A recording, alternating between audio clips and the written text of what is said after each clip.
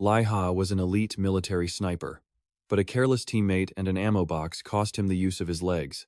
As if guided by fate, he was introduced to a virtual reality game. It promised real money to cover his daily expenses, and fate definitely had a hand in it. Inside the game, he was a sniper once more, though he was stuck with a rifle that was basically an antique.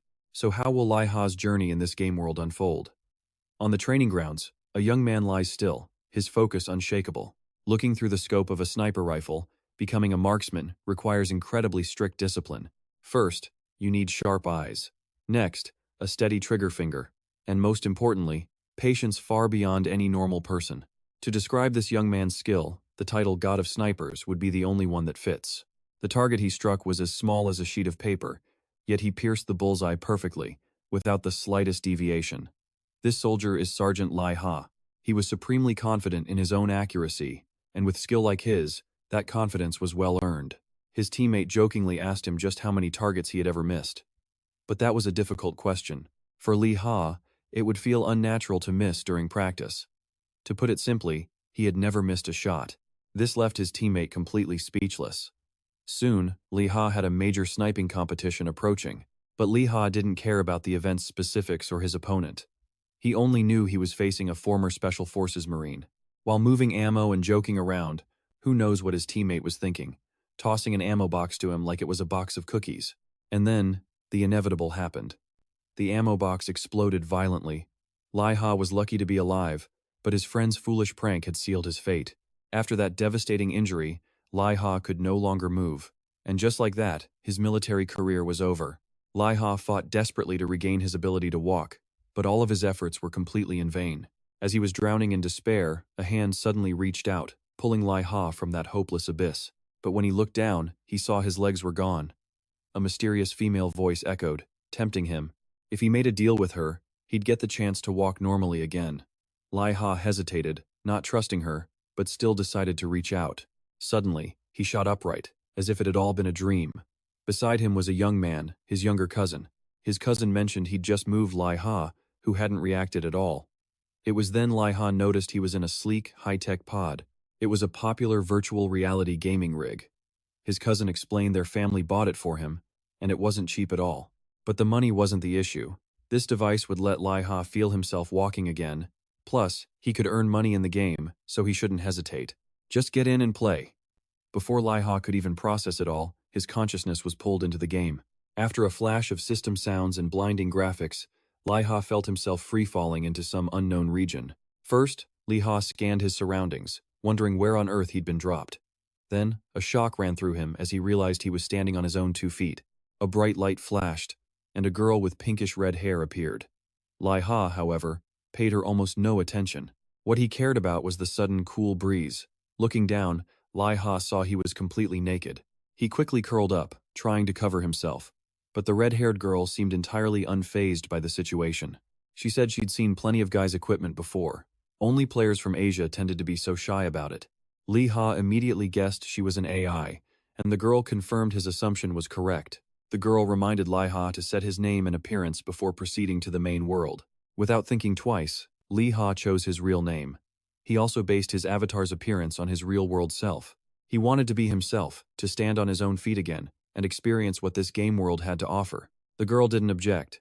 She simply said she hoped to see him again soon, before dropping Liha from the sky once more. Liha was about to scream his lungs out. In just a short time, he'd been forced to experience free-falling twice. Suddenly, a powerful beam of light flashed. When Liha came to his senses, he was already standing safely on the ground. He was no longer soaring through the sky. Before him was a medieval-style village, bustling with people going about their business. He could hardly believe this was a game. The graphics were far too realistic. Liha remembered his talk with the AI game master. She had confirmed if he really wanted a character identical to his real-world self, because in this game, Liha could use any appearance he wanted. He could even make himself into a breathtakingly handsome idol, but Liha firmly refused. He wasn't interested in playing dress-up. Using his own identity to log into the game was good enough. However, in the AI's eyes, this meant Liha was just extremely confident in his looks, a total egotist. Liha yelled back that he wasn't nearly that narcissistic. He just wanted to feel himself moving on his own 2 feet, in his own body, one last time. He'd met many people in Candle Castle. But never someone so happy just to log into a game like Liha. The man called himself a guide for Middle-earth. In Liha's mind, he was just the tutorial NPC. Seeing Liha's serious expression, the guide didn't hesitate and launched right into his speech. First off, a stamina stat exists here. This means a person can't keep fighting endlessly. Hit 0 stamina, and you'll be gasping for air. Then, the guide pointed to a passing village girl with a vile suggestion. He told Liha to go and grope her. Hold on, something was seriously wrong. Liha immediately grabbed the NPC by the neck. This guy was crazy, suggesting sexual harassment? He'd call the cops on him in a heartbeat. The NPC guide suddenly acted all proper, declaring that sexual harassment is illegal in Middle-earth. Liha knew he would have been in deep trouble. The NPC praised his good judgment, then ended the tutorial and vanished. As he left, he muttered what a pity it was. Don't tell me he was actually planning to do it.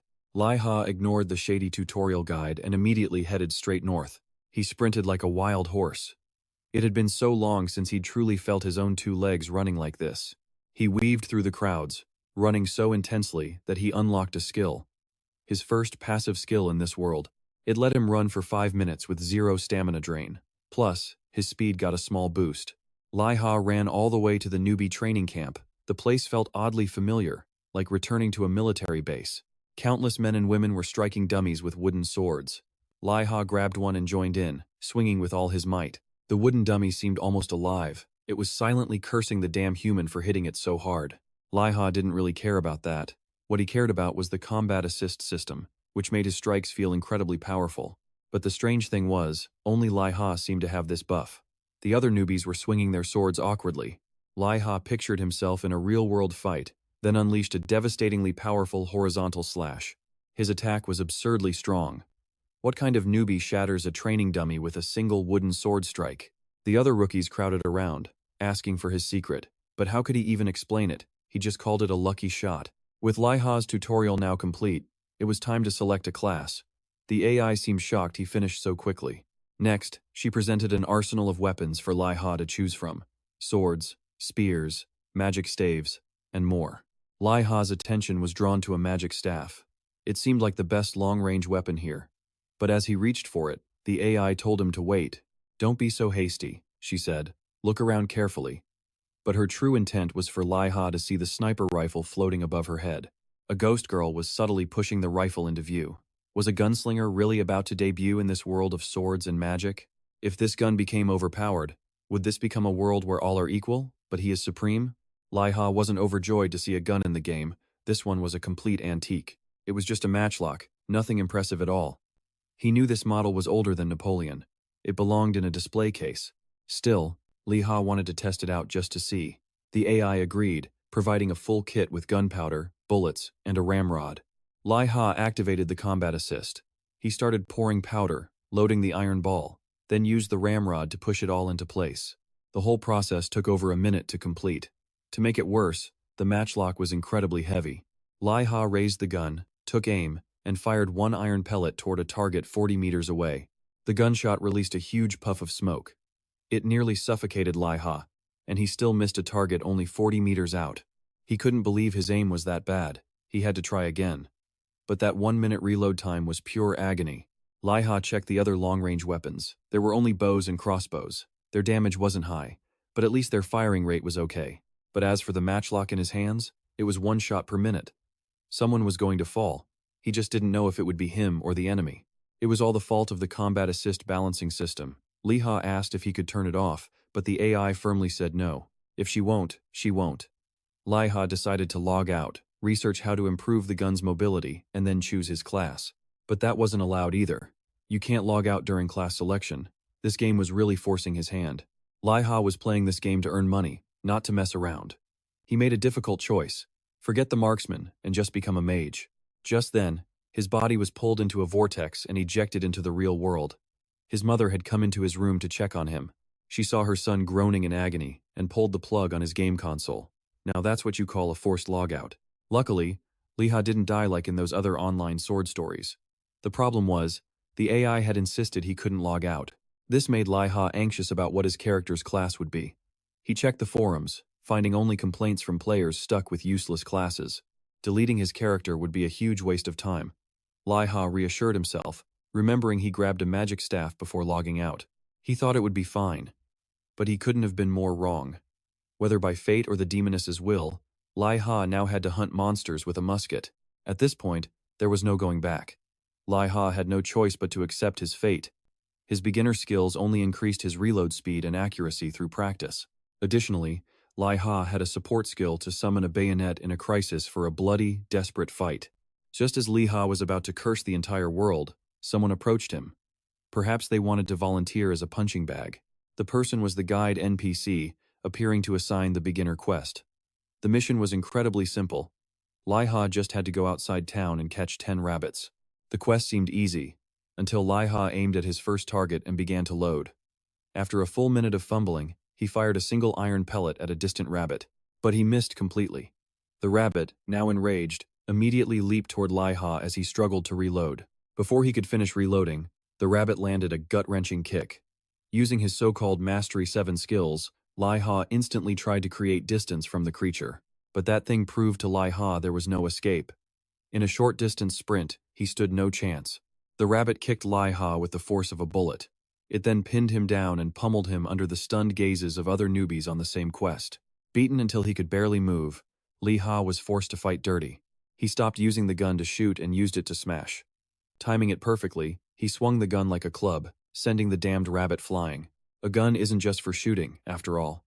Liha kept swinging the stock at the rabbit, but this time, it dodged with incredible ease. The rabbit then landed a kick that nearly broke Liha's jaw. In return, Liha seized the opportunity to land a blow right on the tough creature's head. Watching a man and a rabbit brutally brawling left the surrounding players completely speechless. It was their first time seeing someone with a gun resort to melee combat. After a grueling brawl, Liha finally managed to catch his first rabbit, but he still hadn't managed to land a single shot. The one-shot, one-kill description for this musket seemed to be a complete lie. Liha wanted to blame the unusually tough rabbits for his struggle, but right beside him, a female newbie with a sword was cutting them down with absolute ease. Liha felt a little wronged, wondering if the system was discriminating against him, but he was determined not to surrender to his fate. He had to show the system what a Mastery 7 marksman was. Liha logged out and returned to the real-world forums to do some research. This pre-Napoleonic gun had decent kinetic energy, but its accuracy was just awful. Its maximum effective range, however, could reach up to 350 meters. But with a 1-minute reload time and a 50% hit rate, it was a nightmare. Just as Liha wondered about modding the gun himself, his mother walked in. Liha's mother was overjoyed to see her son looking much brighter and more energetic. She felt she should have bought the gaming console for him much sooner. After saying goodbye, Liha decided to dive back into the game to grind for cash. The in-game currency converted to a pretty decent real-world value. In the newbie rabbit hunting zone, players would flinch at the occasional gunshot. After practicing until he was drenched in sweat, Liha finally shaved 3 seconds off his reload time. He simply ignored the gossip from those around him. First, he focused on just shooting at trees. Liha was starting to find the optimal distance for an accurate shot. After practicing enough, it was time for a real field test to gain experience. Liha carefully adjusted his position, finding the best possible firing stance. He fired the moment the rabbit raised its head. Thick gunpowder smoke obscured his view, leaving Liha unsure if he had actually hit his target. However, he had a really good feeling about this particular shot. But life is no fairy tale, and Liha's fate was to suffer. The bullet only grazed the rabbit's leg, which was enough to send the creature into a furious rage. Immediately, Liha was forced back into a brutal melee with the damned rabbit. After countless similar beatdowns, he finally succeeded in hunting his first rabbit, by actually shooting it, not by beating it with the gun's stock. Just for killing one rabbit with a bullet, Liha was rewarded with an achievement. And it was an achievement with a ridiculously awesome title, absolutely legendary. On the Hall of Fame, Liha was only the 3rd player to earn this title. This proved just how rare it was. But the system's next notification was a little confusing. It announced that the flint on his blunderbuss had shattered. It must have broken from bashing so many monster heads, because he'd barely fired enough shots to wear it out. Liha was at a dead end. He could only go back to clubbing rabbits. Rumors of a marksman who specialized in melee combat with rabbits spread far and wide. Players even gave him a fond nickname, the Bloody Gunstock. After all, each shot still took him a full minute to prepare. And even then, a hit was never guaranteed. It was simply faster to brawl with the gun's stock. Through this hunt, Liha finally earned enough experience to level up. After receiving a shower of encouragement from a random crowd, Liha rushed to turn in the quest so he could go do some shopping. The old NPC at the quest counter even remarked that catching those rabbits must have been a very relaxing task. He even asked if he wanted to go again, but Liha politely refused. He had suffered enough for one day. After handing over the skins, he still had a backpack full of rabbit meat. He definitely couldn't just throw it away. He immediately took the fresh ingredients, which were slightly bruised from being clubbed to death. He presented the items to Madame Lu, the restaurant owner. She immediately offered Lihan a quest. The task was to gather meat for a barbecue. The recipe called for ordinary rabbit meat. But there was one special ingredient. Lihan needed to hunt a black-furred rabbit. Madame Lu claimed its meat was simply more delicious. Lihan clearly hadn't learned from his last rabbit fight. He accepted the mission without a second thought. With a menacing glare and a knife in hand, Madame Lu warned him, "Don't even think about bringing back low-quality meat, or she would skewer him herself." Lihan wouldn't dare to cheat her. But to go hunting, he first needed to restock his ammo. He confidently entered the shop asking for 7 shots. But the price was absolutely astronomical. He must be the only player still using a shotgun. Even a single bullet cost a fortune. Hunting rabbits this way would leave him bankrupt, but he'd already accepted the quest. He knew if he bailed on Madame Lu, she would hunt him down. So, he grit his teeth and bought 7 bullets. He then asked the shopkeeper for a quest to cover his losses. Unfortunately, there were no quests available. That's when a new thought struck him. Maybe he needed to meet a certain condition to activate quests from these NPCs. He decided to shelve that thought for now. Just then, his stomach began to rumble loudly. A hunger debuff appeared on his screen. He had to eat something before he could fight again. Lihan walked into a bakery to buy a quick snack. But the owner informed him that they were closed. Only when Lihan said it was for takeout did she agree. In this world, shops were only open during the day. As soon as night fell, every shop owner closed up tight. Perhaps they all went to party at the bar. Lihan wanted to buy some bread, but there was a problem. The bread in the shop cost more than the single coin he had. The 1-coin bread had already sold out. The rabbit infestation had made ingredients scarce. Hearing this, Lihan sensed a potential quest. He immediately began bragging about all the rabbits he'd slain. He asked if she'd reward him with some bread. But this NPC was different. She got angry, having heard the same story all day. What if he failed to bring back any meat? Wouldn't she be at a loss? Lihan then mentioned Madame Lu's quest to build trust. But that just made the baker scoff at him. Someone strong enough to hunt black-furred rabbits wouldn't be too broke to afford a single piece of bread. Her words struck a blow to his pride. So Lihan took out a small, foul-smelling pouch. It was proof that he wasn't just bluffing. The baker recognized the terrible smell instantly. It could only be one of Madame Lu's creations. She finally believed him and offered him a quest. Apparently, a special herb only grew where the black-furred rabbits left their droppings. This herb greatly enhanced the flavor of her bread. He hoped it didn't enhance the wrong kind of flavor. This quest was also a risk to his life. Was a piece of bread really worth it? Bread topped with ingredients from rabbit dung. As for the so-called black-furred rabbit, it sounded more like a vicious black bear. Lihan considered accepting the baker's quest. But first, he tried to negotiate for some bread up front. The baker gave him a look of pure contempt. Then, she changed the conditions of the quest. He had to bring back the ingredient in 12 hours. If he failed, the entire village would shun him. This game was more brutal than the real world. But at least the bread tasted good. After haggling with the baker, though, Lihan unlocked a new NPC negotiation skill. Just then, he walked past a group of people. They were recruiting members for a rabbit hunt. The party looked him over and immediately scoffed. What could a newbie in trash-tier gear even do? Besides, their quest was for the rabbit's fur. It was entirely different from Lihan's objectives. This gave him the idea to look around the village. He searched for any other related quests. After a quick look around, he managed to find 3 more. If he could hunt the black-furred rabbit, his fortune in this game would completely change. But first, he hunted smaller rabbits to level up. He fought relentlessly through the entire night. At last, he finally reached level 5. But the stock of his gun was about to snap. Just as Lihan prepared to leave, he heard a commotion from a nearby bush. It was the same party that had rejected him earlier. One of their party members was already dead. Now they had to rely on their mage for damage. Their tank and healer were holding the front line.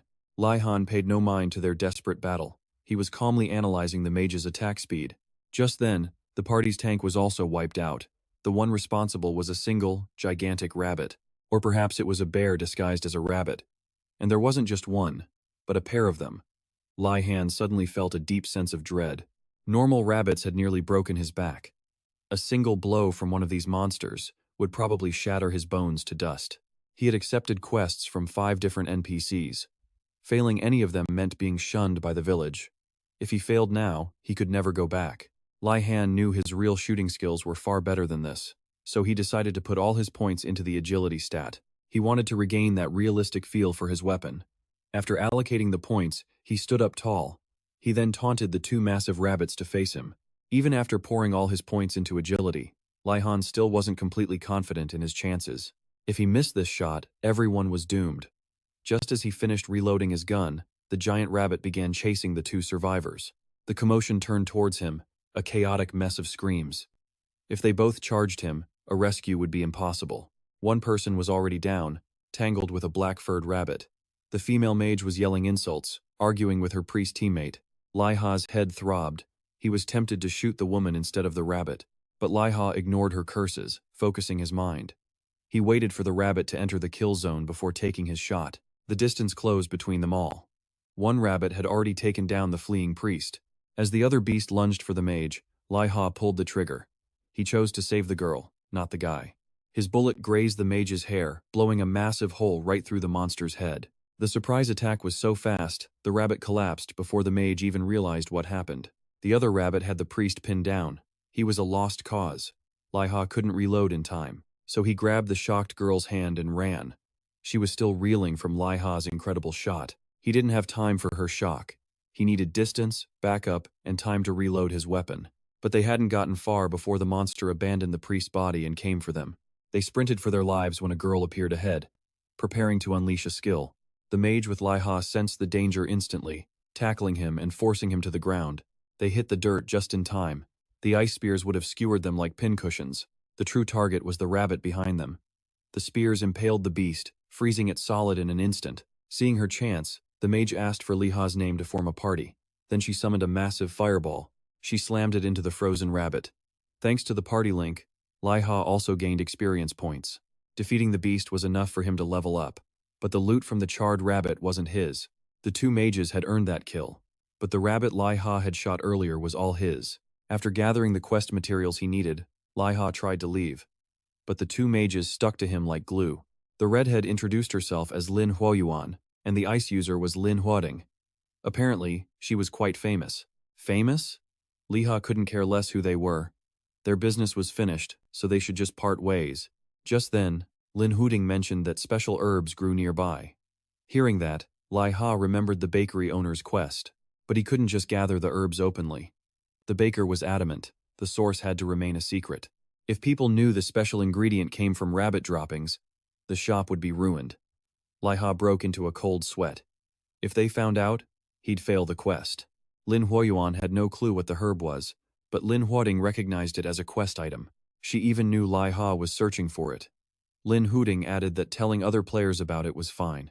But Liha had another reason for his silence. What if they tried to steal his quest item? Huoding was puzzled. She couldn't understand how Liha one-shotted that rabbit. Huoyuan was just as baffled. Logically, a beast that strong shouldn't go down so easily. As he searched for an excuse, system notifications flooded his vision. The alerts made him pause. He'd earned a new achievement for the one-hit kill on the black-furred rabbit. The system was even suggesting he move to a new zone, leaving this area for the rookies to grind. Setting that aside, Liha, Huoyuan, and Huoding went to the tavern to celebrate their survival with a huge feast. As they celebrated, Liha wondered what was so special about Huoding. Even the NPCs treated her with immense respect. It wasn't a secret. It was all about her power. Huoding was ranked top 5 in Asia and top 9 in the world. With a reputation like that, even NPCs bowed to her. Huoyuan formally introduced herself as a fire mage, and Huoding as an ice mage. He wondered if they were sisters. But Huoyuan was still fixated on how Liha one-shotted the powerful rabbit. Huoding, however, recited Liha's stats as if she'd bought his data. A level 5 player taking down that monster. It was unbelievable. In theory, you'd need to be level 90 to one-shot that beast. They concluded he must have gotten lucky with a critical hit. That was the only explanation. After a brief discussion, Huoyuan and Huoding invited Liha to join their guild. Though Huoyuan was still a novice, their guild was led by the world-class ranker, Huoding. They didn't care about his low level or poor gear. They insisted he join their guild, and the offer was tempting. But Liha refused outright. It sounded too good to be true. Even if Huading's guild was world-renowned, Liha wasn't rushing in. He needed to learn more about them first. Huoyuan knew not to push him, giving him time to think. Before leaving, Huoding gave him a warm farewell, promising they'd meet again. This left Liha flustered. For a quiet loner with a military background and no siblings, it was an unfamiliar feeling. He pushed it aside to turn in his quests. At the jewelry shop, he traded the rabbit eyeballs for affinity and 90 coins. Then he hit the weapon and clothing shops. After finishing his rounds, he had finally reached level 7. All right. After turning in the quest, Liha finally swapped his newbie gear for a slightly better set. When he found the bakery, the owner warmly pulled him inside. She even offered him a free sample, catching Liha completely off guard. This had to be the result of raising his reputation with the NPCs. The baker accepted the herbs he'd gathered from the rabbits, treating them like some sacred relic. It made Liha wonder if this stuff actually made the bread taste better. The last quest turn-in was at Madame Lu's restaurant. The moment he entered, she already knew why he was there. Word of Liha's successful black-furred rabbit hunt had already spread, so Madame Lu didn't doubt the quality of the meat he brought. Man, the life of a free-to-play grinder is tough. He barely defeated a boss rabbit, but the reward was only a few hundred coins. That was practically nothing. Just then, Madame Lu offered Liha a new quest. This time, she wanted meat from a golden eagle, but something about it felt off. Why did that eagle look like a phoenix? Was Madame Lu planning to serve some mythical feast? To make it worse, Liha was only level 7. Why were all his quests against such terrifyingly strong monsters? Liha was a bit confused. Why were all of Madame Lu's rewards just lunchboxes? Was she trying to get rid of old stock? Madame Lu explained that Canel Caso was a remote area. To advance to a higher zone, you need overwhelming strength, and her premium meals provided exactly that. As a reward for the rabbit hunt, Liha received a special lunchbox.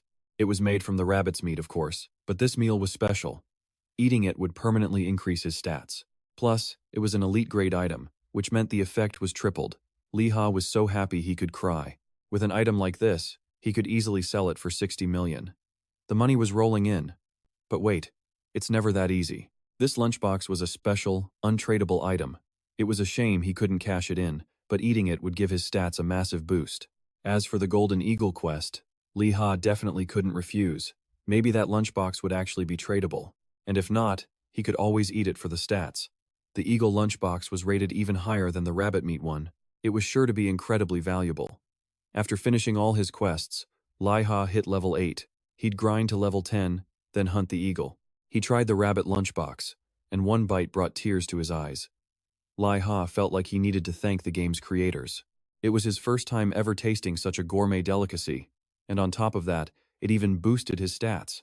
The meal made him feel like he could take on a few more of those rabbits. After eating, it was time to hunt. But first, Liha needed to spend some cash at the ammo shop.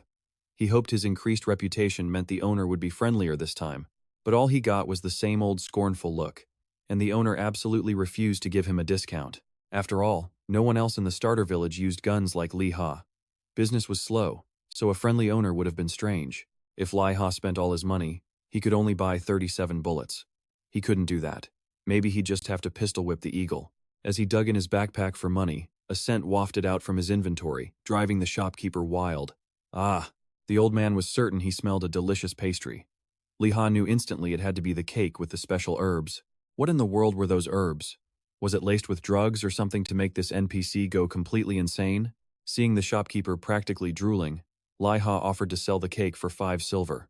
The owner immediately refused the price, but it was obvious he couldn't resist the cake's powerful allure. Liha activated his bargaining skill, tempting the old shopkeeper. The owner couldn't take it and offered 2 silver, but Liha wouldn't budge. It was either 5 silver or 100 sets of bullets. The shopkeeper couldn't accept that price, but the temptation was too strong. They finally haggled down to 70 sets of ammo. Liha took the deal. It was a huge profit. He then logged out to recharge and research how hard the Eagle quest would be. Liha turned on the news to catch up on world events. But what the heck? Even the news was now covering the game Middle-earth. A rumor was spreading that the top player, Lin Huoding, was in a starter village. Her guild, Lin Long, was ranked top 2 in Hong Kong. The news left Liha completely speechless. Reports said Huoding and Huoyuan were there looking for a specific Korean player. And that level 8 Korean player had dared to completely ignore the sisters, acting as if he couldn't be bothered. What was worse for Liha was that details about the player had been leaked. He was someone who used a weapon like a shotgun. That's it. Liha was the only player in the entire village with a gun. With the news blowing up, how could he ever log back in? A video of his meeting with the sisters was all over the internet. It already had over 1 million views and tens of thousands of comments. However, the video quality was blurry, so most people were skeptical. Why would Huo Ding try to recruit some random Korean player? Some guessed he was a famous Korean ranker joining a Hong Kong guild, perhaps because they were known to be less exploitative. But others only noticed the player sitting with the Lin sisters. Just one look, and you could tell his gear was complete trash. Liha was at a loss for words. Setting that aside, Liha researched the Lin family's Lin Long Guild. Joining them would guarantee a meteoric rise to power. But the benefits were too good to be true, making him suspicious. Liha decided it was safer to just grind levels solo. Back in the game, Liha turned in the fox hunting quest. This greatly increased his affinity with the NPCs in the starter zone. Liha was a bit disappointed he didn't level up. But right then, the NPC offered him the very next quest. Liha already knew about this quest from his online research. It was a simple wolf hunt, and the reward was a weapon repair discount coupon. This was perfect timing, as his gun stock was about to break. He immediately headed for the wolf-infested area. However, hunting here required a party. Going solo meant you could get wiped out at any moment. But Liha feared by the time he reloaded, his party would have killed everything. He decided solo hunting was better, despite the higher risk. Liha went prone, crawling in search of a stray wolf. Suddenly, he heard faint chanting. It was a party coordinating an attack. Watching them made Liha a little jealous. He silently moved away from their hunting spot. It wasn't long before he found his own target. Liha reloaded with practiced skill. But this time, he skipped the ramrod, blowing into the barrel and slamming the stock on the ground. It was a little trick he'd learned online to speed up his reload. Liha steadied his breath, then squeezed the trigger. Instantly, the wolf took a lead bullet to the head and dropped. But before Liha could celebrate, another wolf emerged from nowhere, baring its fangs. This was a tight spot. He couldn't outrun the beast, and his gun stock felt like it would break with the next reload. With no other choice, Liha risked a lightning-fast reload, quickly aiming at the wolf. Luckily, the creature didn't charge right away. Instead, it chose to circle him, slowly closing the distance. Liha couldn't tell if this wolf was smart or just plain stupid. It was trying to dodge his line of fire, which made landing a clean shot incredibly difficult. In a desperate moment, Liha decided to shoot with his mouth. Hearing the fake gunshots, the wolf thought its moment had come and lunged at him. Too bad for the foolish beast. The real attack was just about to begin. Liha's bullet punched a perfect hole right through the wolf, but as he knelt to gather his loot, a sudden shadow and voice from behind made him freeze. Turning around, Liha saw a massive giant and a green lizardman staring at him. He screamed, seeing them standing right behind him. Without a second thought, he started reloading in a panic. This time, it was the giant and the lizardman's turn to scream. They were just other players. They yelled for him not to shoot so fast. Liha finally understood. He'd actually seen these races on the game's official site. It was just startling seeing them up close. The lizardman put on a dangerous expression, asking if Liha was hunting solo. Liha was at a loss for words. The lizardman's expression was fierce, but his way of speaking was surprisingly polite. The lizardman leaned in closer to Liha's face. He proposed they form a party if their levels were close enough. The lizardman and the giant's party also had a quest to hunt 3 wolves. But at only level 9, it was a difficult task. The lizardman had noticed Liha's reload takes a full minute. If a wolf charged during that time, he'd be toast. Liha knew taking down 2 wolves alone was pure luck. So he was more than happy to accept the lizardman's party invitation. The lizardman quickly assigned roles. He would act as the lure, the giant would be their tanker, and Liha would be the main damage dealer. The lizardman introduced himself as Bim, or Venom Ma, a poison specialist. The giant's name was Jin Gong Gong. That name rang a bell for Liha. When Liha noticed the crow on Jin Gong Gong's head, he understood. He was the guy who chose the giant race but got stuck in the red class. At that point, Jin Gong Gong also realized Liha was Korean.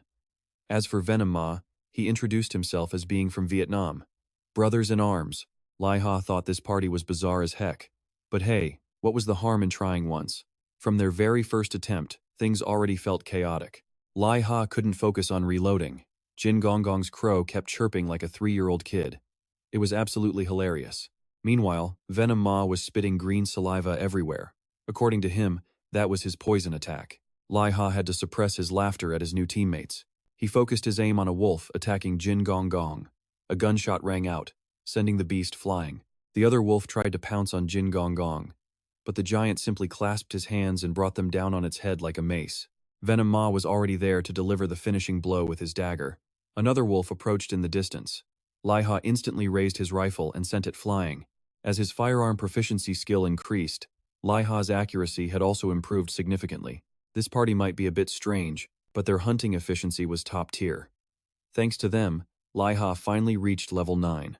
Venom Ma suggested they hold off on turning in the quest. They should grind their EXP bar to 90% first so they could hit level 10 and hunt golden eagles. With such a solid party, Liha's group decided to stick together and keep grinding. Other players who saw them hunt were left completely speechless.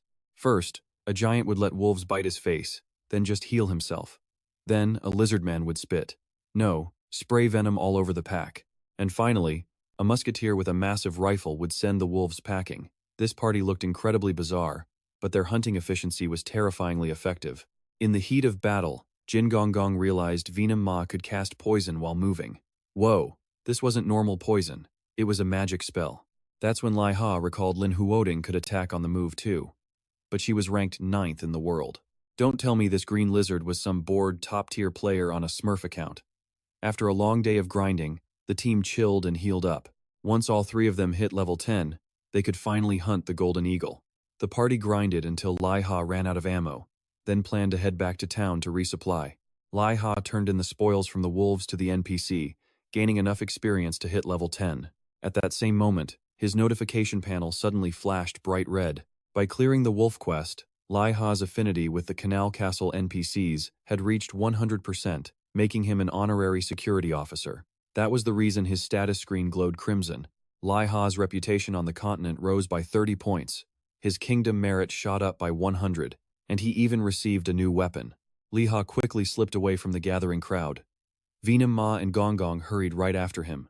Out on a deserted hill, Venom Ma explained that no one had ever seen a player gain reputation like that, so they were curious. Besides, reaching 100 affinity like Liha was unheard of. Venom Ma explained he'd looked it up online, which is how he knew about the effect that just happened to Liha. According to the lizard, completing every quest only gets you to 60% affinity. Liha wasn't sure if he'd done a hidden quest, but his hard work had definitely paid off. Liha figured maybe he got special treatment for completing the rabbit-catching quest back at level 5. Hearing this, Venom Ma was so shocked he dropped his dagger. Catching that powerhouse rabbit at level 5 was truly extraordinary. Liha went to restock his ammo, then swung by the quest NPC to accept the eagle hunting mission. From now on, quests in Candle Castle wouldn't raise his affinity anymore, but would instead increase his kingdom merit. The group was fully armed and ready. With the quest accepted, they just needed to head for the mountain where the golden eagle lived. On the way, Liha's group saw another party arguing because their tanker died, failing their quest. The fight escalated until they were screaming for each other's home addresses. Liha thought they were wasting time. Instead of fighting, they should just find a new teammate. Past that group was an even larger crowd of players, but they were just trading items. Parties without a good composition had to make up for it with gear. That's why this area was so busy. Liha started to feel a bit worried. If a complete party got wrecked by the golden eagle, what could his makeshift team possibly accomplish? Venom Ma told him not to overthink it. He had a plan. Meanwhile, Huo Yuan was about to fight 3 wolves at once. Suddenly, Huoding stepped in front of her older sister, telling the newbie to save her strength and not waste it on these pups. With a basic move, Huoding froze the wolves solid, then casually finished them with an ice spear. It seemed Huoding was power leveling her sister for the Golden Eagle quest to graduate from the starter village. Huoding told her sister to prepare her most powerful fire spell. She then unleashed her own icy power, targeting an eagle in the sky and casting her blizzard skill. The wide area attack turned the golden eagle into a broken winged one, sending it crashing to the ground. The rest was simple for Huo Yuan. She just had to finish the creature with her magic. By now, Liha's team had reached the golden eagle's hunting ground. Venom Ma took charge, arranging everyone's positions and skill order. He was planning something big. Venom Ma suddenly spat all over his own body, then told Gong Gong to use the body meld skill. Liha was to hide in the back while he took the lead. This area was guarded by wolves, but Venom Ma insisted the pups wouldn't dare attack. Liha had no idea what Venom Ma was planning. They still had to face a massive number of monsters. As the wolves came into view, the green lizard advanced without hesitation. Shockingly, the wolves didn't attack Venom Ma, they just sniffed him and turned away. Venom Ma explained that this game world was designed to be as realistic as possible. Therefore, the wolves wouldn't dare bite something poisonous that could kill them. As for Gong Gong, his body meld skill made him look just like a tree, and Liha was masked by the poison scent, so the wolves ignored him. Venom Ma was a master at exploiting the system's blind spots and his team's strengths. But just then, something went wrong. The black crow, or rather, the flying leopard took to the sky, squawking for Gong Gong to follow it. Thanks to the leopard, the wolves noticed Liha's party again. The situation was not good. About 20 wolves now had their eyes on them. Gong Gong felt responsible for this mess, so he offered to hold off the wolves while Liha and Venom Ma escaped. Gong Gong's willingness to take blame and sacrifice himself was admirable, but Liha wasn't about to leave him behind. Liha recalled the game's realism. There had to be a loophole to save them. He yelled to Gong Gong, "Don't attack the wolves." First, he would use 2 packs of gunpowder. Venom Ma was confused. Liha could only hit one target at a time, so what could he shoot without bullets? Liha could still shoot just fine. And it was loud. Luckily, he'd warned everyone to cover their ears. After Liha's shot, a strange smell filled the air, freezing the wolves in place. Liha quickly told his friends to run. He had just created a layer of camouflage for them.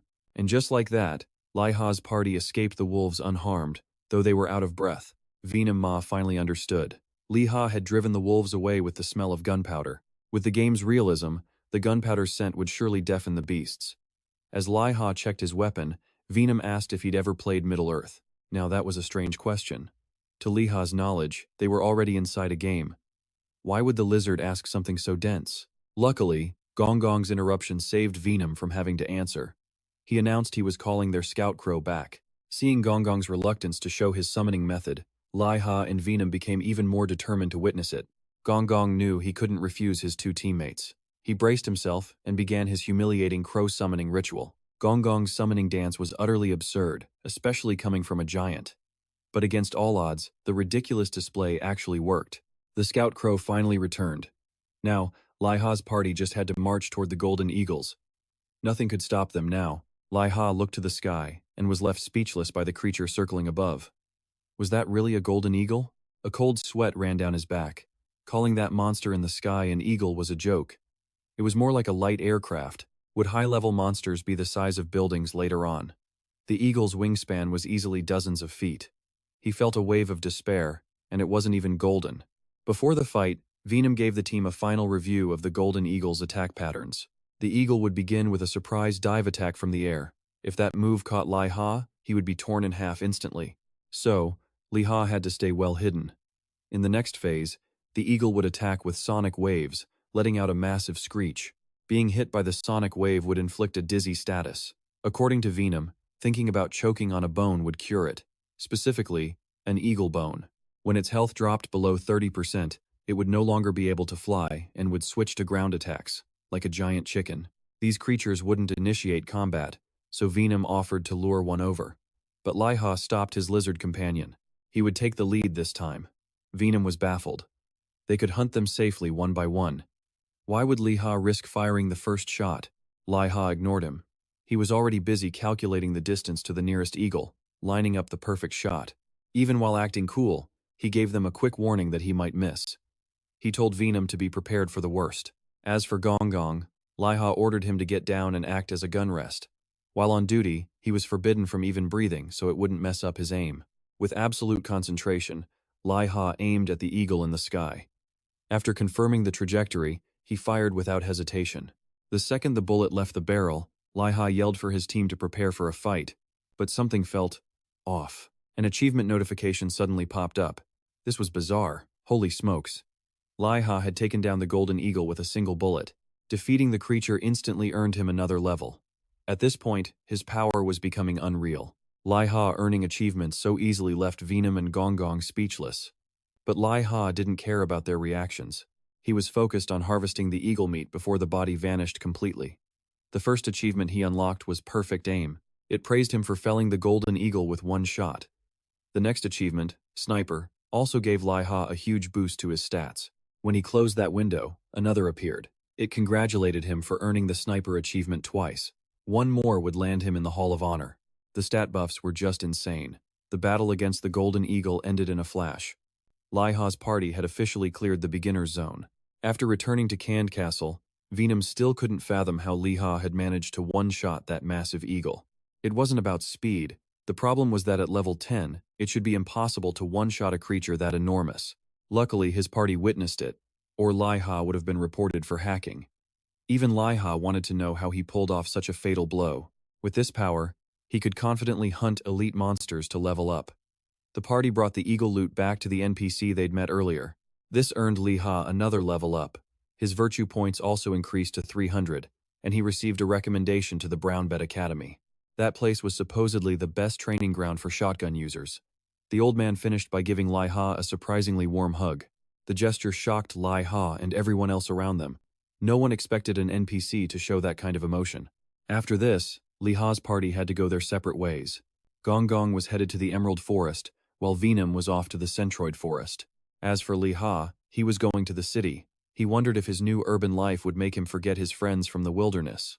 After his friends left, Liha finally had a moment to check his status window. His bonus points from achievements and titles had already exceeded 100.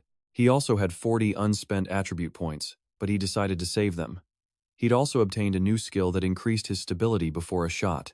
Unfortunately, the boost wasn't that significant. But Liha wasn't one to sweat the small stuff. First, he had a quest to turn in. Liha found Madame Lu to deliver the eagle meat. This was a task he had to complete, unless he wanted to become chopped meat himself. Madame Lu paid him first, then told him to wait while she cooked a meal with the meat. While he waited, she suggested he meet the head chef, a man named Kim Yo-il. He was supposedly sharpening his knives, waiting for Liha's arrival. Liha felt a sudden chill.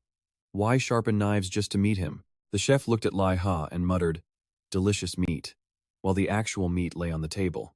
Then Kim Yo-il pulled Liha into a hug, ecstatic to meet the one who brings him such fine ingredients. The chef offered to teach Liha how to cook.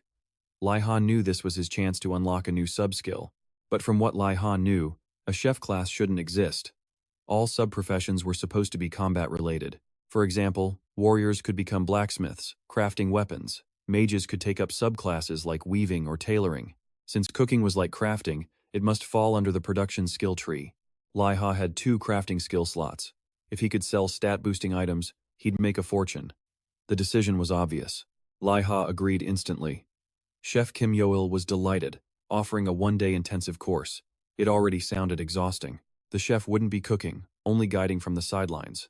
He insisted that hands-on training was the fastest way to level up. Liha was confident from his military cooking days, but he was far too naive.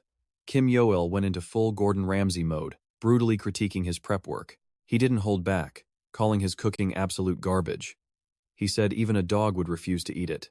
He then insulted Liha's roasted dish, not for being overcooked, but for being too raw. He joked a priest could probably resurrect the rabbit. The chef's constant yelling was pushing Liha to his limit. Would it be so wrong to just shoot the NPC? As the chef tasted the final dish, Liha made a vow. One more insult, and he would shoot him and immediately log out. But luckily for Liha and the chef, he was thoroughly pleased with the food. And with that, Liha unlocked the cooking skill. When Liha finally escaped the kitchen, the restaurant was closing. Madame Lu gave him an eagle meat lunchbox and mentioned a new quest. Madame Lu wanted Liha to escort a special lunchbox to her cousin in the capital, helping her open a second restaurant location. The reward for the quest seemed underwhelming. It was just an invitation to the grand opening party. Liha felt something was off. For the end of a chain quest, the reward was trash, while the failure penalty was severe. Madame Lu claimed the quest wasn't hard. The only real obstacle was other people. Liha imagined roadside bandits, and the thought made him shudder. But Madame Lu immediately shut that down. She told the young man he was overthinking things. Liha figured walking to the capital would take 10 days, but the treacherous route could take up to a month. Regardless, he had to go, since the training center was also there. Liha gladly accepted, and Madame Lu explained the box had a preservation spell lasting 3 months. However, the taste would worsen over time, so he was told to deliver it as fast as possible. After accepting the quest, Liha devoured the eagle meat lunchbox. Besides being insanely delicious, the stats it provided were incredible. After his meal, his attention fell on the quest item, This lunchbox was even more powerful than the last one. The stats were 4 to 5 times higher. On top of that, it was also tradable. This gave Liha a dangerous idea. He wondered how much it would sell for. Checking the forums, he saw a single class-specific item going for 14 million. This lunchbox had no class restrictions. Anyone could use it for a massive stat increase. Its price would be astronomical. Liha was shaken. He now faced a choice: complete the quest, or embezzle the item and lose all his NPC affinity. He wasn't planning to quit, but this was a chance to earn 1 million. The problem was the quest's vague reward, making it impossible to weigh his options. Which choice would bring him the greater reward? Then it hit him. Madame Lu's warning about people wasn't about others, but about his own greed. Just then, his mother came in, reminding him she'd be home late tomorrow. It's unclear what clicked for Liha, but he decided to stop thinking about it and put the problem aside. Back in the game, Liha went to the general store, but he wasn't there to deliver herbs. He was looking for the wholesale supplier. While waiting, he asked about buying a map. But the price was ridiculously expensive, so he decided not to bother. At that moment, the wholesaler showed up. He seemed quite young, maybe just a little older than him. Liha and the wholesaler, Popu, greeted each other warmly. He wanted to buy at bulk prices with delivery, but when they discussed payment, the shopkeeper intervened. But there was no way Liha would be fooled. He dodged past him and demanded to know the wholesale price. He learned the owner was charging 3 to 4 times the real price, and without any delivery too. The guy was a total scammer. Liha declared he wouldn't gather any more herbs. This made the old man panic instantly. The shopkeeper pleaded, offering compensation to be forgiven, but the old man had no weapons or armor to give. When the owner offered him anything in the shop, he fell right into Liha's trap. He immediately chose the map of the entire kingdom. The shopkeeper's heart shattered. Still, he had to swallow his pride and hand it over. Afterwards, Popu told Liha he could use the banking system for faster, safer payments. Next, Liha called Ki-Jang, telling him he was heading to the city. Ki-Jang was amazed at how quickly his friend was leveling up. He also asked if Liha had met Lam Hoa-din. Liha was about to boast about getting an autograph when Ki-Jang suddenly exploded with rage. He screamed that he wanted to throttle Lam Hoa-din. Apparently, all the major Korean powers had a bounty on her head. Liha was completely lost. Why the relentless hunt? Ki-Jang's faction ambushed Huo-ding, but his entire team was instantly frozen solid. Meanwhile, Huo-ding casually snapped their necks one by one. That defeat cost them levels and gear, earning Ki-Jang's undying hatred. Huo Yuan was also involved, using her money to dominate the market streets. Now, 5 factions have allied to hunt the Lin sisters. Liha felt conflicted by this messy situation. If he joined the Lin sisters, he would have to fight his brother, Ki-Jang. What a disaster. He decided to just focus on reaching the capital first and sort it out later. Thanks to the map he'd gotten as compensation, navigating was easy, but his gear and supplies were practically non-existent. Liha started his journey from the village to the city, using his speed skill until he hit a danger zone warning sign. Just then, he saw a nearby party fighting a bear. It was an eye-opener. The job classes in this game were surprisingly diverse. While Liha watched, a call went out for party members to take down the area boss. He figured a random team would just get wiped out, so it was best to stay away from this fight. The raid leader was Kim Hwala, a name that already sounded impressive. Liha planned to move on, but then someone shouted that the boss had appeared. His curiosity flared up. It would be a shame not to watch. He had to admit, the raid party was decent. What they'd done in such a short time was respectable. Liha hid a full 70 meters away, thinking he was completely safe. But life is unpredictable. The boss bear roared, and his limbs went numb with fear. This boss bear was as big as a rabbit. A giant, black-furred rabbit, that is. Once again, Liha felt helpless as his legs gave out. He had to wait 2 minutes for the paralysis effect to wear off. The raid party fell into chaos. Everyone wanted the debuff removed as the bear prepared its next attack. As the bear struck, their leader stepped up to tank. Kim Hwala was confident his dual shield skill could block 2 more hits.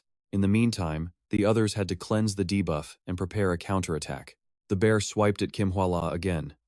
Even with maxed out defense, it wasn't enough. His shield began to crack. Luckily, his attack team had regrouped and started their assault. Other members formed a new defensive line for their leader. From afar, Liha saw the party stabilize and even start joking around. But Kim Hwala wasn't so relaxed.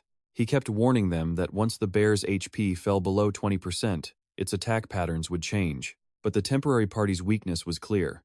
They lacked coordination, with some slacking off, just waiting for the kill. Kim Hwa-la was still tanking seriously when an arrow hit the boss. As they say, don't celebrate too early. The moment the bear's health dropped below 20%, it roared. Flames instantly engulfed the entire raid party. In a flash, every player became a human torch. Only Kim Hwa-la's group had items to douse the flames, and they screamed for everyone to retreat. Without a second thought, Kim Hwa-la disbanded the party and fled. He warned Liha to run too, but Liha was sure the bear wouldn't aggro him. But this bear wasn't playing by the rules. It was enraged and would attack anything that moved. Now, killing this boss would take at least 10 days, maybe a month. Damn it. Liha was furious. How could they just enrage it and leave? Liha had an urgent mission. He couldn't be stuck here for a month. He really wanted to shoot that flower-named guy.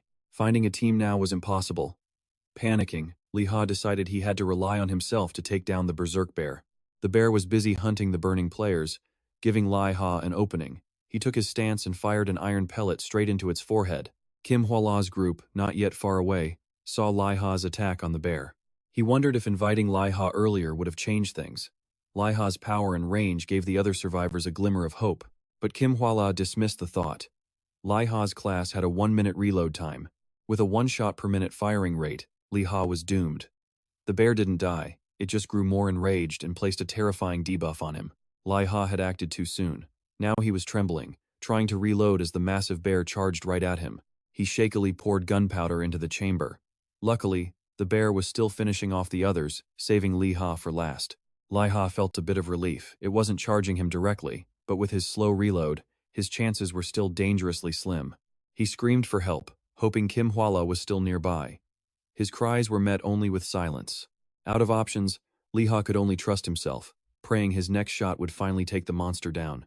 From the distance, Kim Hwa-la heard another gunshot. Liha had hit the bear again, another bullet right between the eyes. The 2 remaining members begged their leader to reconsider. If they just went back to help, they could all share the boss loot. Victory was so close, but Kim Hwa-la refused. His shields were broken. Going back now would be a death sentence for him. And what could the other 2 even do? They weren't tanks. He insisted on returning to the village to gather more people. He'd already warned Liha. If the kid stayed, it wasn't his problem. Kim Hwa-la had to form a new strike team, and fast. He returned to the village to recruit, hoping to ambush the bear before it fully recovered from its wounds. Immediately, a crowd gathered, buzzing with discussion. Recruiting was easy. The allure of a near-death boss was too great to resist. Half an hour later, Kim Hwa-la's new assault team was back at the battlefield. But they found nothing but a scene of utter devastation. Kim Hwa-la figured the boss had finished off the other players and moved on. He ordered everyone to split up and search for it, but after 2 hours, there was still no sign of the bear. That thing was massive, not some ant. How could it just vanish? The longer it took, the more the other players suspected Kim Hwa-la was lying. If they didn't find that bear, he was in for it. Kim Hwa-la was panicking too. He assumed the bear had simply fled. There was no way a musketeer like Liha could have defeated it. Much earlier, Liha had indeed landed 2 iron pellets in the bear's head. Yet, the beast just shrugged it off. Liha didn't overthink it. First, he needed to create some distance. Liha saw Kim Hwa-la's group leaving and seethed. The ones who caused this mess were just walking away. But complaining was useless now. He had to focus on reloading as quickly as possible while on the move. Liha performed the actions with practice skill, then turned, aiming to put 1 more bullet in the bear's head and end this. But what a surprise! The monster had already closed the distance, right beside him. With no time to react, he took a crushing blow from the giant bear. Liha tumbled across the ground, coughing up blood. A single swipe from the bear had left him critically injured. His vision began to fail. Maybe it was from the blood loss. He tried to pinpoint the bear's location by sound, but heard nothing at all. For such a huge beast, it moved with terrifying silence. Liha told himself not to panic, even though 1 more hit would kill him. But the bear was also weak. 1 more shot would end this. Liha never thought he'd have to play the role of a blind gunslinger. Yet, he remained shockingly calm. As if sensing the attack, he dodged the boss bear's next blow by a hair's breadth. He then pulled the trigger, sending a bullet tearing through its throat. The attack sent blood gushing, but it wasn't quite enough. With no time left to think, Liha activated a skill, summoning a bayonet on his shotgun and charging straight at the bear. In a final, desperate charge, Liha drove the bayonet forward. Then, With his remaining strength, he dragged the blade sideways, carving a deep gash across the boss's chest. What happened after that? Liha had no idea, because he immediately passed out. Liha jolted awake after being unconscious. He knew without thinking that he'd won. Otherwise, he wouldn't be alive to wake up. Countless level-up notifications flooded his vision.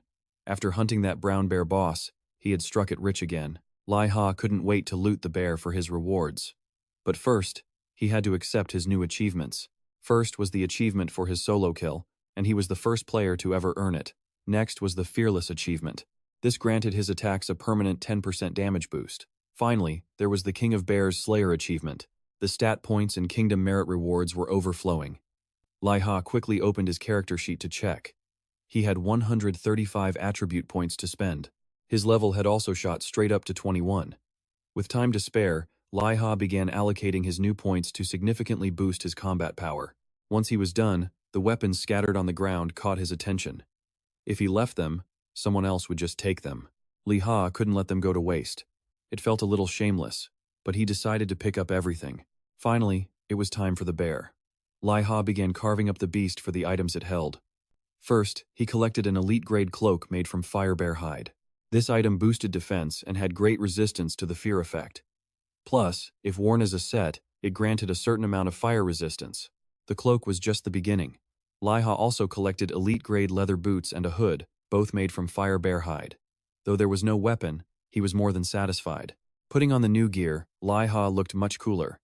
He looked like Little Red Riding Hood with a shotgun. Moreover, wearing the full set gave Liha a considerable boost in fire resistance. While he was celebrating his new full set of gear and continuing his journey, someone else was hitting rock bottom. It was Kim Ho-la. He was now being accused of leading his teammates to their deaths. They claimed he did it to steal all their dropped weapons. Kim Ho-la was furious, but he had no way to clear his name of this false accusation.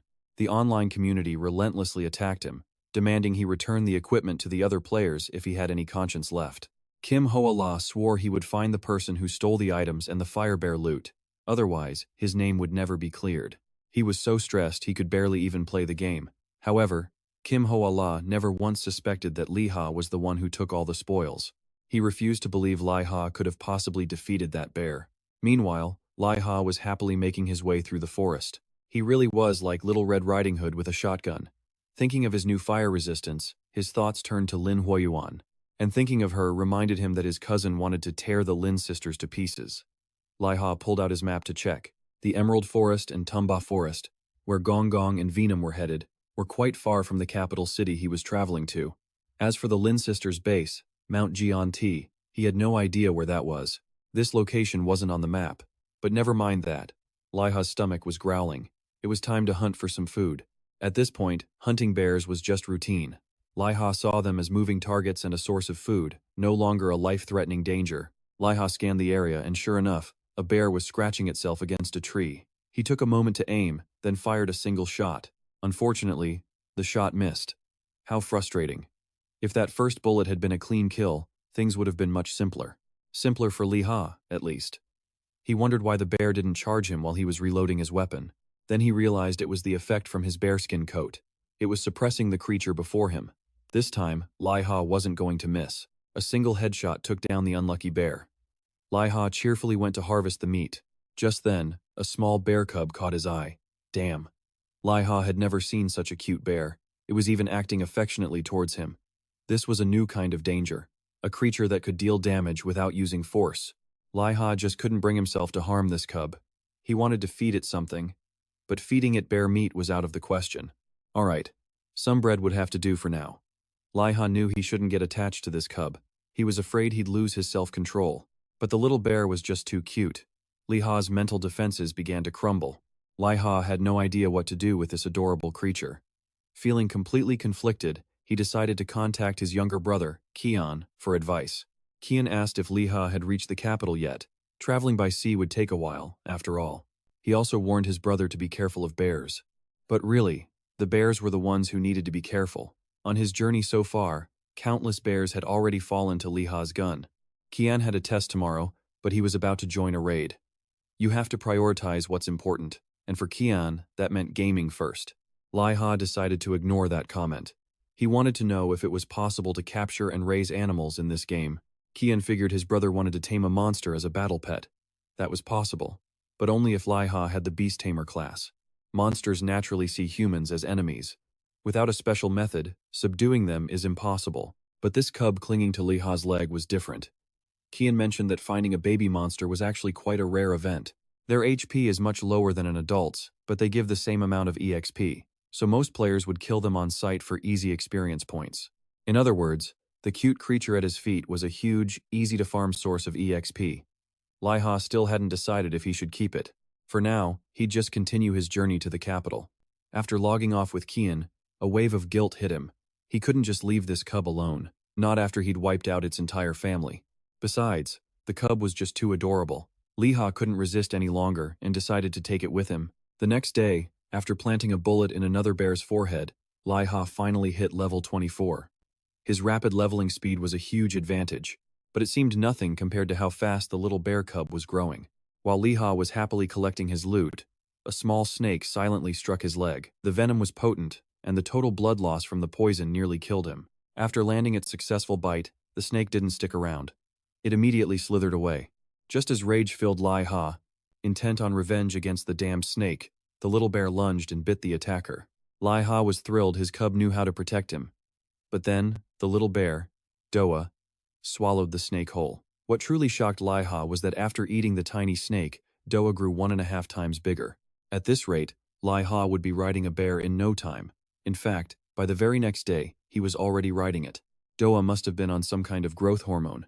How else could it get so big, so fast? But Doa's rapid growth also brought trouble. In a single day, he was almost attacked over 6 times by other players they encountered. Liha decided he had to make Doa a name tag, but the tag looked incredibly stupid on him. It was better for Liha to just explain things to other players they met. Seeing Doa playfully biting Liha's head scared the other players half to death. They all turned and ran for their lives. As Liha prepared to leave, he overheard other players. They were gossiping about him, the guy who rides a bear instead of a horse, and on top of that he uses a gun class. They could laugh all they want. This bear was incredibly fast, like having a 4-legged supercar in the game. Just like that, Liha reached the capital in only 2 days. Upon arriving, however, he chose to walk Doa instead of riding him. Even so, his arrival terrified the capital's players. The sudden appearance of a massive monster sent them into a panic. No matter what Liha said, they wouldn't listen. Even the NPCs formed a defensive line, ready to attack the bear at any moment. Seeing his words were being ignored, Liha had no choice but to pull out his shotgun. He aimed directly at the incoming magic attacks and fired without a second thought. Would Liha's bullets even stand a chance against the player's magic attacks? It seemed an epic showdown between bullets and sorcery was about to begin. But just then, another man appeared. He activated a skill of his own, completely nullifying all the attacks. Liha was stunned that his attack was nullified so easily. A few men in matching armor approached him, telling him to stand down. This is the capital, not some marketplace where you can just cause a scene. The men who just appeared were the Crit Knight squad. They clearly held some authority in this city. They ordered Liha to lower his weapon. Since the fight was a misunderstanding, the Knight squad wouldn't punish anyone this time. But if Liha insisted on fighting, the Knights would take him down too. They admitted other players started the brawl, but ultimately, the fault was Liha's, or at least his battle pet's. With no way out, Liha lowered his weapon. The Knights declared the players used magic to protect the citizens, so they ordered everyone to simply disperse. As Liha and his pet bear turned to leave, the Knights stopped him. This wasn't over, so Liha set his terms first. He warned them not to try any ambushes or harm his bear. The Knight was irritated but swore an oath just for Liha. Liha was stunned by the Knight's incredibly formal speech patterns. Everyone used the surname Seo. Were they all related or something? Then, another Knight led Liha away. The Knight who had blocked his attack was intensely curious. A player who could crack their barrier was no pushover. Meanwhile, Liha got a new achievement for the Knight's pledge. His continental fame instantly shot up by 50 points. He had grinded so hard just for 30 fame points before, but now, he earned 50 just by catching the Knight's eye. The Knight led Liha to a corner of the city wall. Then he asked about his plans for the bear. Liha suspected another trick, but they weren't planning to attack his bear.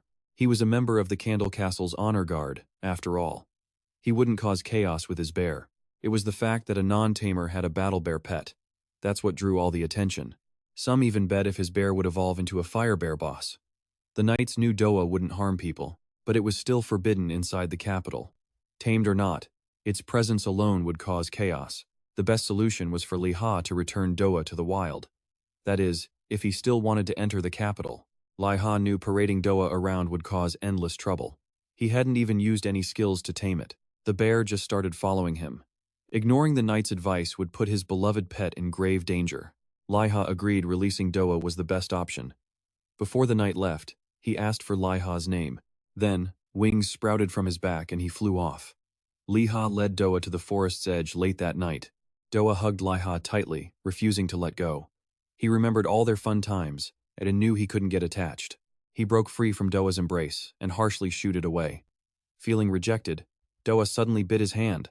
Just as Liha was about to get angry at the bite, the bear licked the blood from his hand. A powerful light burst forth, blinding Liha. Doa hadn't gone crazy, it was forging a soul bond with him. It only needed a taste of his blood, taken willingly by Doa. With that, Liha became its true master. The system announced he was the third player to get the soulmate achievement. Achieve this 3 times and he'd enter the Hall of Honor. Even after forging the contract, it was time to part ways. Doa cried, not wanting to leave its new master. Liha told Doa to live well and avoid being hunted. Though with its massive frame, Doa was the real predator here. Liha then gained a new skill. He could now summon his battle bear to fight for half an hour. He just had to let Doa grow stronger in the wild for now. Soon, he could summon a boss-level bear to ambush his foes. After leaving Doa in the forest, it took him almost a day to get back. He'd gone so far, worried it might get hunted near the capital. The capital was far more bustling than the beginner's area. Finding his brother, Ki-Jang, felt like searching for a needle in a haystack. Ki-Jang messaged him, saying he was waiting at the south gate. The problem was, Liha had no idea where that was. Clearly, Ki-Jang was just teasing him. There was no south gate on the map, and he was standing right behind Liha. Without a word, Liha went straight for the beatdown. That's when he noticed his brother's epic level gear. Just as expected from a veteran player, Ki-Jang savored the look of awe. But then he noticed Liha's gear seemed too good. Was he a pay-to-win player, or did he just rob someone? Just then, a mage walked up and introduced himself as Hen. He seemed to know a lot about Liha. Apparently, Ki-Jang had been bragging about his older brother.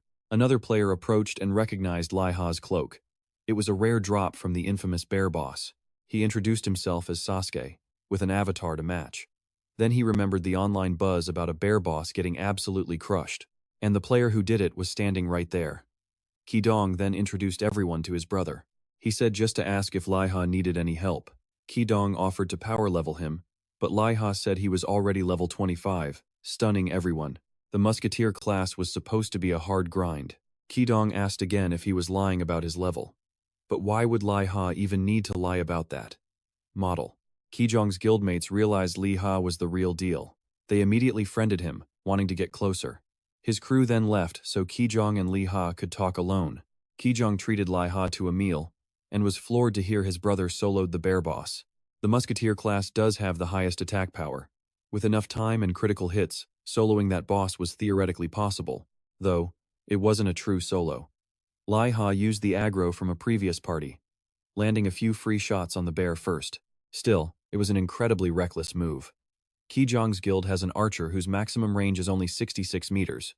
Liha explained he fired 3 shots, then used the butt of his rifle in a desperate move to finish off the bear boss. But what truly stunned Ki-Jang was that Liha refused to use the aim assist system. He claimed it felt too restrictive and tied his hands.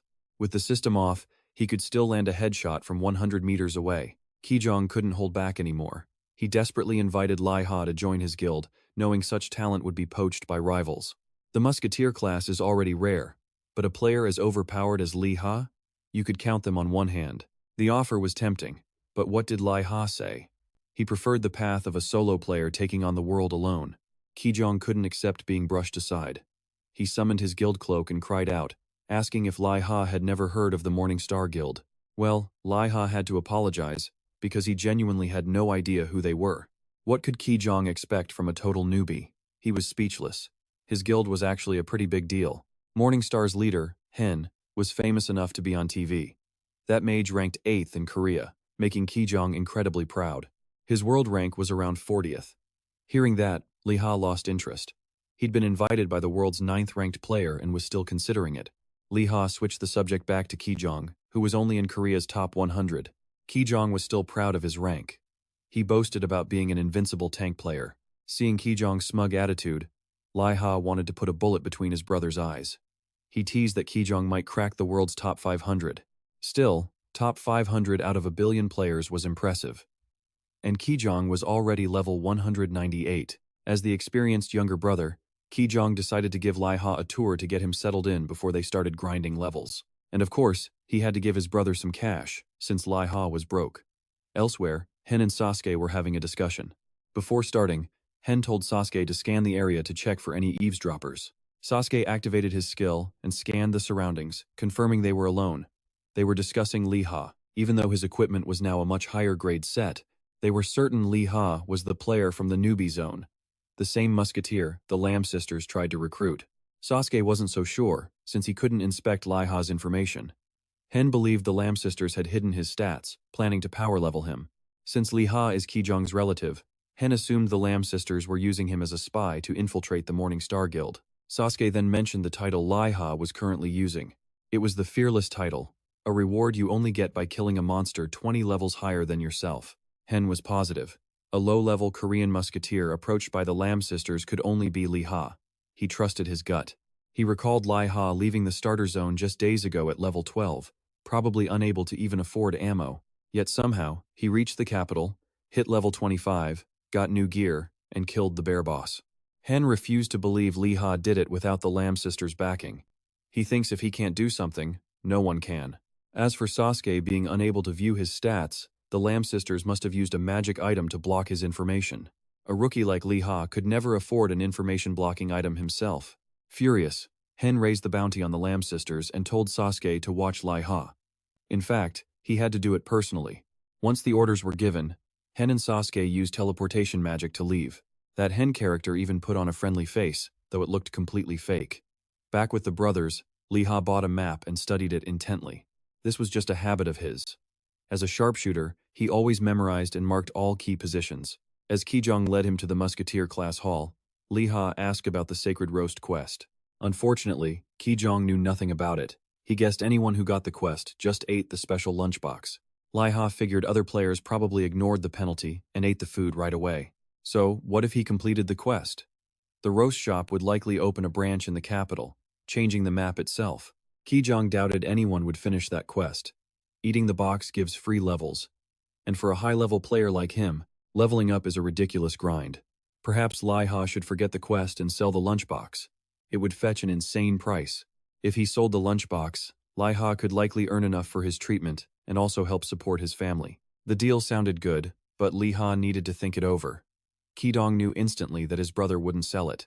Liha wanted to carefully consider everything first. That was always his way. He also reminded his brother to keep the lunchbox a secret. Just then, 2 members of the Chris Knights he'd met before passed by and greeted him. This made Ki-Jang jump. He worried his brother had caused some disaster, and the capital's knights were here to collect. The knights, after all, were famous for capturing dangerous criminals.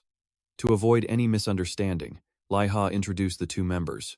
However, Liha is terrible with names, and he completely butchered the knight's name into something else entirely, and only then did Liha realize his mistake. The knights called each other Sir, not because they all shared the last name Seo. Liha assumed the knights were worried about his bear not being properly handled, but that was no issue. He'd already released it in the southern forest. In truth, the knights weren't looking for Liha at all, they were just passing by. They left almost immediately. After the knights left, Ki-Jang imagined that maybe his own power was so great they came to recruit him, but he quickly snapped out of his daydream. They were obviously there for Liha. So Liha had to recount the entire tale of his pet bear. Ki-Jang's excitement died down. His reputation was 150, yet he wasn't as recognized by NPCs as his newbie brother. This left Liha utterly confused. He had gained 80 reputation points in days. How could a top server player like Ki-Jang have such a pathetic score? Ki-Jang started yelling all over again.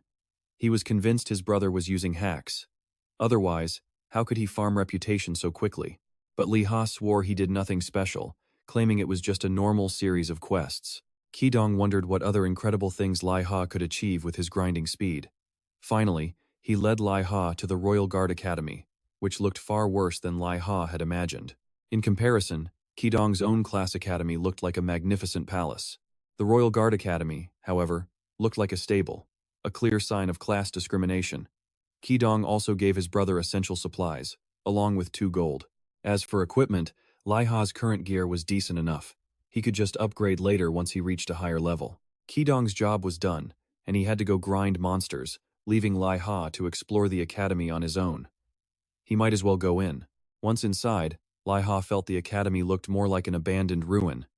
As he grumbled, a figure appeared silently behind him, aiming a gun at his head and telling him to stay quiet or die. Liha could tell this person wasn't messing around, so he obediently raised his hands and stated his name. The man ordered Liha forward to an optimal distance, then told him to place the recommendation letter on the floor to be checked. After confirming Liha was a new royal guard, the man instructed Liha to come with him. Liha wanted to look around and critique the academy, but the man's sharp order to sit down made him flinch. Liha's reaction was pure instinct, not from some in-game threat effect. Why did this game feel exactly like his time in the military? The man ignored the recommendation letter Liha brought. That kind of thing wasn't needed here. If Liha wanted to become a pro-royal guard, he needed to show his talent. Next, the man would test if Liha's talent was even good enough to qualify. Liha didn't know what kind of test it would be. He thought being over level 10 was enough to get in. Just then, a system notification appeared. The man, named Brown, wanted to challenge Liha's abilities. If Liha failed the test, he could forget about entering the Royal Guard Academy. Though the test details and rewards were a mystery, Liha wasn't about to give up. In fact, he was looking forward to this challenge. The class academy was a place he had to visit until he reached level 200. If he failed this test, it was basically like telling him to quit the game. But Liha understood a test like this was absolutely necessary. As a real-life sniper, Liha knew that recklessly taking a challenge endangers not only himself, but also his comrades. A good sniper knows when to retreat, not to gamble. However, Liha refused that choice. At this moment, he had absolutely no intention of losing. Brown was incredibly impressed by Liha's confident expression. In terms of spirit, he had already passed. He led Liha to a basic firing range. It was an empty field, with a scarecrow target exactly 40 meters away, the basic range for a royal guard using the combat assist system. Brown said any type of shot was acceptable, piercing, bullseye, or rapid fire. But how could anyone rapid fire with a shotgun? Was it a reload speed test? Liha was also curious about a piercing shot. To be safe, he chose the category he was most confident in, hitting the bullseye. But before he started, Liha had a quick question. He asked how many people had taken this test before him. Brown replied that there were only 2, meaning only 2 had ever succeeded. Everyone else failed. Liha couldn't believe it. At 40 meters with the system on, it was still a 50-50 chance. So how could only 2 people have passed? Over 1,000 people had taken the test. Just how difficult was this test, really? There had to be a reason for such a high failure rate. Wordlessly, he walked to the far end of the range, past the dummy, and to the wall, where he pinned a feather from his cap. That feather was Liha's target, which explained the test's insane failure rate. He'd hit a target at 100 meters before, but it was a massive eagle, not a tiny feather. But it was too late to back down now. Liha could only calm his nerves and prepare for the test. Liha requested the system to maximize his synchronization rate, making his senses as real as possible. A high sync rate meant feeling everything realistically, including the searing pain from injuries. That's why it required player confirmation. Once prepared, Liha began to load his weapon. Brown shook his head, watching him fumble with the shotgun. If this had been a rapid-fire test, Liha would have failed instantly. To Brown, his amateurish way of seating the bullet was like child's play. The target was the feather at the base of the wall. To Liha, it was nothing more than a tiny black dot. Liha focused all his knowledge and experience, finally seeing the bullet's perfect trajectory. He pulled the trigger without hesitation, unsure if the shot would land.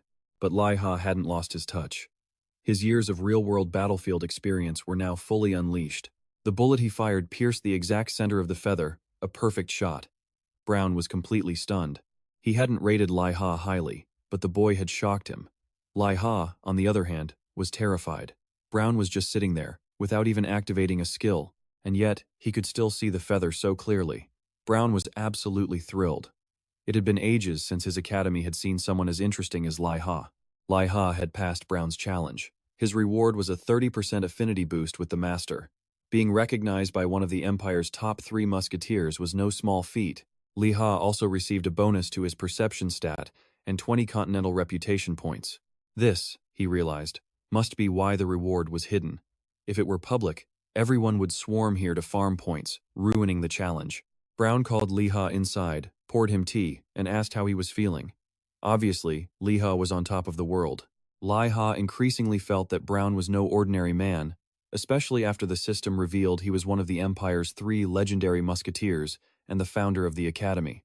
Brown was also deeply satisfied with Liha's performance. He thought if the boy had arrived sooner, he could have trained a new trio of marksmen. Brown knew Liha was already past the need for basic training. He tossed a small pouch to Liha.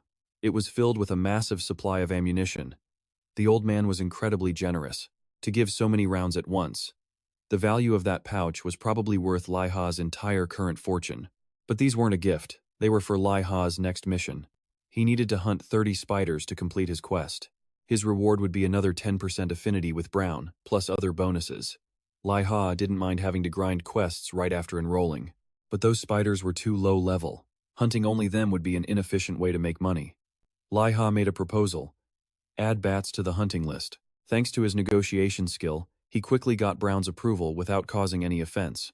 Seizing the chance, Liha pushed for another reward. If he completed the mission, he wanted Brown to personally train his shooting skills. Brown agreed immediately. The quest parameters changed.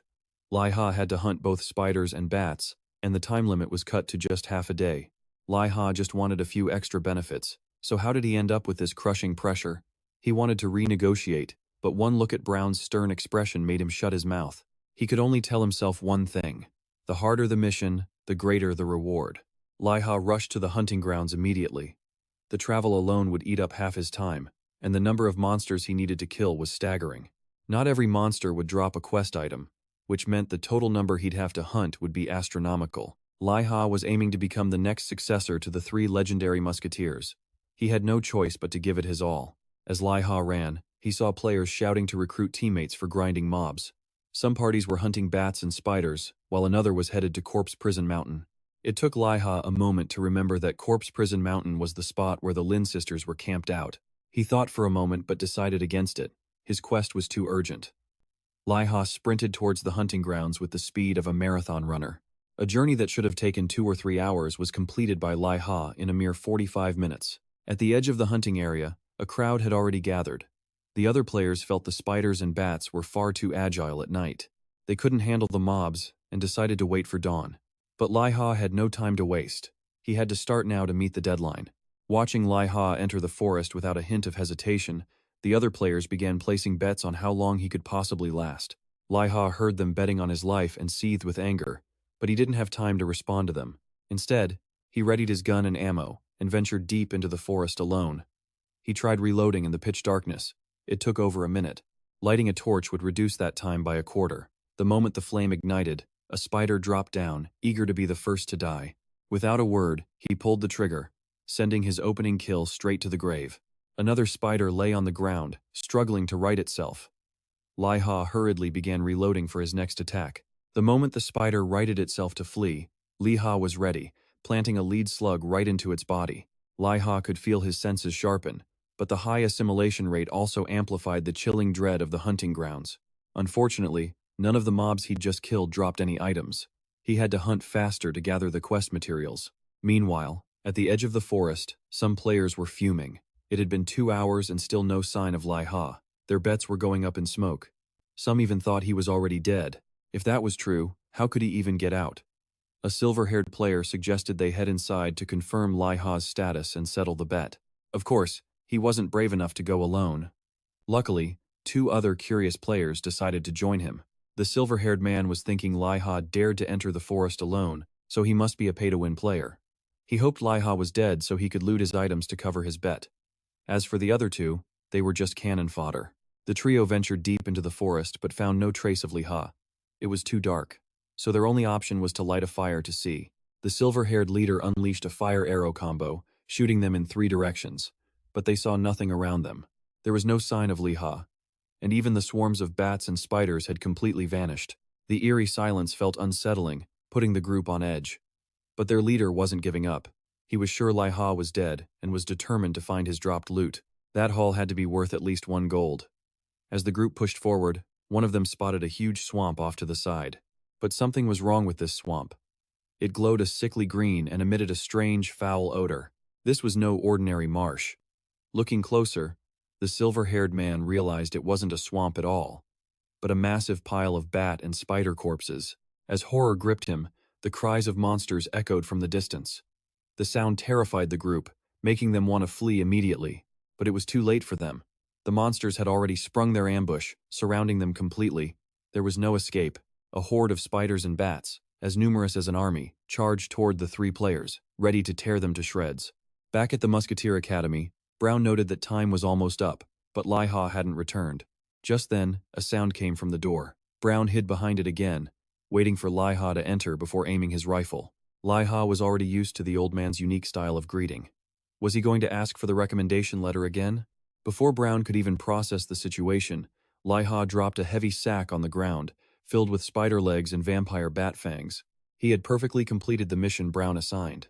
Brown calculated that gathering so many items would require hunting at least 500 monsters. Even with the fastest reload speed Brown imagined Liha could manage, there was no way he could hunt 500 monsters in one night. Something definitely didn't add up. Regardless, Liha had finished the mission and received his well-deserved reward. The most important reward was learning the deft hand skill from Brown.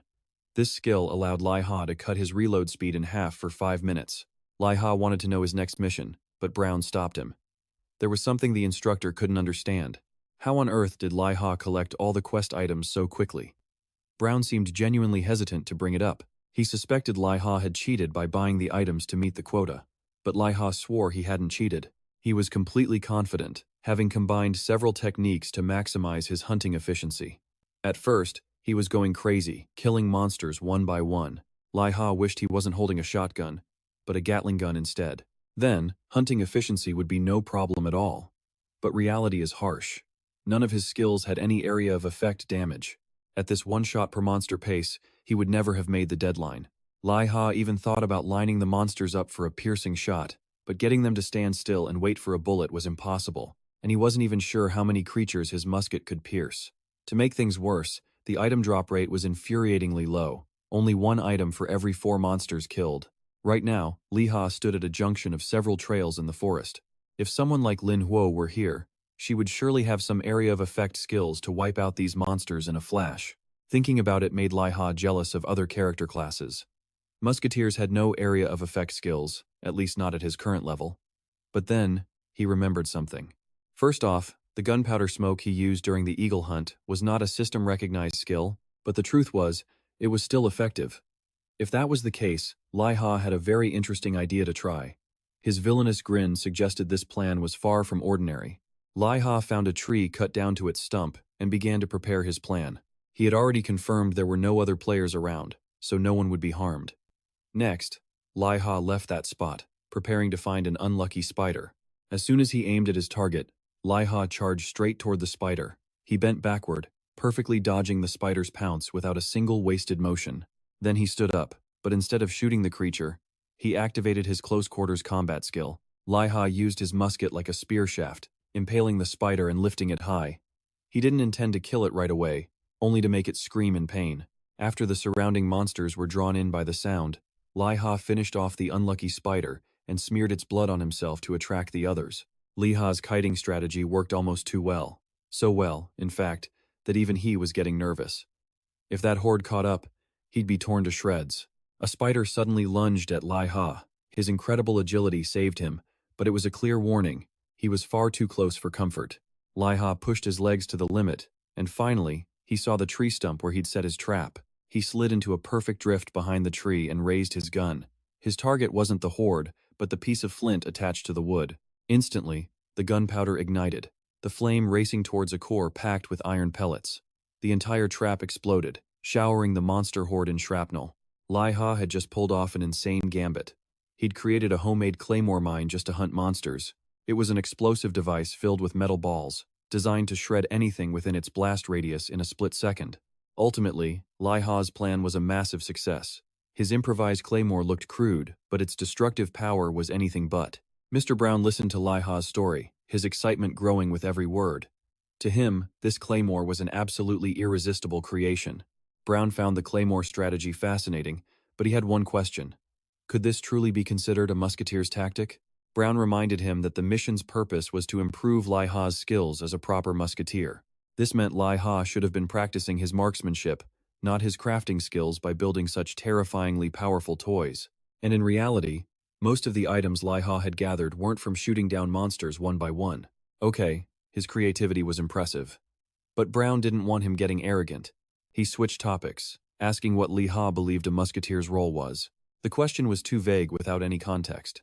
So, Brown proposed a scenario: the Great Monster Invasion from 20 years ago. Liha knew about that war. It was detailed on the game's official website. It was an epic conflict between the monster legions and the human alliance. Rumor was, both sides were led by brilliant commanders. In a large-scale war like that, Liha believed a musketeer had only one ultimate purpose: to become a sniper. Human armies have a clear chain of command. If the main commander falls, a vice commander immediately steps up to lead the battle. But monsters are different. They lack that strategic depth. Take out their leader, and the rest of the horde instantly falls into chaos. That would be the perfect moment to launch an all-out assault for a decisive victory. Hearing Liha's convincing logic, Brown thought to himself that this was the very reason the academy was founded. Satisfied with the answer, Brown presented a new mission. Liha was to eliminate a Koban who had the potential to become a monster commander in a future war.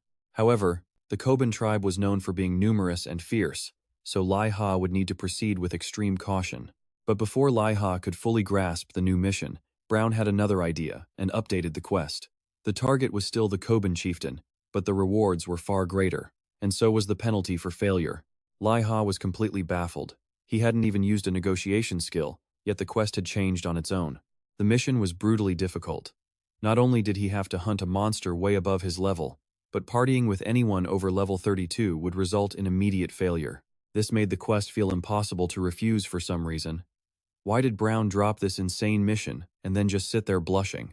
After a long silence, Brown finally spoke. He told Liha not to worry and to simply apply the theory he had just explained. Just aim for the Koban chieftain's head and take him out with superior marksmanship. Despite the danger, Liha steeled his resolve and accepted the quest. His determination only deepened Brown's positive impression of him. After leaving the academy, Liha began to plan his attack on the chieftain. He'd make his move once he reached 99% of level 29. Suddenly, he became intensely curious about Brown's past. He tried calling his brother for information, but Ki-Jang didn't answer. A quick check showed that Ki-Jang and his faction were all at Tew Canyon. Liha considered that joining a faction would make teamwork much easier. But then he saw that the Lin sisters were also in Tew Canyon. It seemed Ki-Jang's faction was hunting players, not monsters. At that moment in the canyon, Hen ordered Sasuke and a special team to block the escape route. The remaining assault and tank units would advance with Hen in a direct pincer movement. Hen knew the canyon was a dead end. His team had already sealed every possible exit. He had gathered over 60 top-tier players for the sole purpose of hunting the Lin sisters.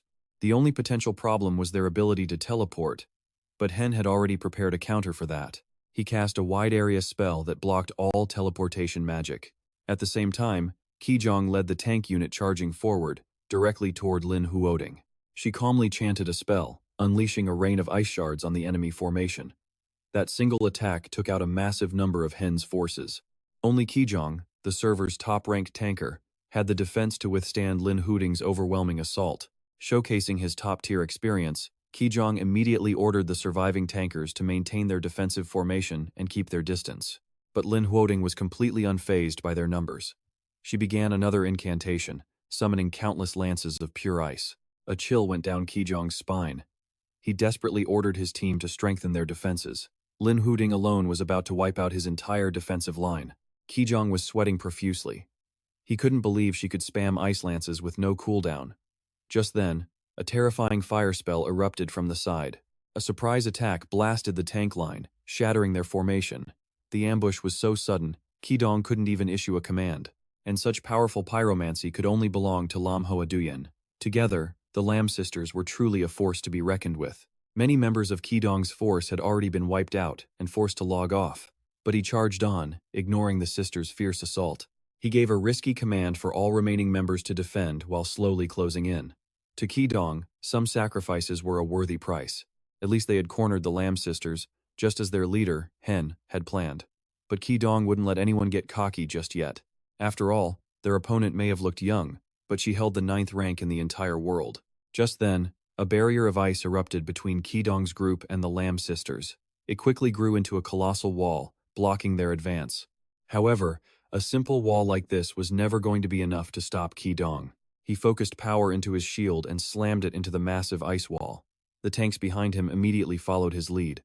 They all charged with their full might, ramming the frozen barrier. The wall might fall, but it was buying their enemy precious time.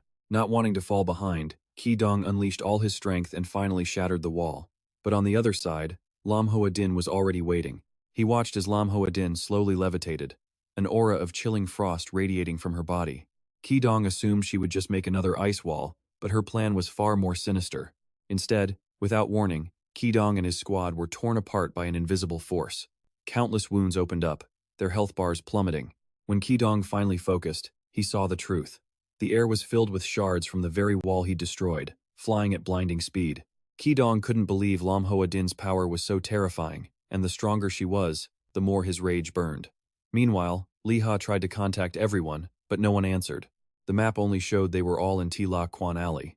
He assumed that even in the same zone, they might not have crossed paths. After all, a single area within the game was absolutely immense.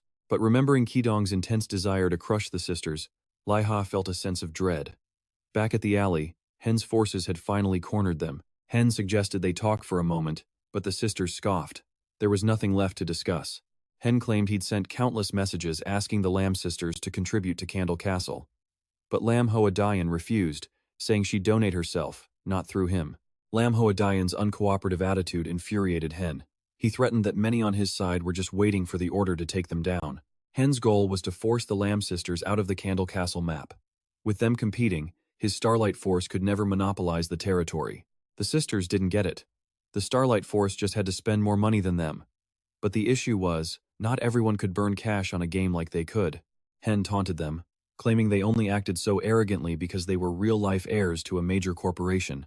But Lam Hoa-din calmly stated they weren't just burning money. This was simply a business strategy. Hen was done talking. If they wouldn't withdraw from Candle Castle, he would make them suffer a fate far worse than death. Lam Hoa-din couldn't be bothered with a war of words. She told Lam Hoa-din to finish him. Seeing the attack coming, Hen scrambled behind his tanks for cover, but Lam Hoa-din didn't move. Instead, she announced that the 10 players guarding the exit had already been dealt with. Hen couldn't believe it. The sisters were surrounded right here, so how could they possibly have eliminated those guards? Now, only a dozen or so enemies stood before the two sisters. To Lam Hoa-din, that number was practically nothing. As Hen fumed at being looked down upon, Lam Hoa-din unleashed her magic, creating a massive pillar of fire that split into countless fireballs and shot into the sky. Hen had no idea what she was doing. Calling for reinforcements? Impossible. He was sure no one could get a signal, as he'd used magic to isolate the entire area. On top of that, the one guarding the path was Sasuke. Hen had absolute faith in this powerful member of his force. Hen tried to calm his troops, claiming that the two Lam sisters were simply putting on a show. He sneered that if they had just accepted his offer to leave Candle Castle, none of this would be happening. If they insisted on using force, then he would have to show his cruel side. He wanted the Lam sisters to taste a bitterness and humiliation far greater than just losing a life in the game. Just as Hen gave the order for a full-scale assault, a powerful voice boomed, demanding they stop. Suddenly, Hen's face went pale, and he collapsed to his knees. It wasn't just him. Ki-Jang also felt like he couldn't breathe.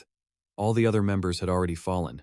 A powerful status abnormality had afflicted their bodies. Without a healer to dispel it immediately, Hen's group was finished.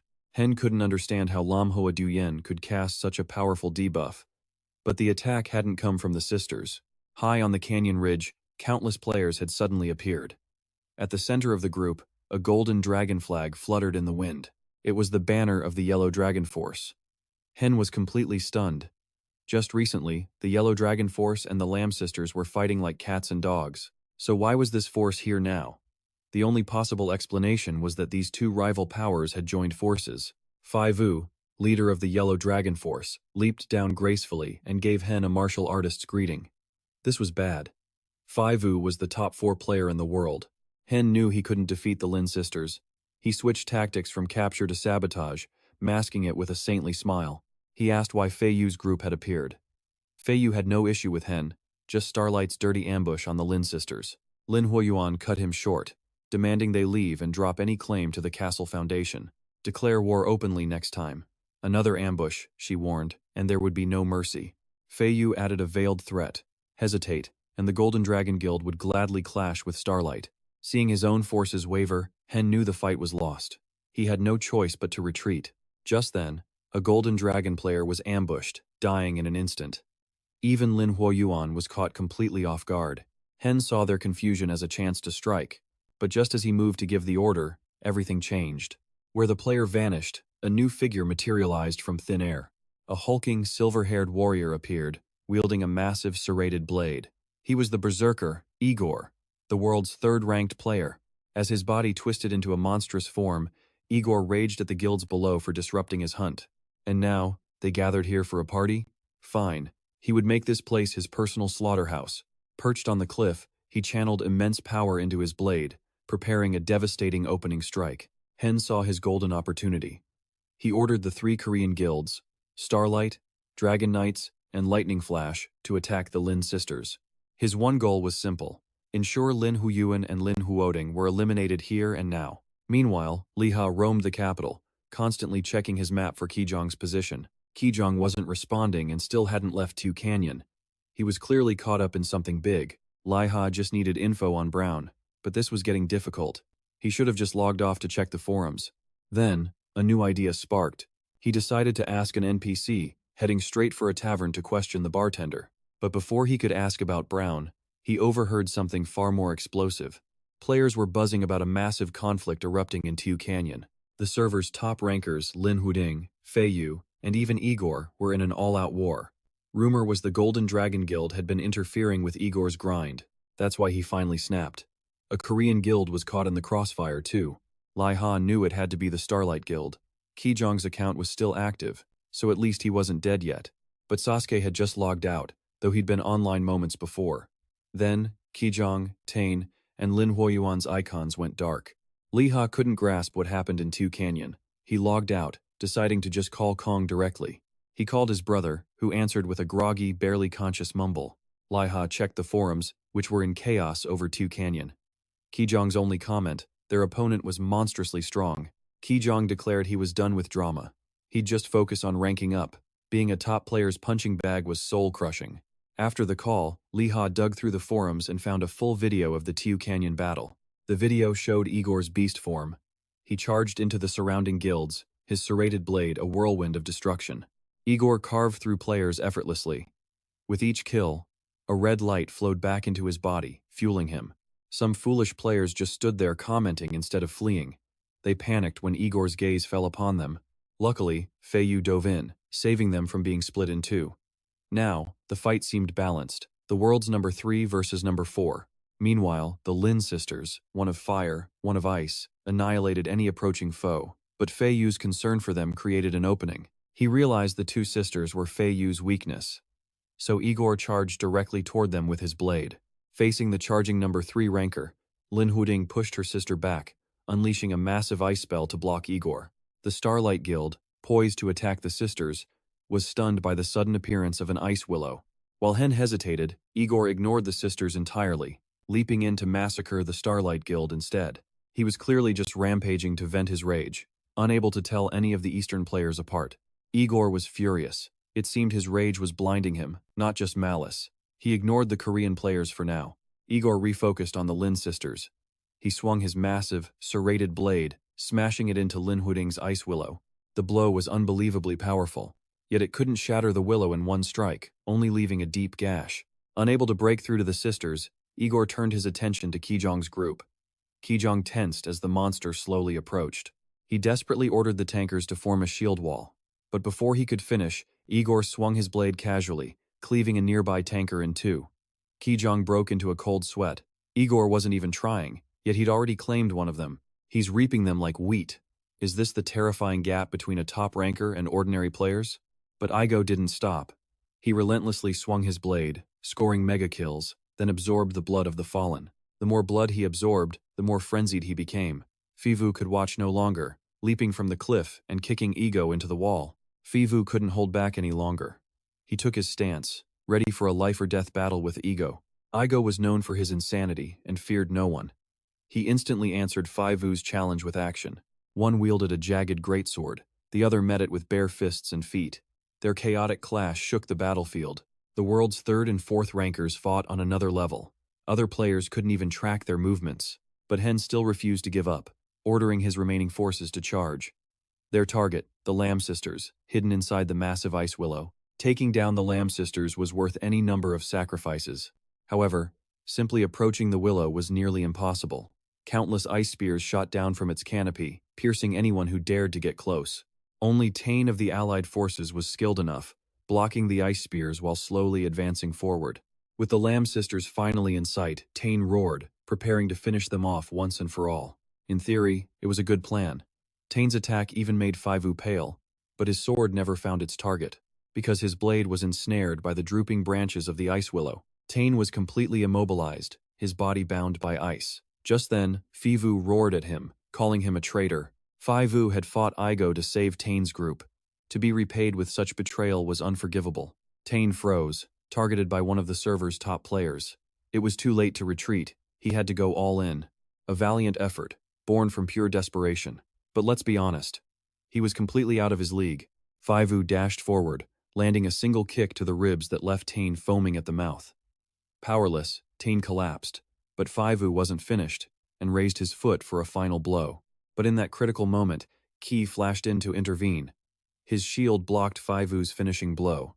Ki-Jang somehow withstood the impact, but one more hit from Faivu, and both he and Tane would be eliminated. Of the 36 stratagems, retreat was the best.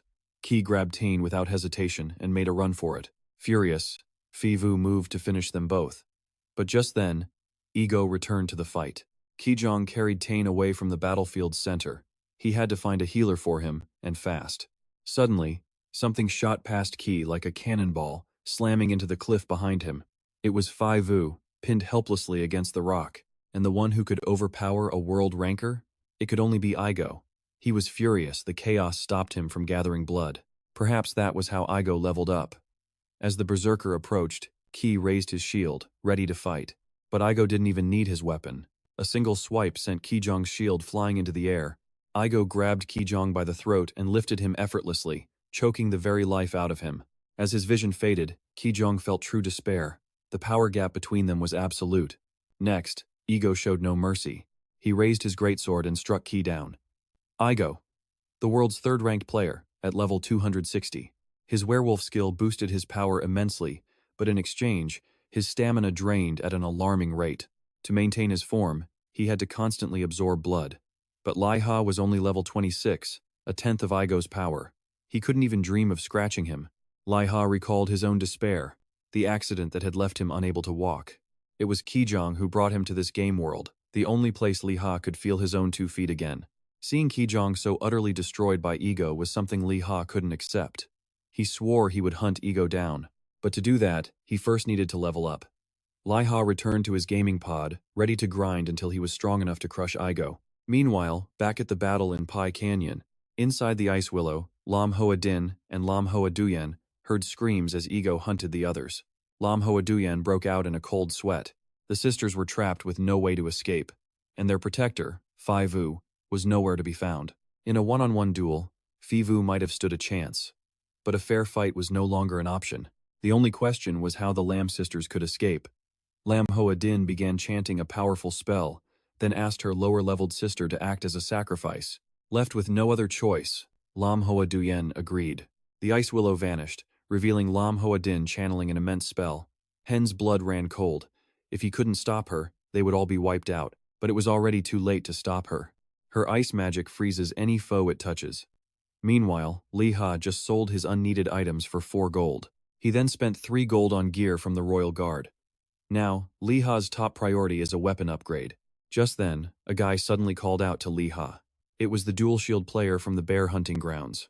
He accused Liha of taking all the loot before disappearing, including items from other players. Of course, Liha denied everything. He just played dumb. The shield wielder's accusations were useless.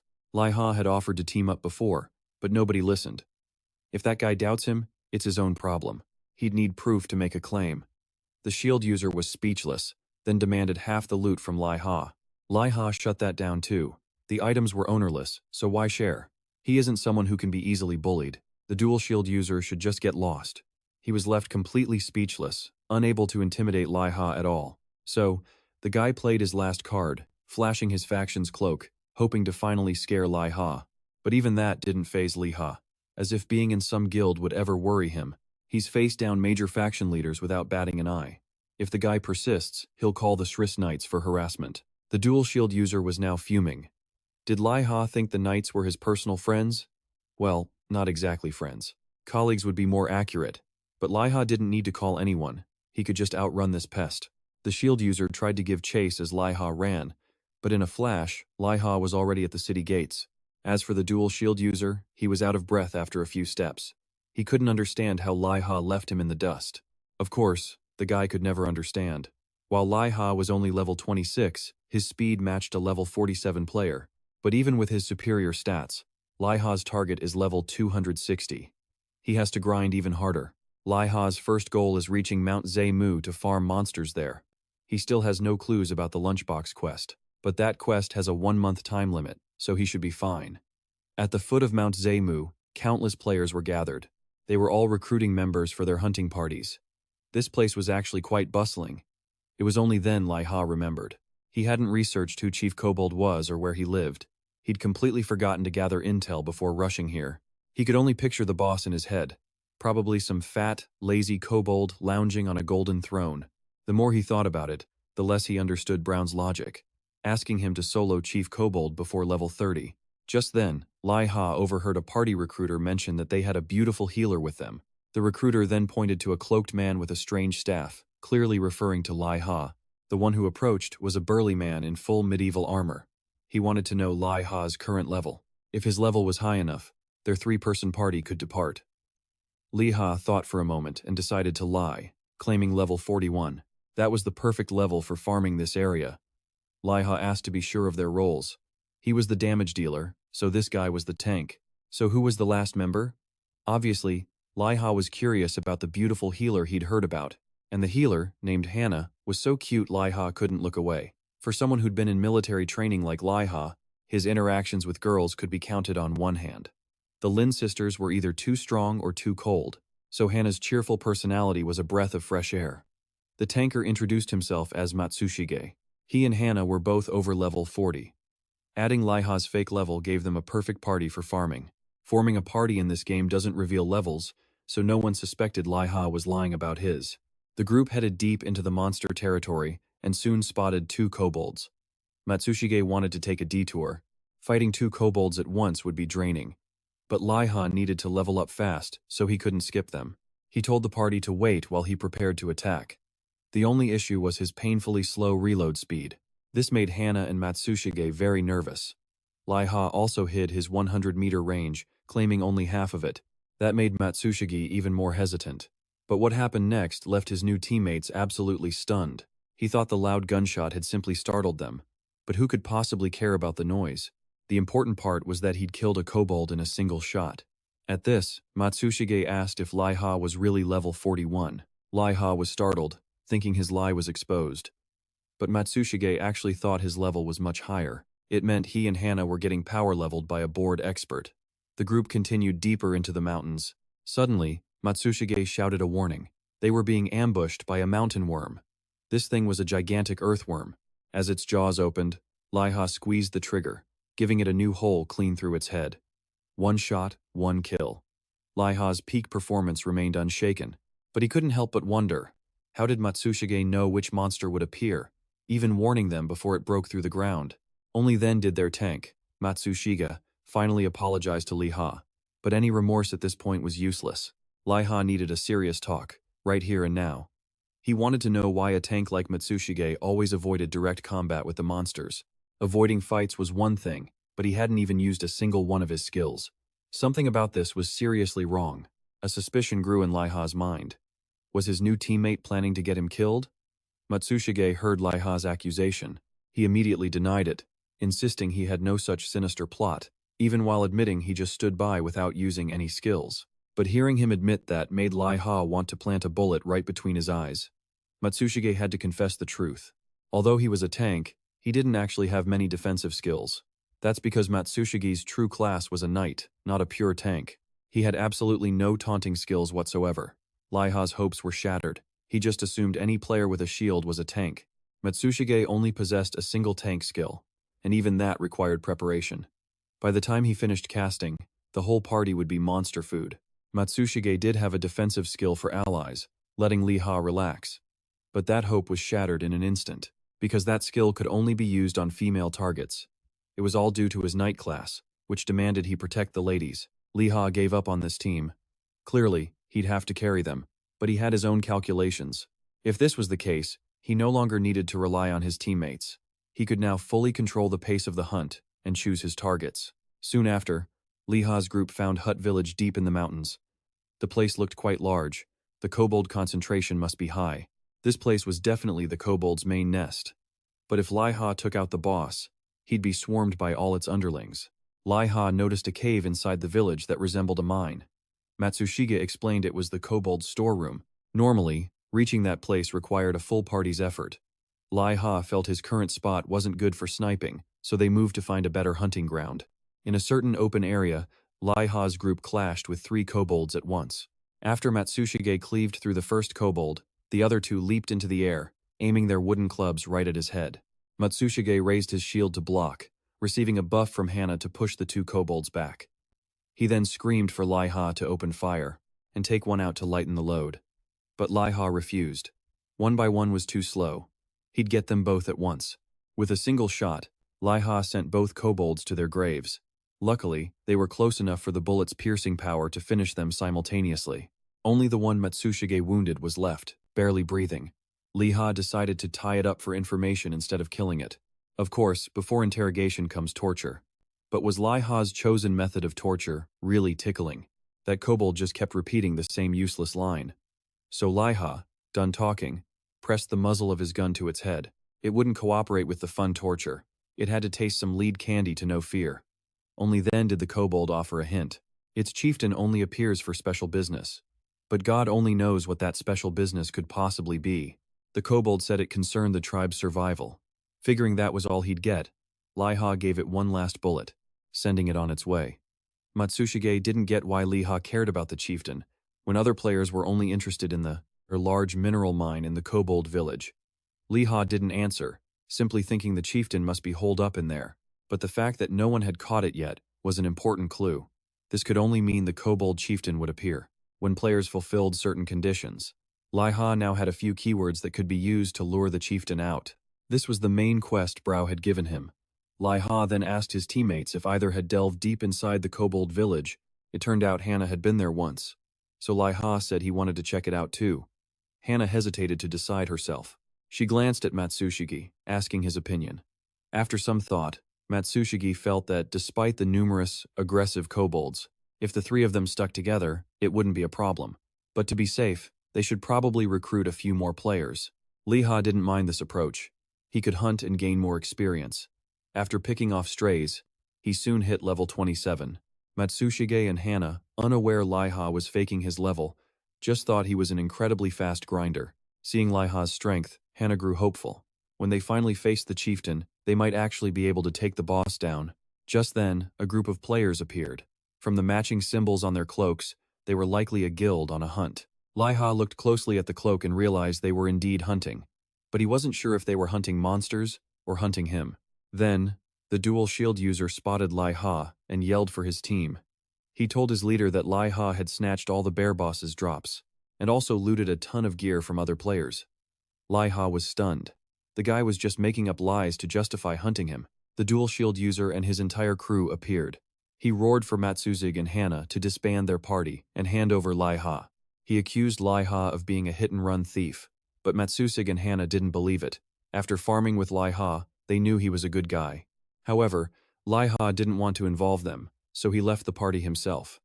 The enemy group only wanted Liha's gear in exchange for his life. Otherwise, they would ambush him on the spot. Of course, that would raise their karma stats. That's a penalty for unprovoked player attacks.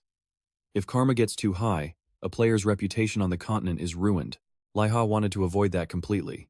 He wouldn't attack first, but if he baited them, his own karma would remain clean. Sensing the dangerous standoff, Matsusik got nervous and quickly pulled Hana away to avoid the crossfire.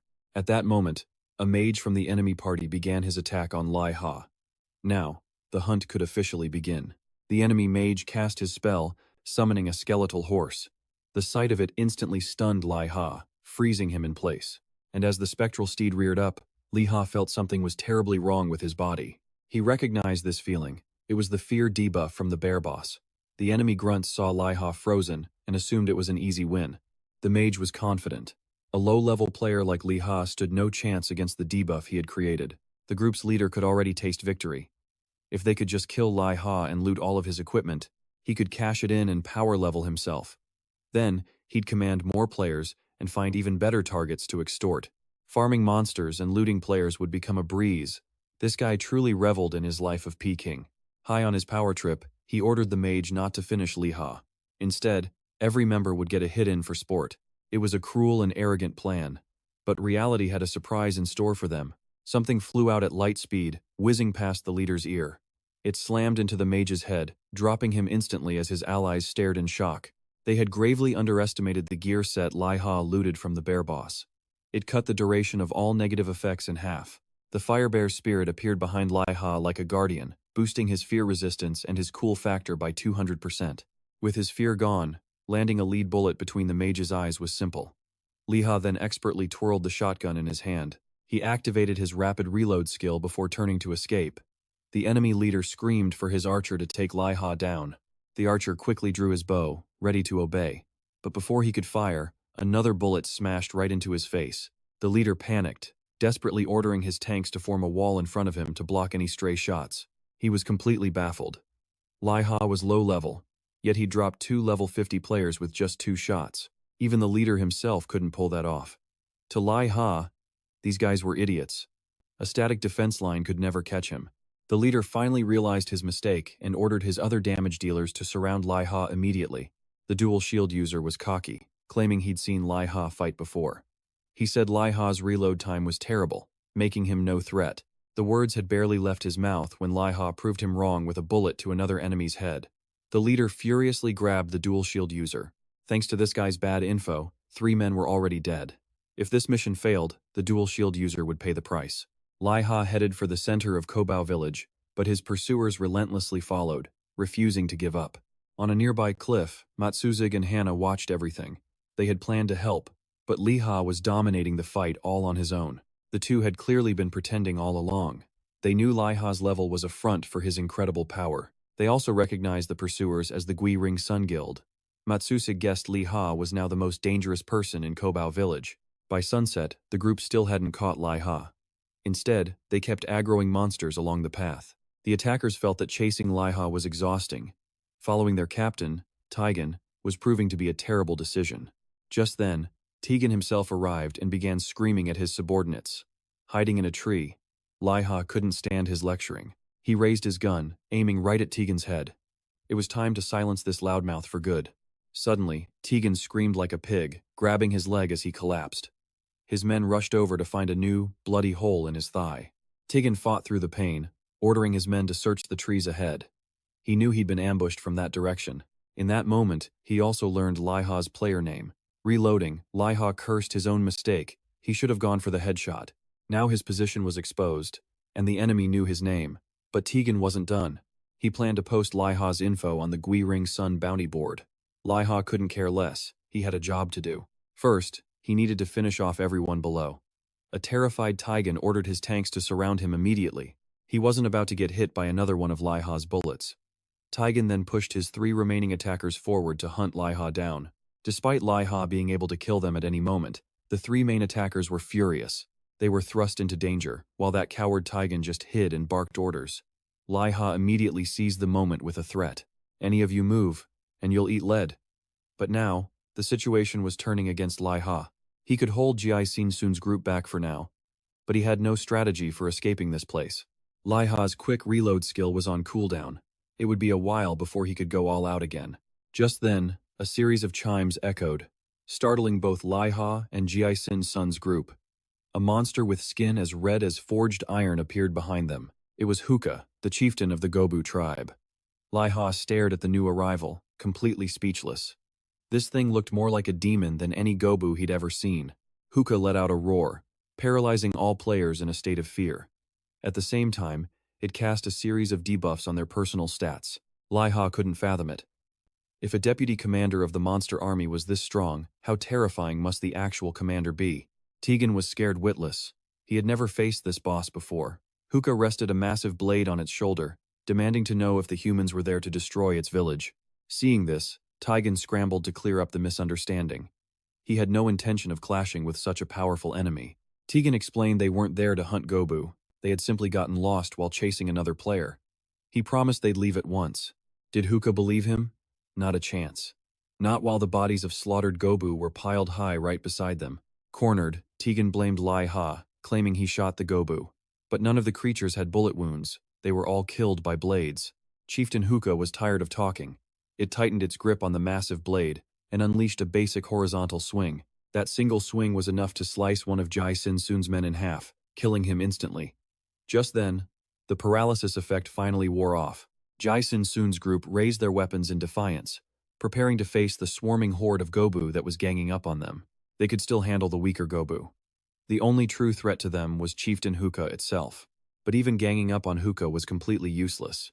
It only took one more swing for another tank to fall. Seeing his men getting chopped down like firewood, Tegan desperately ordered the dual shield user to defend, screaming at him for not doing his job as a tank.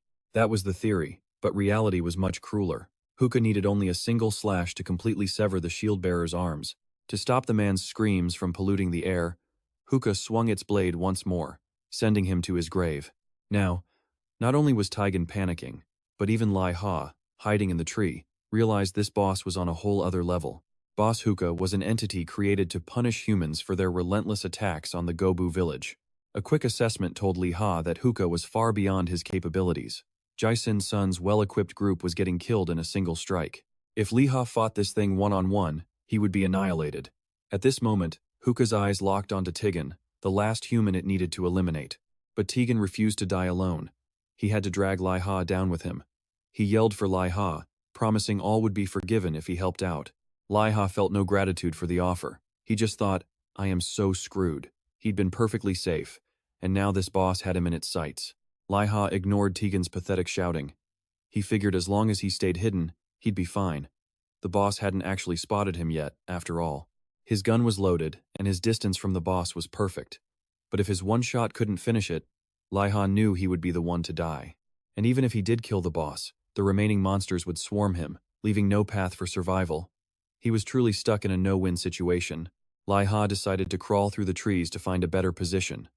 If he moved quietly, the boss probably wouldn't notice. As for Tegan, he was definitely a goner. Hookah stood behind Tegan and declared a final warning never to return to the Gobu village again, then swung its blade. Even at death's door, Tegan was still spouting nonsense, threatening that the Gobu village would pay if he died. But Hookah didn't care. Its blade cleanly took one of Tegan's legs. Tegan, writhing in agony, crawled on the ground, swearing he'd never return if it spared his life.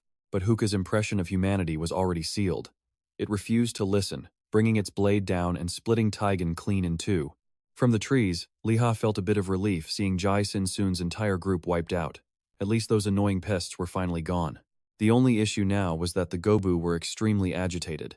If they found him, Liha knew without a doubt he would be chopped into mincemeat. Liha couldn't hope for a rescuer. He had to rely on himself. Just then, Hookah ordered the Gobu to spread out and find Liha, giving him a great opportunity to escape. At that very moment, Boss Hookah suddenly turned toward the tree where Liha was hiding. It sniffed the air like a dog, then confirmed it smelled a human. A cold sweat ran down Liha's back. He wondered if he should open fire right now. At this distance, the boss could easily spot Liha if it paid attention. Just as Liha was about to pull the trigger, the boss roared to summon all its forces.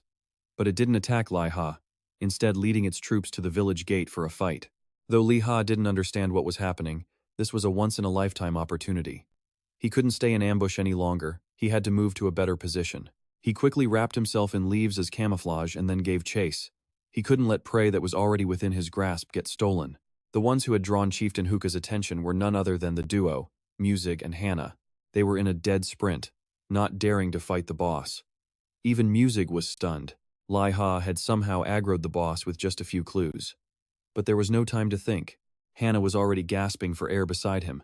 Music had no choice but to use his firewall scroll. Flames erupted, roasting the kobolds who couldn't stop in time. With the barrier up, Music grabbed Hannah and kept running. But the boss, Hiruka, was on another level. It simply parted the flames like they were curtains. The moment Music saw it was hopeless and pulled out a teleport scroll, Hiruka suddenly froze and collapsed on the spot. A few minutes earlier, Liha had reached the top of the kobold watchtower. He saw the distant firewall, using it to perfectly judge the wind. Taking his stance, Liha saw Hiruka was 180 meters out. It was a huge gamble. He aimed for the back of the boss's neck and fired without hesitation. The bullet tore through the air, piercing Hiruka's nape. With one shot, Hiruka became the next high-level boss taken down by Liha. The surrounding kobold minions saw their chieftain fall, and absolute chaos erupted in their ranks. This single boss kill boosted Liha by several levels. He couldn't help but celebrate. This feeling of victory was exactly what he'd craved. A system notification popped up. Because he killed the kobold chief, all monsters in the area were weakened by half for 1 hour. Liha paused. He remembered the mobs Ring Sun's party killed hadn't respawned. The enemy numbers were already low. On top of that, the power down debuff made these monsters as weak as level 15 or 20 beasts. Plus, Ring Sun's party was wiped out before they could even pick up their loot. That meant a fresh batch of player drops. Liha had hit the jackpot. He could collect everything later. First, he had to check his achievements. He earned a ton of stat points for defeating the kobold chief. He was also the third person to get the Onken achievement. Being named in the Hall of Fame boosted his reward points by 200%. But the achievement's description was overly dramatic. Something about him becoming the new light in a chaotic world, striving for the future of humanity, and so on. Liha always ended up fighting bosses way out of his league. That must be why his title was so grand. During the clash with Ring Sun's group, Liha also took out players with high infamy. He was branded a pursuer of justice. His world fame shot up again. After checking his new titles, Liha reloaded for his bonus experience hunt. An hour flew by. Thanks to the weakened kobolds, Liha farmed enough experience to reach level 32. He opened his status window to allocate his points. Liha thought he should raise his stamina. A higher health pool meant better survivability. At the same time, mana was also a critical stat. More mana meant he could use his skills more frequently. Liha realized it was hard for a sniper to prioritize stats. Everything was essential, depending on the situation. But in the end, a sniper's goal is to finish the fight with one bullet. That was the ultimate method of attack. So, Liha saved 5 points for later and dumped the rest into speed. His current stats could now rival a level 63 player. That guy Igor should just wait. Liha would be coming for him soon. Besides browse missions, he also had to deliver that special lunchbox. Liha wanted to turn in the quest now. The reward, an invite to a restaurant opening, seemed a little underwhelming. But in this game world, it could lead to unexpected results. After returning to the capital, Liha finally checked his loot from the village. Among the items dropped by Ring Sun's party, a ring from Taigen immediately caught his eye. The ring had a built-in defensive skill. Owning it was like having a second life. Killing the boss, Hiruka also netted Liha 2 more pieces of gear, a necklace and a huge executioner's blade. Liha could equip the necklace right away. It gave a plus 10% critical hit rate, a perfect item for a marksman like him. Even without the full boss set effect, the necklace alone was a great find. Next, he had to return to the Royal Guard Academy and report to Brow. The more he looked at the Royal Guard Academy, the more pathetic it seemed. It looked worse than the Kobold's Den. Was the Royal Guard class really this low tier? Liha pushed the door open, but before he could say, "I'm back," a deafening gunshot ripped through the room. A stranger's body came tumbling into the main hall, putting Liha on immediate alert. The sounds of a fight were still coming from inside. When Liha crept closer, he saw a curly-haired man threatening someone. "Don't think you'll get away with this." Before Liha could even count how many people were there, another shot rang out. It was followed by the pained scream of another man. He was clutching his shoulder, a fresh bullet lodged inside. Then, the other intruders in the academy appeared. Not daring to stay, the whole group tucked their tails and fled. Liha looked inside and saw Brow, aiming perfectly from behind a wall. He couldn't figure out how the old man had fired 3 shots so fast. In just 20 seconds, Brow had performed an insane quick draw. 3 shell casings hit the floor, all from a single shotgun, which the old man casually returned to its wall rack. Liha was baffled. A single-shot firearm shouldn't fire that fast. This meant Brown's skill was on a completely different, legendary level. Liha glanced at the 3-slot gun rack. It had to be for the weapons of the 3 legendary musketeers. Brown poured some tea, explaining the knights had visited. Haruka's mana signature was gone, meaning Liha's mission was officially complete. Brown praised his incredible speed. As Liha celebrated the quest reward, Brown grew even more intrigued by his feat. And with that, a bonus reward was added. It seems the harder the quest, the greater the loot. A new quest was now available.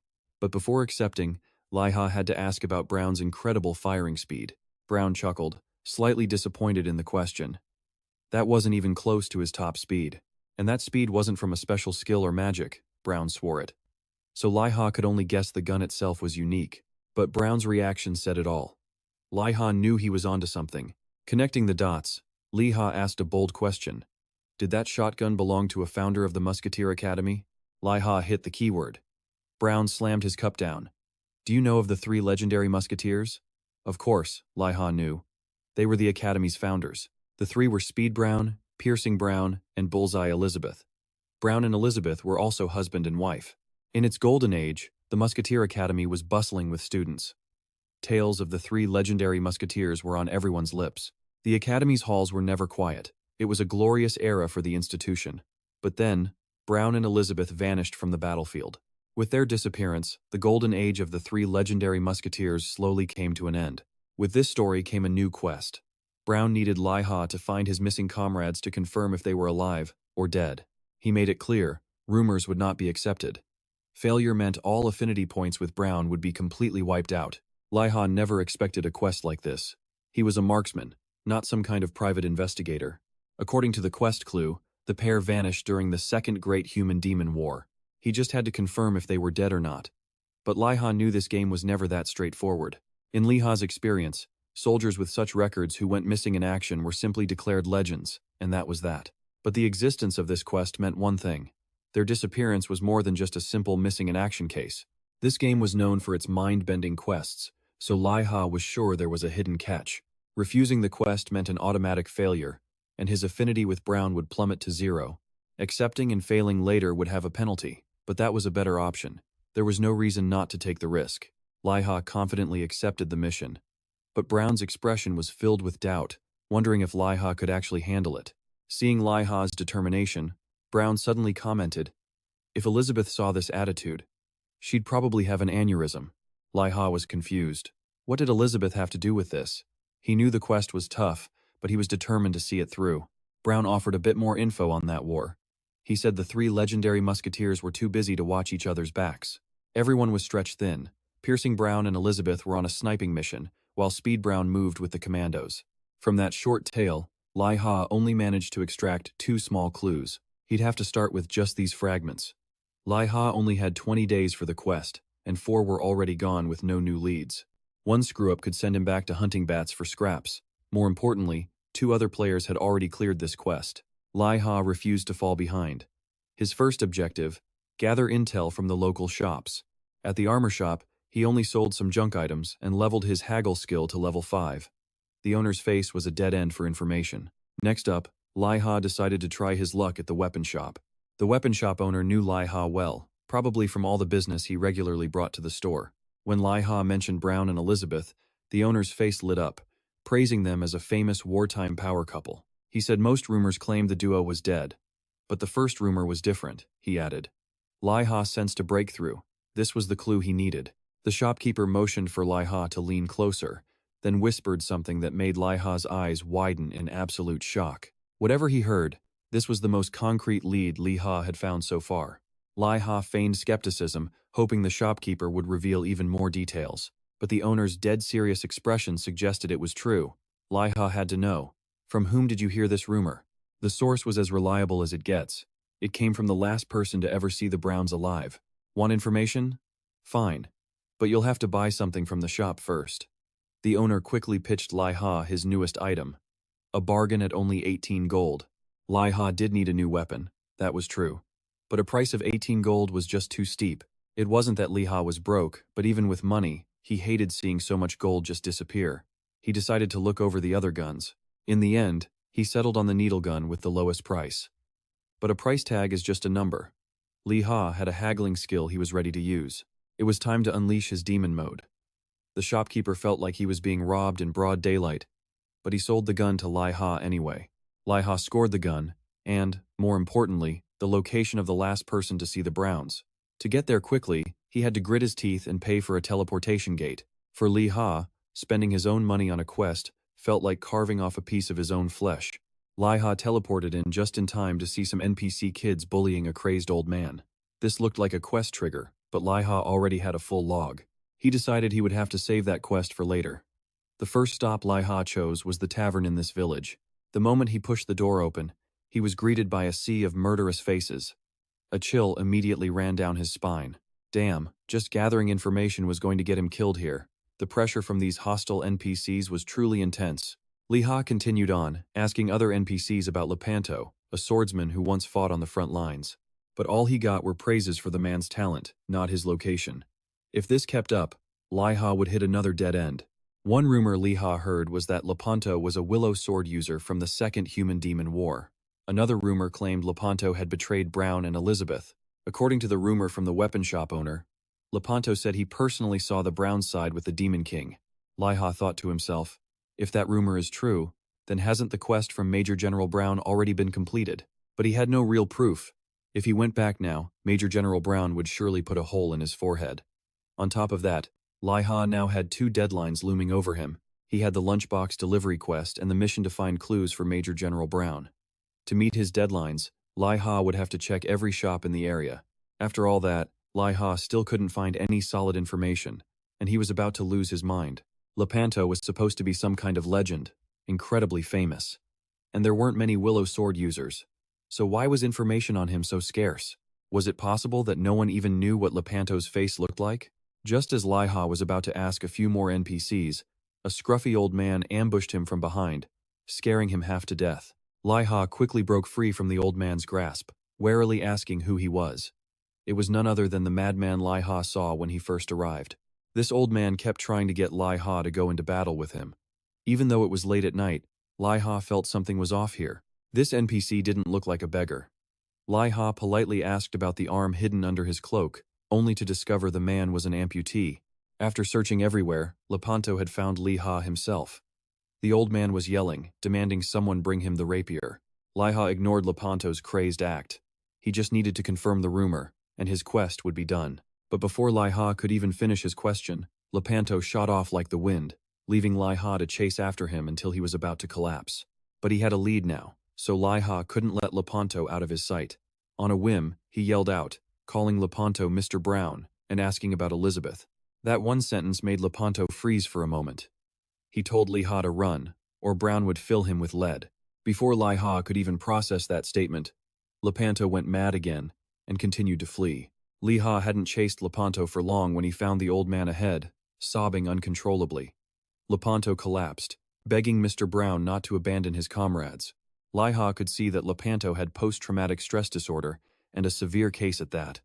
He had learned about this during his military service in the real world. This symptom is common in those who have experienced the horrors of war. And Liha was certain Lepanto was still living inside that war. Questioning him in this state would be useless. Liha gave up and decided to try a different approach. Liha used a move no one would expect. He pulled out the cooking skills he learned at Candle Castle and started a fragrant BBQ right there on the street. This was without a doubt the #1 perfect bait. It would be strange if Lepanto wasn't starving. Just think about it. The main thing Lepanto ate all day were the rocks thrown at him. How could he possibly control himself smelling grilled meat? As expected, the mouth-watering smell of grilled meat soon had Lepanto drooling as he approached. Liha immediately began to lure him in. He was grilling meat as a gift, but who should he give it to? Lepanto couldn't hold back any longer. He ignored Liha's words, pulled out a skewer, and stabbed a tender piece of cooked meat. He even called Liha by a strange name. Liha didn't care. He just wanted to get Lepanto fed, and then talk for a bit. But Lepanto's military-style eating was truly intense.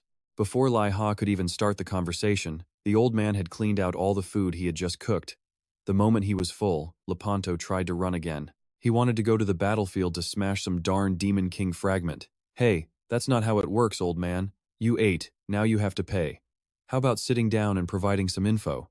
Liha had no choice but to play along with Lepanto's delusion. He claimed the battlefield was too dangerous, and that they should wait there for reinforcements to be safe. When Lepanto asked who to call, Liha immediately mentioned Brown and Elizabeth. Once again, just mentioning those names made Lepanto's eyes flash with madness. He choked out a warning.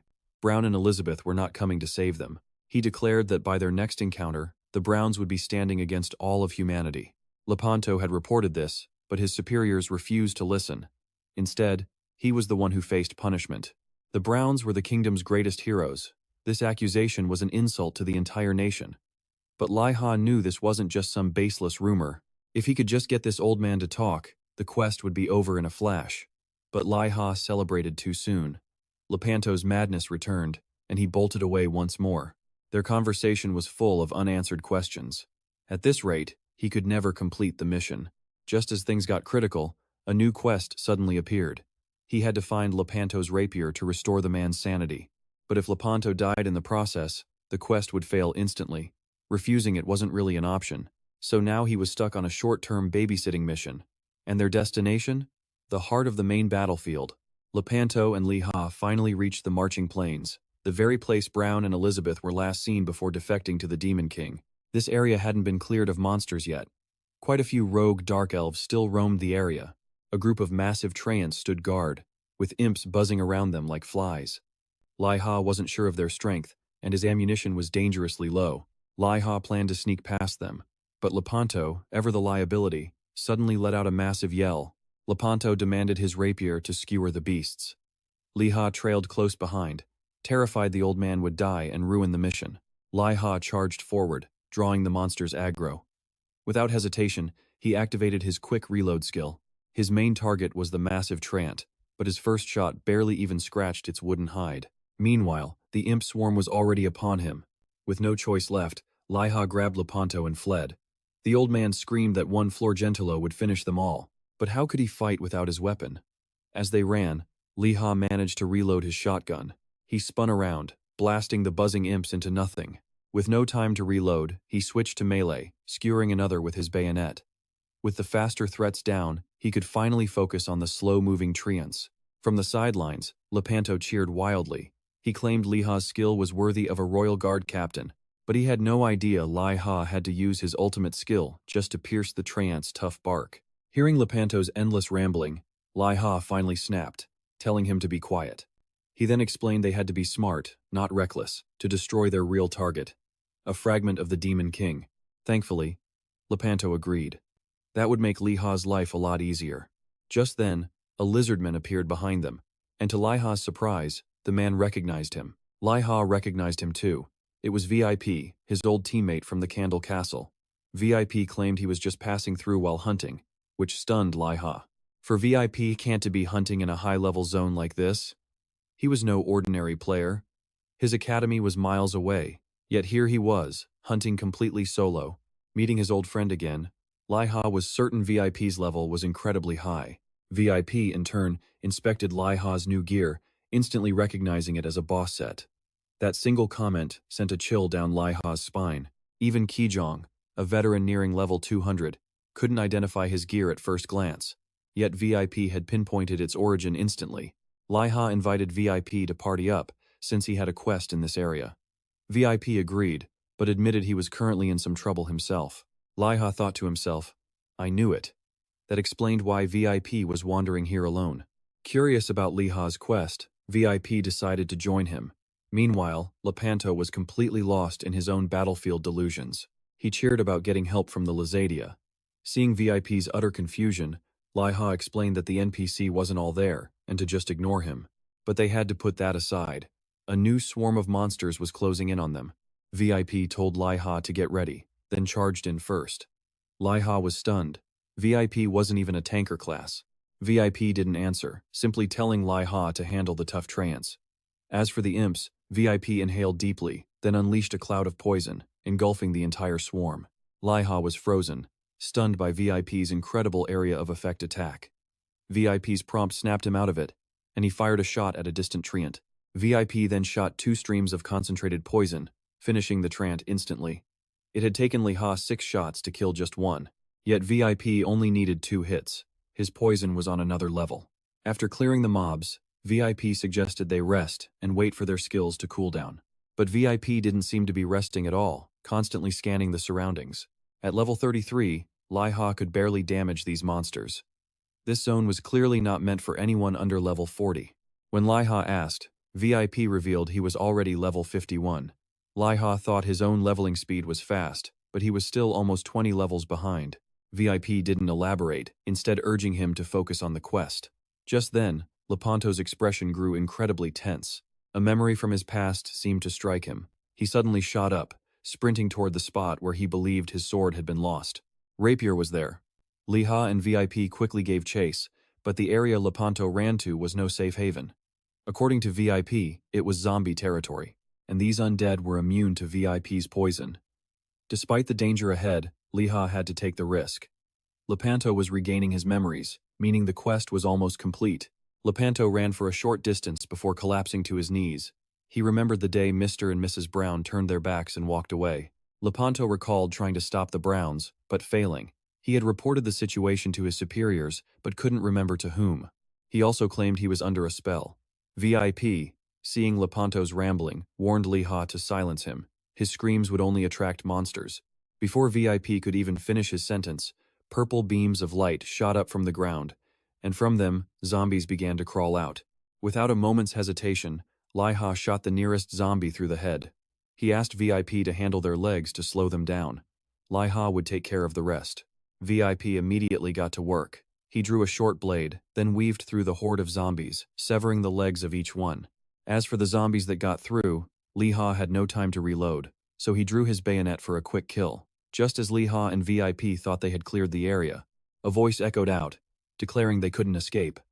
A group from Rising Sun had suddenly appeared, and their target was VIP. Seeing the Rising Sun members approaching, VIP urged Liha to run while he still could.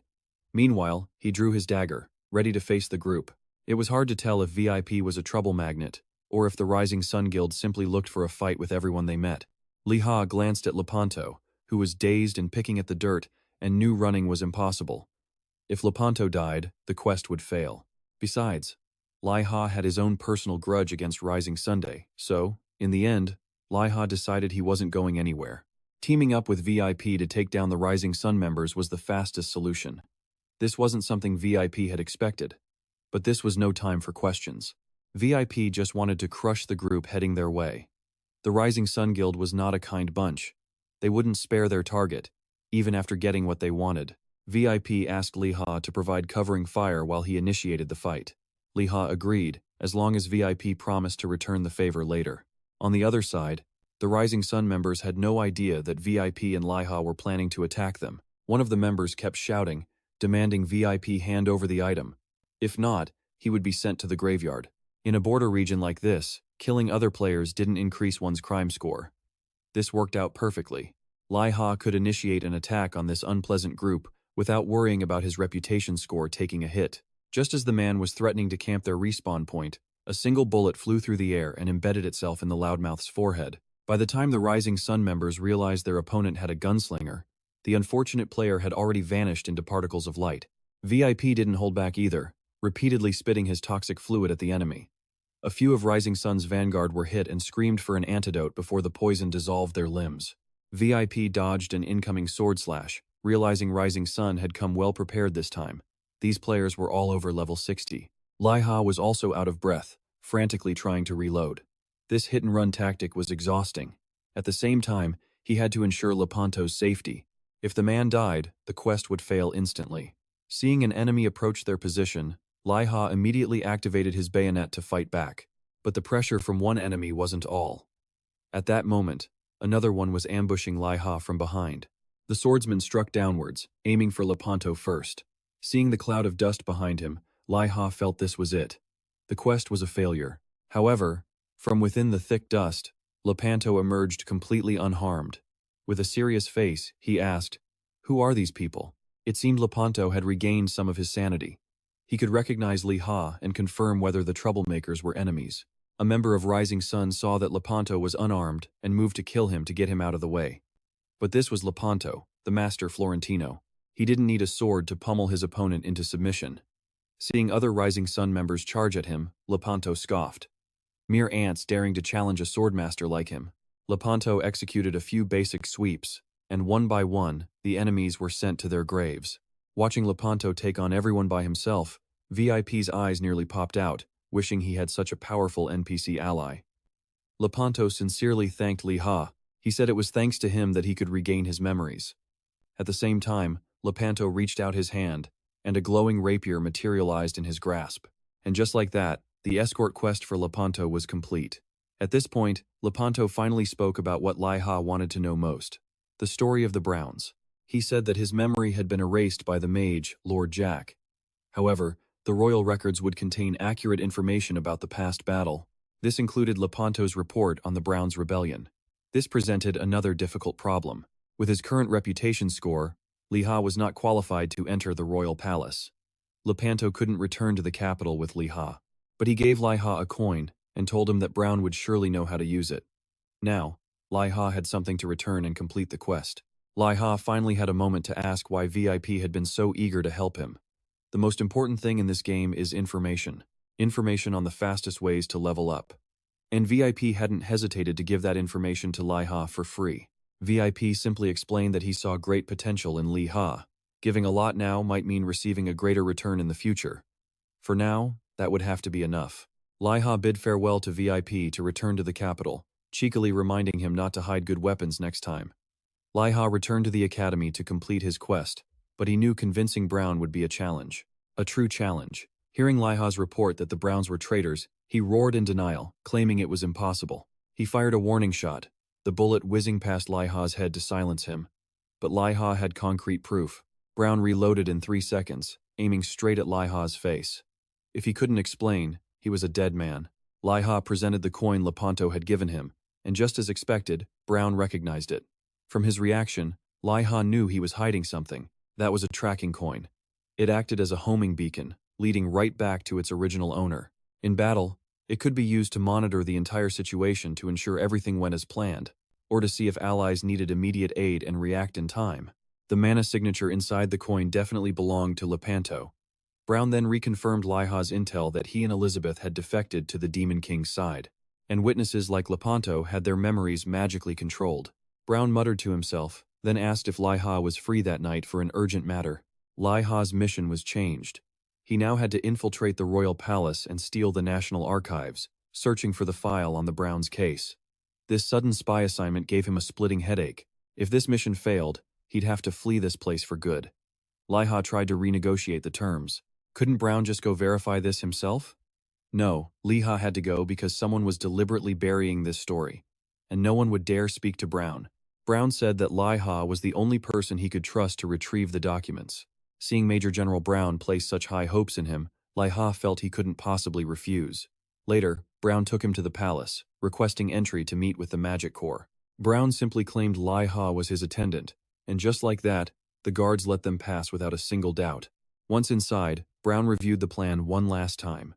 After getting the files, they had to sneak along the outer wall from the East Palace to the West Palace. They were short on time for this mission, and they would only get a single opportunity. Brown led Liha to a secret room, placing his hand on a floating orb on the wall. As the wall opened, Liha hid behind a large nearby vase as planned. From behind the wall, a silver-haired young man emerged. He was the chief secretary, Clark. Brown shook his hand like an old friend. Clark was curious as to why Brown was here. Theoretically, he wasn't allowed in this area without permission. Clark only opened the door because it was Brown. Anyone else would be denied. He was suspicious. Did Brown want to access the records? Because if Brown wanted to see a friend, he'd visit the captain of the Royal Guard. Clark's mind raced with interesting possibilities. For example, maybe Brown brought someone along to steal records. As he spoke, Clark lifted the nearby potted plant. Was Liha done for? But behind the plant, there was nobody. Clark covered his tracks, blaming his wild imagination. He had no idea he was right, but had just picked the wrong pot. Liha didn't hesitate for a second. Immediately diving into the underground vault Clark had just come from, he ran deep into the earth until he lost his footing and found himself floating in midair. Before him were countless bookshelves, hovering all around. Liha was stunned. Brown had failed to mention any of this. In a chaotic archive like this, how could he find the right document in time? But then, pure luck. A bookshelf glowing with golden light caught his eye, as if it were beckoning him closer. Liha pulled out a random book and found a massive, oversized map. All data on geography and monsters was clearly detailed inside. Liha found a section about the new continent development project, which triggered a new quest requiring him to recruit a player for the kingdom. Plus, the quest had no time limit, so why wouldn't Liha accept it immediately? After more searching, he finally located the records of the Second Human-Demon War. Liha flipped through the pages and found the volume concerning Lepanto and the Brown couple. Looking at the offensive strategies from that campaign, Liha was utterly impressed. The ideas were genius. He found himself completely absorbed. He wanted to study it more, but he had to find the mission report first. If time ran out, no one could save him. Liha pulled out a magic mirror Major General Brown had given him. He just had to shine it on a page to copy the contents. He copied everything he could, deciding to sort through it later. But just as things were going smoothly, the sound of voices made him jump.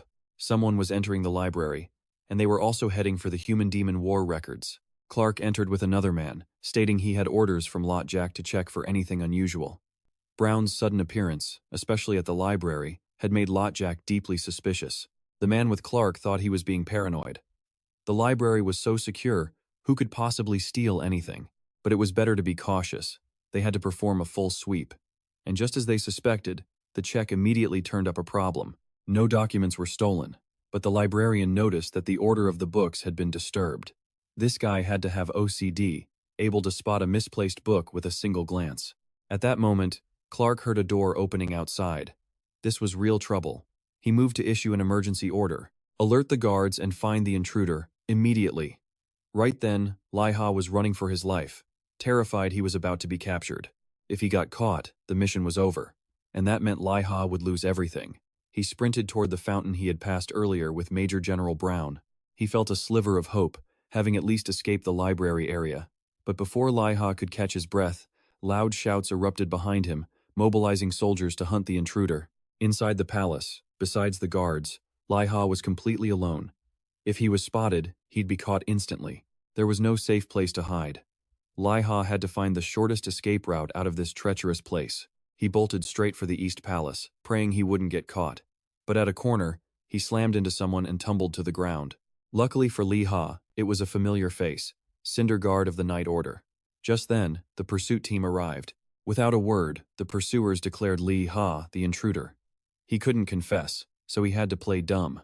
Thankfully, Cinder Guard stepped forward to vouch for him, explaining he was an ally who had just defeated Huka. They could doubt Liha, but trying to take him without proof meant facing the Night Order's wrath. The chase was paused, but the guard then asked if Liha knew Brown. Liha wasn't foolish enough to admit it, and denied everything. In the end, Liha had escaped disaster, all thanks to his connection with the Knights. As Cinderguard led him away, Brown was already waiting to greet his beloved disciple. Liha and Brown expressed their immense gratitude to Cinderguard before parting ways. Once they were alone, Liha could finally report his mission was a success. After returning to the Royal Guard Academy, Liha handed over the magic mirror that had copied the records for Brown. Liha had copied the files in such a rush that he hadn't read them. Now he watched alongside Brown, eager to see the contents. A stream of images appeared as a 3D projection in the room. The top-secret files showed events from late one night. A guard on patrol spotted Brown and Elizabeth secretly heading towards the Demon King's army. When the soldier yelled for them to halt, Elizabeth raised her gun and shot a painful hole through his thigh. The next morning, the Brown couple was found 20 kilometers from the barracks. Since there were no orders to engage, soldiers approached them, only to be shot down before the couple fled again.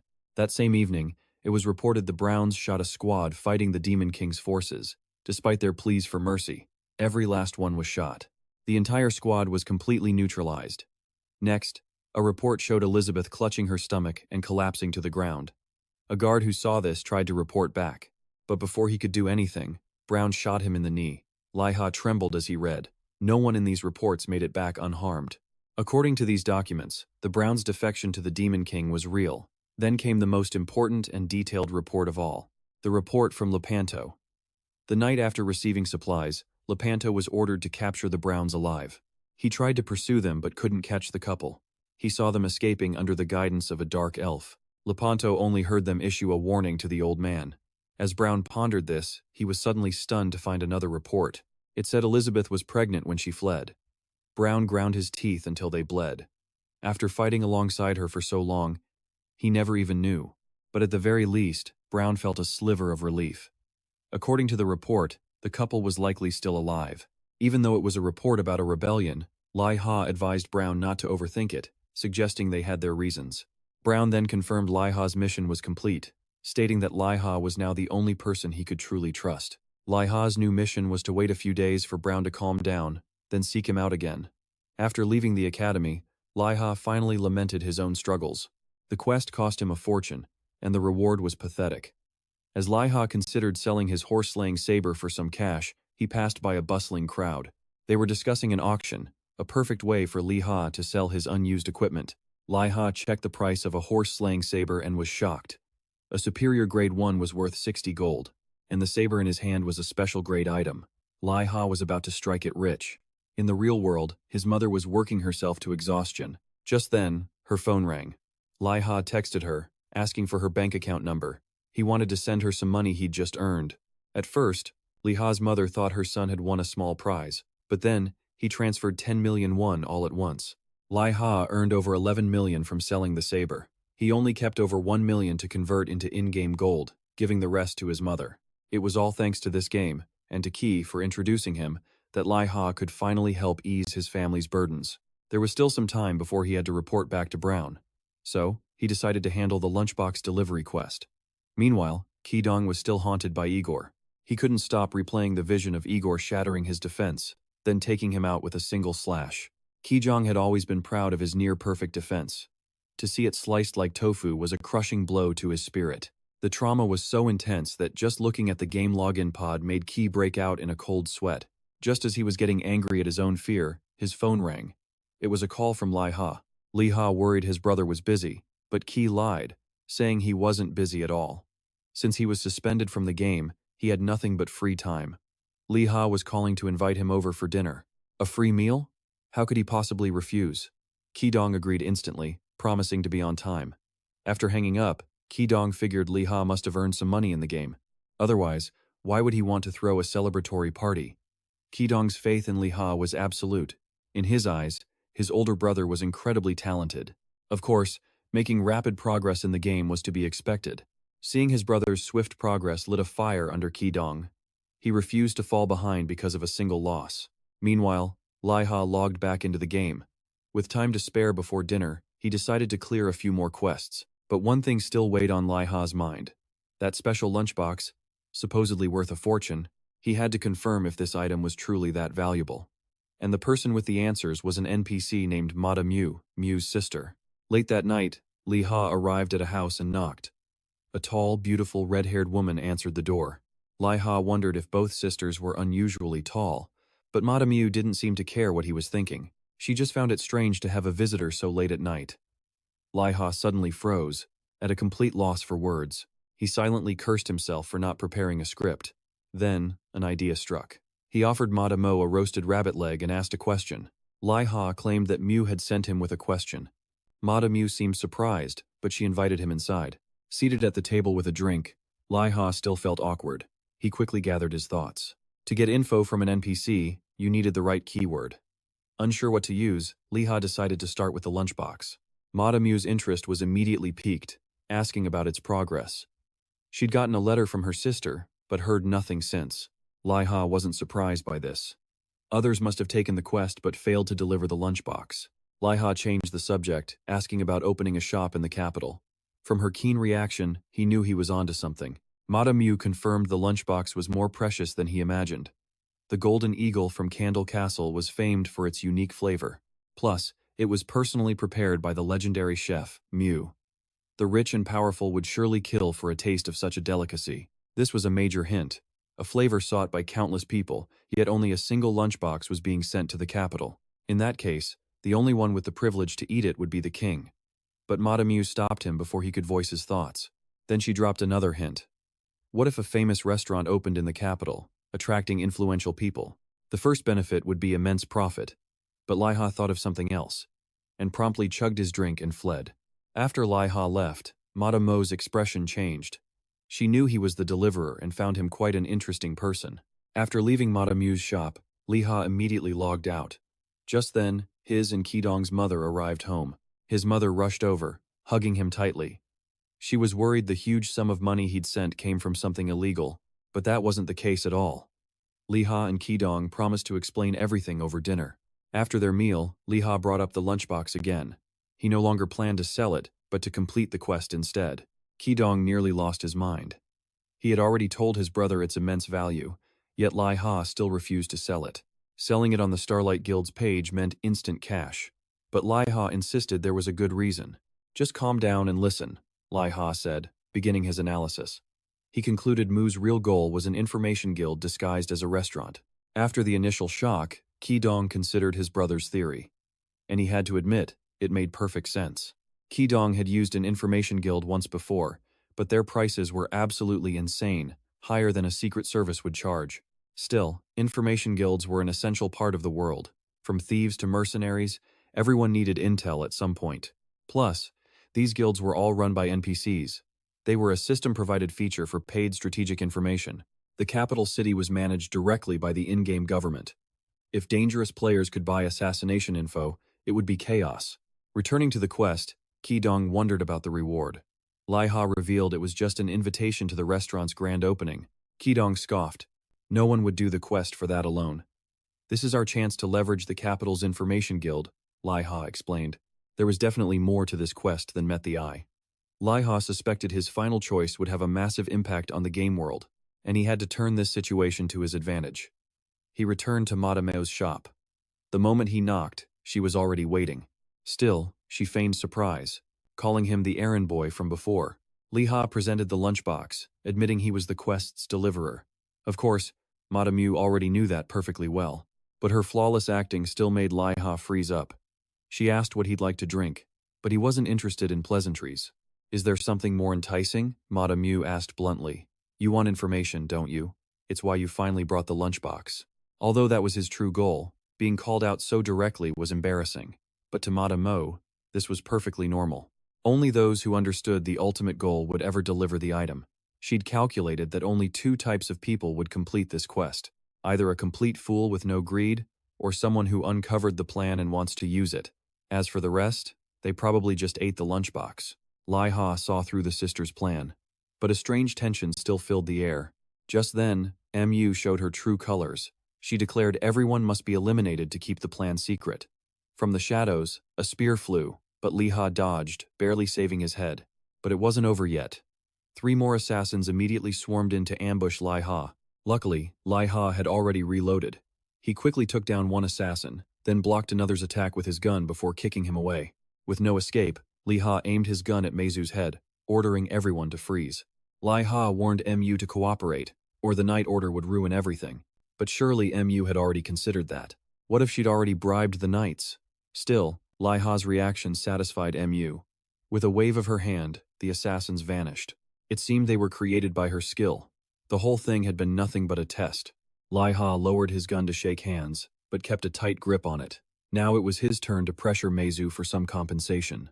Liha gambled again, and just like that, he had successfully provoked Meizu. She wanted to make a deal. 2 days later, at the Elkan range, Liha was grinding hard. The info from Mu gave him a massive advantage. Right now, Liha could harvest herbs nonstop. The area was also goblin territory. He had already killed 500 of them, unlocking his first title. But he was just getting started. This place was a perfect hunting ground for a musketeer. Liha farmed until the ground was covered in goblin corpses before finally stopping. His achievements even stated that goblins now feared him like the boogeyman. He could farm more, but it was time to meet Major General Brown for his next mission. When Liha arrived, Brown's attitude towards him was much friendlier. He remarked that Liha seemed completely different after just a few days. His level up was so fast, even an NPC could tell. Of course it was. With access to a prime grinding spot, Liha had already hit level 48. Brown was pleased, declaring him ready for the next task. Brown's ultimate goal was to train Liha to become one of the 3 new generation musketeers. It was all starting to make sense. His quests had always been tied to the 3 legendary musketeers. Liha just never thought he would be Elizabeth's successor. Besides her, there was also Brown. But there was no need to worry. Liha was sure he would get his answers soon enough. Liha's next mission was to hunt a golem. He had only heard of them and had never tried to hunt one before. Major General Brown claimed this hunt would be thrilling, even more so than hunting Hiruka. Hearing that set Liha on edge. The Hiruka hunt was anything but fun, But one look at Brown's intense expression, and Liha knew he wouldn't dare refuse, not even for a mountain of gold. When Liha reached the golem field, it was already crowded with players looking to form parties for a safer hunt. Two types of monsters roamed this area: golems and gray chaps. The gray chaps were described as carnivorous flowers. One wrong step meant instant death. Melee classes hated this kind of monster. But for Liha, no hunting ground was ever easy for a musketeer. Each one was a new challenge. However, to become one of the first 3 new musketeers recognized by Brown, Liha had to give it his all. While searching for a good spot to start, he came across a party ganging up on a single golem. The party members kept shouting about hitting its weak spots, making Liha cringe. Was this party full of perverts or something? His best bet was to just walk away. The only useful thing he learned was the rock monster's simple fighting style. They seemed to only know basic punches and slams. Just then, a golem erupted from the ground, growling as it glared at Liha. He instantly performed a quick reload combo, raising his gun, ready to engage the beast before him at any moment. After judging the wind and all surrounding factors, Liha boldly pulled the trigger, sending a lead bullet straight for the golem's head. He was sure even rock couldn't take that hit. But something was wrong. The golem only lost an eye. It was nowhere near a critical hit. Liha cursed his luck. His hunts were never easy. Now he was facing a regular mob that could tank a bullet to the head. Liha quickly reloaded for his second shot. At the same time, the massive golem raised its foot, preparing to stomp him flat. Without flinching, Liha activated a skill to steady his aim. He calmly took aim at the golem's head and fired. This time, the golem's head exploded like a firework. Liha had successfully hunted the first golem for his mission. Believing the golem was dead, Liha turned away, quickly reviewing the fight. It took 3 bullets to the head to take down just one golem. This was going to be draining. Plus, he still had to watch out for the gray chaps. This was tougher than he expected. But the worst part was that the golem he shot wasn't dead yet. It rose to its feet, forming a massive stone club with its hand, preparing to pulverize Liha. How was he supposed to fight this? Liha felt a strategic retreat was the smartest move.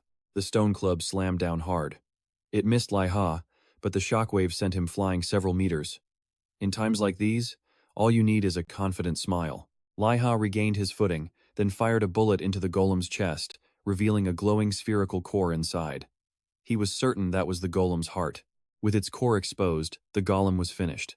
A brilliant thought from Liha, except the stone reformed over the core in a flash. Liha froze, his mind blank. He couldn't process it. How could a monster regenerate so perfectly in an instant? There was no winning this. He had to turn tail and run for his life. The price for his first lesson in golem hunting? Liha lost half his health just trying to get away. Luckily, Liha's willpower was strong, allowing him to escape the rock-headed beast. But now, both of his main skills were on cooldown. Liha reviewed the quest details again, searching for something he missed, then pondered how to deal with these golems. He confirmed this wasn't a normal sniping mission. If it were, he should have seen the core, not just chipped off an arm or head. Thinking it over, Liha realized he needed more intel. Just then, he heard a commotion from nearby. Another party was also hunting golems. After an exhausting fight, they finally shattered the rocky armor protecting the golem's core. Instantly, the party's main attacker lunged forward, landing a critical strike on the core that sent the beast to its grave. Liha watched the whole thing, completely baffled. So, one hit to the core was all it took to down a golem? He cautiously approached the party to ask. He wanted to confirm if the golden orb they just shattered inside the golem was really its core. The guys were friendly, explaining to the newbie Liha that the orb was the golem's weak point. Just shatter it, and the fight is over. Liha was still lost. They called it an orb, not a heart? Well, the core was a sticky manosphere that reminded many of a certain ball. Whether it was truly a golem's ball or not didn't matter. Anyone would go down from a solid hit there. Shatter the orb, and the golem dies. That's why the warrior class loved hunting these rockheads. The man wondered what party Liha was in, since this weakness was common knowledge. How could he even explain? Liha was a long-range damage dealer, and he was hunting golems completely alone. Hearing this, the swordsman advised Liha to just go home. Even warriors needed 4 or 5 consecutive strikes to expose the core, let alone a player like Liha who could only get off 1 or 2 shots.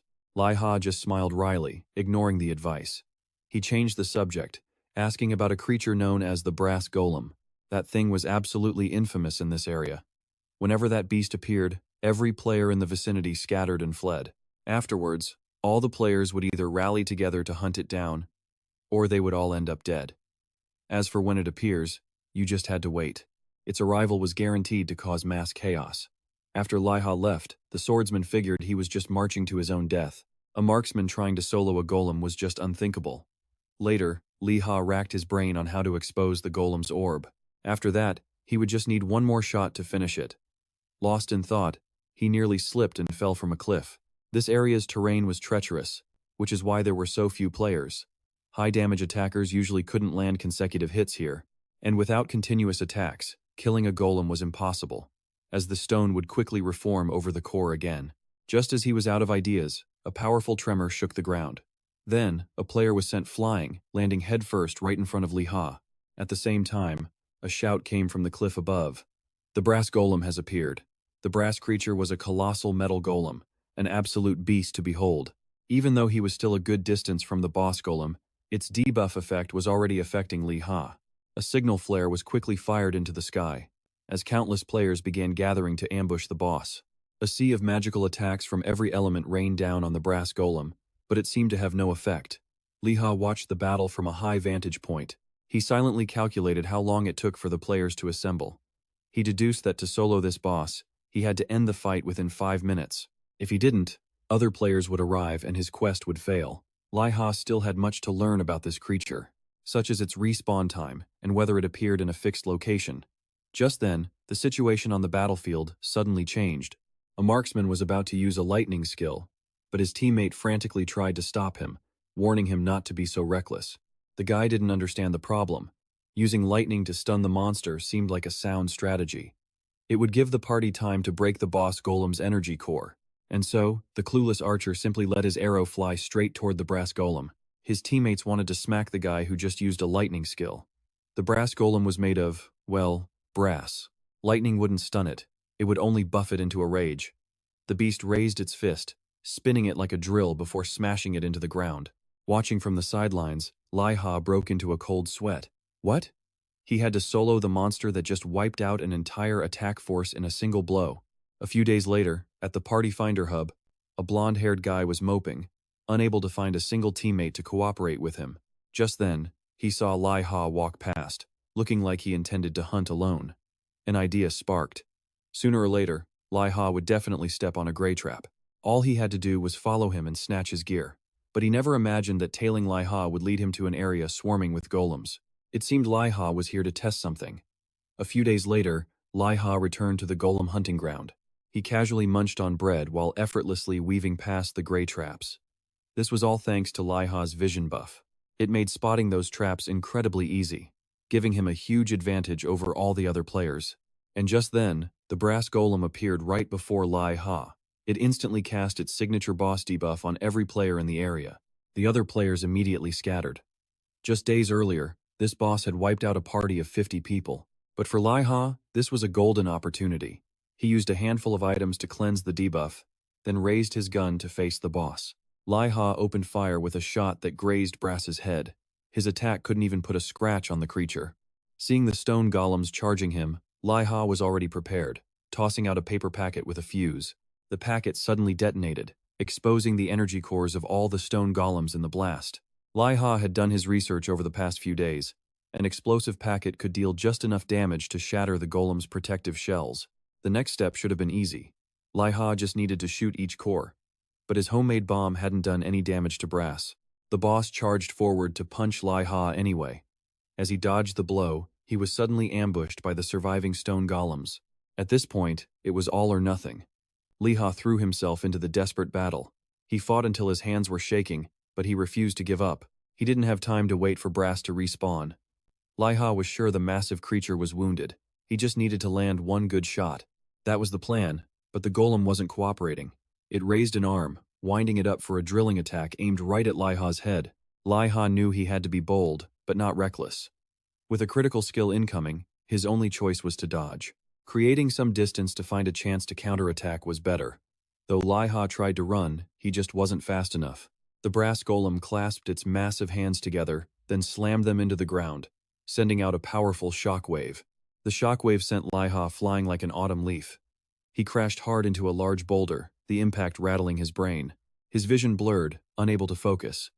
In his daze, Liha saw the brass golem lumbering toward him, but there was a silver lining. In its rage, the creature had overextended, shattering the shell that protected its own mana core. The boss had basically served its own life on a platter. As the golem raised its hand for the final blow, Liha was surprisingly calm. He activated the defensive skill on his looted ring, creating a solid barrier that blocked the enemy's attack. That defensive barrier was ridiculously strong.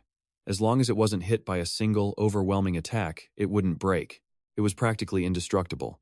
For a marksman like Liha, that ring was nothing less than a sacred amulet. It made up for his class's signature paper-thin defense. After successfully stalling the golem's attack, it was Liha's turn to counter. He pulled the trigger, and his gun erupted with fire. A single bullet with devastating power flew out and shattered the brass golem's mana core. And just like that, Liha had soloed the beast that everyone feared. Not far from the fight, the blond man who had been following him was present. He had recorded Liha's entire battle. His original plan was to wait for Liha to be defeated, then loot his equipment, but this solo footage of Liha would be enough to earn him some cash. As for Liha, he had no idea he was being secretly filmed. After teleporting back to the player safe zone, Liha couldn't contain his excitement and celebrated his victory on the spot. The other players thought Liha had lost his mind, but he didn't care. He had struggled just to find a way to beat the stone golems, and yet he'd managed to take down the brass golem on his very first attempt. Liha was also lucky his shotgun could handle his custom-made ammunition. For that final shot, if the barrel had warped, the bullet's power would have been lost. Now Liha needed to find a blacksmith to maintain his precious gun. But for now, he decided to check his achievements. A reward for defeating the brass golem was practically guaranteed. On top of that, he had soloed a boss far above his own level. That meant a huge bonus of stat points for him to distribute. Additionally, his hobby of crafting custom items was recognized, and he gained a new skill to officially name his inventions. Besides Liha, only 2 other players had achieved the feat of soloing an over-leveled monster. Liha could already guess what their classes were. They must have also created some kind of support item, just like him. He received the Crafting Star achievement but wasn't listed in the Hall of Fame. Liha stopped thinking about others and opened his status window. Major General Brow's missions were truly as difficult as climbing to the heavens, which meant the rewards were equally generous. At that moment, Liha had over 80 stat points to allocate. Liha's agility stat was already over 400. But for a marksman, the higher that number, the better. He decided to dump almost all his points into agility. He left just a few points to add to his intelligence. He figured that stat would also affect his ability to craft his custom items. Next, Liha wanted to test out his new skill. He decided to name his homemade bomb so that he could sell it for a profit.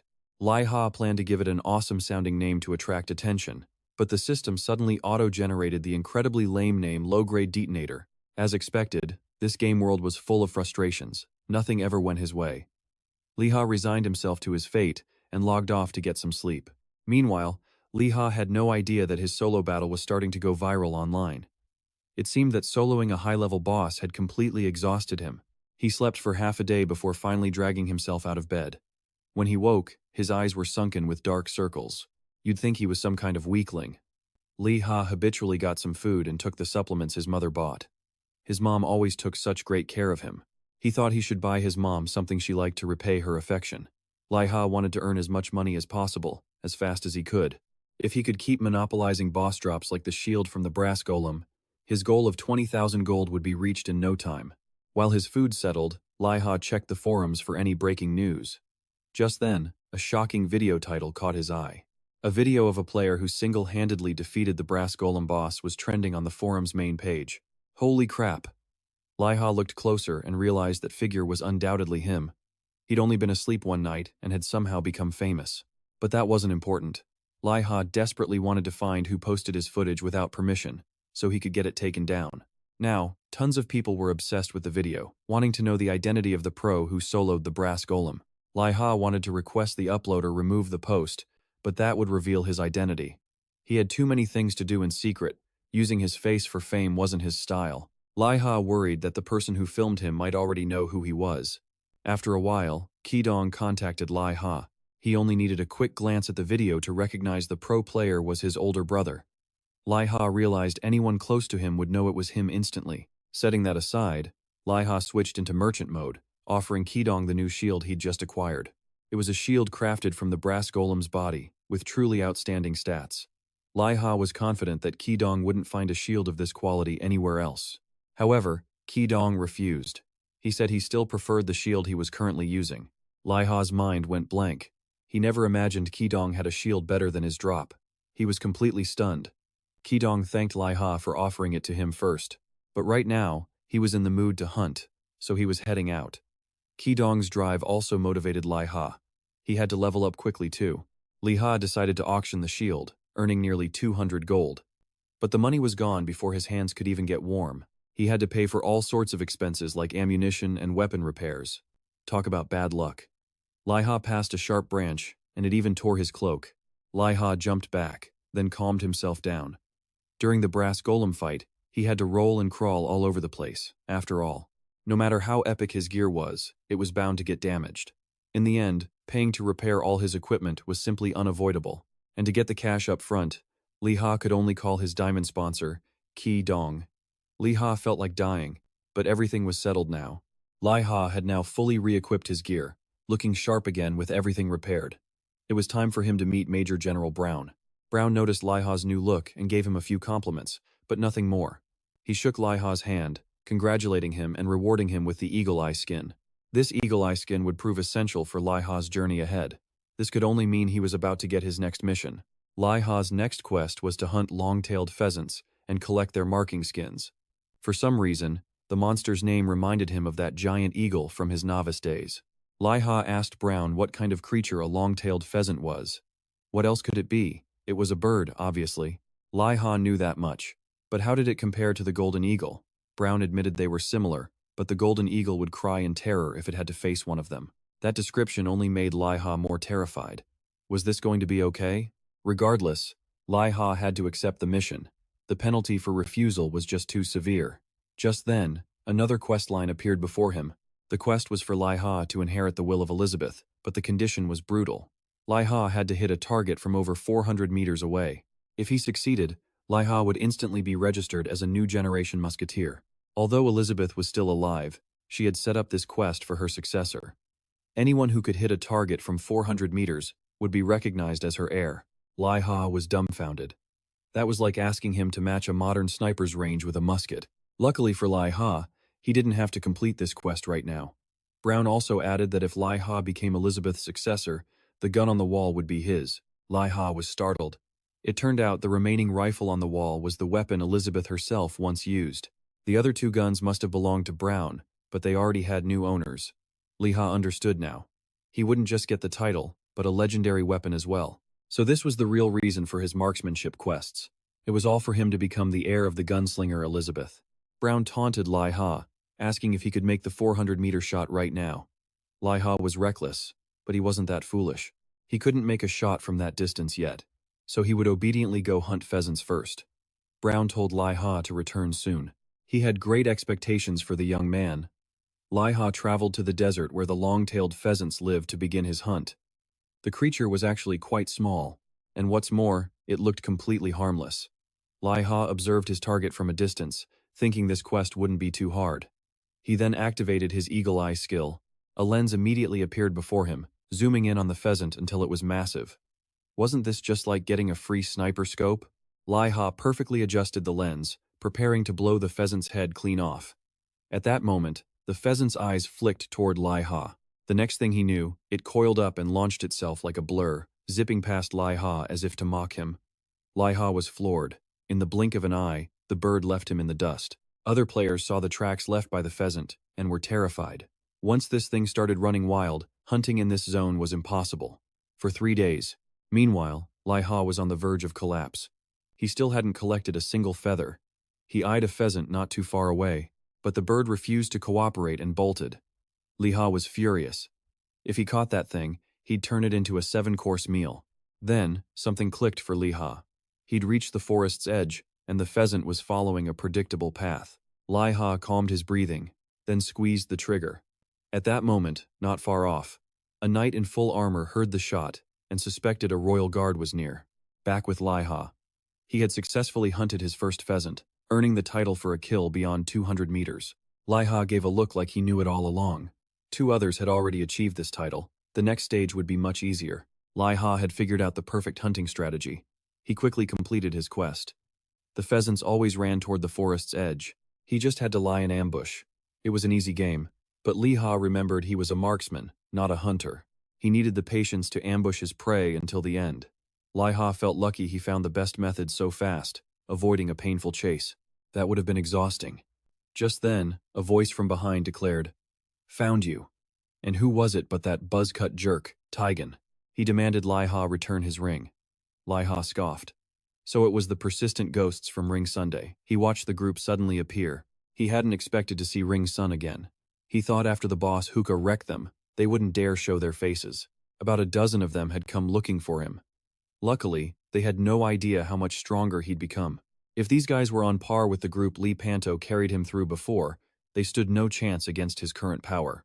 Seeing Liha cornered, yet still looking so confident, Tegan's face twisted in annoyance. He threatened Liha to lower his weapon and beg for mercy, or else he'd rip out all his hair. Now Ki-Jang demanded compensation. For everything he'd suffered before, he snapped his fingers, and one of his lackeys immediately took out a scroll and tore it apart. Instantly, a strange magic enveloped the entire area. Liha could tell at a glance these guys were just wasting their fortunes, using such a valuable forbidden scroll just to trap him. Ki-Jang was incredibly confident in his setup. He then ordered his men to forget any one-on-one nonsense. They were to swarm Liha all at once. Liha knew this wasn't going to be pretty. While aiming his gun, ready to fire at any moment, Liha quickly contacted Ki-Jang. He told him Ring Sun had ambushed him. "Where are you? Use your locator and get here fast." Hearing his brother was surrounded, Ki-Jang told Liha to just hold on. He said he'd be there soon. Okay. Stalling for time was the obvious move. But how was he supposed to do that? Should he seriously offer to return the defensive ring and call a truce? Ki-Jang just roared back. "Of course you'll return it, that's a given." But while Ki-Jang was running his mouth, Liha acted without warning. He raised his gun and fired. Ki-Jang flinched in shock, but the bullet was already screaming towards his face. It looked like a guaranteed headshot. But at the last second, a dual shield user dashed in, activating his defensive skill. The shield deflected Liha's attack. Ki-Jang, full of arrogance, never thought Liha would actually shoot. He almost died pathetically. Luckily, the shield user, who also hated Liha, had been watching closely, successfully saving Tegan's life. What a shame, Liha thought. He'd almost taken out that loudmouth Tegan first. Once he recovered, Tegan ordered his archers forward.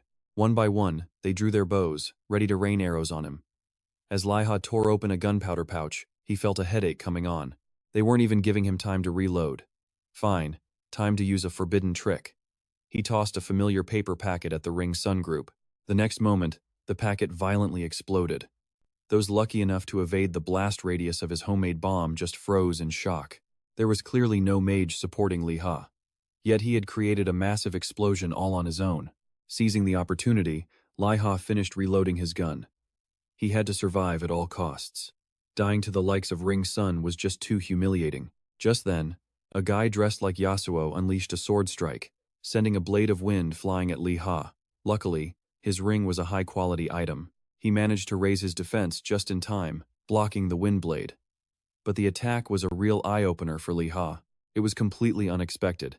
He never imagined a close-range damage dealer could launch a ranged attack like that. This Yasuo lookalike seemed to be a big shot in the Ring Sun Guild. Even Tegan had to bow and scrape before him. But Tegan didn't get to talk for long. Another familiar paper packet flew right past his face. A blood-curdling scream was heard as the whole area was engulfed in another explosion. Unfortunately, Liha's bomb only managed to damage Yasuo and Tegan, failing to finish them off completely. Now, the two of them were hiding behind a tree, waiting for Liha's shield to expire. The situation had turned against him once more. If he couldn't wipe out the entire Ring Sun group himself, he could only hope Ki-Jang would make it in time. Just then, the fully armored knight appeared on the battlefield, calling the Ring Sun group pathetic cowards. The knight ignored them, wanting to confirm one thing. He asked if Liha was a royal guard and sought info on the sleeping child. Liha had no idea what that was. But at that moment, one of the men, an ambush from Jai Sin Shun's archer, sent an arrow flying. To shield the knight, Liha took the arrow right in his shoulder. Yasu Spei seized this chance, unleashing a flaming phoenix attack on Liha. It looked like this was the end for him. But incredibly, the knight shattered the attack with her bare hands. Next, the player removed their helmet, revealing a stunningly beautiful woman. After showing her perfect face, the knight ignored Ji Sing Sun's group. She noticed a scratch on Liha and wanted to find medicine for him. At the same time, the dual shield user couldn't stomach this public display of affection. He poured mana into his shields and charged toward Liha like a rampaging bull. His aggression was bold, but unfortunately, he was completely outmatched. Before he could even get close to Liha and the knight, he was impaled by a sharp weapon moving too fast for the eye to see. It was impossible to tell what kind of weapon the female knight was using, but its attack power was clearly terrifying. With just one surprise thrust, the knight had sent the dual shield player to his grave. In the distance, Yasuspei was scared senseless. He only saw the knight move gracefully, yet she closed the distance and dealt the final blow in an instant. The female knight continued to completely ignore the Ji Sin Shun group. She only cared about Liha, probably because he was more handsome. Not letting Liha say a word, she shoved an HP potion into his mouth, making him almost choke. But that was a minor detail. What mattered was that the potion was high grade. Liha took a few sips, and the arrow wound on his back vanished without a trace. Once she was sure Liha was okay, the knight turned to Ji Sin Shun's group to settle the score. How dare they attack her handsome boy? Yasuspei had no idea what to do. They had been so close to success, only for an unknown female knight to show up and ruin everything. Retreating now was a huge loss, but fighting her seemed impossible. Still, Yasuspei figured his side had the advantage in numbers. Their chances of winning had to be high, so he decided to risk it. Seeing Ji Sin Shun's members charge recklessly, Liha and the knight prepared to fight. The knight simply stomped her foot, then shot forward like a flash of lightning, taking down each enemy with a single hit. Liha was frozen on the spot. The Ji Sing Zun group wasn't weak, yet not one of them could withstand a single blow. Liha couldn't guess who this woman was. The female knight had wiped out Ji Sin Shun's entire team effortlessly, and she hadn't even broken a sweat. Liha tried to return the rest of the health potion, but she didn't need it. She clearly had plenty of her own. She said it was a small gift to thank Liha, as it was the first time someone had ever taken a hit for her. Seeing her prepare to leave without asking for anything, Liha felt indebted to her. Just as Liha was about to ask for her name, a figure was seen rushing towards them from a distance, kicking up a cloud of dust while shouting Liha's name like a megaphone. Who else could it be? It was Ki, who had rushed to his brother's aid after hearing he was ambushed. Liha quickly sent a message telling his brother to hit the brakes. The woman beside him had already dealt with the Ji Sin Shun party, but Ki was too fired up to hear anything. No matter what Liha explained, Ki was already out of earshot. He shrouded his body in mana, raised his sword and shield, and prepared to charge the knight. But surprisingly, she didn't fear his attack, instead perfectly parrying his sword with her own. After calming down, Ki immediately realized the woman with Liha was no ordinary player. She was the world's top 6 player, the leader of female players known as a reincarnated Fiora, Sinara. In real life, Sinara was just as famous. She was a gold medalist fencer from Korea. Likely a habit from the real world, Sinara used a thin blade in the game, similar to a rapier. Any player who has mastered Fiora to level 7 can wield that thin blade with incredible flexibility and godlike speed. Prime examples were Lepanto or Florentino, whom Liha had just met a few days ago. Ki-Jang, meanwhile, was completely confused. Liha had clearly contacted him about being ambushed by Ji Sing Shun. So how did Sinara end up here? The reason was actually quite simple. Sinara explained she was just passing by on a quest when Liha saved her from Ji Sin Shun's group. It was a classic case of a hero saving the damsel. So, the damsel simply returned the favor by rescuing the hero. After they introduced themselves, Ki-Jang noticed that Sinara's current weapon seemed a bit different. This was the exact reason Sinara had left the capital. She was searching for the magic sword. The what? Liha knew exactly what that was, because Lepanto's rapier was also a magic-type thin sword. Hearing Liha say the name rapier, Sinara was overjoyed. She grabbed his hand and urgently asked for the sword's location. She'd been losing sleep over this quest. Having a beautiful girl hold his hand so tightly made Liha blush. He'd obviously never experienced such a blessing before.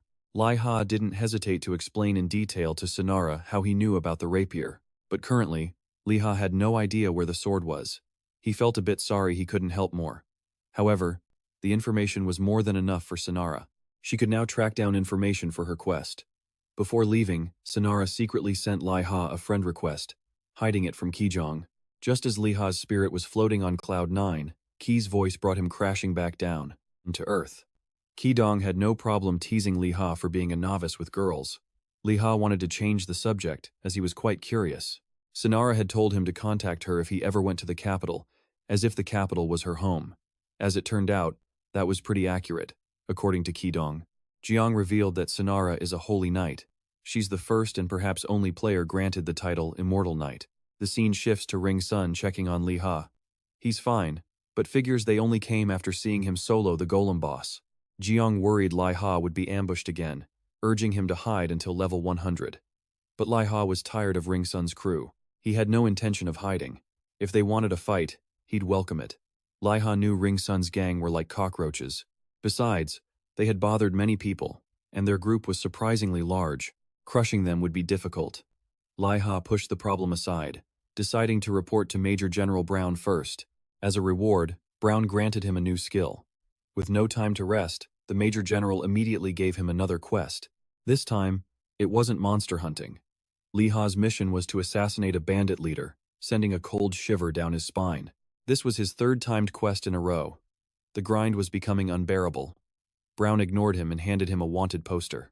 The man's face on the poster was his target. Liha confirmed he would take the mission, but he had one question. Even if he killed the chief, the rest of the gang wouldn't just disappear. Brown assured him it wasn't a problem. Once the leader fell, the rest of the bandits would surely scatter. He compared it to a coin toss with two possible results. But if you never toss the coin, you'll never know the outcome. In short, Liha needed to think less and just focus on his target. That night at the bandit stronghold, the man from the poster was living it up, surrounded by beautiful women as his underlings partied hard. Only 2 unlucky souls were stuck on guard duty. They promised themselves they would drink hard after their shift ended. But these 2 guards, lost in thoughts of booze, had no idea Liha was watching from afar like a tiger stalking prey. Liha was confident he wouldn't be found, but he remained vigilant, determined to execute the mission perfectly. The moment he found the bandits, Liha had already marked the boss with a tracking skill, ensuring he could not escape. The skill could only mark 3 targets and had limitations, but it was still an incredibly useful tool for Liha. Thanks to that mark, Liha easily tracked the bandits directly to their secret camp. He even used the mark to map out the leader's entire daily schedule, spending over half a month just gathering intelligence. The camp had many defensive formations, making an attack difficult. But today was Liha's 1 in a million chance. Just as predicted, after a day of extortion, the bandits were celebrating with a massive feast. Liha told himself to remain focused and patient. Finally, the fierce-looking man, completely drunk, stumbled outside for air. Liha reviewed his plan one last time. Take out the leader and vanish. A loud gunshot echoed, and the bandit leader dropped to the ground. But something felt terribly wrong. The guards weren't shouting about their leader, but a body double. Liha was stunned. After all that preparation, he'd hit the wrong man. The entire camp erupted into chaos, searching for the assassin. That's when a scholarly-looking man stepped forward and took command. He was the real bandit leader. Liha was shocked as the truth was revealed. The bandits, now on horseback, were moving fast. They had already spotted him. At times like this, Liha knew to leave them a little surprise gift. He pulled a wrapped package from his inventory and hurled it behind him, causing a huge explosion. The real leader was furious at Liha's escape. He swore to capture him at any cost. Liha ran to a village before catching his breath, cursing the mistake that ruined everything. So the wanted poster was a fake. Liha recalled the real leader seeing him mark the decoy, meaning the man was already on high alert. He should have investigated the wanted poster more carefully, but he'd forgotten and rushed straight into the assassination. Suddenly, the sound of chaos startled Liha. He never imagined the bandit leader would track him here so quickly. The bandits then began to burn the village, interrogating civilians about Liha. Finding no information, the ruthless leader ordered the execution of all the villagers. He mocked Liha, guessing he expected a morning hunt. By moving early, he'd completely cornered his prey. He had laid an inescapable trap and was determined to finally capture Liha. Just then, a powerful explosion erupted from a corner, drawing the leader's attention. He thought Liha was exposed, but before his men moved, more blasts went off in every direction. The bandits panicked, unable to find Liha's location. They started taunting him for abandoning the innocent villagers, but the leader dismissed it as a simple diversion. He believed Liha had already escaped the village. He left a few men to clean up the village, while the rest followed him to hunt down Liha. But in reality, Liha was still hiding nearby. Rage burned within him. To lure him out, the man had torched an entire village. Liha vowed the bandit chief would pay a heavy price. His forces had already torched and pillaged 3 entire villages, yet there was still no trace of Liha. The chief was baffled. Escaping the villages so quickly seemed absolutely impossible. The bandit leader pondered this, then ordered his men to relocate their camp, taking everything of value with them. His underlings were baffled. Moving the entire camp was a massive undertaking, and they questioned why it was necessary. But the chief was resolute. Their position was compromised, and staying put was just waiting to be slaughtered. They had to move now. He ordered 2 grunts to clear out the supply tent. Things like clothes or weapons could be left behind. They could just plunder new ones. As he issued another command, a deafening crack echoed through the air. In the next instant, the bandit chief fell lifelessly from his horse. It was Liha, who had been lying in ambush all along. He had just delivered a single, fatal bullet right between the chief's eyes. The chief's remaining men had no chance of escape. They were about to become nothing more than Liha's experience points. Finally, Liha's quest to hunt the bandit leader was complete. He had watched them burn 3 villages to the ground just to find him. Liha had known that if they failed, they would retreat to their camp. All he needed to do was set up an ambush there. Fortunately, most of the bandits were busy relocating. With so few enemies left, Liha completed his mission with ease. But seeing his achievement, Liha felt a wave of self-blame. He hadn't been able to save everyone from the onslaught. Because of his own oversight, 3 villages were razed. Liha swore to himself to be more thorough before acting next time. Whether they were NPCs or real people, Liha was determined to save them all. When he reported back, Major General Brown already knew everything. Liha worried silently. He wondered if the incident with the burned villages would negatively affect his mission results. Liha didn't make excuses. He admitted the leader wasn't the man in the portrait, and he'd grown complacent by not gathering more intel. This led to him killing a decoy, causing all the chaos. Liha admitted he still had many weaknesses to overcome. He offered a sincere apology for his failure, but to his surprise, Major General Brown held no blame for him at all. The general explained that the night squad had provided the wrong portrait. The fault was entirely theirs, not Liha's. In fact, he had made a great contribution to the kingdom. Liha's mission wasn't to wipe out the bandits or protect the citizens. Brown only needed him to execute the shot on the leader. And with that, the series of marksman training quests was officially complete. He received another cascade of system rewards. Next, Brown suggested Liha take on the succession quest for Elizabeth's title. But Liha wasn't ready to rush into something so big. Brown didn't press him, but warned that other snipers might claim the position if he waited too long. For now, Brown had nothing left to teach him. Liha was free to venture out and train on his own terms. Before departing, Liha unexpectedly asked Brown about the sleeping child. After a moment of thought, the general decided to tell him the story. Or at least, that's what he imagined. In reality, the old man just left him hanging, showing no interest in talking about it. Pushing the matter aside, Liha opened his status window and dumped all his points into agility. Then, he checked his newly acquired skin. Who would have thought it was a skin that increased his firing range? This was the perfect solution for his goal of hitting distant targets. While wandering the streets, Liha noticed a new restaurant branch preparing for its grand opening in the capital. A huge crowd of players gathered outside, speculating about the upcoming event. But only Liha knew what was truly about to happen. Liha eagerly awaited the restaurant's opening. He was completely unaware that another player had secretly placed a tracking skill on him. In an orc-infested territory, Liha lay in a camouflaged position atop a mountain. He felt the wind around him die down completely. It was the perfect moment to strike. His targets were the orcs below, who were busy mining. Clueless, they were now target practice. Suddenly, the creatures felt something was off. An orc's pickaxe was blasted from its hands, embedding itself in a nearby rock, leaving them confused. They couldn't understand how a pickaxe had suddenly taken flight. Far away, Liha felt annoyed with his own shot.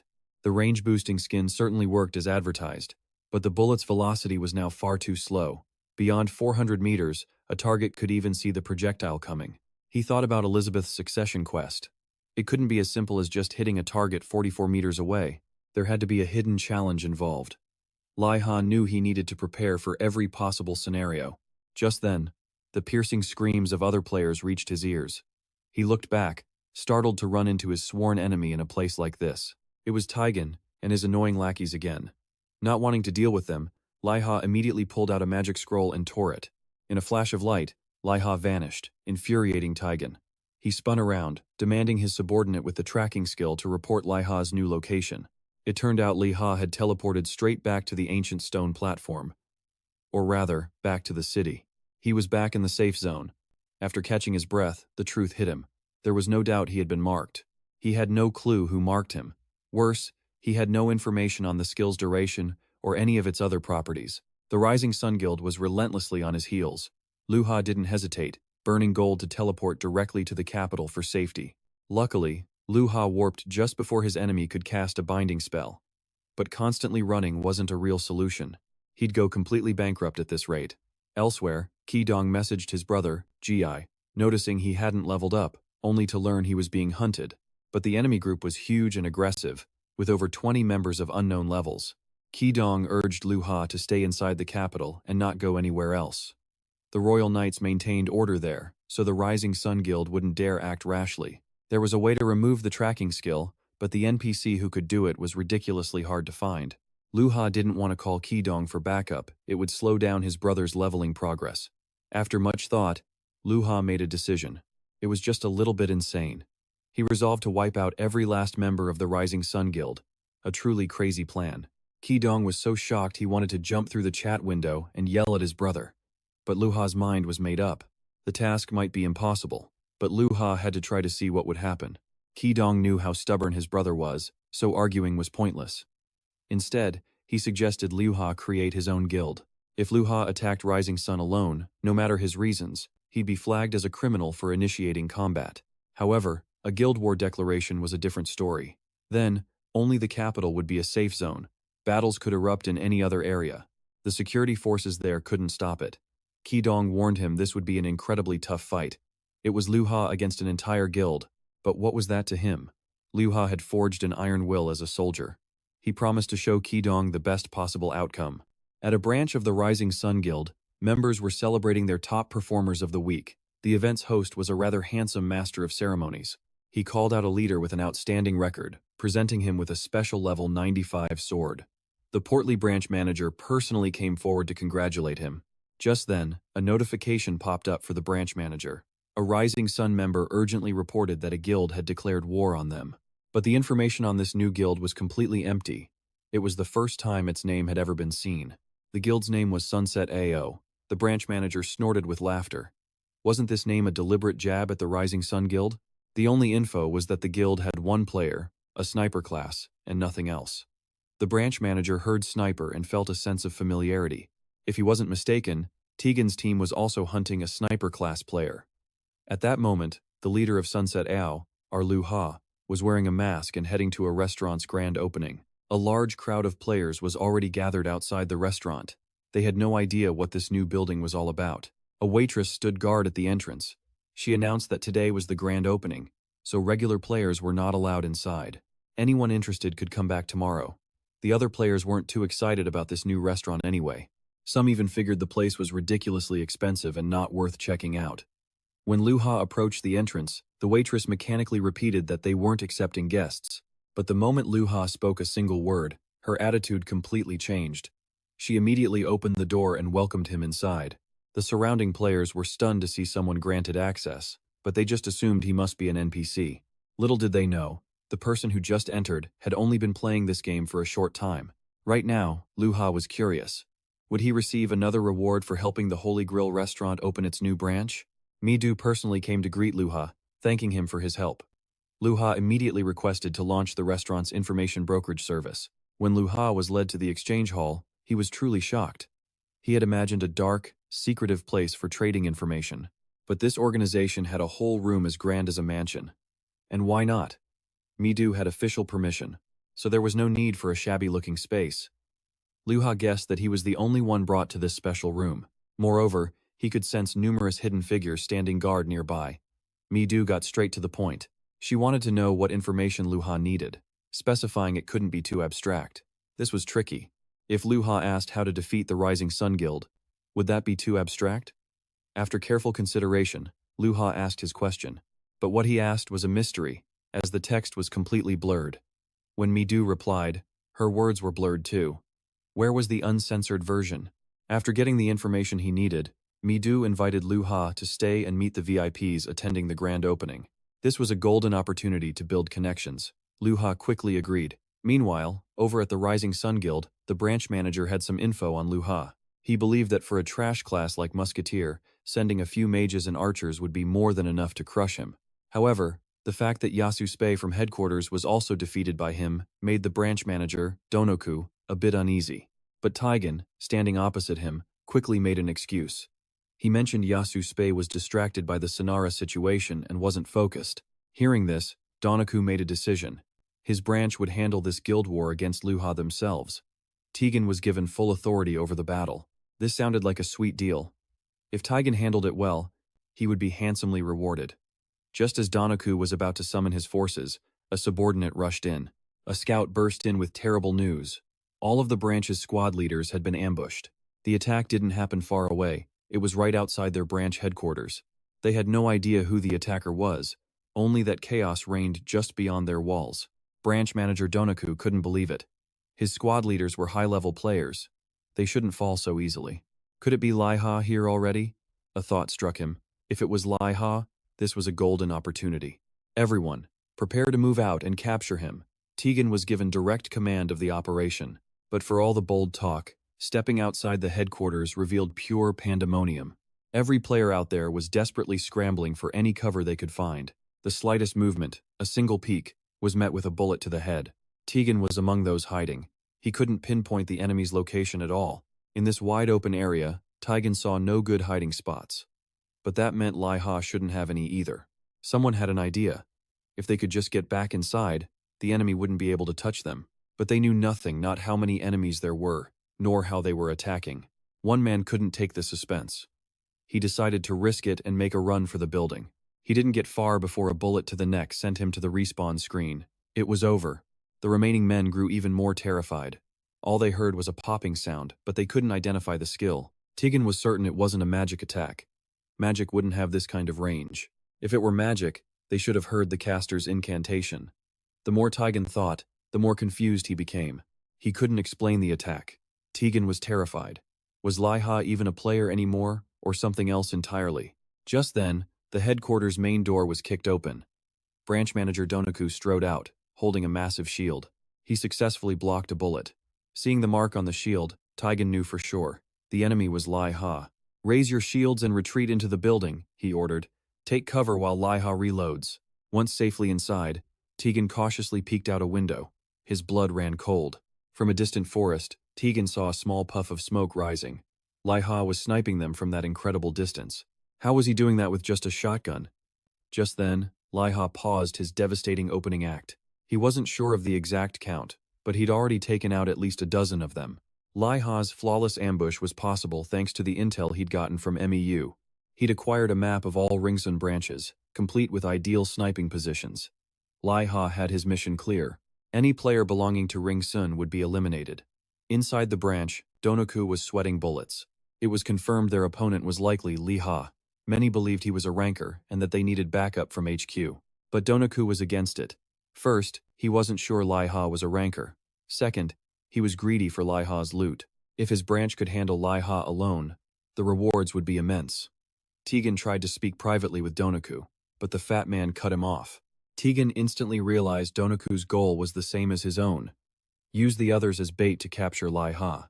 As for Liha, he had already moved to a new location, continuing his planned assault. On his little stroll, Liha took down 3 more branch managers and 2 vice managers. That didn't even include the countless low-level grunts. In the forest, 2 Ringsun players were loudly searching for Liha.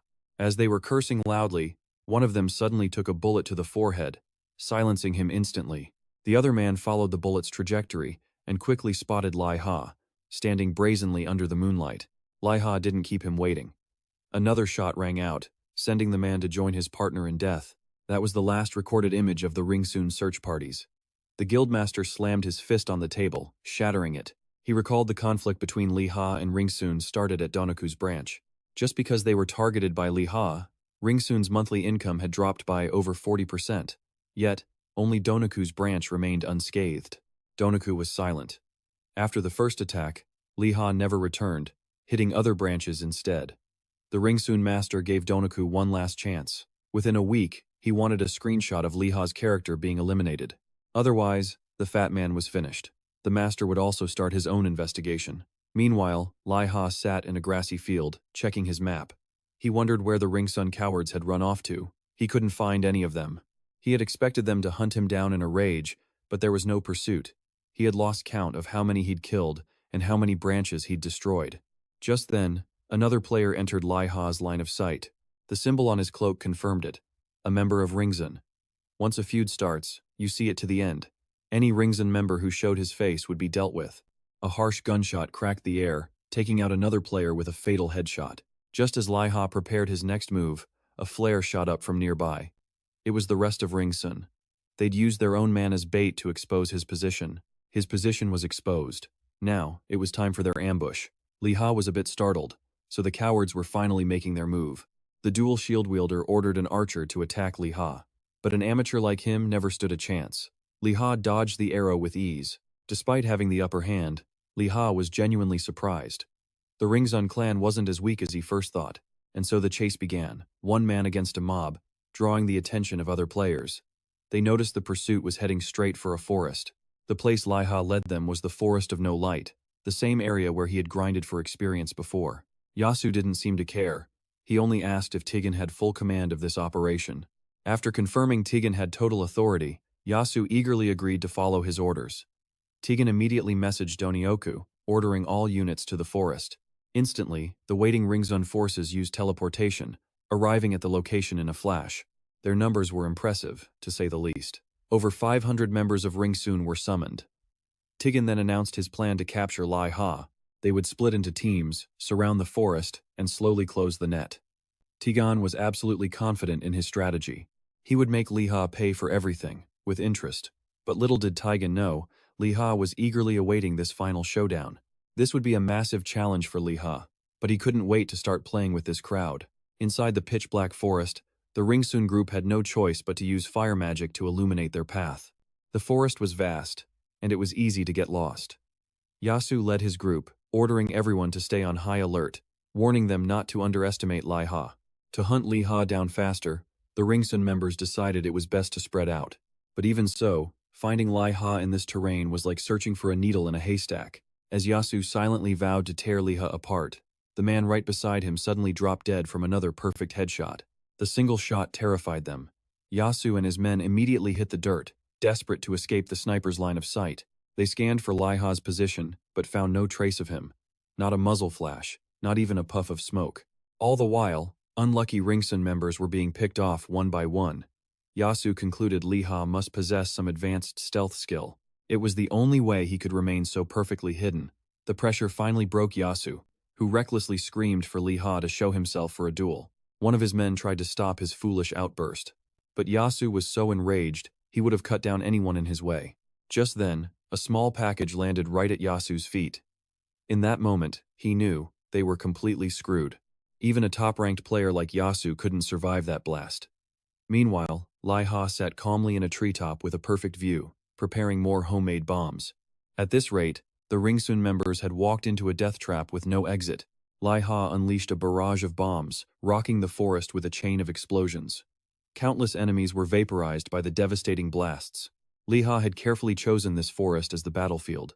It offered countless hiding spots, perfect for launching ambushes. He could also swing on vines like Tarzan, allowing him to quickly change his sniping positions. One fearless Ringsun commander ordered his squad to spread out, but the mage lighting his path was shot dead before he could finish casting his spell. Everything was going according to plan. Liha's strategy was absolutely flawless, but a game that's too easy is no fun. Just then, a fateful system notification appeared right above Liha's head. The brilliant light from the system window instantly turned Liha into a glowing beacon, exposing him to everyone in Ringsun.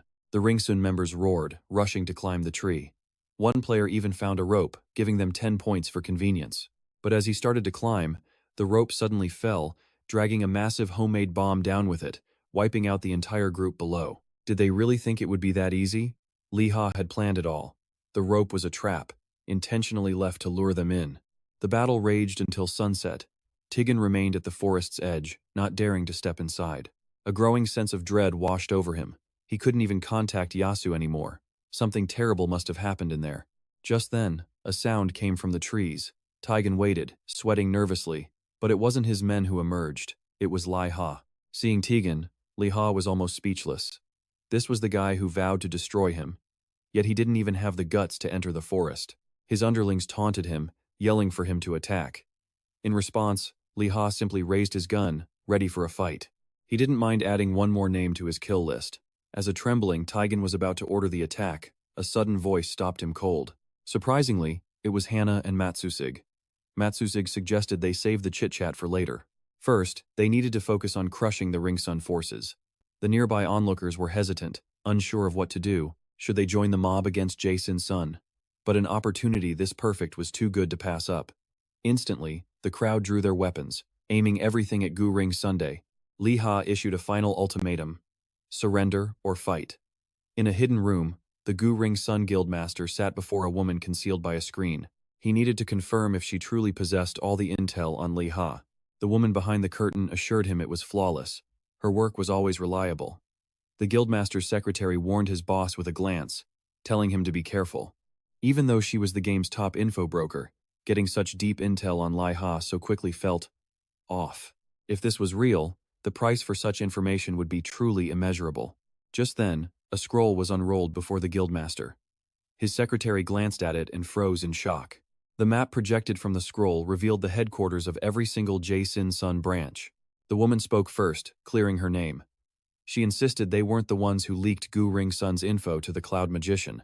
Liha must have gotten his information from another source. As for who or where that source was, her network still hadn't found out.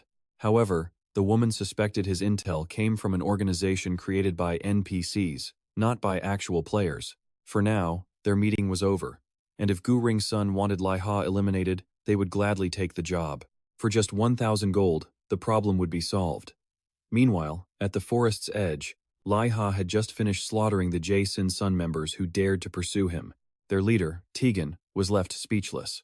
All he could do was announce a full retreat. The words stunned his men, and even Tegan's eyes filled with tears. He declared that their side had been utterly defeated. Seeing Tegan's pathetic display, Liha coldly ordered him to shut his mouth.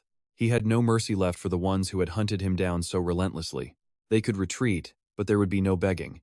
Tegan said no more, turning to his men and painfully ordering their withdrawal. The last of Gu Ring Sun's members activated their teleport scrolls, instantly vanishing from the battlefield. Only Tegan remained. After one last look at the man who utterly destroyed him, he opened his system window and chose to log out. On Liha's side, due to their previous clashes, a notification confirmed that Tegan had indeed logged out of the game. When the surrounding players saw Jae-sin Sun actually retreat, they stared in disbelief before erupting in thunderous cheers. They screamed that they had won the battle. But Liha had done it all himself. The crowd had done absolutely nothing. The mob swarmed together, loudly chanting for the Cloud Magician, their newfound idol. They grabbed Liha before he could escape, tossing him into the air to celebrate, completely ignoring his pleas to stop. And it didn't end there. Girls who witnessed his power, one man felling a whole guild, were swooning, desperate to add him as a friend. Others wondered if Liha had connections to a GM to be so overpowered. The crowd was about to devour him whole. Luckily, Musuge pulled Liha from the chaos. To escape, he planned to use a mass teleport for himself, Liha, and Hana. Before Liha could even process it, the teleport scroll activated, whisking him away from that place. The spell took them to a small cabin in the woods. It took Liha a moment to get his bearings.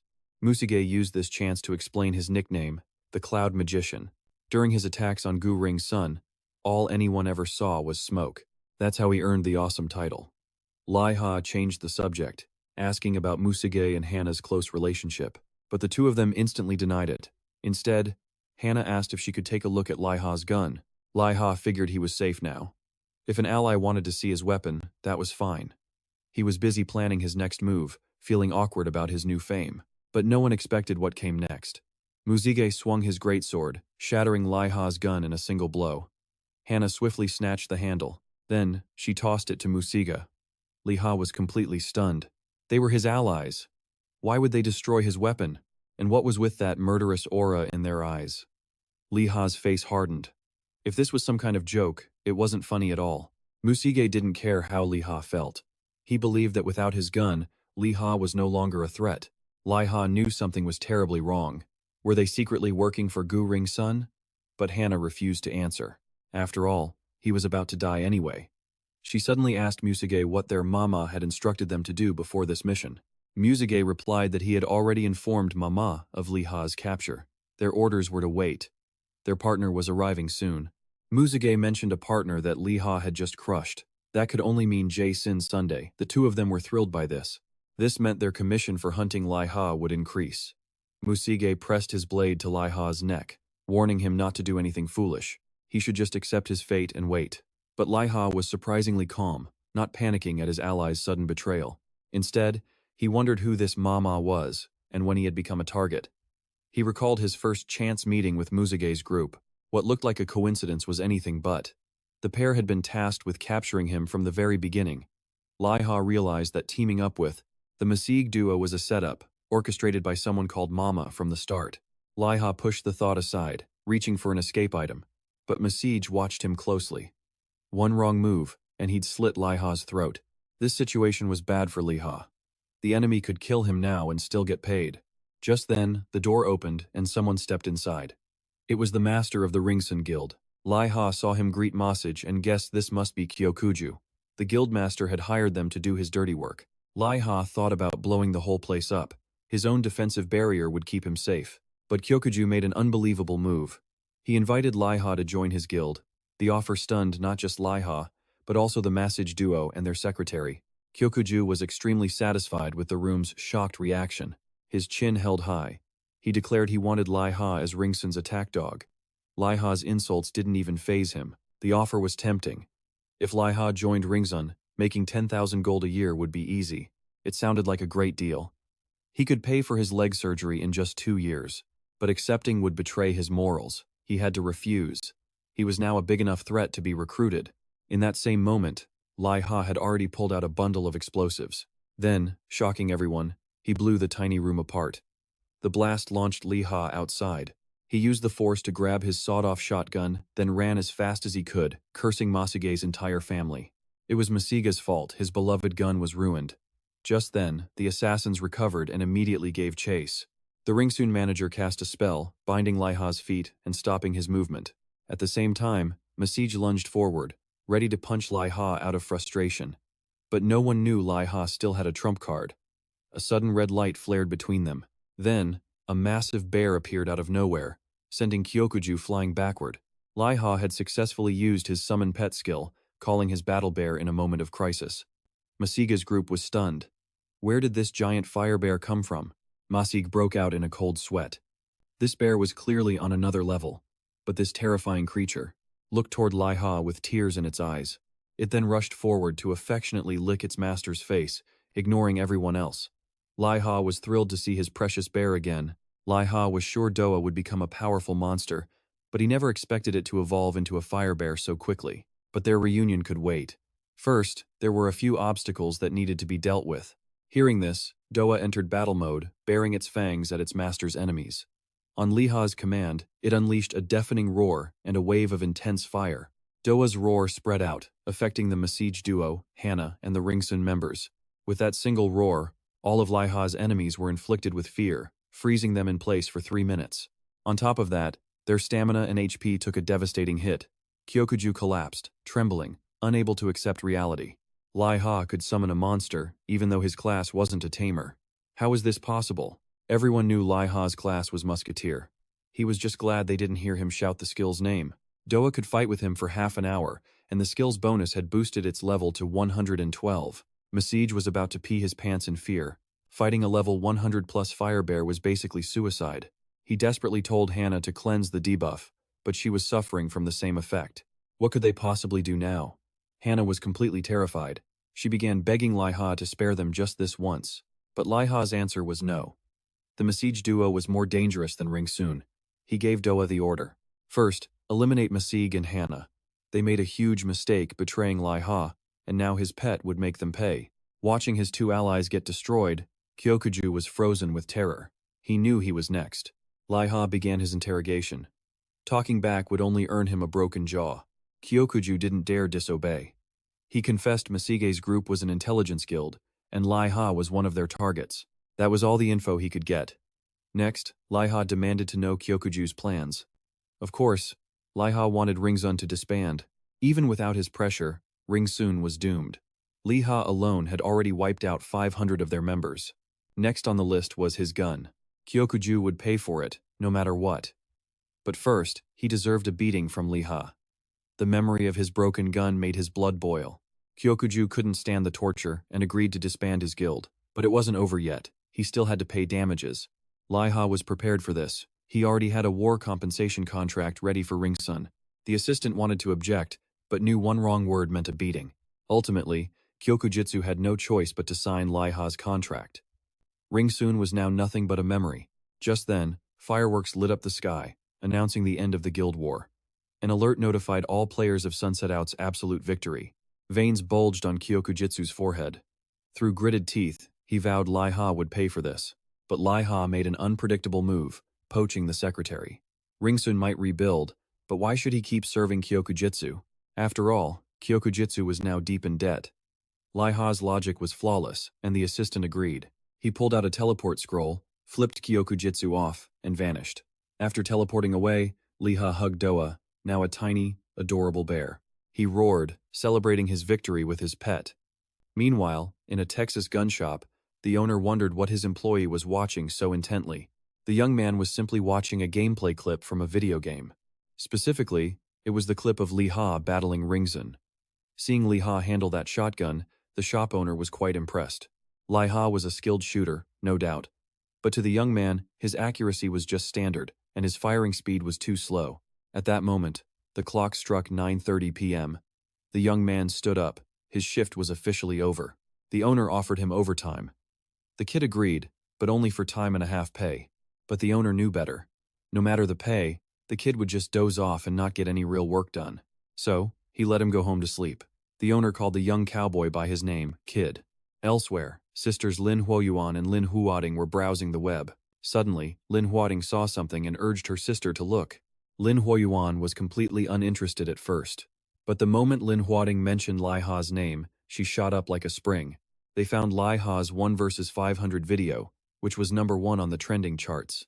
The sisters now knew Liha led that one-man guild. He had single-handedly annihilated their rival, Ring Sun.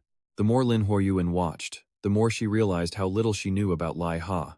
A 1 vs 500 feat was something few top players could ever achieve.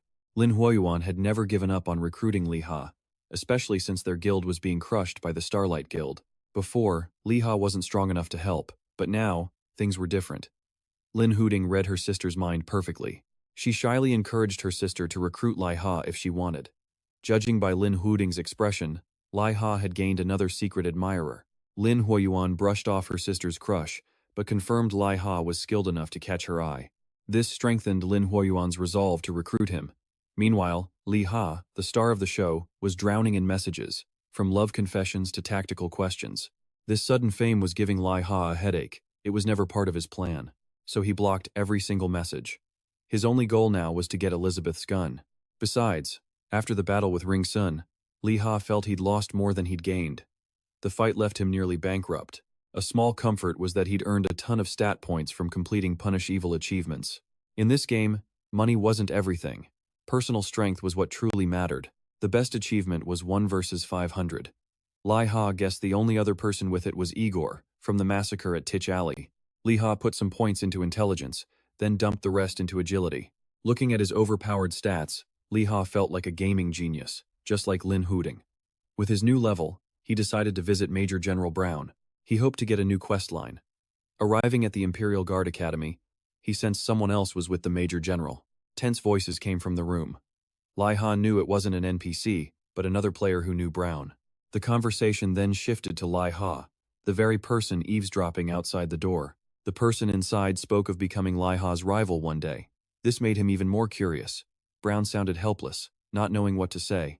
But it didn't matter. Liha had already heard the bold declaration for himself. The other person knew Liha was outside. Surprisingly, the one vowing to be his rival was Kid, the guy from the American gun shop. Liha froze, facing Kid for a second, then yelped and jumped back. Getting caught eavesdropping like this was beyond embarrassing. Now that he was exposed, Liha could only laugh awkwardly and try to explain himself to Major General Brown. But Brown wasn't angry. He even praised Liha for concealing his presence so well. Kid noticed Liha's broken gun and gave a cryptic compliment that baffled him. Then, Kid said goodbye to Brown and took his leave. Brown just asked Kid to visit more often. The old man confessed he got lonely, with only Kid and Liha to talk to. After some pleasantries, Brown turned to Liha, curious about what wind had blown him to the academy today. The academy quests were available, but Brown had nothing left to teach Liha. He should attempt Elizabeth's succession quest instead. But Liha wasn't confident enough for that. He changed the subject, asking about the young man named Kit. Brown simply countered with his own question. Liha had been curious about someone called Nodding Kit, right? Well, there was his answer. He had just had a little run-in with that very person. Liha immediately dashed outside to find him. He could tell Kit was a musketeer, a seasoned pro far beyond his own skill level. He didn't have to look far. Kit stood under a nearby tree, as if he had been expecting him all along. Liha's first impression was that Kit looked like a character straight out of a movie, specifically an unbelievably cool gunslinger. Liha wondered why Nara wanted to find Kit. Were they some kind of star-crossed lovers? But first, he had to apologize for accidentally eavesdropping. However, Kit didn't seem to care. Liha was still puzzled by the words Kit had said to him back at the academy. Kit didn't answer directly, guessing that Liha hadn't passed Elizabeth's test yet and was only around level 100. With specs like that, Liha didn't even qualify. He had a lot more grinding to do. Kit was sure that at his current level, Liha couldn't land a single hit on him. Liha felt an urge to punch him. Was this guy born with a special talent for provoking people? Kit, uncaring, maintained his vague style of talking. Then he turned and left without a word. Liha had no choice but to follow the infuriating man for more information. Kit walked to another tree, ignoring Liha, and kicked its trunk with incredible force. He explained that precisely 13 leaves fall each time he kicks it, and that was the content of Kit's test. Liha finally snapped. He couldn't take it anymore. He just had to scream at Kit for his bizarre attitude first, then think later. But in the middle of his tirade, Liha froze. What did Kit just say about a test? To be exact, Kit was Brown's successor, the inheritor of rapid fire. Liha finally understood that Kit was one of the 3 next-generation musketeers, and the one who would receive Brown's gun. No wonder he and the general had the exact same aura. Liha was curious what Kit had to do with those leaves. He took the initiative, explaining his own test required hitting targets from a great distance. As for Kit, his test was close range, within about 2 meters. Liha was speechless. Any musketeer class could hit a target at that distance, but wait, something about that wasn't right. Kit had to hit multiple falling leaves simultaneously. Liha guessed that Kit must have hit 2 leaves at once to pass the test. But he was dead wrong. Kit's test demanded he shoot all 13 falling leaves before they touched the ground. Liha calculated it would take about 3 seconds for all those leaves to land. That meant, in a best-case scenario, he had to shoot more than 4 leaves per second. At that speed, the term rapid fire felt like an understatement, especially since Kit did it with just a blunderbuss. Liha was desperate to know how he did it. No matter how he mulled it over, the feat seemed absolutely impossible. What's more, Liha noticed Kit wasn't even carrying a musket. He couldn't believe someone without a gun could shoot with such godlike speed. Kit had obtained the super speed title, which meant he was now the master of the super speed blunderbuss. But then where was the gun? As far as Liha knew, you couldn't store a musket in your inventory. The inventory in this game was just a window-like bag. This meant it couldn't hold items that were too bulky or long, like a musket. Kit didn't answer directly, instead asking if Liha hadn't also managed to create a bomb in this world. He even mentioned Liha once had something similar to his own. Liha felt like a volcano about to erupt. Kit's roundabout way of speaking wasn't making any sense at all. Liha gave up, assuming Kit wouldn't reveal his trump card. He changed the subject, asking why Kit wanted to help him. Kit maintained his confusing speech patterns, explaining only that he needed the power of the one who held the bullseye title to aid him. According to Kit's cryptic words, the person who achieves the penetration title is extremely strong. The problem was, Liha had no idea what penetration was. At his wit's end, Liha concluded Kit must be a classic tsundere. It was the only way to explain his strange personality. Liha figured Kit desperately needed his help, but was too embarrassed to say it directly like a normal person. A personality like that is a tsundere, isn't it? Kit was completely lost. It was the first time he'd ever heard that term. In short, Liha just needed to know that Kit was an ally, and he had to get the bullseye title soon. Talking with Kit was mentally draining enough. When Liha saw him leave, he had no intention of stopping him. Liha returned to the academy, where General Brown confirmed that Kit had passed his challenge in just 3 days. Although he adored his gun, he had promised to give it to Kit, so he had to reluctantly part with his beloved weapon.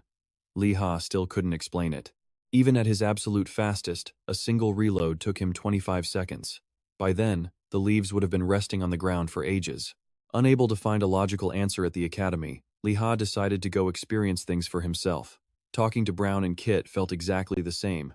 They both drove him mad with their ridiculously cryptic ways of speaking. Liha still couldn't imagine where Kit had possibly hidden his blunderbuss. Liha pulled out his own bisected blunderbuss to carry with him. For a gunslinger, not having a weapon out in the open just felt wrong. It was then he suddenly wondered how his broken blunderbuss was able to fit in his inventory. He sought out the forge of Rich, the blacksmith, the man who checked his gun barrel whenever he got too reckless. But there would be no barrel check this time. His blunderbuss had been sliced clean in two. Rich could only stare at the state of the weapon, completely speechless. At this point, even he admitted it was beyond saving. But Liha had no intention of restoring the shotgun. Instead, he had a radical upgrade in mind for Rick to forge. Seeing Liha's brilliant idea, Rick was fired up to start work immediately. After some intense smithing and modifications, Liha's shotgun was reforged. It was now a compact, powerful handgun. This was the perfect solution to his problem. The new mini shotgun would definitely fit inside his inventory. He could even conceal it at his side or under his clothes. Rick was immensely proud that his craftsmanship satisfied his client, Liha. But Liha wasn't satisfied yet. He suggested adding a revolving chamber to the barrel that would basically turn a shotgun into an anaconda revolver. Rick was stunned by the request, unable to imagine such a design. However, he knew that dwarves could handle this. They are a race of master blacksmiths. They could even forge magical weapons. Bidding farewell to Rick, Liha departed. He knew just where to find the dwarves. His destination, Mount Adamandia, at the western edge of the continent. It lay beyond the borders of Fibiel, Liha's usual stomping grounds. Liha headed outside the city gates to a secluded, quiet area. He wanted to test out his new mini shotgun. The shorter barrel drastically cut down the reload time. Liha could now get ready in just 10 seconds. The modified gun was also lighter, with a solid grip that gave Liha a better feel. Just then, a single leaf fell a perfect target for our sharpshooter. Without hesitation, Liha aimed at the descending leaf and coldly pulled the trigger. You'd think that cool pose would end with a bullet piercing the leaf, but the shot missed by a whole meter, leaving Liha frozen in disbelief. After a moment, he deduced the shorter barrel had reduced the weapon's range. He'd just have to move a little closer. That was the theory, but reality proved strange. His next shot still failed to pierce the falling leaf, even after closing the distance. Next came a combo of misses from the so-called marksman. It reached the point where Liha started to question himself. Had he completely lost his skill? No matter how close he got, he couldn't hit the free-falling leaf. Finally, after who knows how many bullets, one shot connected. By then, the distance between him and the leaf was mere footsteps. He'd braced himself for a much shorter range, but hitting a target only 25 meters away was just too disappointing. There was no way this could be his main weapon. To optimize his personal skills and proficiency, Liha still needed a proper rifle as his primary firearm. As for the new handgun, it would serve as a sidearm for close-quarters combat. Any fool who approached thinking he only had a rifle would get a warm greeting from Liha's new pistol. Liha figured Kit must use this kind of pistol too. But to shoot 13 leaves at once, that guy probably needed at least 4 handguns on him to pull it off. This brought up a new question. This meant Kit didn't use a rifle at all. Could a musketeer really fight like that? Liha was curious to see how Kit's battles would actually unfold. Just then, a voice interrupted his thoughts. Turning around, he saw it was Nara, the girl he met before. She happily ran over, asking, "When did you get to the capital? Why no heads up?" Liha was just there on business. Nara's curiosity grew, noticing his rifle was gone. Was he here to pick up a new weapon? Liha could only wish. His rifle was shattered fighting Ji Sing Shun, leaving him without a main weapon. But Nara was still incredibly impressed by his amazing performance. He was a rising star among the players. Nara had a new toy to show off, too. She'd obtained the legendary sword of Flo Gentilo. Liha figured with that new rapier, Nara had to be NPC level strong, maybe even stronger. Then, Nara changed the subject. She wondered if Liha was keeping his Lightning Hunt AO guild. When he said he'd disbanded, Nara immediately invited him to hers. Specifically, the Knights Who Protect the Capital. It was a top-tier guild, which sounded impressive. But Liha had no plans to join any guild yet. Nara was a little disappointed, but then she noticed the new weapon at Liha's hip. Seeing the pistol, Nara's entire demeanor suddenly changed, and she uttered the name Kit. With a menacing glare, Nara asked if Liha had received that weapon from him, but this was his own creation. He barely knew Kit. Nara's strange reaction made Liha wonder about their relationship. Oh, it was nothing special, really. Nara had just challenged Kit to a one-on-one duel, and ended up getting completely crushed. Liha found it strange a top server player like Nara lost to Kit, maybe in rock, paper, scissors? But Nara confirmed that was not the case. She had a fair duel with Kit, and was thoroughly defeated. Liha guessed it must have been when Nara was still a low-level player. He felt that was normal. A rabbit once owned him as a newbie. But the harsh truth was, Nara was already a confirmed ranker when Kit defeated her. This absolutely stunned Liha. Kit was capable of defeating a ranker. His skill level was on another plane entirely. Instead of explaining the duel, Nara mentioned Kit's nickname, Sleepyhead. She explained he loves to sleep so much, he even does it in-game. This just confirmed Liha's suspicion that Kit was a weirdo. Nara recalled that when Kit got a new item, Jing Sun's group paid him a visit. They planned to borrow an item from Kit, with no intention of returning it. What a relentlessly annoying crew. Jing Sun's group really just loves harassing other players. Nara continued, explaining that 30 people ambushed Kit while he was asleep in a pub. Liha assumed Kit was helpless, and lost the item for sure. But Nara's expression told a different story. She said no one even recorded the fight, partly because it was over in a flash. To put it simply, all 30 of Jing Sun's lackeys were effortlessly sent to the graveyard by Kit, all while he remained lying on the table. Liha froze solid when Nara told him Kit didn't even move his body. The only things that moved were Kit's hands, dangling below the table. That was all it took for Kit to plant bullets in all of their heads. When he woke up later, he acted as if he had no idea what happened while he was sleeping. From then on, people called him Sleepy Kit. Even while asleep, his gun could lock onto targets with blinding speed and precision. This meant the chance of dodging was basically zero. This achievement was even more legendary than Liha taking down 500 Jailson members. Liha couldn't understand. Kit clearly wasn't a hacker, yet his strength was completely absurd. It was the result of the dev team's 200 years of game balancing experience. In this game, your level isn't the whole story. A player's level can be seen by anyone, while other stats are kept much more private. The real purpose, according to Nara, was to turn top rankers into prey for hidden hunters. This game has players with all sorts of different levels, but their stats are all completely broken. Liha should have realized this by now. He himself had gained massive stats without even leveling up. By simply grinding rare achievements, players could earn a ton of bonus stat points. Nara then revealed that if a regular player manages to kill a ranker, a top 100 ranker, they can earn an achievement that matches their opponent's rank. This is the exact reason the game makes player levels public. It turns the rankers into bait for hidden, powerful players. Liha guessed that rankers got their positions through public tournaments, and they surely earned a massive amount of resources from it. Rankers could even get their hands on rare or exclusive items, things that never show up on the regular auction house. But they would never sell their exclusive equipment for mere money, because once that gear is gone, they can never get it back, and its loss would definitely affect their future ranking. The developers used this system to prevent currency imbalance. Nara figured Liha would also be classified as one of these hidden, unorthodox masters, and many guilds would be desperate to recruit him. Of course, the Holy Knights Guild was among those who wanted Liha the most. Nara didn't pressure Liha into joining her guild, leaving the choice up to him. For now, however, she had to leave. Elsewhere, the master of the Starlight Guild, Hen, had a row of ice spears aimed at his face. Opposite him, Lin Huoyuan had a dagger pressed to her neck by Sasuke's skull. They were in the middle of a negotiation, but the situation looked anything but friendly. They were discussing how to divide the Candle Castle territory, and Hen had no intention of accepting the price Lin Huoyuan offered. If this tension continued, a guild war was absolutely certain. Hen hinted at his trump card, hiring a Korean ranker for backup, paid with future profits. But Lin Huoyuan was no pushover.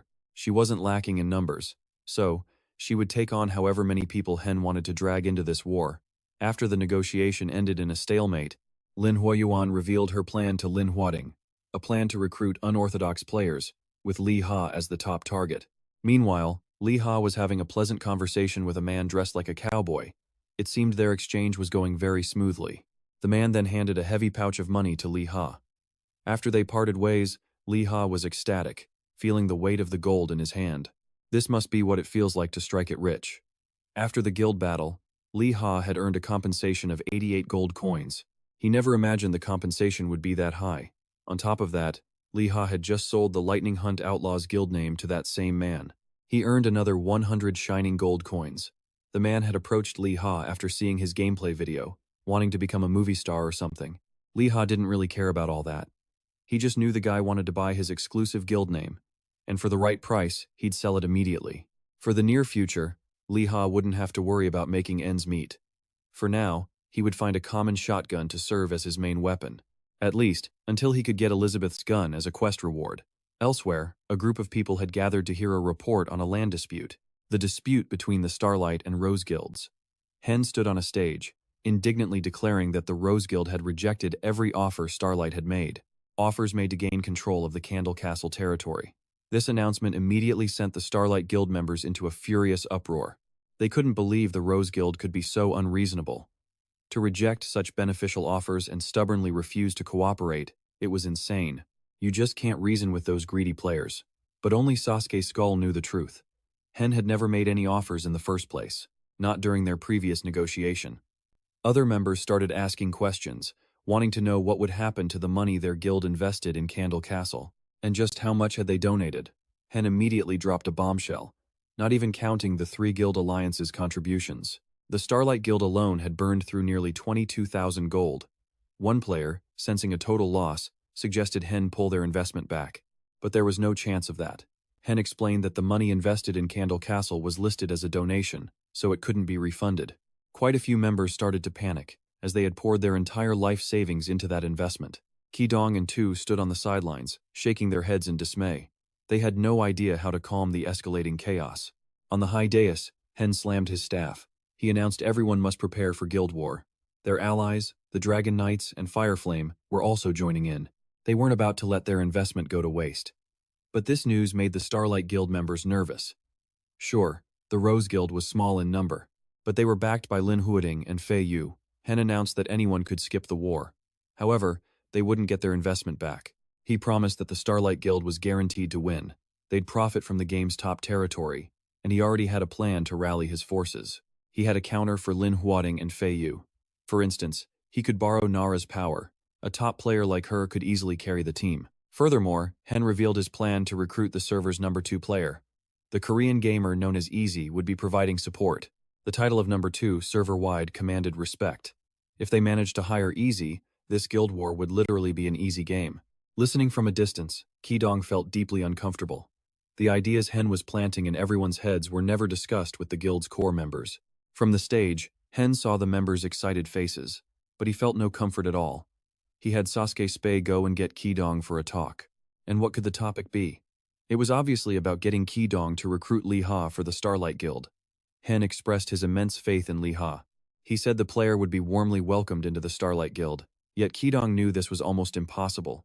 If recruiting Liha was so easy, he would have been a Starlight member long ago. Ever since Liha was a newbie, he'd made it clear he wasn't interested in guilds. It was also possible Liha felt he wasn't strong enough back then. Seeing Ki-Jang hesitate, Sasuke Spei insisted that Liha was a crucial asset, a vital power for their Starlight Guild. With his teammate pressing him, Ki-Jang couldn't refuse anymore. He supposed he could try just one more time. Decisively, Ki-Jang logged out immediately to talk with Liha in person. Little did he know, he was being played by Hen. Hen had already planned for Ki-Jang to be a sacrifice for the Starlight Guild's gain.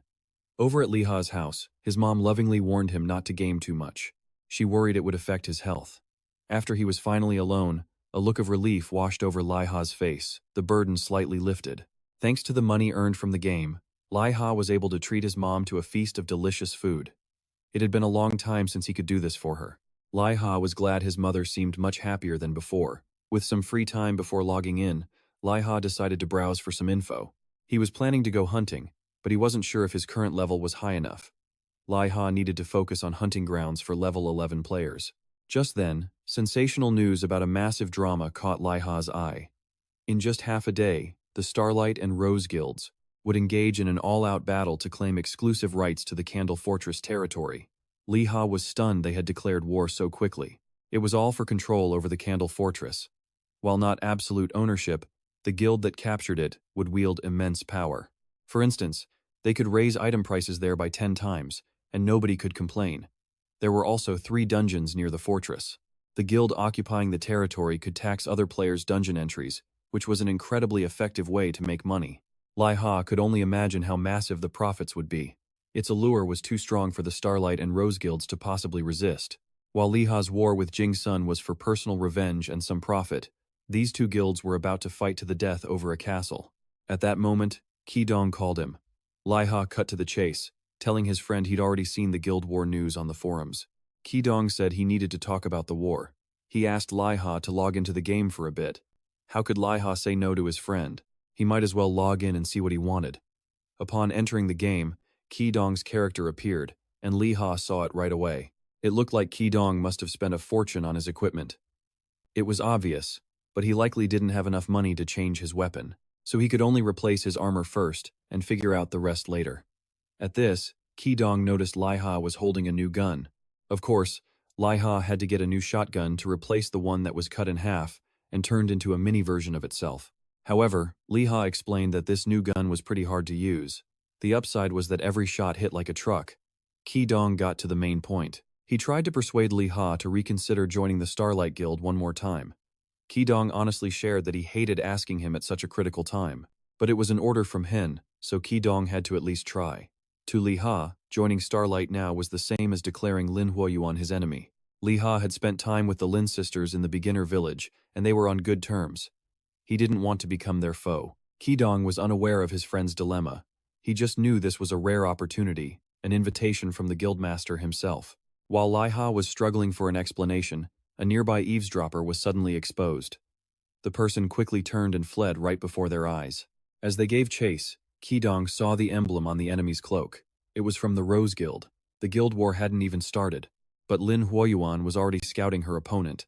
Liha had to admit it was a smart move. After the spy got away, Ki-Jang pleaded again. He asked Liha to join Starlight, but Liha just politely refused. He reminded Ki-Jang not to only think about how much fame this war could bring. He also had to consider everything that could be lost from this fight. Ki-Jang stopped pushing and said he'd talk to Hen. After Ki-Jang teleported away, Liha made a silent vow. Even if he didn't join the guild, he would definitely protect Ki-Jang, especially from that hothead, Igor. In a hunting ground, Liha laid an ambush for a pack of trolls.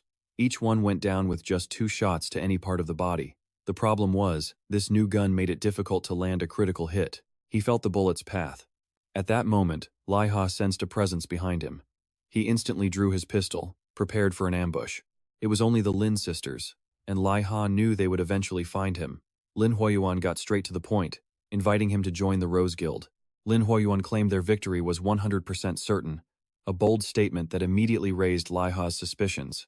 Liha knew Lin Huoyuan was a natural deceiver, but claiming a surefire win against Starlight was just too arrogant. Liha's distrust didn't faze her in the slightest. She hinted that winning this war wouldn't require any grand strategy. She whispered to Liha a chilling metaphor. The deadliest foe to a powerful lion is the parasite hiding within it. She bluntly revealed Starlight Guild's internal problems. They had so little control, one of their members came to sell them information. Liha instantly understood the chilling implication. Starlight Guild had a traitor, one who had already sided with Lin Huoyuan. Elsewhere, Ki-Jang met his guildmates at a warehouse. But one look at Hen's face told him something was terribly wrong. Without a word, he cast a light spell, illuminating the room. Behind him, all the other guild members stood waiting. Ki-Jang couldn't grasp the tense atmosphere in the room. To make it stranger, Hen motioned for him to sit in the only chair. Why was everyone staring at him with such hostility? Hen's sudden apology only deepened Ki-Jang's growing confusion. In that instant, magic erupted from Hen. A mystical chain shot out, binding Ki-Jang tightly to the chair for the next half hour. Ki-Jang thought this had to be some kind of cruel joke, but Hen's cold expression never changed as he projected an image. The image left Ki-Jang stunned. It showed him laughing with Liha, with a member of the Rose Guild right behind them. Ki-Jang frantically tried to explain a Rose Guild member was tailing him, but Sasuke Soap immediately cut him off. He sneered, asking why someone being tailed would look so happy. Ki-Jang insisted the photo had to be edited, that it was impossible. Others chimed in, saying the guildmaster would have known if it was fake. Ki-Jang started to panic, demanding a chance to explain. Hen then moved in for the kill. He acknowledged Ki-Jang's loyalty, but argued Liha had no such devotion to the Starlight Guild. Ki-Jang fired back, defending his brother's honor. But Hen dropped a bombshell. Liha had a powerful backer, none other than the Lin sisters. Without giving Ki-Jang a moment to process, Hen pressed on, roaring that they were in the middle of a war. If Ki-Jang acted on emotion, the entire guild would be at risk. But Ki-Jang still couldn't understand how Liha was a threat. Sasuke So produced another blurry photo showing 3 people. Hen explained the Lin sisters met someone at Candle Fortress, and it was recorded. The video quality was terrible. But Hen swore that the third person in the footage was definitely Liha. To Hen, it all made perfect sense. Liha soloing a bear boss? Defeating 500 of Jaising Zun's men alone? It was absurd. They saw the royal guard as bottom feeders from the slums. How could they possibly possess the skill for such legendary feats? Just then, a young man named Tae stepped forward. He insisted they give Ki-Jang a chance to explain, demanding that he find proof. Like a drowning man finding a lifeline, Ki-Jang grabbed the chance. He swore he would find proof of Liha's innocence. Seeing no objection from Hen or Sasuke Sopa, Tae-in tore a teleport scroll and pulled Ki-Jang away from the warehouse. Poor Ki-Jang had fallen right into Hen's trap. If he failed to prove Liha's innocence, Hen would blame him for all the guild's future losses. Meanwhile, Lin Ho-Yuan was speechless at her failure to recruit Liha. After all, very few men had ever caught her interest before. Just then, a rustle in the distant bushes caught Liha's attention. From the shadows, Ki-Jang's face slowly emerged. Before Liha could utter a single word, Ki-Jang roared out his question, demanding to know why he was with the Lin sisters. Across from them, the Lin sisters instantly recognized the 2 newcomers. They were clearly members of the Starlight Guild. Sensing the situation was spiraling, Liha rushed to stop Ki-Jang. He tried to explain, but it was too late. Lin Huding was already gathering mana for a volley of ice arrows. Across from them, Tae-in acted instantly. He ordered Ki-Jang to get back as he drew his own sword to meet the incoming attack. Tae-in's blade erupted in scorching flames. With a single horizontal slash, he shattered every one of Lin Huding's ice arrows. Ki-Jang was utterly crushed. Believing Liha had truly betrayed him, tears streamed down his face as he stood frozen in place. Poor Liha was trapped in the middle of it all. He rushed between them, pleading for Lin Huading to stop, and for Tae to sheath his sword. Tae-in did sheath his sword, but only to drag Ki-Jang away. Before they left, he snarled that he'd been completely wrong about Liha. Ki-Jang was too heartbroken to resist, letting Tae teleport him away. The look on his brother's face left Liha completely shattered. He cursed himself for not telling Ki-Jang about the Lin sisters sooner. Just then, Lin Huading approached him with a question. She was curious how Liha knew a knight from the Starlight Guild. Liha's focus sharpened, demanding to know her source on the guild. Seeing Liha's hostile glare, Lin Huading's own irritation grew. She saw no reason to reveal her source of information to him. That was the last straw for Liha. He aimed his gun straight at her head, demanding the information, or she would eat a bullet. Liha couldn't let Ki-Jang get the wrong idea. He had to find the Starlight Guild's traitor now. But Lam Huadirn was far from helpless. She fired back, flexing her power as the Rose Guild's master and the Yellow Dragon leader's daughter. And Liha dared to defy her for some kid from the Starlight Guild? A kid who wasn't anything like him. But Liha didn't care. To him, Ki-Jang was everything. Lam Huadirn turned away, admitting defeat for now. She wanted to help Liha, but she didn't know the traitor's identity. She had only heard their voice. The spy's face was a complete mystery. Besides, Lam Huadirn never fully trusted her informant. What if the source was simply a cunning double agent? So Lam Huadirn made a new offer. Liha and Ki-Jang could join the Rose Guild. He would be their marksman and her personal guard. The pay was legendary. Liha could earn 5 to 10,000 gold a year. It was a very tempting offer. In 3 to 4 years, Liha could reach his financial goal. This was a chance to change his fate. He could accept now and deal with Ki-Jang later. A younger brother should obey his elder, right? That's what others believed, but Liha completely rejected that notion. Liha's will was made of iron. He flatly refused Lam Huadirn's offer. Ki-Jang might not be his brother by blood, but he was the one who pulled Liha from despair, the person who brought him to this world. To Liha, Ki-Jang was a savior. Liha declared he would rather fight the Lam sisters than betray Ki-Jang. He never guessed it was all an act by Lam Huadirn to test his loyalty. And Liha's unwavering resolve truly impressed the sisters, a true man of honor. But could he please lower the gun pointed at her face? However, Lam Huadirn confirmed her recruitment offer was completely serious. The offer would stand if he ever changed his mind. Then, the Lam sisters departed, leaving Liha alone to face his dilemma. Meanwhile, back at the guild, Ki-Jang was immediately restrained by Hen. Hen demanded Ki-Jang sign a new agreement to ensure cooperation. In the real world, Liha frantically tried to contact him, but no matter how many times he tried, Ki-Jang didn't pick up. He'd been calling ever since the Lam sisters had left. Then came the crushing realization. His brother had blocked him. Liha was lost. Could Ki-Jang really feel that betrayed? At that moment, Ki-Jang sat alone in his room, thinking of his comrade, Tain. He must be so incredibly disappointed. Tain had been shattered when Ki-Jang couldn't prove his brother's innocence. Now, Hen and the Starlight Guild were making him pay for that failure. Hen predicted that if their guild lost the war, the financial damages would reach nearly 3 billion, and Ki-Jang was forced to sign a contract to cover the entire loss. Only a victory for the Starlight Guild could erase the debt. It was impossible to know what hurt more, his brother's betrayal or the crushing weight of the debt now hanging over his head. Inside the game world, Liha sat in a tavern. The air buzzed with chatter about the war between Starlight and Rose. Just then, a server approached to take his order. Liha requested a vodka martini, shaken, not stirred. The line sounded like something from a spy film. The waitress instantly recognized the code, leading her valued client to a private room. The establishment was none other than the Holy Grill restaurant. Madhu was ecstatic. It had been far too long since their top agent had visited. If Liha was here, it meant he needed information. He brought up the guild he'd previously asked them to investigate, but he also needed intelligence on another target. He knew Favor would definitely side with the Rose Guild. That meant the maniac Igor would be recruited into this drama. This lunatic didn't understand the meaning of the word ally. Anyone who appeared before him simply became his prey. Liha swore that this time, he would not let Igor harm Ki-Jang. He tasked Madhu's intel team with finding everything they could on him.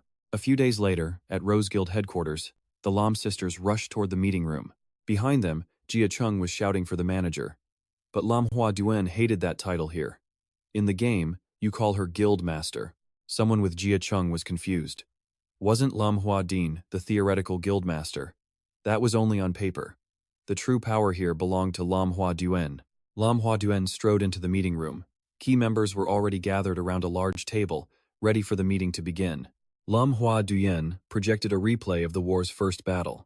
The enemy knew their exact troop numbers, overwhelming and capturing their strongholds with ease. Every battle on the first day of the Guild War ended in a crushing and absolute defeat for the Rose Guild. Stronghold locations are top secret.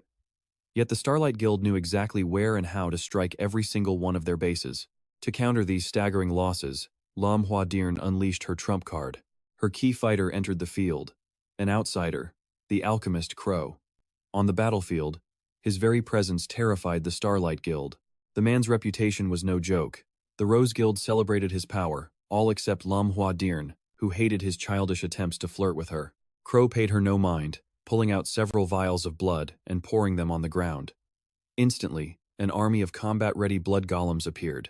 With Crow on the battlefield, the Starlight Guild was utterly slaughtered. The situation had finally begun to turn in their favor. The Rose Guild's hopes were still high. Losing a few posts wasn't fatal, they just had to tighten their defenses. From the battlefield, Liha hid, watching every move. Then, he spotted two cloaked figures not far off, also observing the war. Their cloaks resembled the Rose Guild's but were a different shade. They were for camouflage, bearing no guild insignia. Liha could tell from their movements that they were experts at tailing people. He suddenly connected these spies to the person he'd seen with Ki-Jang. If they were with the Rose Guild, Lam Hua Duen must know about his connection to Ki-Jang. Liha instantly cast a tracking skill on the mysterious pair, determined to learn their true goal. That night, the Rose Guild was ambushed again. The Rose Guild's members were cut down one by one, with no survivors. All of this news reached Lam Hua Duen, crushing her spirits. Beside her, Jia Trung could only offer a sincere apology. They had just lost more members to the Starlight Guild's assault. Lam Hua Duen couldn't blame Jia Trung. He'd done his best, so she dismissed him. Left alone, Lam Hua Duen contemplated the Guild War, which had now raged for a week. The Starlight Guild had yet to reveal its main combatants, while the Rose Guild had already played all its strongest cards. Whenever her guild moved in groups of 5 to 10, the enemy immediately organized an attack. Starlight was clearly using guerrilla warfare. Lam Hua Duen felt something was terribly wrong, but she couldn't figure out what it was. Meanwhile, at Starlight headquarters, Hen was ecstatic over their successful ambushes. The intel on the Rose Guild's positions all came from Sasuke S. Yet Hen wasn't suspicious at all. He simply thought his subordinate was exceptionally skilled. Though the Starlight Guild was losing a lot of money on this war, the Rose Guild was surely suffering far greater losses. If they could just win this war and seize Candle Fortress, all their costs would be recovered. Sasuke S volunteered to lead the charge. He planned to continue the guerrilla tactics until they were ready for a final, all-out offensive. Hen placed his complete faith in Sasuke S, his reliable right-hand man. On the forums, the war was the only topic. Many players had already pulled their bets from the Rose Guild and gone all in on Starlight. Soon, the biggest news of all dropped. The two guilds had decided on a final showdown at the Amat Fissure. Days later, their armies gathered in the canyon. The Rose Guild's numbers were clearly thinner, but with the Golden Dragon Guild as backup, they weren't afraid. Jia Trung confirmed with Fiverr that 888 of Golden Dragon's elites were ready. That was a relief. Lumhua Duan ordered her troops to prepare for a death match. On the other side, the Starlight commanders were confident Hen's plan would be the deciding factor in their victory. Hen ordered Sasuke S to protect him at all costs. The rest of the army readied for an immediate clash with the Rose Guild. Seeing the enemy's reckless charge, Jia Trung had a gut feeling that the Starlight Guild had a trick up its sleeve. But even with his warning, Lumhua Duan wouldn't retreat. This was the final battle. It was too late to figure out the enemy's strategy now. Lumhua Duan called out to Lumhua Dirn, who instantly began gathering mana for her spell. She unleashed a colossal ice vortex, blocking the canyon and completely halting Starlight's advance. This forced their main power to emerge. The Starlight Guild's mage slammed her staff down, casting her own skill to seal the massive vortex. Lumhua Duan scanned the area and realized the horrifying truth. The enemy had arrived first to set traps. Even so, their mage was struggling. Despite using 4 dirty buff items, she still couldn't stop Lumhua Dirn's spell alone. But the Starlight Guild's numbers gave them other options. A group of mages gathered, forming a gigantic sphere of magic. Not wanting the attack to hit his own magical barrier, Hen quickly cast a teleportation spell. The magic sphere instantly warped in front of Lumhua Dirn at the center of the vortex. The blast shattered the cyclone, unleashing a brutal shockwave across the battlefield. Surrounded by blood golems, Ki fought like a war god, his shield and sword felling one monster after another. Nearby, Tane was equally fierce, his katana slicing through every golem in his path. Watching from afar, Growy's heart broke. Each blood golem was his own precious creation. Seeing the battle turn in their favor, the Starlight members grew confident. They sneered that the Rose Guild was nothing more than a pile of money. Just then, the thundering sound of heavy footsteps shook the ground. From the canyon cliffs, countless figures descended under banners of golden dragons. Who else could it be but the Golden Dragon Guild? Leading them was Fiverr, a player famous across the entire server. A wave of relief washed over Lumhua Duan. The tables had turned in her favor. Hen's forces began to tremble in fear. Once again, they had to face the might of the Golden Dragon Guild. Lumhua Duan ordered Fiverr to surround the enemy. Without a word, Fiverr commanded his troops to charge. Behind him, countless elite warriors leaped from the cliffs into the fray. In an instant, the canyon was flooded with the Golden Dragon Guild's colors. The members of the Starlight Guild were gripped by absolute despair. With such ferocious reinforcements, what hope did they have? Lumhua Duan saw their fate, mocking Hen with a repeat of the T Canyon massacre. Lumhua Duan guessed their plan was to crush the Rose Guild before backup arrived. But clearly, that strategy had completely crumbled. Yet, looking at Hen, there wasn't a trace of fear on his face. It was obvious he'd anticipated their every move from the start. He exposed her entire plan to make the Golden Dragon Guild arrive on foot. She had feared he'd already sealed off the dimension, but a glance around proved the space wasn't locked at all. Sensing something was wrong, Lumhua Dirn urged his sister to strike fast. He began forming ice arrows, preparing to attack. But Hen was meticulously prepared. He wouldn't let the tables turn so easily. At the same time, Hen cast his own spell directly on Fiverr. Magic circles flared to life, signaling a forced teleportation. Before Fiverr could even react, the spell activated, launching him far away. With his move successful, Hen ordered his mages to seal the area. All instant teleports were now blocked. Whether out of curiosity or pity, Sasuke asked where the young man was sent. He'd find out after this clash was over. Fiverr was now off the field. Even if nearby, he would have to run all the way back. This was the Starlight Guild's chance for an all-out attack. Lumhua Duan reacted instantly, ordering her commanders to hold the line or it was all over. Though they'd lost Fiverr, the Golden Dragon Guild's forces were still strong.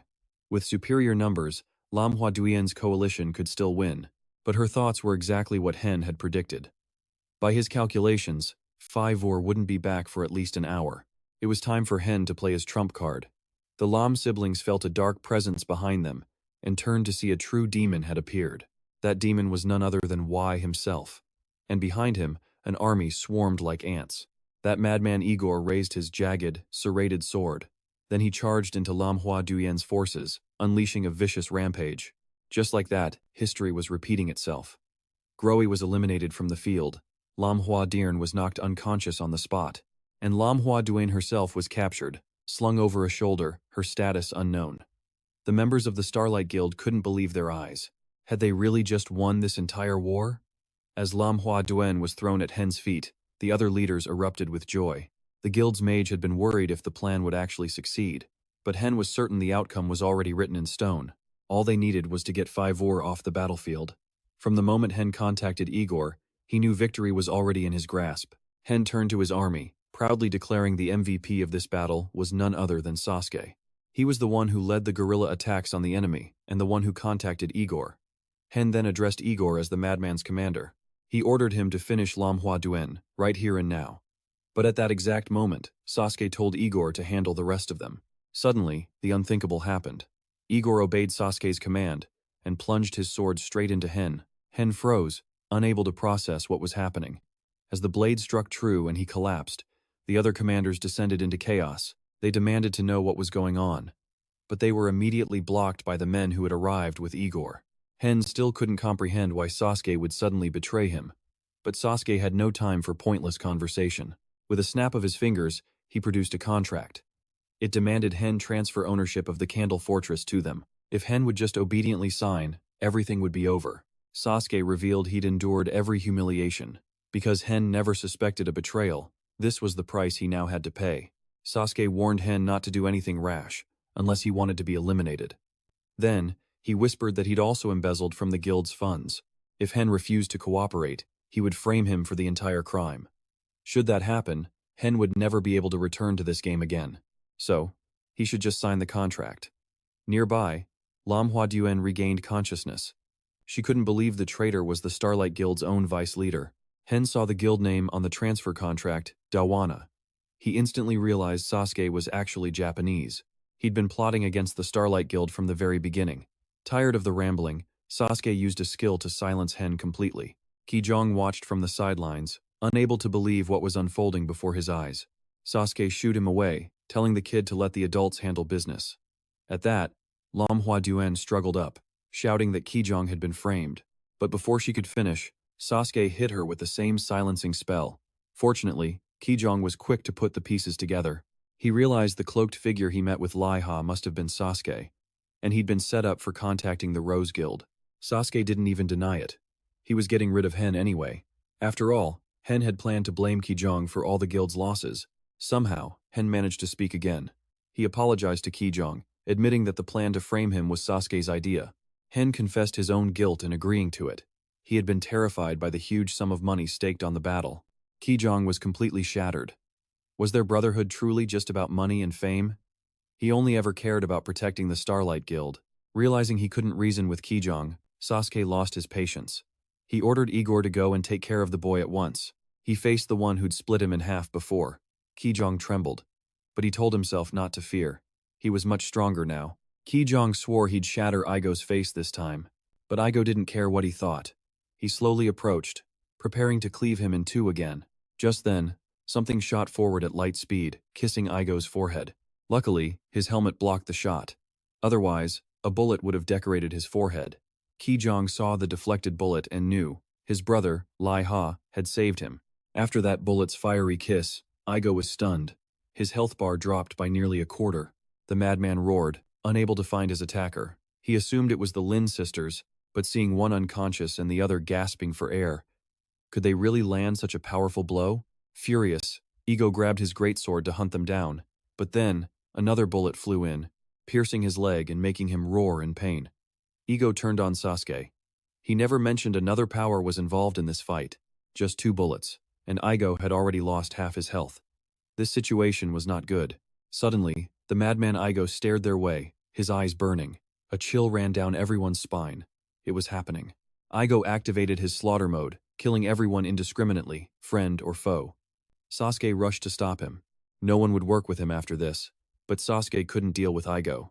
Tane was now blocking his path. Sasuke didn't want to fight Tane. He advised Tane to maintain his neutral stance.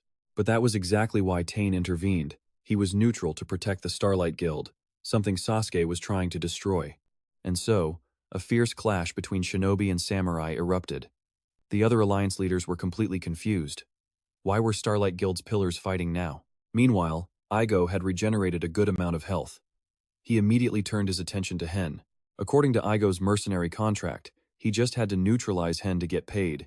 Even if he had to cut off Hen's hands, he needed his signature on the fortress contract. How Hen would sign without hands was a mystery. Suddenly, Ki-Jang stood before Hen, determined to protect him. Despite Igo's mocking taunts, Ki-Jang was confident. This time he could hold his ground. Seeing his former victim's confidence, Igo flew into a rage. He unleashed a barrage of slashes against Ki-Jang's shield. Ki-Jang didn't yield an inch, counting every second. Igo found this ridiculous. Was this tanker trying to test how long he could endure his assault? Little did Igo know, Ki-Jang was counting down the final seconds of Igo's own existence. Earlier, Ki-Jang had asked his brother how long it took to reload. Liha had confidently stated he now only needed about 25 seconds to prepare. It was slow compared to other classes. But its attack power was on another level. Back in the battle, as Ki-Jang counted to 25, he turned and yelled. It was the signal for his brother, Liha, to finish Igo. A deafening gunshot rang out.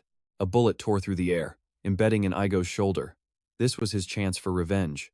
Ki-Jang swung his sword, slicing Igo and drawing the madman's blood. Ki-Jang's sword sank deep into Igo's body. He dropped his great sword and collapsed to the ground. The attack was effective, truly effective. But now, Ki-Jang's sword was stuck fast in Igo's body. As for Igo, he fully transformed into a beast. He declared he would finish Ki-Jang once and for all. Seeing the danger, Hen yelled for Ki-Jang to abandon his sword and run, but Ki-Jang refused. He needed to buy enough time for Liha to reload. Just then, Lin Huoding awoke. She cast her magic, forming an ice muzzle to clamp Igo's jaw shut. With this much support, Ki-Jang could surely buy enough time. Despite Hen's desperate pleas for him to run, and Igo breaking the muzzle, Ki-Jang stood firm. He would be the shield.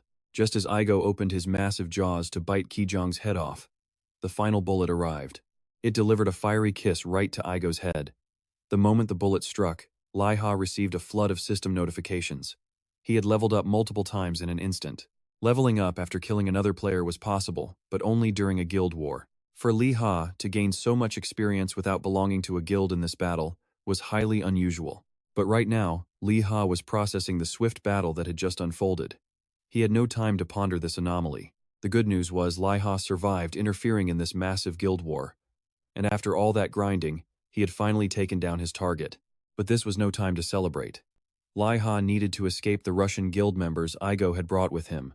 Sure enough, the Russians were already climbing the cliff face, seeking revenge for their leader, Igo. But they didn't need to reach him. Liha hastily tripped on a rock and fell off the cliff. No, wait, he threw himself off the edge. Liha planned to use his cloak as a glider to descend, but at that speed, he'd be splattered on impact. Watching from afar, Ki-Jang was speechless. Was his brother trying to kill himself? Lin Huoding also panicked, thinking Liha had slipped and fallen. Unexpectedly, Hen stepped forward and muttered, "Good thing I have some mana left." He tapped his magic staff on the ground, then wove a seal for his dimension control skill. Instantly, an energy aura formed a colossal hand around Liu Yifei. Countless hands reached down the cliff, letting him land safely without a single scratch. Liu Yifei. Furious they couldn't catch him, the grunts seethed. They could only memorize the Korean archer's face and teleport away in defeat. Meanwhile, Liu Yifei just smiled and thanked Hen for the safe landing, showing no ill will whatsoever. But then again, Liu Yifei had no idea what Hen had done to Chi-Dong. As for Hen, seeing Liu Yifei take down the server's third-ranked player completely shattered his doubts. So Liu Yifei was truly skilled, not just backed by the Lin sisters as he'd always thought. But Liu Yifei didn't care about Hen's inner conflict. He only wanted to know where that snake Sasuke Spei was hiding. Hen explained that as soon as Igo fell, Sasuke Spei had already used a substitution jutsu to escape. Now it was Chi-Dong's turn. He rushed to Liu Yifei, asking if his brother was okay and why he was even here. Liu Yifei didn't want to get into it, only offering a sincere apology to Chi-Dong for hiding his connection to the Lin sisters. But Chi-Dong had to apologize too, for blocking him without giving him a chance to explain. Chi-Dong knew he had made things worse by being so childish. so they called it even, brother to brother. The other leaders from the Starlight Guild's alliance approached Hen and demanded to know what the hell had just happened. Lu Yifei then stepped up, calling all high-ranking leaders from both sides to gather. He had all the information on what was really going on. Lu Yifei explained that the Ayana Guild, which Sasuke used to seize the fortress, and was actually a ghost guild created by the Shinobiumi Guild for profit. Lu Yifei guessed the Ayana Guildmaster was just some low-level player. The person he and Chi-Jang saw was likely Sasuke in disguise, trying to frame him. That incriminating photo of Chi-Jang was definitely photoshopped by Sasuke. Lu Yifei continued, explaining that Sasuke's goal was to start a war between the Rose and Starlight factions, weakening them both. Then, Sasuke would bring in a third party, Igo and his lackeys, to clean up and reap the rewards. Lin Huoyuan listened to the entire story from the side. She was curious why Lu Yifei, who had nothing to do with this, got involved. Was he really just trying to stop the war? A leader from the Starlight Alliance bristled at the thought. If Igo hadn't interfered, this war was about to end, with them as the victors. But was that really certain? The Starlight Guild's reinforcements were gone. Were they sure they wanted to clash with the Rose and Yellow Dragon Guild alliance? If they wanted a fight, Lin Huoyuan would gladly give them one. But Lu Yifei insisted the war had to end now. Lin Huoyuan refused. She wouldn't let her guild lose this battle. Her side had sent numerous offers to the Starlight Guild, but all were ignored. Hen was stunned. He had always sent Sasuke to negotiate with the Rose Guild, only to be told their offers were being rejected. Hen finally understood he'd been played by Sasuke. He stepped forward, telling Lin Huoyuan he would take full responsibility. Lu Yifei interjected again, acting as the judge.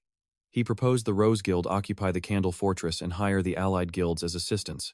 That way, no one would suffer a major loss. Under Lu Yifei's mediation, the two guilds allied with Starlight agreed to be hired by the Rose Guild. Hen took full responsibility for the guild war loss and the internal strife, and voluntarily left the Starlight Guild. After naming Chi-Jang the new guildmaster, Hen felt that right now, only Chi-Jang was trustworthy enough to lead. He would discuss it with the members, but he doubted anyone would object. Hen also personally tore up the contract, forcing Chi-Jang to pay for war damages. He used his own gold and items to compensate for the guild battle. To avenge the humiliation he and the Starlight Guild had suffered, Hen was determined to personally capture Sasuke Spei. With everything peacefully resolved, Lu Yifei could finally relax. Lin Huoyuan hadn't left yet. She approached him, praising him for his absolutely brilliant performance today. If even Lin Huoyuan was offering such praise, Lu Yifei felt pretty proud of himself. But when she asked where he got his intel on Sasuke, Lu Yifei just bluffed, saying he figured it all out himself. If he could deduce all that, he'd be a master strategist. Hadn't he just gotten the info from an NPC? Well, Lin Huoyuan had guessed correctly. But Lu Yifei wouldn't reveal his source. Lin Huoyuan changed the subject, happy that Lu Yifei had sided with her guild, but figured it was mostly for Lin Huoding. Lu Yifei dropped a rare, flirtatious line, saying part of it was for a beautiful girl like Lin Huoyuan too. Before Lin Huoyuan could even enjoy the sweet talk, he took it back, saying he was just kidding. This immediately caused the volcano inside her to erupt, and she beat Lu Yifei until he was dizzy and couldn't fight back. They were completely unaware that the entire battle had been recorded by two players from afar. These two were probably reporters. One of them began to wonder what kind of epic nickname they could give Lu Yifei to capture his coolness. Cloud Magician was out. No self-respecting media outlet would use such a lame title. After a serious brainstorm, a new nickname for Lu Yifei was born: the Phantom Bullet Marksman. A few days later, Lu Yifei was sneaking around the capital city. He had nearly choked on his food when his face, along with his new nickname, was broadcast during primetime television. As a result, Lu Yifei was now trying to avoid being recognized. First, he had to check his loot from that battle. He earned an achievement for hunting the rank 3 player Igo, getting a ton of temporary stats and hunting experience. But if Igo returned for revenge, the title would disappear. Liha also snatched his prize. He now knew why he got EXP for downing Igor, despite being outside the guild war. But this made him Igor's mortal enemy. The clash earned Liha over 200 stat points. He pushed his agility to a solid 1,000, saving the rest. He also looted Igor's powerful necklace. It was a hero-grade item with solid stats and a support skill. Its bonus effect? 100% attraction to dark elves, which made no sense. But who cares? A VIP item is a VIP item. He equipped it instantly. Meanwhile, Sasuke reported to her leader, apologizing for failing to take Candle Fortress. But her boss knew it was out of their hands. Sasuke wanted to atone for her failure, but her leader was already contacting foreign players to face the Rose Guild. Elsewhere, in a forgotten fortress, a player approached the lair of a massive, two-headed troll. The boss roared, ready to attack. The player raised his enormous gun and fired a single shot, piercing its minions and the beast itself. This man is clearly a key player. His target, the demon bullet shooter, Liha. In the main plaza, players gathered, recruiting parties for farming. The square buzzed with activity. Liha strolled by, sensing a business opportunity. Lamha Duyen was still determined to recruit him, but Liha's answer was always a blunt refusal. She was so desperate she even offered him the authority of a vice guild master. Before he could even process it, she offered more, a salary equal to 5 ors. After all, he could hunt a top 3 player. Such a massive offer seemed logical for his power. But her real reason? She just wanted him by her side. Was this a female CEO's way of flirting? Yet, no matter how tempting her offer, Liha still refused. His excuse was that Ki-Jang faced a tough time rebuilding the Starlight Guild. As an older brother, he had to help him first. Lamha Duane was speechless. He'd used his brother as an excuse countless times. Liha then joked, "If you want me that badly, give me a share of Candle Fortress." He was only kidding, of course, but to his shock, she agreed, instantly granting him 10%. Just like that, Liha became a master of Candle Fortress with immense power and a steady stream of cash. Lost in his excitement, Liha accidentally stepped on someone's foot. Before he could apologize, the person recognized him. The demon bullet shooter was a living legend. The player shouted his name, and the entire crowd turned. Liha was instantly swarmed. They were desperate to know what he'd gained from Igor. One fan even tried to lick him. It was getting weird.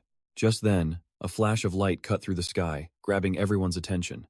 A city guard appeared out of nowhere. The guard ignored the crowd, approaching Liha directly.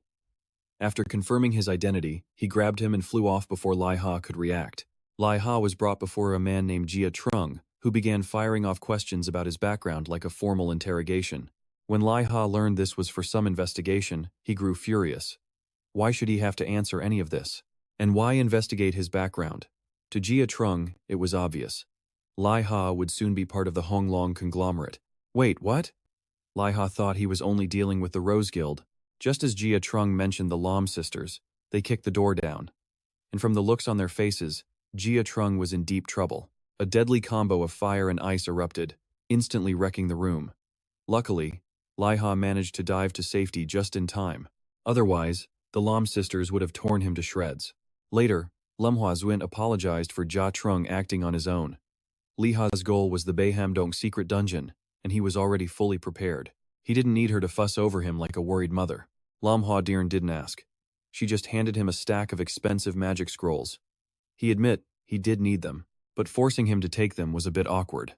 The sisters had brought him here personally, and they were still worried sick. He was under level 120, yet he planned to solo a level 145 dungeon. But Lamhua Dirn had faith. This dungeon might just be a fun warm-up for him. The Lam sisters' new routine began by asking Jia Trung for an update on Liha, but there was no news. He was still deep inside the dungeon. Several days had passed since he entered the high-rank zone. Still, with no word from him, Lamhua Duan grew anxious. Seeing her concern, Jia Trung was secretly pleased. This meant Liha's value had risen even higher. Of course, Lamhua Duan would never admit it.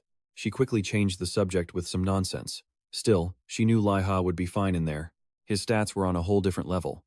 This made Jia Trung curious. How could she possibly know his exact stats? For the wealthy sisters, it was simple. Lamhua Dirn had already burned cash on a scroll to check his stats. That was the real reason they let Liha solo a high-level dungeon. Lin Huayuan changed the subject, asking if Jia Zhang had stopped funding other territories. Jia Zhang confirmed it was all done. He could even arrange a meeting with the other guild leaders for her anytime she wanted. As for Lam Hoa Din, her mission was to identify the strangers lurking near their territory. She had a few specific targets. First up was Guisa, constantly seen outside the Candle Fortress. This meant Igor was likely watching from the shadows. Lin Huayuan grew curious. Who was the Sa Guild's leader to command such loyalty to Igor? According to Jia Zhang's intel, the Sa Guild were elite soldiers from the Russian military, recruited for this network war. And Igor's government backing was an open secret. It seems Fei Yu really stirred up a hornet's nest. The Sa Guild was only deployed because the Huanglong Guild interfered with Yo's advancement. Of the two other strangers, one was the infamous Kit the Nodder. Ki-Jang suspected Liha might know this person. The final individual, who had tracked Kit here, was named Lur. And this Lur was a seriously big name. His title was the Bloodthirsty Mercenary. Lur was so addicted to fighting, he'd battle anyone for the right price. But there was another rumor about his title. He was called the Dragon's Warrior, earned after taking down a dragon. However, he didn't get this from some simple dragon raid. He earned it by defeating Alexander, the #1 Dragon Knight on the server. Meanwhile, inside the dungeon, Liha was celebrating reaching level 144. He'd just mowed down countless giant frog monsters. Just then, Liha raised his pistol again, coldly firing a single shot into a pile of monster corpses. One last monster had been hiding there for an ambush, but it stood no chance. Liha's senses were on another level. The hunt in this dungeon was finally over. It was time for Liha to leave and get some rest. Liha had worried he might not last and lose his accumulated EXP. But it turned out this dungeon was far easier than he'd imagined. In real-world time, Liha had been grinding for a full day. Still, he had a few things to finish before logging off. Looking at his current stats, he calculated a normal player would need to hit level 180 and use titles to match him, and they'd have to pour everything into one stat, which was impossible due to item requirements for other stats. So a level 180 player could never have stats as high quality as his. Besides that, he wanted to test his newly acquired skill, Wrath. It let the user sacrifice 40% of their health for a 20% boost in attack power. For him, a 20% increase was no joke, and Liha didn't want to waste points on HP anymore. It was pointless while using that particular skin. Just as Liha decided to call it a day, a message from Kit arrived. Kit was at the Candle Fortress, sounding desperate, telling Liha to meet him so they could escape immediately. Liha found the fortress's south gate and froze. Kit was hiding behind a large tree, looking like he'd just been completely thrashed. Seeing his brother-in-arms in such a state, Liha rushed over to check on him, pulling out a health potion for Kit. But the potion had no effect. Kit explained he needed a temple because he'd been hit with a curse. That's when Liha truly saw the wound, and a cold sweat ran down his back. He couldn't imagine what weapon in this game could pierce a human body and leave such a clean hole right through them. A possibility clicked in Liha's mind. The only one who could push Kit this hard was a royal guard with the piercing title. Kit confirmed his suspicion was correct, and now, their time was running out. They had to escape before that man, Lur, found them. Liha had no idea what was going on or who this piercing royal guard Lur even was. But Kit's urgent party request, and the sheer panic of the situation, made Liha accept first and ask questions later. But just then, Kit uttered a hopeless phrase, "It's too late." Behind them, the entire landscape was suddenly bathed in a deep purple light. And there, in the distance, Lur slowly appeared, a massive mortar resting on his shoulder. One glance was all Liha needed to know this was him. Kit yelled for Liha to shoot him. Now. Liha was baffled. They hadn't even exchanged greetings before starting a fight. Wasn't that a bit extreme? As if everyone was as friendly as him. He should let Lur put a hole in his lung and see if he still wanted to talk. Liha began reloading his weapon, but in his mind, he was cursing Kit's entire family tree. If they had to fight, he could have at least explained why. Liha aimed his gun at Lur, wondering if that menacing figure in the distance was really the one who punched a hole through Kit. The longer he looked, the more imposing his opponent seemed. Beads of sweat started to form on Liha's brow. Right now, they were about 250 meters apart. At this range, Liha was confident a single pull of the trigger would be a direct hit. But what happened next was bizarre. Lur's expression just hardened slightly, and Liha stumbled backward in pure terror. He didn't understand what just happened, but he felt like he could have died instantly, before he even had a chance to fire. Nearby, Kit gritted his teeth, using a tree to pull himself up. At his current level, Liha stood no chance against Lur. The best plan was for Kit to face him head-on while Liha found an opening to strike, and Kit gave a warning. He couldn't hold out for long. As the two closed in on each other, their battle auras flared, ready for another clash. Lur hoisted his enormous mortar, acknowledging that for someone so injured, Kit had guts to stand in his way. Before Kit could even get set, a magic bullet shot straight toward him in an instant. An ear-splitting blast. Lur charged forward instantly. He wouldn't waste time on Kit. His only target was the ghost bullet marksman. Kit drew his pistol, trying to reason with Lur, explaining Liha hadn't officially inherited the Royal Guard title yet. The title Ghost Bullet Marksman was just a nickname. From afar, Liha didn't understand, but knew he had to stop them. Liha wasn't sure why, but knew Kit was fighting for him. He needed to shoot Lur's leg to disable him. But in the fight, Kit was weakening and needed Liha to act fast. Hearing this, Lur instantly put the pieces together. So, Kit's companion all along was Liha, the ghost bullet marksman. In that case, Kit was now completely useless to him. Liha felt a chill. Why was Lur aiming his gun so low? Suddenly, he screamed out, telling Kit not to move. At that instant, Lur's bullet struck the ground, embedding itself right in front of Kit's boots. The round was as big as a fist. Liha recognized this weapon. He just never thought Lur could use a skill with such immense destructive power. It was an armor-piercing shell. This man Lur had the firepower of a tank. The armor-piercing round didn't explode on impact. It had a delayed fuse inside. Only after a moment would its true power detonate. With no time to think, Liha lunged toward Kit, grabbing him in a tight hug. He quickly activated the defensive barrier from his ring. At the same time, the shell in the ground finally erupted in a massive explosion. Fortunately, Liha's barrier protected Kit just in time, keeping them safe for the moment. But Liha never imagined the blast would be so overwhelming. It was powerful enough to completely shatter his defensive barrier. Seeing Liha and Kit like this brings a whole new meaning to the phrase brothers in arms. To think that explosion destroyed a barrier that could even block a golem boss's attack, its power was absolutely terrifying. Liha helped Kit up, trying to drag his friend away from the scene. But the wound on Kit's side flared up, and his vision began to blur. Liha knew they couldn't escape together. He had to leave Kit by a tree and prepare to face Lur in a one-on-one battle. Just then, Lur raised his mortar cannon, his sharp gaze locked onto Liha. Liha decided to play his trump card, activating his Soul Link skill. Instantly, the ground cracked open before him, and a massive warbear appeared, standing as a shield between him and Lur. Lur was stunned by the sudden appearance of the giant bear. At first he thought Liha had transformed, but quickly dismissed it as just some annoying skill. Without a moment's hesitation, Lur aimed his weapon at the beast and fired a mortar shell. The massive round tore through the air, aimed right at the Doa bear's chest. With a single attack, Lur completely obliterated Liha's warbear. He realized Liha was no amateur. Using the bear as a smokescreen was a clever move. Lur was confident that Liha had now lost sight of his position as well. But was he certain? Through the dust and the fading image of the Doa bear, Liha appeared in a kneeling position, taking perfect aim. The moment he saw Lur, Liha pulled the trigger. His bullet shot out, piercing Lur's leg and shattering his shin guard. This was Liha's true objective, to throw Lur off balance. He had observed that every time Lur used that mortar cannon, he always had to be planted firmly on both feet. By crippling one of Lur's legs, Liha could render his main weapon useless. Now was their best chance to help Kit escape this mess. Being outplayed like this made Lur's blood boil. Who would have thought Liha could locate him through the smoke and still land a perfect shot? Lur would never forget this humiliation. Much later at the Dale Temple, Liha brought Kit to have his curse removed. While waiting, he couldn't help but think of Lur, and his face went pale. Lur was a formidable foe, and their brief clash had shaken him to the core. He couldn't believe Lur took a bullet to the shin without making a sound. What kind of monstrous willpower was that? Liha thought to himself that he should have landed a few more shots while he had the chance. But that would have been too risky, and survival was more important. Just then, Kit's treatment was complete, and he was back to his handsome, high-spirited self.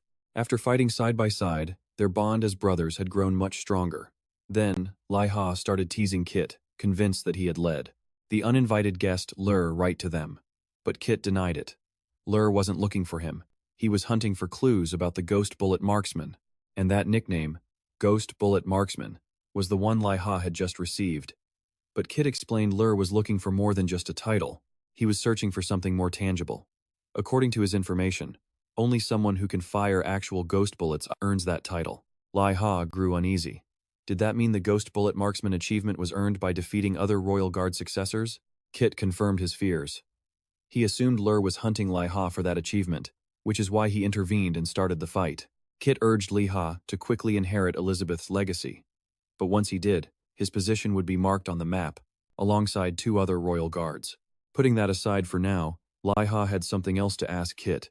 He wanted a chance to see Kit's famous express rifle. Liha was curious to see Kit's express flintlock rifle, but the answer he got was a flat no way. Hearing this, Liha immediately started to complain. Just a little peek wouldn't take away any of the gun's power. Besides, he had just saved Kit's life. He'd even revealed his secret, life-saving bear summoning skill. Kit's refusal was just plain heartless. Seeing Liha's shameless whining, Kit finally, With no other choice, he agreed to show his true power. But they had to leave town first. A skill demonstration here would be way too flashy. Liha agreed in a heartbeat. But what about that guy, Lur?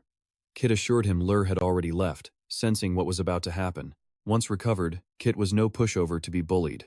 He and Liha ventured outside the castle, searching for a monster horde worthy of Kit's display. Liha scanned the area and spotted a target. A nearby wolf, busy scratching itself, would be perfect for Kit's target practice. But Kit wasn't impressed. A wolf was far too weak. It wasn't worth the effort, but Liha didn't care about the target's strength. He just wanted to witness Kit's weapons in action. As Liha grew impatient, a group of people suddenly burst from the bushes. Liha turned curiously and saw the group charging like wild bulls. They were members of the Saw Guild. The Saw Guild's leader targeted Liha and unleashed a hunter's pursuit skill. Instantly, a PK notification flashed before Liha's eyes. The skill hit him with a debuff, reducing his movement speed by 20%. Liha seethed. How dare they pick a fight with him? He wanted to strike first and hard. But in Kit's eyes, this was a perfect opportunity for Liha to witness his true power. As he spoke, Kit drew 2 pistols. Seeing his eagerness, Liha quickly stopped him. Kit had no idea who these guys were. The Saw Guild was on a completely different level than those rats from Sin-san. Their members began to fan out, taking positions.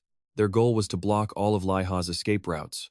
Their prime objective, capture him alive, and quickly, before the Rose Guild could react. Liha pulled the trigger, dropping 1 Saw member. Reloading, he urged Kit to hurry, but Kit was in the middle of a performance. He was even humming a song before starting his show. This left Liha completely speechless. He was certain Kit was absolutely insane. But then, the unexpected happened. The pistols in Kit's hands transformed into a pair of deadly battle anacondas, just as the Saw Guild closed in. Kit activated his bullet storm skill. In the next instant, countless Saw members received a bullet straight to the forehead. But he wasn't finished. Kit tossed the empty anacondas into the air and drew a second, brand new pair. Before the Saw members could even react, Kit greeted them with another storm of lead. With his twin guns, he became a whirlwind of destruction. He took down every Saw member, one by one, leaving Liha completely stunned and speechless. Kit's performance only ended when not a single enemy remained. Liha was frozen solid in shock. He couldn't believe it. He never knew Kit's guns were revolvers, let alone that he possessed 4 of them. Liha couldn't comprehend what he'd just seen. From what he knew, this game's setting was based on the 16th or 17th century. In that era, percussion caps and rifling didn't exist. This was clearly advanced modern technology. But Kit didn't look surprised at all.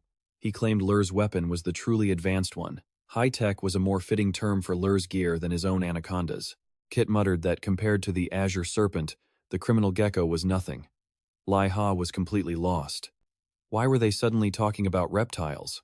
Liha ignored it for now. He was just furious that Kit hadn't used this trump card during his clash with Lur. But Kit explained, he couldn't. His mana was completely drained. There was nothing he could have done. If Liha was jealous, the solution was simple. Get stronger and claim the final legacy of the previous legendary 3 Musketeers. With that parting advice, Kit vanished. Liha wondered to himself, was Kit encouraging him or just mocking him? It didn't matter. Liha was determined to catch up to Kit and Lur. Then, he spoke to the empty air. You've been following me for a while now. Are you going to come out? I'm counting to 3, Liha warned. If you don't show yourself, my gun will do the talking. Threatened, Jia emerged from behind a tree. He had no idea how long Liha had known he was there. He originally planned to rush in and save Liha, but Kit had wiped out the entire Saw Guild before he even got the chance. But trying to trail a master marksman like Liha was foolish. When Jia claimed he was there to help, Liha smiled, but a storm raged inside him. Liha knew the truth. Jia wasn't there to save him. He was there to see if the Saw Guild would succeed. Liha drew his Lam Hoadayan as a threat. What if he used this as an excuse to break his alliance with the Rose Guild? What would become of Jia then? Jia began to panic. He quickly tried to explain, offering Liha a bribe to make the problem disappear. A walking pile of gold just fell into his lap. There was no way Liha would refuse. He intended to take every last coin. After handing over a mountain of items to Liha, Jia still felt uneasy. He nervously asked if Liha needed anything more. Actually, there is one more thing, Liha said. Could I just borrow your head for a moment? Jia face paled as the gun barrel touched his temple. Liha's expression was deceptively innocent, promising to return his head after just one shot.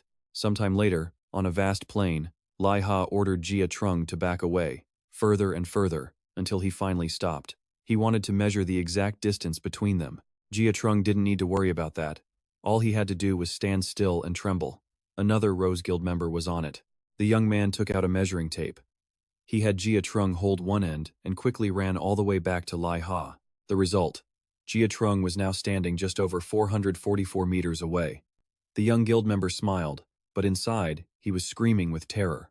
He'd been dragged into this pointless job. Liha couldn't care less. He was busy recalibrating his own senses. From his perspective, the distance to Jia Trung was 450 meters. Not the 440 or 450 Elizabeth specified. The mission demanded a perfect hit at exactly 444 meters. Even for a master sniper like Liha, this was no simple task. Hitting a target at precisely 444 meters was another challenge. In his old military life, he'd have a high-tech rangefinder for this. But in this game, no one had developed such advanced technology yet. Just then, Jia Trung rushed over, suggesting a less primitive method. Jia Trung proposed a telescope. But Liha's special skill was already better than any scope, even more precise than a professional one. The skill's only weakness was its inability to measure exact distances. Then the man sent for measurements had an idea. Just build a scope locked at 444 meters. This idea had potential. Liha saw its merit. Immediately, he turned to Jia Trung, needing his expertise once more. Without wasting time, Jia Trung crafted the special scope for Liha. Since he helped, Liha figured he should be honest with him. But Jia Trung's leering face sent a shiver down his spine. They were both men, so why the predatory gaze? Jia Trung quickly changed the topic. He said he hoped this made Liha a better sniper for the Rose Guild. He didn't dare mention the Lamb sisters again, or he'd get another beating. Jia Trung then weirdly brought up the lizard and snake Kid had mentioned. A fisherman had apparently caught a fish that swallowed a gecko or a snake. Liha saw no connection at all. He wasn't about to waste more time here. He had his own mission to complete. Jia Trung also had to report his findings, though to whom was a mystery. Liha returned to the Royal Guard Academy in the capital. He eagerly went to find Major General Brown, but he froze in place. The Major General wasn't in his office, and he had no idea where he'd gone. At that moment, a single gunshot echoed from outside, grabbing Liha's attention. On the training grounds, Brown was observing a rookie guard sweating buckets, struggling to reload his rifle in time. Major General Brown sternly criticized the rookie. The kid had hunted a black eagle before arriving, yet he couldn't even pass a basic test. Watching from a distance, Liha felt a wave of nostalgia. It had been a while since he'd first met the Major General and his fiery, ice-cold glare. Even now, remembering Brown's supposedly fond look when he first arrived sent a chill down his spine. But things were different now. Around Liha, Major General Brown revealed a uniquely gentle side. Perhaps it was a privilege for the top student. The rookie recognized Liha instantly. He was the idol who inspired him to become a royal guard. The young man pleaded loudly, hoping Liha would sign his rifle so he could show it off to his friends. But Major General Brown was merciless with rookies. If he didn't finish his training, he could forget about his spot in the academy. Brown left the tearful rookie to his drills and walked over to greet Liha. The reason Liha was here was simple. He was finally accepting Elizabeth's legacy quest. Brown led him toward a canyon. This was where Brown and his friends gathered in their youth, right after the game first launched. This game's timeline was incredible, but Liha had to focus on finding the one target at 444 meters in a sea of decoys. This definitely wouldn't be easy. The game always knew how to challenge its players. A strong wind began to howl.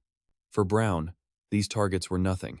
He announced Liha would have 3 attempts for this legacy quest, so he wished Liha good luck. Seeing the quest's true difficulty, Liha felt lucky it wasn't timed, which gave him time to practice.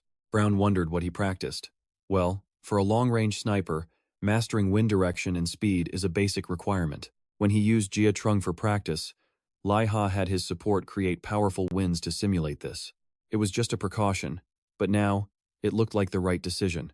Still, even with all that preparation, facing the real test made Liha break out in a cold sweat. Liha calmed his breathing and activated his eagle eye skill. He knew the first trap, the sheer number of targets waiting for him. The targets were packed closely together, so identifying the one at exactly 444 meters was a huge problem. The next issue was the strong wind affecting the bullet's path. Liha's eyes locked onto one target. He guessed it was between 430 and 450 meters. but he was hesitant to shoot. With 3 chances, he could use the first as a test fire and then adjust his aim. But then he reconsidered. Those 3 chances might mean he had to hit the correct target with each and every shot. All these conflicting thoughts were breaking his concentration, until he forced himself to believe he had only 1 chance. Liha focused, sifting through dozens of targets before locking onto a single one. Adjusting for wind, he aimed slightly high. Then, taking a breath, Liha squeezed the trigger. A gunshot echoed. The bullet tore through the air at unbelievable speed, striking the target's absolute center. Brown applauded in praise of Liha. 3 chances? He didn't even need them. With 1 perfect shot, Liha had cleared Elizabeth's legacy quest, gaining a flood of experience and leveling up instantly. Major General Brown congratulated Liha on his outstanding performance, noting that 3 chances had been far too generous. Liha flushed, embarrassed by the praise. He honestly hadn't expected to succeed on his very first attempt. The Major General revealed that besides Elizabeth, he was the only other person to hit that 44-meter target on the first try. Until now, Brown recalled Elizabeth's wisdom. Succeeding on the 3rd try is nothing compared to succeeding on the first. That's why the experience Liha earned was immense. However, Brown warned Liha that his future quests as Elizabeth's successor would not be so simple. But first, Liha needed to accept the title, Successor to the 3 Legendary Musketeers. As the 3rd and final person to earn this title, he secured the last spot in the Hall of Fame, granting him a double stat bonus. Returning to the main hall, Liha took down the shotgun known as Black Bet. Major General Brown then officially declared Liha its new owner. Just then, a new quest notification appeared. He had to investigate the disappearance of Brown's family and its possible connection to demons. Brown urged Liha to investigate this thoroughly. If his family truly had ties to the demons, the resulting scandal would be catastrophic. Rumors were spreading that monsters on the nation's borders were becoming active. In other words, the next great human-demon war was imminent. Liha remembered defeating the boss, Hiruka, the achievement he had earned, then mentioned a 3rd great human-demon war. He was starting to understand that this quest was part of the main storyline, and with no failure condition, there was no reason to refuse.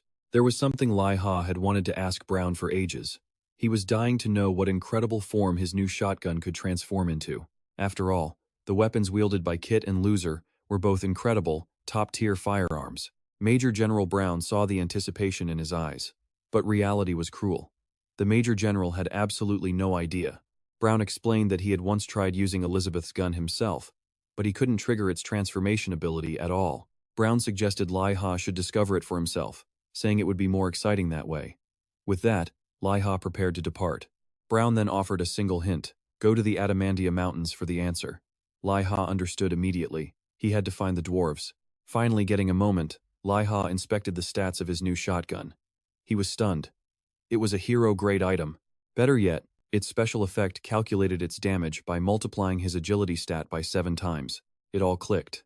Kit and Loser had been using hero-grade weapons against him this whole time. The injustice. If he'd had the black bet sooner, they would have paid. With a special damage effect like this, putting any points into the base attack stat would be a complete waste. From now on, every single point would go straight into agility. Just then, a message from Kit arrived, congratulating him. Remembering Kit's advice, Liha checked his map.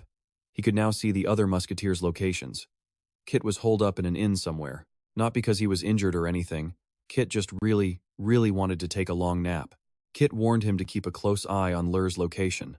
The magic bullet misunderstanding was cleared, but there was no telling when that lunatic might pick a fight. As far as Kit could tell, Lur only saw other people as 2 things: obstacles or not. The guy's thought process was completely unhinged. Liha set that aside and invited Kit to join him in the Adamantia Mountains. But a quest couldn't compete with a good nap, so Kit politely declined. Fine. If no one would join him, Liha would just go alone. He needed to see the dwarves for new ammunition anyway. But first, he decided to make a quick stop at Candle Castle. Meanwhile, in the real world, Liha's mother returned from work. Seeing her son lost in his game, she smiled, overjoyed to see him looking so much happier. As he traveled, the faces of all the friends who had fought alongside him flashed through his mind. But the most important face he saw was Lin Huoyuan's. Arriving at Candle Castle, he stared at the purple crystal orb in his hand, stunned.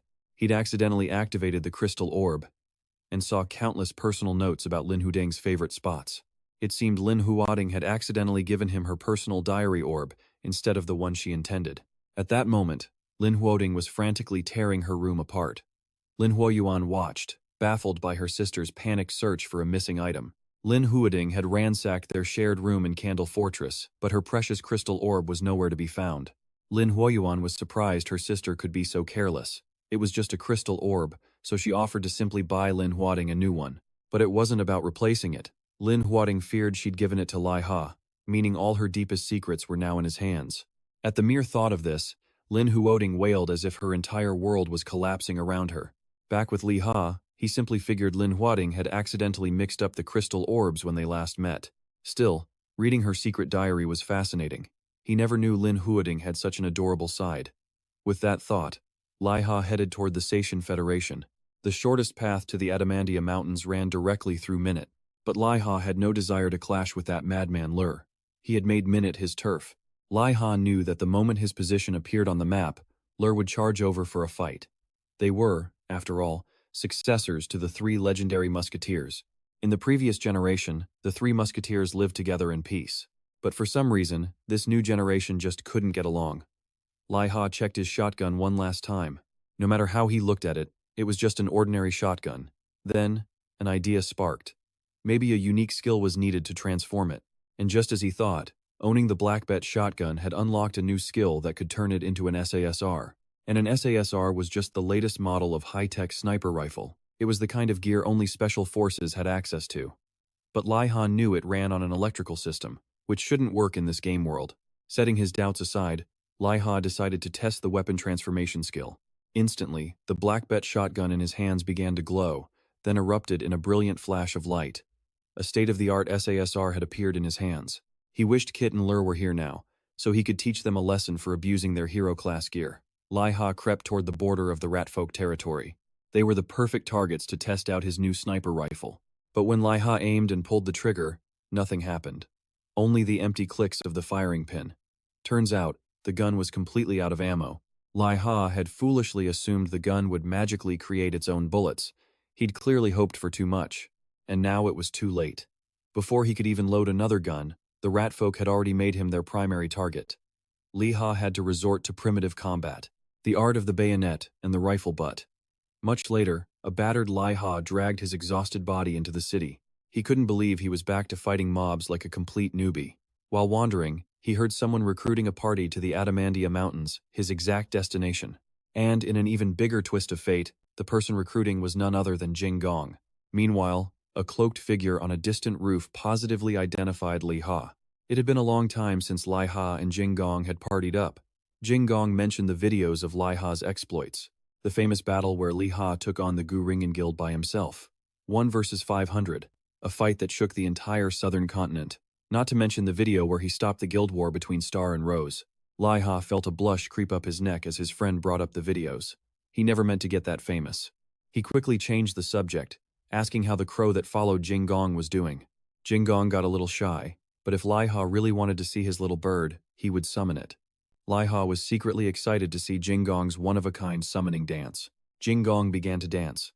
To be honest, seeing a member of the giant race perform this was quite a sight. Liha couldn't hold back his laughter. But at that moment, a massive shadow fell over him, freezing him in place. Then, the dark shape slammed down onto the white snow, unleashing a powerful whirlwind. Before the snow could even settle, a deafening caw ripped through the air, blowing the blizzard away to reveal a massive, muscular black bird. Jing Gong sheepishly explained that because of its enormous size, he couldn't summon the crow inside the city. After grinding hard, he'd finally hit level 89, which greatly boosted his crow's level too. It was clear Jing Gong had gotten much stronger since their days as a rookie party. Liha was losing his patience on the snowy mountain. Weren't they there yet? He was freezing. Their objective here was to hunt the snow rabbit. Basically, the snow rabbit was a monster Jing Gong needed to tame, but the creatures had a severe allergy to giants and birds. To put it simply, Liha was the bait for this mission. Jing Gong pleaded for his help, promising he would keep Liha safe. Liha just had to promise not to fire his gun and startle the rabbit. For old time's sake, Liha agreed and took up an ambush position on the peak, unconcerned about the rabbit. He figured the thing was probably harmless anyway. He just wanted to get to Adamia Mountain to get ammo for his sniper rifle. Crafting bullets with his own mana was incredibly draining. Just then, Liha spotted a suspicious group at the base of the mountain. He wanted to take them out immediately. But Jing-Gong told him not to move. This was the critical moment to capture the snow rabbit. No matter how urgent Liha's situation was, Jing-Gong had to catch the rabbit first. Immediately, the snow rabbit began bucking wildly, trying to throw the giant from its back. Jing-Gong begged Liha, "Don't shoot. Just a little more time and he'd have the rabbit tamed." But the taming time matched perfectly with his prediction of when the suspicious group would arrive. The painful memory of a past betrayal made Liha wonder if Jing-Gong was working with them. But the bond they'd formed since day one gave Liha faith that Jing-Gong would never sell him out. Still, just to be safe, Liha fully loaded all 3 of his guns. Meanwhile, Jing-Gong was gleefully hopping around, still hugging the snow rabbit. He vowed to get Liha out safely. Just then, their pursuers closed in, splitting up to capture him alive. As for Jing-Gong, he was expendable. Luckily, Jing-Gong had just exhausted the snow rabbit and successfully tamed it. Before they could get close, Jing-Gong activated a skill with his new pet, yelling for Liha to attack the approaching swarm. Jing-Gong had stopped Liha from shooting before because the snow rabbits are all connected. They were masters of swarming tactics. The rabbits formed giant snowballs, charging their enemies. Leaving the pursuers to his pet, Jing-Gong led Liha away from the chaos. But he led them straight to a cliff's edge. Jing-Gong asked if Liha trusted him, then grabbed his hand and leaped off. As for their pursuers, they received a warm welcome in the form of an avalanche triggered by the snow rabbits. After a heart-stopping fall, Liha realized he wasn't dead. Jing-Gong had transformed into a massive bird, carrying him to safety. They soared straight for the Adamia Mountains. The feeling of flight was absolutely exhilarating. Liha was completely captivated. Thanks to Jing-Gong, he'd finally shaken those relentless pursuers. But Jing-Gong's ability to shapeshift was beyond Liha's imagination. As thrilling as it was, Liha earnestly requested a heads-up before Jing-Gong's next grand stunt. His heart had literally stopped for a moment back there. At incredible speed, Jing-Gong brought him to the edge of the Adamia mountain range. This was the entrance, and it was as far as Jing-Gong could go. His giant tribe dared not venture any deeper into this territory. The main reason was the historic feud between the giants and the dwarves. Liha understood and didn't press the issue. Getting him here was already a huge help. From here on, Jing-Gong would continue his journey, exploring nature.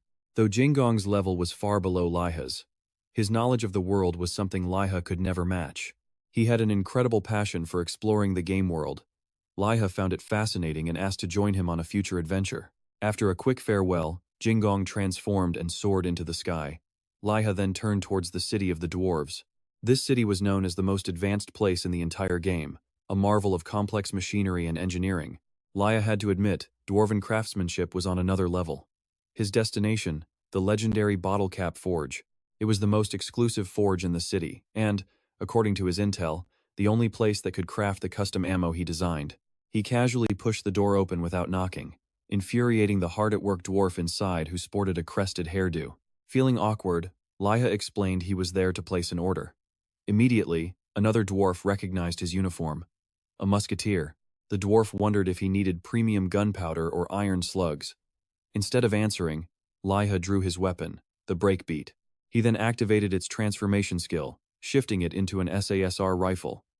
The blacksmith instantly understood. This had to be the third musketeer. The other dwarves in the forge also recognized the gun on sight. It was, without a doubt, Elizabeth's famous rifle. Liha explained he needed custom ammunition for this weapon, and had even come prepared with detailed blueprints. Seeing the plans, the dwarf master grew incredibly excited, immediately declaring the forge closed to all other business for the day. The dwarf then asked how that damned, no-eyebrows geezer was doing. Liha was taken aback by the harsh nickname. Still, he politely replied that Major General Brow was well. The name only seemed to annoy the dwarf, who grumbled that his old friend never visits. Liha presented the blueprints he had prepared, adding that he also needed extra magazines. The old dwarf scoffed at the new generation's lack of flair. Bringing pre-made designs left no room for a master's creativity. The others saw that the bullet design wasn't too complex to make. It was similar to kids' ammo, and far easier than what Lur had requested. The verdict: it was doable. Now, they just had to discuss the price. The forge master quoted an outrageous price: 5 gold per set of bullets. He might as well have asked Liha to burn money. The dwarf insisted the material costs were astronomical, claiming that high-quality brass was incredibly rare. That part was easy. Liha had it covered. He pulled out a large ingot that shone like gold, but it was pure brass. He'd acquired this brass from defeating the brass golem, and now it was time to use it. Liha then activated his haggling skill. He was about to become a cunning merchant himself. By sunset, a deal was struck, and he promised to return in 3 days. Judging by the dwarves' sullen faces, Liha had driven a ruthless bargain, but it was something he had to do. He'd haggled the price down to 1 gold coin per set, with free magazines included. Next, he would transform his other shotgun into a pistol. He wanted this new weapon to fire solid iron slugs, leaving his mini shotgun to handle powerful cluster rounds. The moment Liha logged out, he got an urgent call from Ki-Jang. Something huge had just happened inside the game. The game world had officially entered Phase 2, now that all past heroes had finally found their successors. Kong couldn't believe it when his brother, Liha, suggested he might be one of those successors, though Liha admitted it was just a hunch. But there was no way it was a mistake. He was the heir to one of the 3 legendary royal guards, heroes of the Great War against the demon folk. Liha showed Ki-Jang his achievements, and that A rank was impossible to fake. The 3 new-gen royal guards, including Liha, all possessed unique gear. Liha didn't pay it much mind. Since the developers announced all hero successors were chosen, Ki-Jang lost his chance to compete for a Knight-class hero slot. However, Liha suspected there were no heroes in that category to begin with. Ki-Jang noticed that new players seemed to get most of the successor spots. In the end, Ki-Jang knew very little about the Second Great Demon War, but he did know about the other 2 royal guards. Liha was very interested, as they were his comrades. Ki-Jang briefly mentioned the name Nodding Spear, but the name Lur, nicknamed the Bloodthirsty Mercenary, was far more concerning. Basically, Lur's infamy was legendary. If Liha crushed a dozen guilds on the daily, their reputations might be on par. Rumor had it Lur even clashed with the #1 Dragon Knight. Liha pushed that thought aside. He was more concerned with the developer's notice. The best defense is a good offense. He figured this meant the coming enemy was someone players couldn't beat by only defending. An enemy on that scale could only be the Demon King's army. This was going to be a huge battle. Ki-Jang was flustered, unsure what to do. Liha, however, just calmly sipped his beer. If the Demon King's army really appeared, they just needed to hunt them down first. He was certain that if they took the initiative and hunted the monsters, there was absolutely nothing to fear. Ki-Jang praised his incredible older brother for his courage. Liha proudly declared that this was the true value of power. With enough strength, you fear no one. After a round of drinks with Ki-Jang, Liha had his own work to do. He needed to visit the dwarves to pick up his weapon. But Liha wasn't about to walk this time. He had the dwarves' exact coordinates and would simply use a teleport scroll. When Liha reached the forge, the doors were sealed tight. But from inside, he could hear noises, so someone was definitely home. Liha knocked and announced his name. A dwarf answered, looking completely disheveled, as if he'd just survived a war. The dwarf didn't explain, just told him to find the shop owner. The blacksmith was staring blankly at Liha's gun, his face a mask of frustration. Seeing Liha, he started screaming like a madman, declaring that he was done with the research and wouldn't work on it anymore. He tossed the gun to Liha, explaining it was sealed by the legendary dwarf. Liha was confused. Why would its own creator seal his masterpiece? But then he remembered he'd never even bothered to read the gun's item description. The gun was indeed sealed by the legendary dwarf. It had no range or fire rate stats, 0 user requirements, and was already legendary grade. The weapons of Kid and Lur were only hero grade. Liha's gun, Break, was practically demon forged. He didn't care that the gun was sealed. All he needed to know was that his weapon was the best. Putting that aside, he went to get the ammo he had ordered. The dwarves had it ready, enough for him to unleash hell. Liha left happily, promising to come back often. But it was doubtful the dwarves would ever welcome him again. Later, Liha headed for the copper mine. He needed to stock up on copper to craft ammo at any time. His target was, of course, the brass golem, and as soon as he thought of it, his prey appeared. Liha took position on a ledge, aimed at the golem, and began calculating the wind.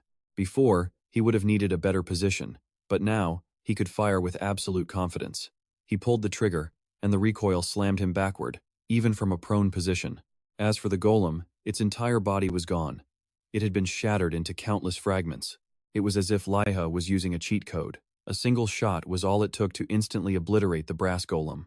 Stunned for a moment by his own immense firepower, Liha quickly snapped out of it. This was no time to be dazed. First things first, he had to retrieve his shell casing. He couldn't leave any clues for other players to track.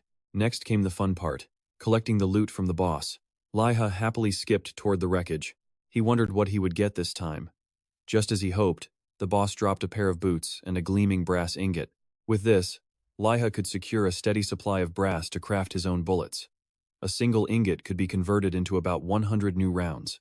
1 bullet for 100 in return was an amazing deal. Just then, Liha heard the distant noise of a group rushing toward the golem's location. Seeing them, Liha knew he had to disappear. He couldn't let other players see him, or he'd end up as a trending topic again. Liha quickly tore a teleport scroll in his hand to make a swift escape. By the time the other party arrived, their target, the brass golem, was gone. Not even a shadow remained. The group of players froze in place. Had the golem somehow learned to teleport? But by then, the architect of the golem's vanishing act was long gone. A while later, Liha returned to the capital. First, he took the boss drop boots to the auction house to make some extra cash. Next, he visited a tailor, wanting a custom bag made for his rifle. It really was different having money to burn.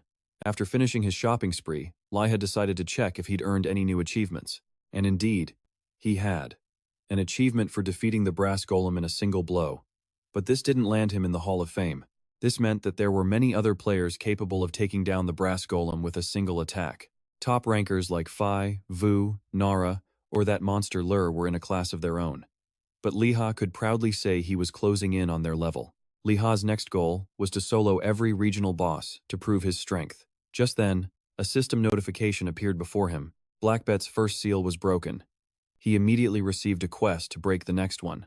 It was an exclusive quest Liha had no option to refuse. The Blackbet awaited a new master to awaken all 7 of its seals.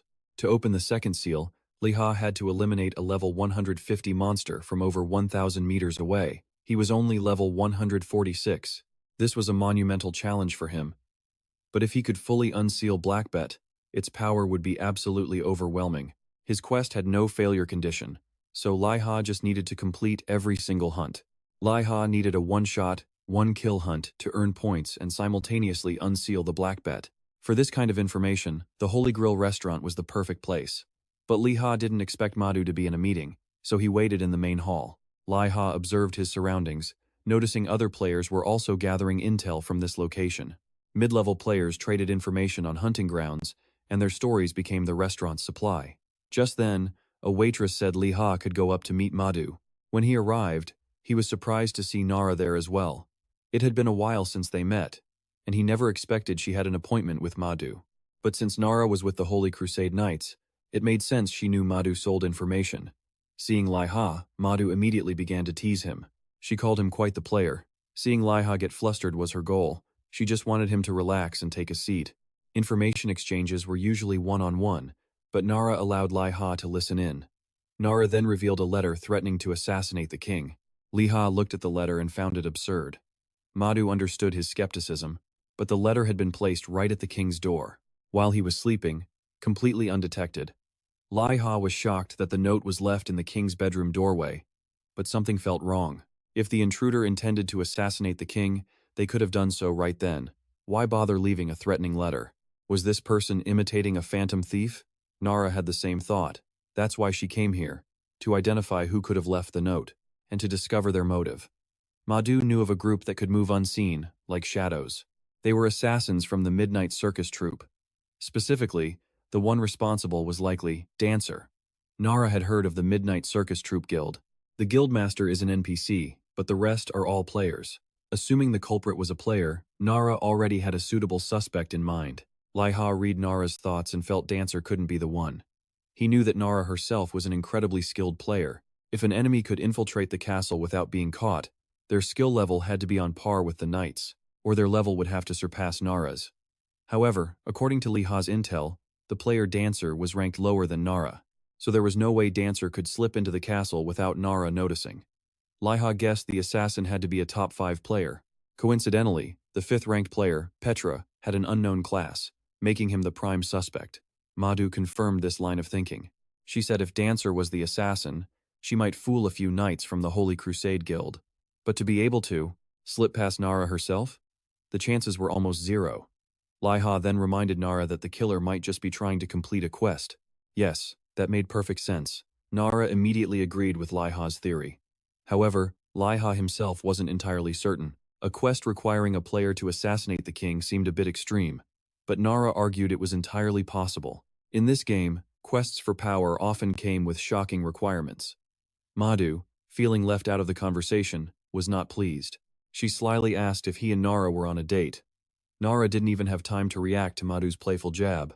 For now, she was just happy to have a solid lead. Nara asked Madhu to investigate the top assassin of the Midnight Circus troupe. It would be difficult, but Madhu promised to do her very best. Now that she had a few clues, Nara needed to act immediately. Before leaving, Nara thanked Liha for his insight, promising to do her best to help him if he ever needed anything. She also asked that he call her more informally next time, since the formal greetings felt too distant. Alone with Madhu, Liha asked for intel on regional bosses. Liha specified that he was targeting mobs around level 150. Madhu confirmed that she could handle it. She immediately marked several locations on Liha's map. Madhu wasn't holding back, at least not with the free information. This would be enough to keep Liha busy for a while. Next, he asked for intel on the Second Great Demon War, where the Demon King's army had vanished. Madhu refused to discuss that topic. She claimed the risk was too great for her agency. It would be better if Liha investigated on his own. She suggested he search the royal archives. Madhu believed he could do it because of the gun on his back, meaning she knew of the 3 musketeer weapons. If Madhu wouldn't talk, Liha wouldn't force her. He knew perfectly well she was lying. After all, there was nothing Madhu didn't know. Meanwhile, on another plane, Ki-Jang led his party to hunt monsters. The members following him showered him with endless praise. There was no better leader than Ki-Jang. Tane watched from a distance. He admitted Ki-Jang was so busy he didn't even have time to level himself up. In return, Ki-Jang took great care of the Starlight Guild, making them stronger each day. Just then, a strange sound echoed from the distance. Ki-Jang's party assumed a monster had respawned for them to farm. A monster did appear, but this one looked incredibly strange. The members' faces went pale. The area boss appeared a colossal cyclops. The sight of the Titan threw the Starlight Guild into a panic. Everyone wanted to flee the chaotic scene immediately, but Ki-Jang, like a true leader, held his ground. He commanded a safe retreat for his members. However, one was already paralyzed by fear. He watched the Cyclops lift a massive boulder, ready to crush him. Ki-Jang immediately rushed to help. Teen screamed for him to stop, but it was too late. Reaching his guildmate, the terrified Ki-Jang unleashed his skill. Sacred Guardian Shield. He raised his shield, guarding himself and the team behind him. That giant boulder wasn't going to shatter, not a chance. It landed squarely on Ki-Jang's position, crushing the very ground around him. Seeing their leader flattened, the other members froze in place. They just stood frozen, screaming his name in despair. The Cyclops, however, showed a flicker of intelligence. It roared at its prey before it. The scream cast a fear debuff, paralyzing everyone for 3 minutes. They also lost 40% of their health and stamina. A member yelled for Tane to escape, seeing their dire situation. But as vice captain, Tane couldn't abandon them. He took a swordsman's stance and declared they would all survive together. Perhaps the aura of brotherhood let him move early. He instantly charged straight toward the Cyclops. If they couldn't survive together, they would die together. Leaving his comrades behind was never an option. Tane faced the area boss's gigantic fist. A massive collision occurred, kicking up a cloud of dust. Nearby members were splattered with a slimy green substance. Tane was unharmed, but frozen in place by the same liquid. Strangely, the Cyclops' eye was gone. In its place was a massive gaping hole, as if for breathing. The Cyclops collapsed, signaling the mountain's lord was slain. For the next hour, all monsters nearby were weakened, by 1/3. The members only saw the Cyclops fall before Tane. They assumed he had soloed the terrifying beast. They couldn't imagine how strong their vice-captain truly was. To solo a level 180 boss, but Tane swore he hadn't done a thing. Before he could explain, he sensed something and rushed off. He felt a wave of energy from the boulder crushing Ki-Jang. With a single, perfect slash, Tane split the massive rock. Just as he thought, Ki-Jang was still alive. So was the member he shielded. After regrouping, Ki-Jang began asking questions. He learned Tane didn't kill the Cyclops. Ki-Jang had thought he was using a cheat. He grew curious. Who could possibly one-shot a Cyclops? Only a top 10 player could manage that. Tane and Ki-Jang reasoned. A high-damage, long-range player. It had to be Bobby the Phantom Marksman. But his attack range was only 250 meters. They should have been able to spot his position. But as Ki-Jang looked around, he only saw Liha approaching. Ki-Jang couldn't believe it. Did his own brother just kill that Cyclops? Oh, right. Liha needed to loot the items before they vanished. That night, a pale Ki-Jang couldn't believe his ears. All the area bosses had been mysteriously defeated, and it was all his dear brother's doing. Not only that, Liha was now level 157. Just 2 weeks ago, he was in the 120s. In truth, Liha's insane attack power came from achievement stats, but he kept that secret to not discourage his brother. Ki-Jang changed the subject, mentioning Nara's new group quest. Knowing Liha was close with Nara, he had a favor to ask. Could Liha get the Starlight Guild a spot in Nara's quest? Liha was surprised Ki-Jang and Tain wanted to join. The very quest Nara had initiated. Ki-Jang had actually only heard rumors about it. Nara needed referrals for skilled players. It was a royal family quest with strict requirements, which is why she still needed allies. Ki-Jang wanted Liha to vouch for him and Tain to join. He was confident they now had the skills required for it. Liha actually saw no problem with this. First, he hadn't seen Nara in a while and wanted to check on her. So, visiting his friend seemed like a great idea. Plus, it would help Ki-Jang. Why wouldn't Liha give it a shot? Ki-Jang was thrilled. His brother agreed to his request. But Liha warned him not to celebrate yet. Nara still had to agree. That very evening, Liha teleported back to the capital. Before anything else, he wanted to check his quest completion status for taking down that Cyclops earlier. The quest to unlock Breakbet's second seal was now confirmed as complete. Thanks to that, Liha acquired the Mana Eye skill. The seal unlock quest chain then updated. With Mana Eye, Liha could now see targets through obstacles. It required no mana and could be used for up to 5 minutes. From the description, it seemed Breakbet itself used the skill. He didn't even have to activate it. But if he did, Liha's eyes could now see through solid objects. It was just like using infrared goggles. This new skill would make hunting much easier. If such an amazing skill came from the first seal, what would come next?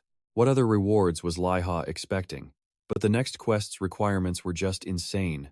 It demanded he hunt a level 160 monster from 1.5 kilometers away. Liha was utterly speechless, as if hunting a monster from that distance was an easy feat. At this rate, he feared the next quest would demand a 2-kilometer shot.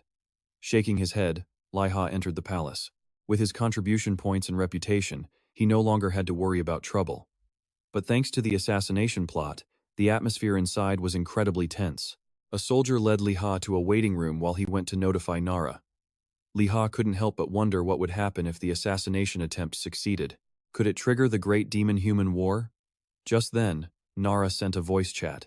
She had just finished her work and was coming to meet him immediately. But when Nara walked into the room, Liha was once again at a loss for words. She looked indescribably worn out and haggard. Nara confessed that since getting the new intel, she hadn't logged out or slept at all. 10 full days had passed in-game. In real time, that meant Nara had been online for 48 consecutive hours. Liha got straight to business. He came because he heard she was recruiting. Nara seemed hesitant, as Liha hadn't reached the required level for this quest. However, in Nara's eyes, Liha was the most reliable person she knew. He had readily saved her before. Even though they were strangers back then, Nara made a decision. She wanted to share a few things with him. After their last conversation, Nara had narrowed the suspects down to just one person, the top 5 player known as Mad Clown Peter. Nara also confirmed she was struggling against an assassin far above her level. To make matters worse, the Royal Guard refused to believe the rumors were true. They assumed it was just a military drill by the Holy Knights. The Royal Guard and the Holy Knights had a terrible relationship. That's why the tension in the palace was stretched so thin. It was all due to a conflict over their areas of operation. The Holy Knights protect the capital, while the Royal Guard handles internal palace affairs. The Guard believed the assassination was a pretext for a power grab. Nara was so helpless she even tried asking Royal Mage Rog for help, but the old man refused to even see her. Out of options, Nara could only mobilize the Holy Knights permitted inside the palace. At the same time, she received a quest: protect the king for 50 days. Liha read the quest details. If the king died, a war between kingdoms would ignite.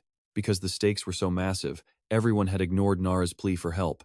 Currently, Nara's party only consisted of herself and one friend. After a heavy silence, Liha finally spoke. If Nara would have him, Liha would bring his own squad to support the mission. He assured her they were all top-tier players. Ki immediately imagined Liha and Nara sharing a passionate kiss, making his heart race. Liha quickly told his little brother to get a grip. That kid's imagination was running wild again. But clearly, Ki didn't care in the slightest. In his romance director mind, it was strange that nothing had happened between them yet. Ki teased his brother until Liha finally screamed at him to stop. Only then did he excitedly ask if Liha had succeeded with the favor he'd asked. Of course, when Liha handles something, it never fails. However, he had to promise Nara something in return after this was all over. But for Liha, the deal was nothing but beneficial. Nara promised that whether the mission succeeded or failed, she would help Liha access the royal archives once. Liha double-checked if Ki really wanted to join this mission. The completion reward was likely small, and failure would be a disaster. But Ki and Tain were already determined. They had to participate in this quest, as it was directly related to the king. If they succeeded, their guild's reputation would increase significantly. And so, Liha successfully helped Nara recruit 2 more members to protect the king. Afterward, Liha rushed over to Candle Fortress. Jia Trung jumped when Liha suddenly appeared, as if he wasn't expecting him at all. Wazong, who was under a table, yelled out, asking who had kicked the door in so rudely. But when she realized the visitor was Liha, Wazong froze solid. After 5 seconds, she shot back under the table at the speed of light. She was barefaced with a roller still in her bangs. There was no way Wazong could let Liha see her looking so disheveled. Liha didn't seem to notice. Instead, his attention was caught by the mountain of paperwork on the desk. It looked like a government office. Wazong quickly applied makeup, warning Liha not to peek at her. "Anyway," she said, "what brings you here? Was he here to collect his share of the profits?" Wazong assumed so and tossed a heavy pouch onto the desk in front of him. Inside was the 10% profit share Liha was entitled to. When Liha opened it, the brilliant light of nearly 600 gold coins blinded him. Wazong explained that in their first month managing Candle Fortress, the number of visitors was enormous. She warned that profits would likely be lower in the following months. Liha was stunned that he could earn such a large amount of gold. Wazong then proposed that if he became the vice leader, his profits would multiply. That amount of gold was equivalent to a real-life fortune. Besides, 1 month in-game was only 6 days in the real world. This was more profitable than trading crypto. At that moment, Liha remembered his main reason for coming. After the 2 siblings listened to the mission details, they agreed it was far too dangerous. Liha explained that success would earn them major favor with the royal family. This would be a huge advantage when negotiating city taxes. Wazong didn't give an answer right away. She needed to carefully consider all the risks and rewards of the mission. Done. For Wazong, there was no hesitation. She instantly agreed to Liha's offer. Just being on a mission with him was enough. Besides, Wazong was already eager to join. The sisters were just playing coy. And just like that, Liha recruited 2 more members. Now, only the final 2 slots remained. Liha scheduled a strategy meeting for 6 a.m. the next day at the palace. The next day, Wazong's and Ki-Jang's teams arrived early. The tension was thick between the 2 rival guilds, forced to wait together. Liha finally made his appearance, with B at his side. The Wazong sisters were immediately intimidated by B's divine aura. Ki-Jang, however, was skeptical of the newcomer's abilities. Sensing his doubt, B offered a tip to help his guild power-level new members. Ki-Jang was stunned. How did this lizard-like stranger know the inner workings of the Bizan Guild? Wazong wondered about the final member. Liha confirmed they had already arrived, but were still hiding. At that moment, Kit leaped from the ramparts, making the most badass entrance imaginable. Just as Nara emerged to thank the group, she spotted Kit. Her killing intent instantly flared, ready for a fight. Liha quickly stepped between them. He explained that he'd invited Kit, whose strength was crucial for the mission. Kit finally spoke, uninterested in a pointless fight with Nara. He accepted Liha's offer to cooperate, not to waste time. B added that their time was limited. Nara needed to set aside her personal vendetta and focus on the task. Realizing the mission's importance, Nara suppressed her anger and invited everyone inside the palace. Inside the meeting room, Ki-Jang and Wazong sat facing each other, exchanging hostile glares. Meanwhile, Nara was staring daggers at Kit. Unbothered, Kit simply pulled his hood down, hiding his eyes. Liha had hoped for an elite squad, but this was starting to feel more like a team of misfits. A team of total disasters, actually. Liha began to seriously doubt if a lone wolf like Kit could even work in a group. The guy was a total enigma. Just then, someone else approached, and Nara let them in without a second glance. The final member of their chaotic team was none other than the world's #1 ranker, the female Hawkeye, Bobby. Liha instantly connected the dots. Nara had mentioned her friend was coming. The 2 must have met at the National Training Center. Bobby immediately struck up a conversation with Liha. Apparently, Nara had told her a lot about him, with some interesting implications. Fearing her friend would expose her, Nara frantically yelled for Bobby to just sit down and be quiet. With the full team assembled, Nara began the mission briefing, sharing all the intel she possessed. The prime suspect is Peter, the world's 5th-ranked player. The Royal Guards and Holy Knights are currently protecting the royal family. However, these NPCs don't even believe an assassination is imminent, so they won't be cooperative. The mission objective is simple: protect the king at all costs. This means Liha's team must stand guard around the clock. Just as Nara suggested Peter wouldn't act alone, B cut in, confirming he would have backup. Peter's guild is full of assassins, with the weakest being level 150. They will likely storm the palace in waves. In a direct confrontation, this team could win. But if the assassins rely on ambushes, the outcome is far from certain. B suggested the assassins might even disguise themselves as furniture to infiltrate. He then shared his intel on their methods. Liha was floored. He couldn't fathom how B obtained such detailed intel on the Assassin's Guild. The Assassin's Guild was notoriously secretive, with no info online. B began explaining their furniture disguise trick. To be precise, they contort their bodies into the shape of objects and then camouflage their skin to match. As Liha processed this, he saw a hand emerge from Wazong's chair. Without a word, he drew his sniper rifle. Then, he asked a single, cryptic question. "Wazong, do you trust me?" She didn't even hesitate. Her trust was absolute. That was all Liha needed to hear before firing a shot that grazed her hair. Everyone flinched at Liha's sudden move, wondering what in the world he was thinking. At the same time, Liha yelled a warning. The assassins had already infiltrated the room. Seeing her sister had been in mortal danger, Wazong panicked and launched an ice spear at the assassin. Liha yelled for her to hold back her magic. They needed to capture the assassin alive for interrogation. But it was too late. The damage from her attack was overwhelming, killing the assassin in a single blow. Wazong quickly apologized for not holding back. But Liha admitted it had been a long shot anyway. He doubted the assassin could have survived his bullet. Even B was shocked his prediction about the chair disguise had come true. It meant that even within the palace walls, nowhere was truly safe anymore. Nara came to a realization. The palace's defensive traps had to be compromised. Everyone suspected the NPCs were letting things slide, allowing their quest to continue as planned.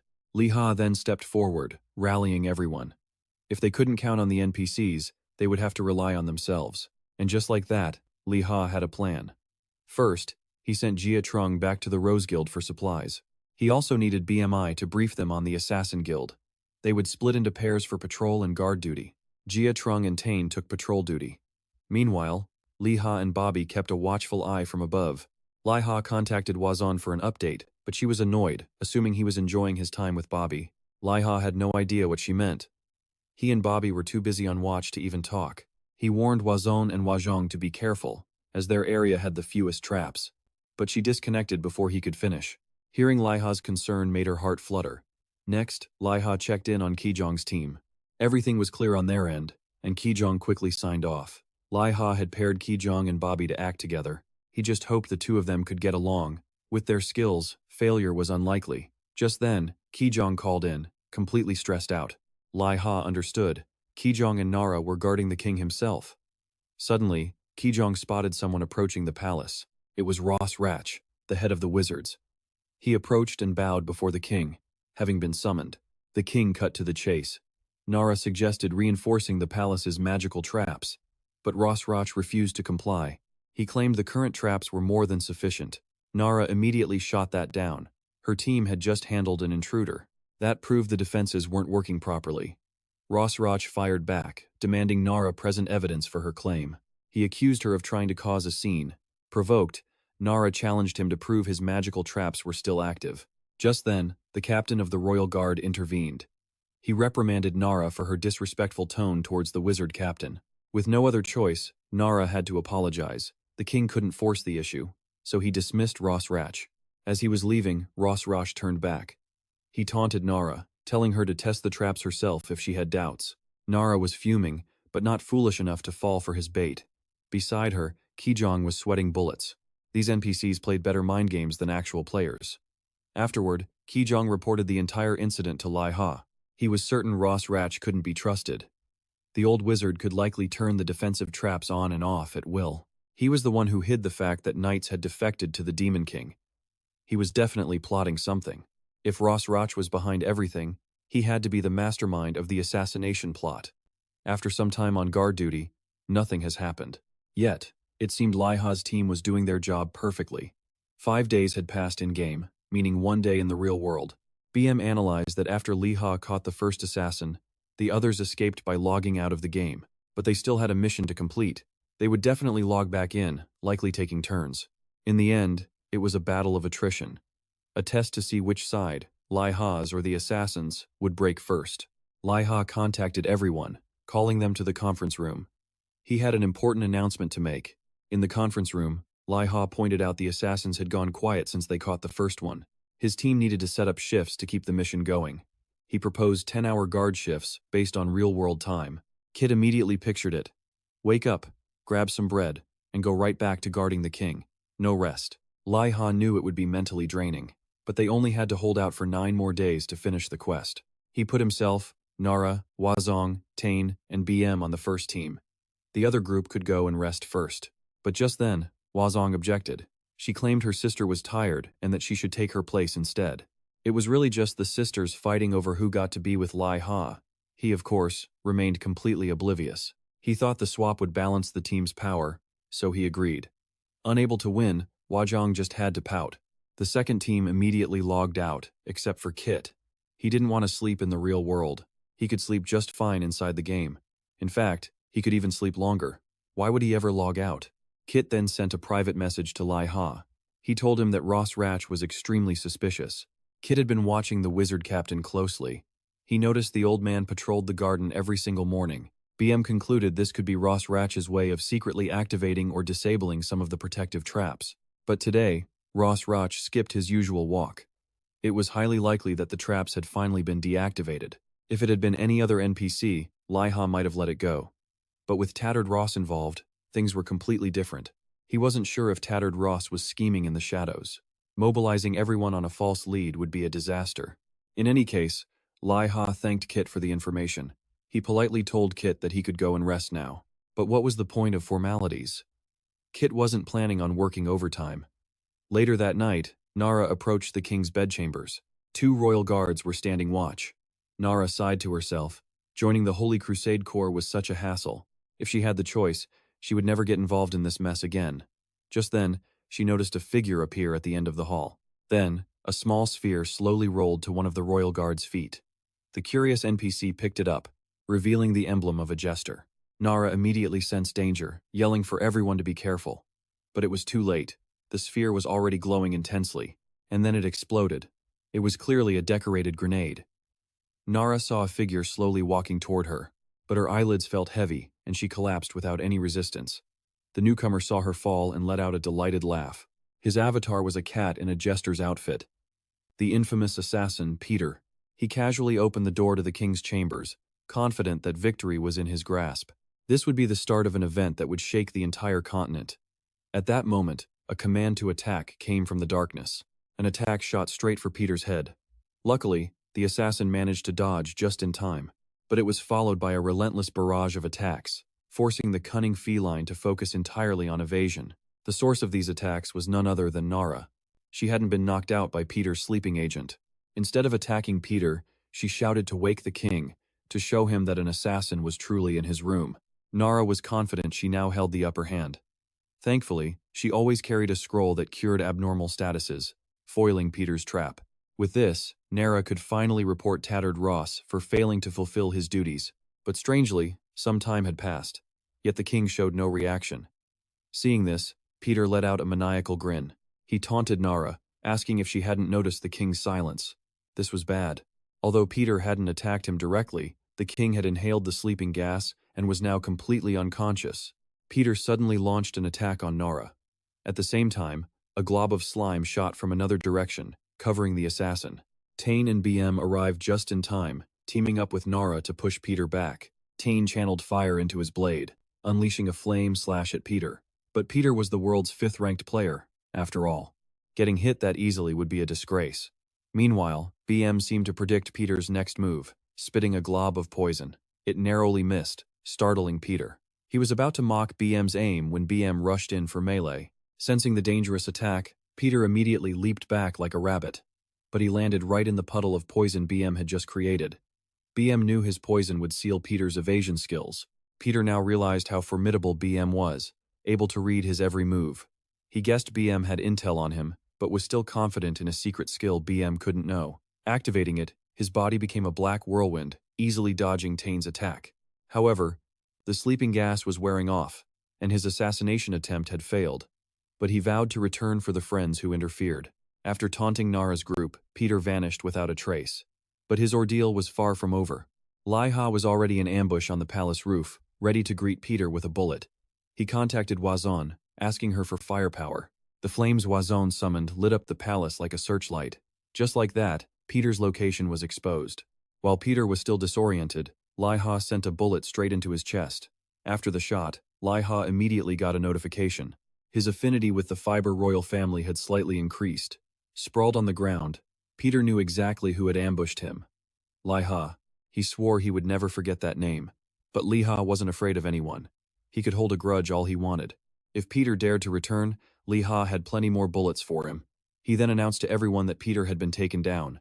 Unlike the others who were celebrating, Bem worriedly told Liha to check Peter's body one more time. When Liha did as Bem suggested and looked again, Peter's body had already vanished from the palace grounds. Liha quickly raised his rifle again, on high alert. He had received a system notification, which meant the kill should have been successful. Just then, Liha spotted Peter's position through his scope. He immediately squeezed the trigger, sending another bullet his way. Elsewhere, Wazon heard the gunshot and grew curious. Why was Liha firing again? Something had to be wrong. She rushed to the roof to check on Liha, but he just yelled at her to find a safe place to hide. As for Peter, he suddenly appeared once again, as if Liha's bullets had absolutely no effect on him. Tired of this monster's games, Liha fired a single shot, tearing Peter apart. A system alert popped up, showing his royal affinity increased slightly. And yet, Peter seemed immortal. He instantly reappeared, ambushing Wazon from behind and restraining her. Liha couldn't understand how Peter was regenerating so fast. No one had ever survived his shots before. Liha demanded he release Wazon, but Peter just sneered. Wazon was now nothing but his human shield. Liha would never dare to fire on his own teammate.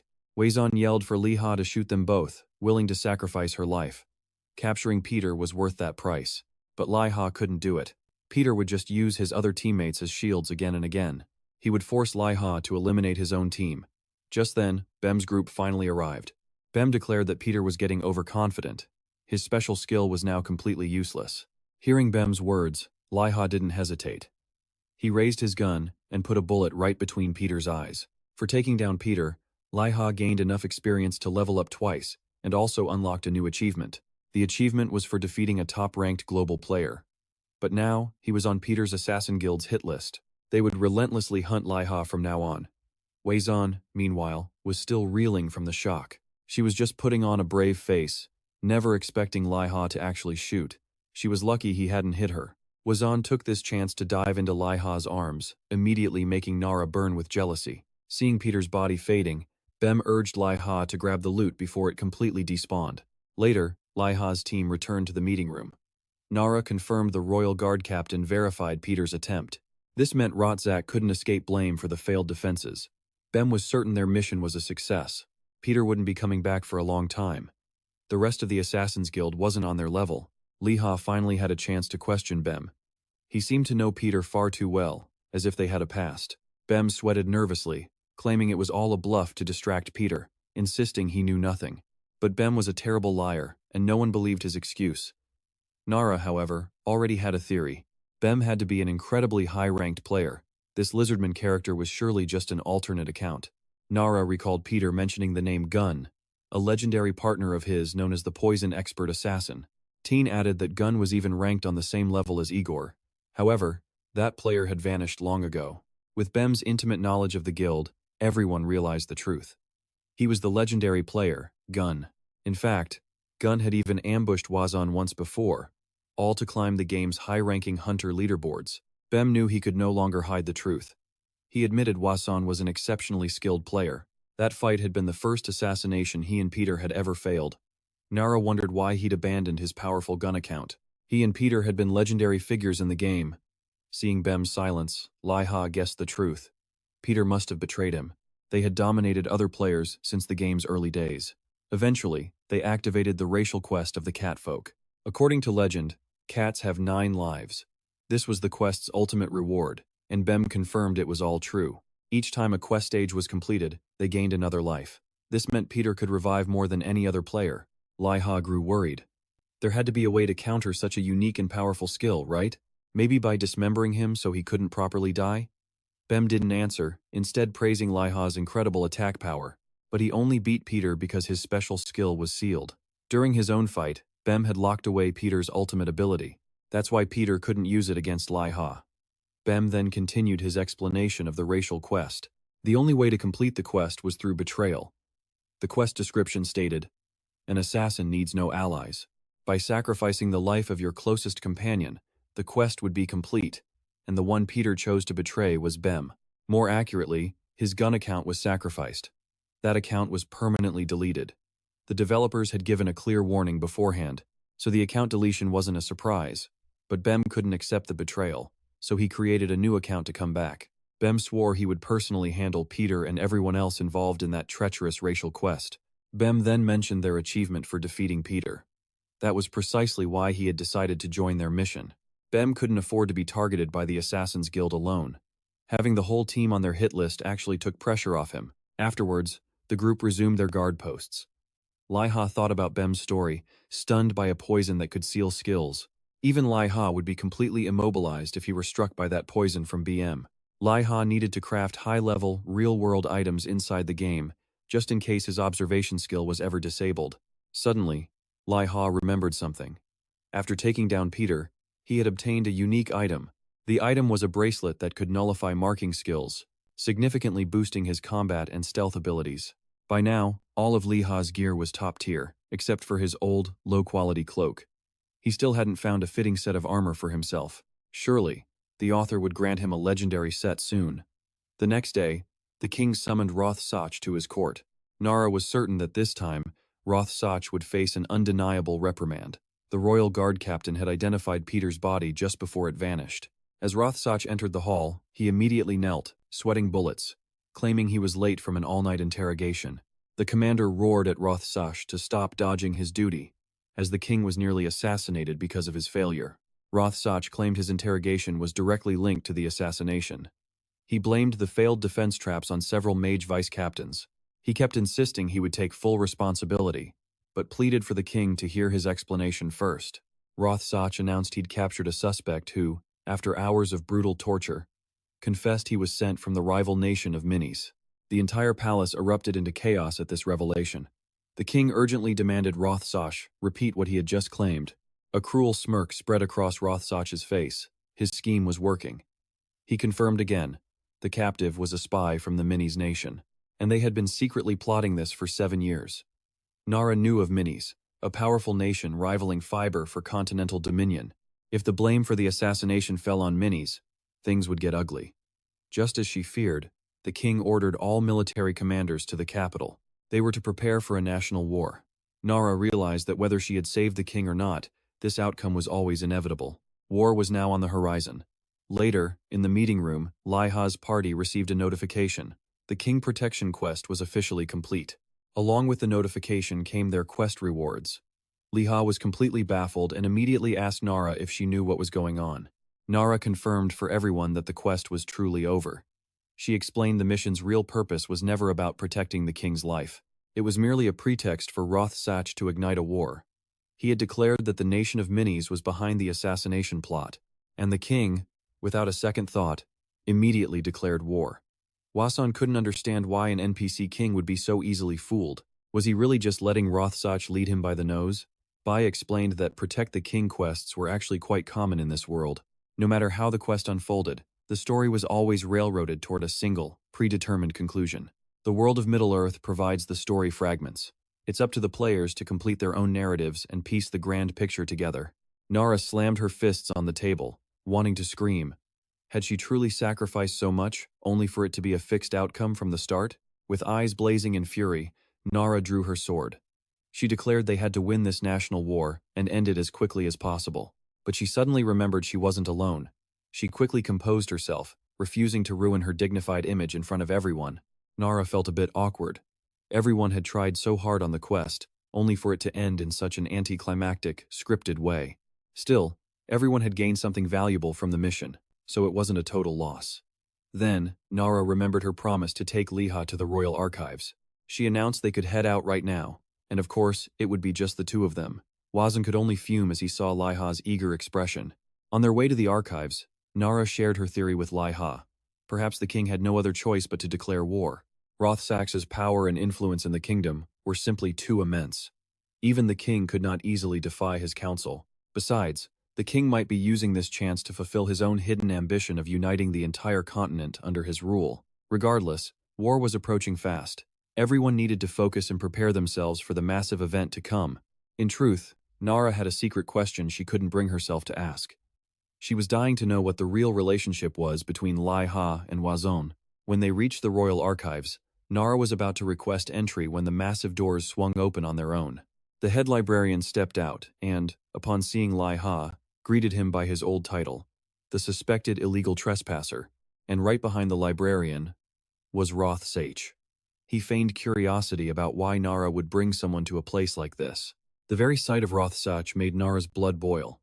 He looked far too relaxed for someone who had just committed such a grave crime. Rothsach calmly stated his gratitude to the king for giving him a chance to atone.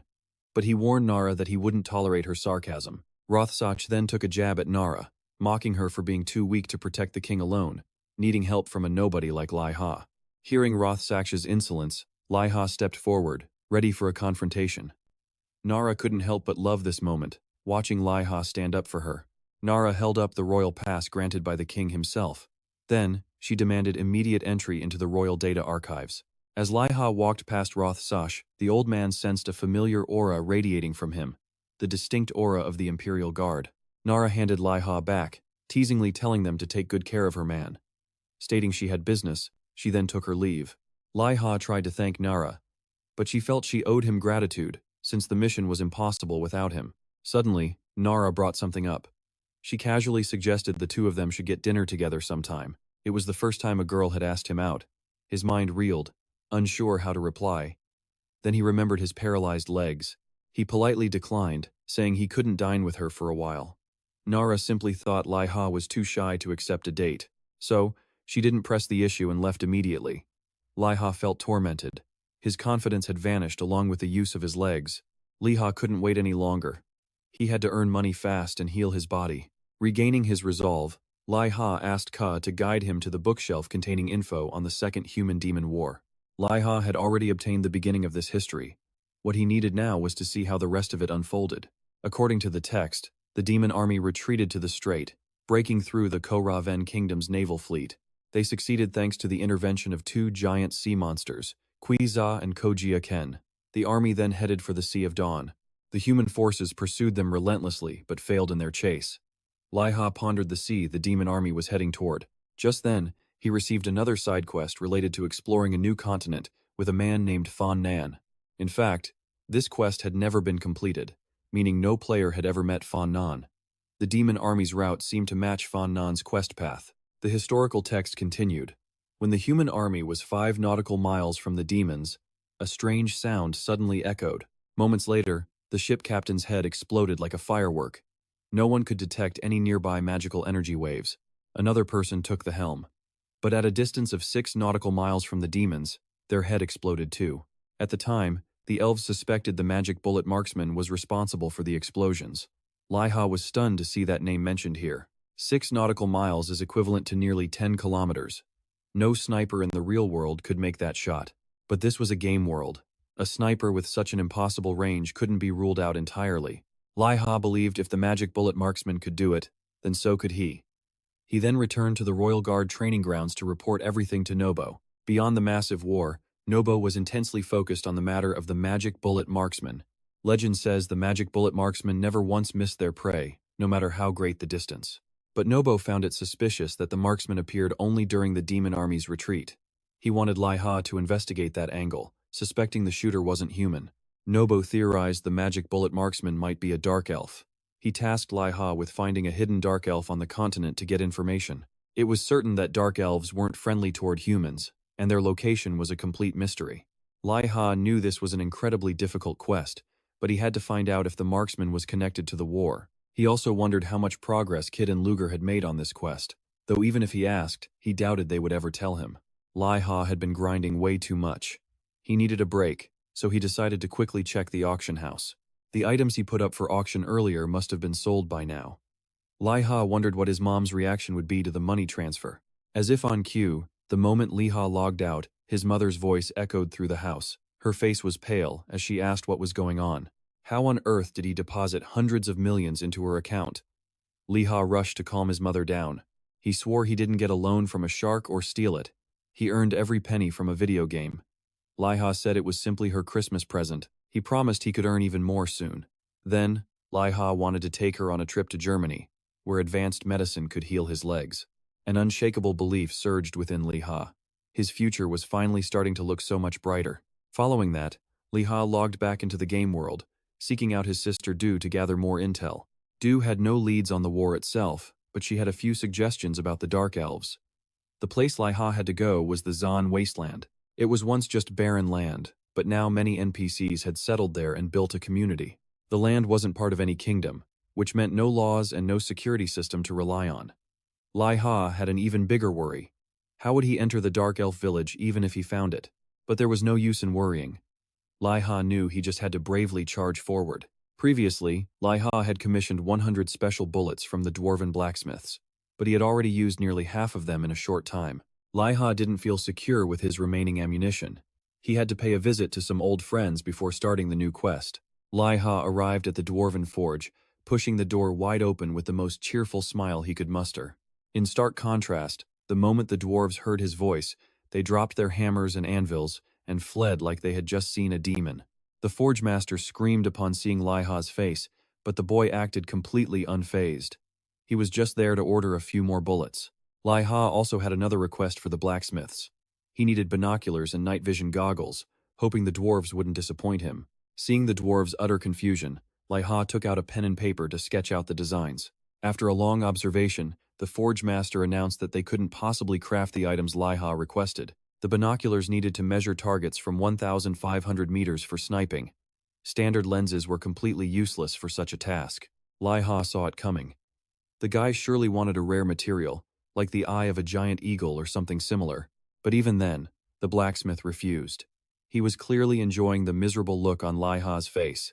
The blacksmith mused that with the eyeball of a massive monster, he could probably craft a scope. He thought Liha would give up in despair.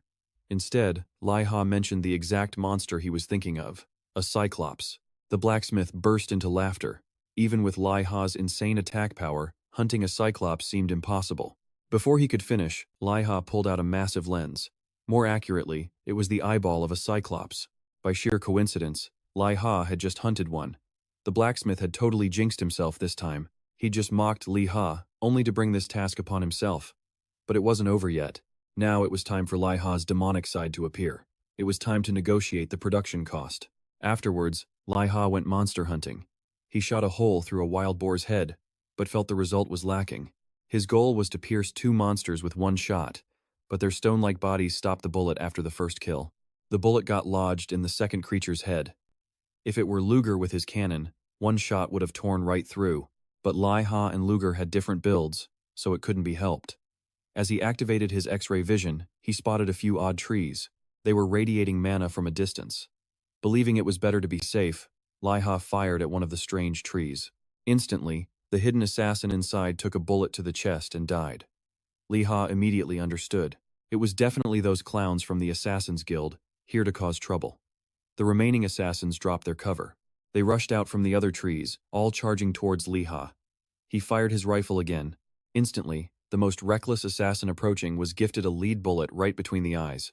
At the same time, Liha dodged their throwing knives and pulled out his custom-made shotgun. He aimed it straight at another assassin's head. Before the man could react, a shower of lead turned him into a beehive. The last assassin was terrified. Seeing Liha's gun turn to him, he quickly hid behind a nearby rock.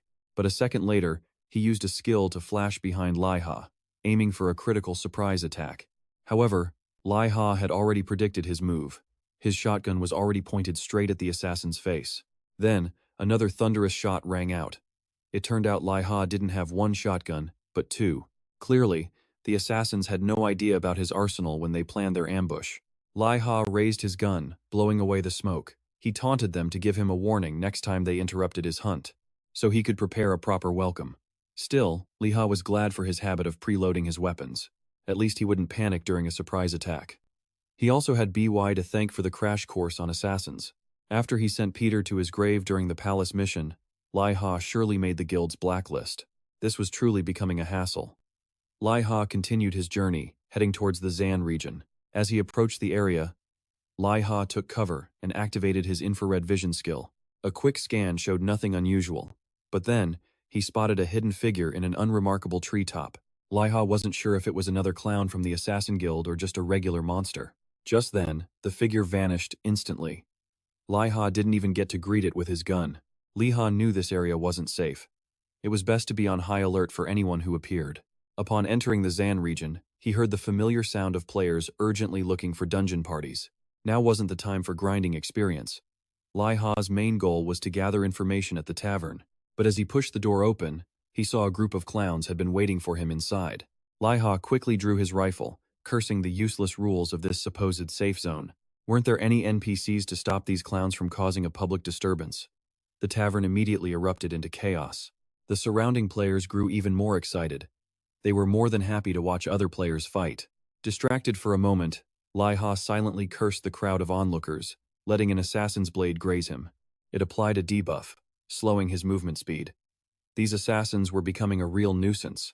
If he didn't have time to shoot them one by one, he'd just summon Kumabear to smash these pests for him. The crowd of players went wild. They never expected a ranged damage dealer to also be a summoner. The summoning of Kumabear caught the eye of a player sitting quietly in a corner. Meanwhile, Liha scrambled to reload his rifle for the next attack, but the assassins were too fast, already appearing behind him. Liha thought this was the end.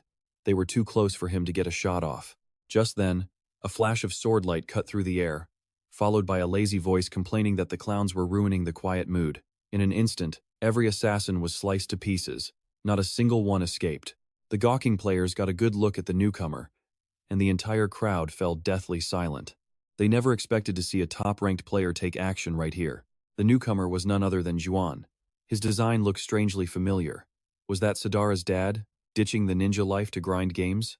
Liha couldn't believe he was meeting the world's #2 player, let alone being saved by him. But Yuan seemed to ignore Liha, his entire focus locked onto Liha's pet bear.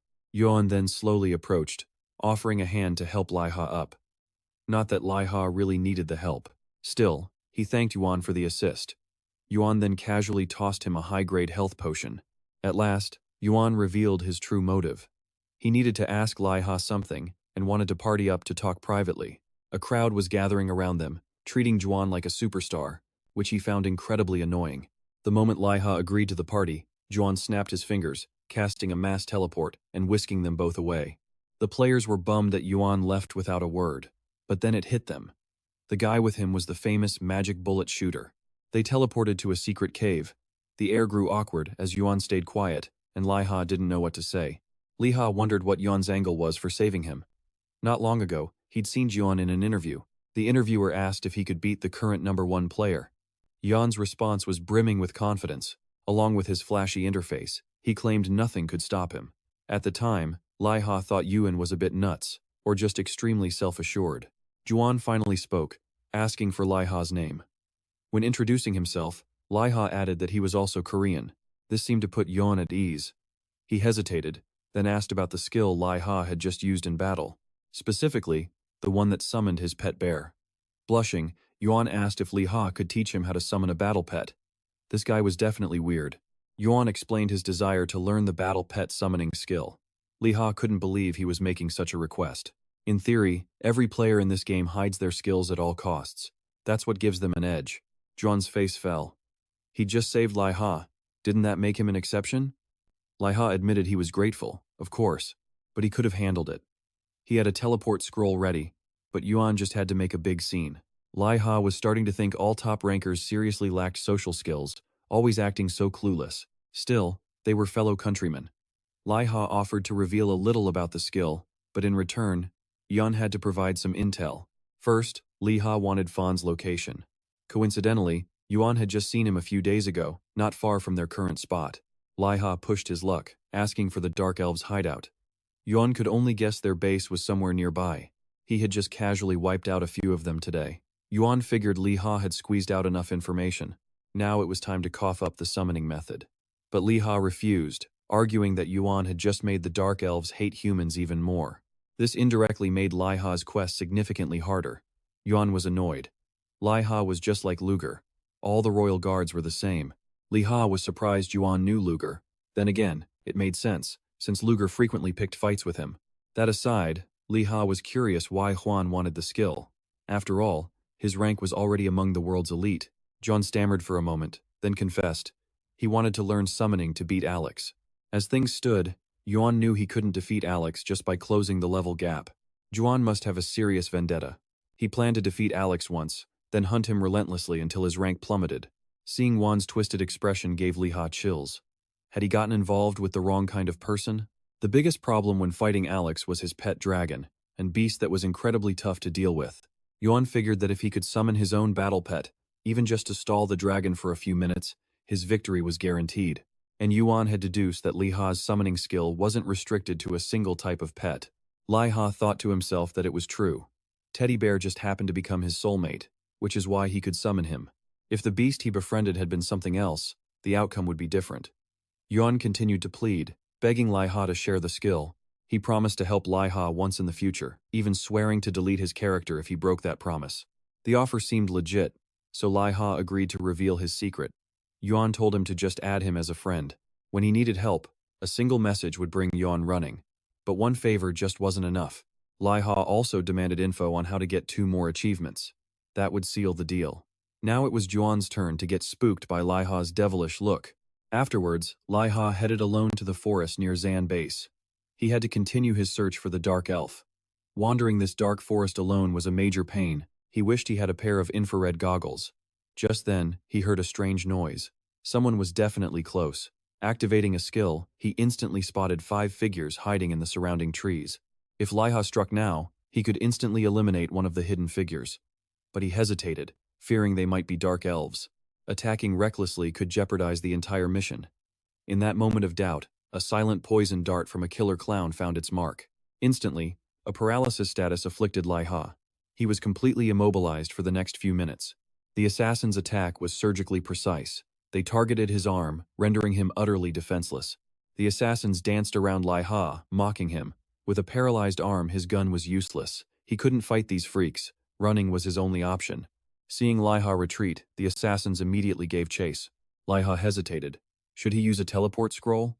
But just then, the assassins surrounded him once more, their blades aimed for his heart.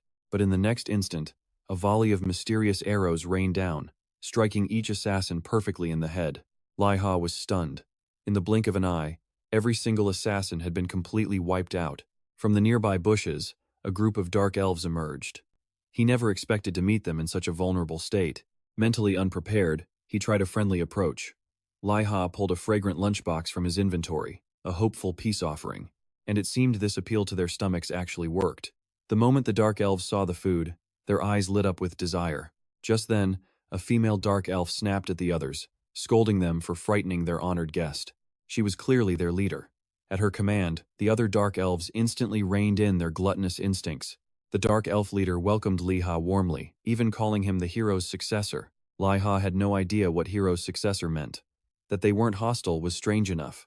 Burning with curiosity, he asked her to explain the title. The Dark Elf began to explain, recounting a long-forgotten legend, before pointing to the medallion on Liha's neck.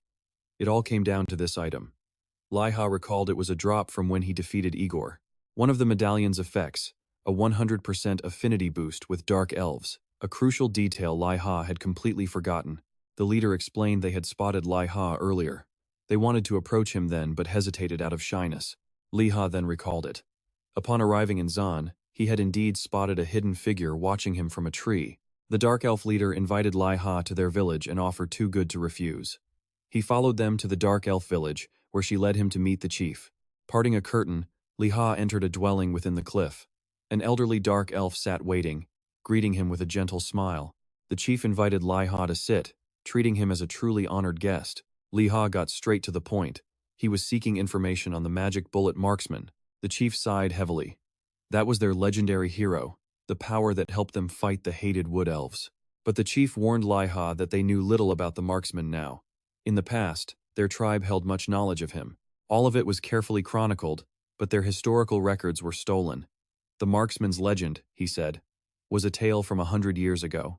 The younger generation of dark elves barely knows his name.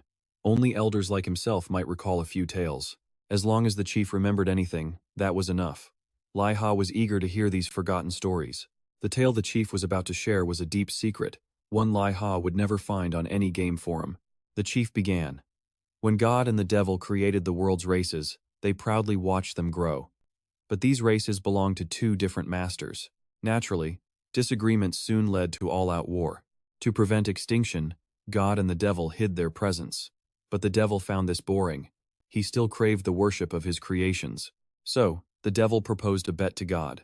The loser would have to obey the winner's command. The wager was simple. They would take turns destroying each other's creations to see whose were more resilient. After 6 rounds, no creation could withstand their divine power. On the 7th turn, the devil devised a cunning plan. The next target for God to destroy was God himself. It was a ludicrous demand, but God had no choice but to accept. However, God made the same demand of the devil: destroy yourself. But the devil didn't even wait to hear the rest. He immediately unleashed his full power upon his own head. The demonic energy materialized as a single, copper bullet. That very bullet pierced straight through the devil's skull. God couldn't believe his rival acted so decisively. But in the end, the devil was gone. Nothing else mattered. So God simply forfeited his turn and walked away. According to the chief, that bullet created by the devil is the only thing capable of defeating God.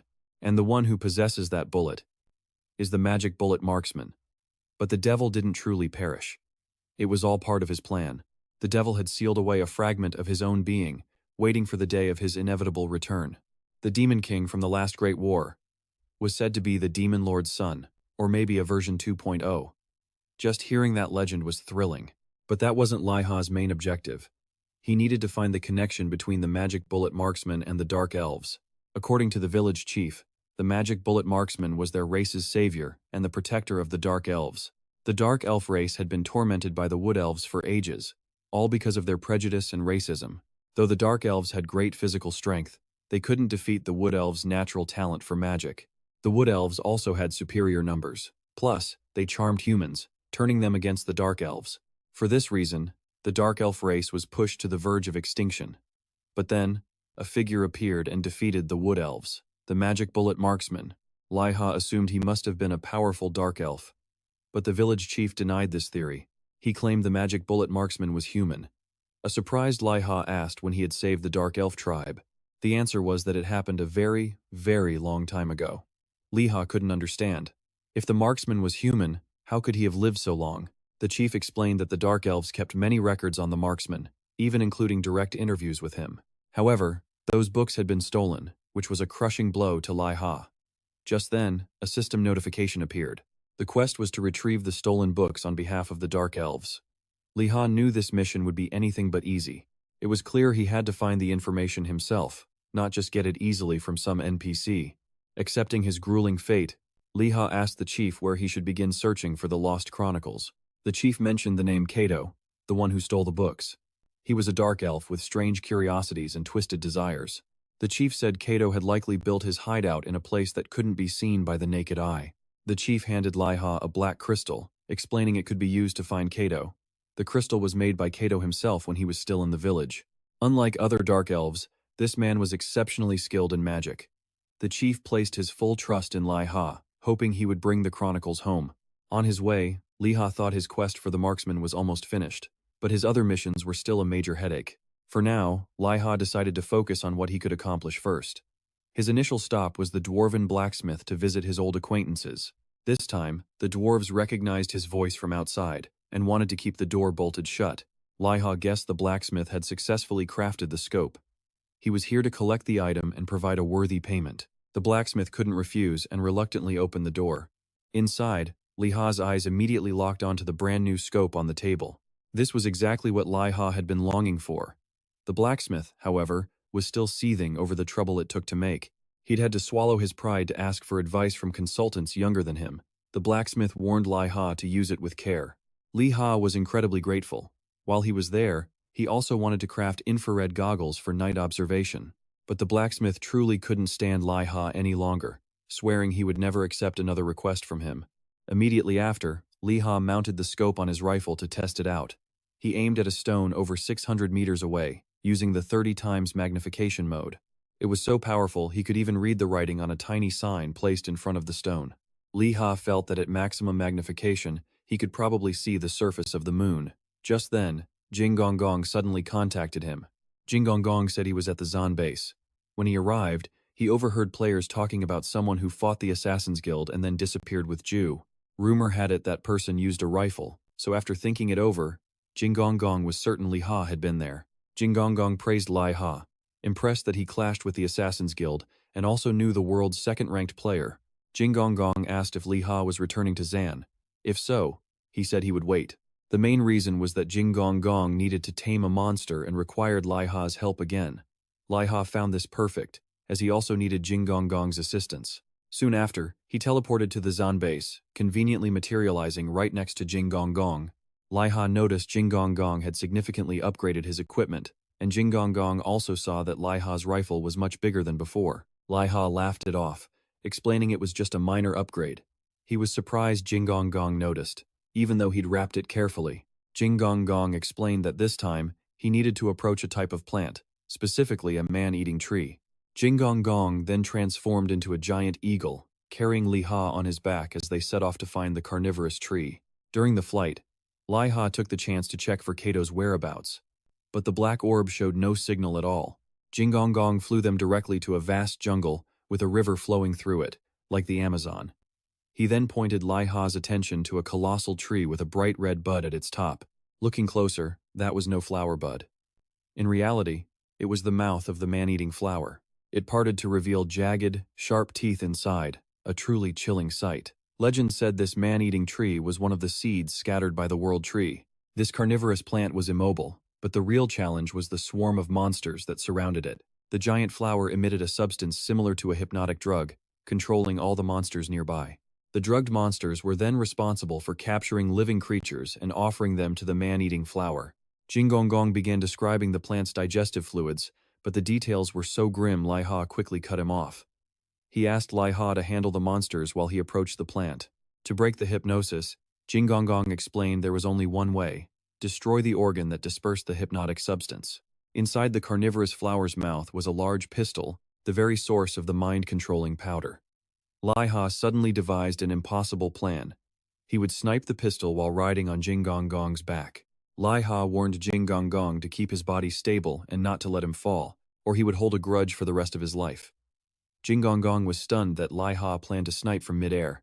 They couldn't get too close or the flower would attack, but if they were too far, Liha couldn't guarantee an accurate shot. Liha knew sniping midair was incredibly difficult, but on the bright side, at this position, he had a completely unobstructed line of sight. Just as Liha took aim at the flower's pistol, ready to fire, Jing Gong Gong's body suddenly lurched. But seeing Liha's determination, Jing Gong Gong gave his full support. He spread his eagle wings, trying to hold his body as steady as possible in the air. Liha was grateful for his teammates' complete trust in him. Now, he had to make this shot count at all costs. He slowly calculated the rhythm of Jing Gong Gong's wing beats. He then factored in the wind direction and estimated the distance, finally activating his support skill and pulling the trigger.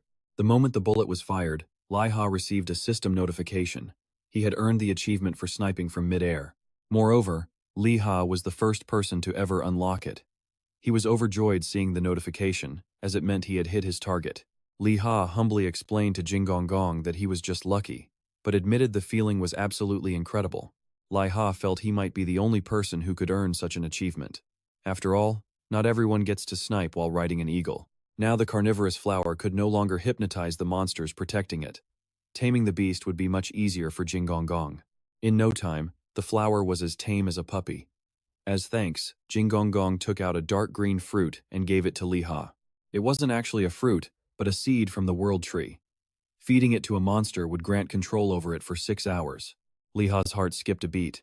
This kind of control item was incredibly rare. The effect was only temporary, but it could provide a huge advantage against high-level beasts. A greedy thought struck Liha, and he asked Jing Gong Gong for a few more. But Jing Gong Gong had to refuse. That was his only spare. He needed the rest for his mission. Liha admitted he was just joking anyway. Now that Jinggong's quest was complete, Liha hoped he would help him with his own.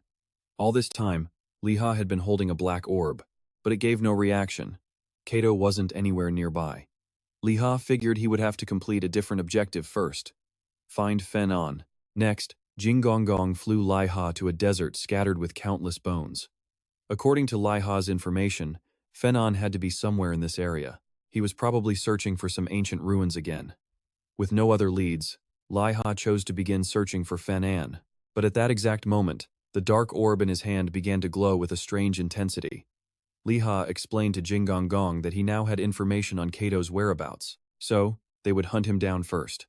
The two landed in the desert, finding themselves before the colossal skeleton of a dragon. Liha felt the orb's pulse, realizing it glowed brighter the closer he got to the skeleton, as if the bones were encasing something important. Just then, Jinggong called out nervously. It turns out the guy had touched one of the dragon's bones, accidentally activating a hidden magic formation. Immediately, a tremor shook the ground near them, and a hidden passageway opened up. Jinggong gave Liha an awkward smile. He said he was just a little clumsy, but it turned out to be a step in the right direction. The two then cautiously entered the secret underground base. Seeing the layers of dust, Liha guessed the place had been abandoned for a long time. Suddenly, Jinggong, in his bear form, sent a private message, warning him that someone was up ahead. Liha immediately put the orb away, drew his rifle, and prepared himself for anything that might happen. To be safe, Liha kept his distance from the figure and activated his infrared vision to get a better look. After confirming there was only one person, Liha shouted, demanding they raise their hands. Otherwise, he'd be forced to shoot. The person wasn't frightened at all. Instead, he cheerfully asked Liha if he happened to be the owner of this dungeon. This man was incredibly carefree, even asking if Liha knew how to open the door in front of them. He insisted there was something interesting hidden behind it. Liha couldn't place the face before him. But the other youth countered, asking if he was an acquaintance of Juan's. Liha froze for a beat. Then it hit him this had to be Fan-an, the very person he was searching for. But Fan-an paid him no mind, completely focused on the stubborn lock. It seemed his trusty master key was finally failing him. Liha quickly explained he was on a quest from the King of Fiber. At that, Fan-an instinctively glanced his way. Suddenly, the young man jumped in surprise. He'd spotted the dark orb glowing on Liha. Liha glanced down. The orb in his hand was a perfect match for the hole in the wall.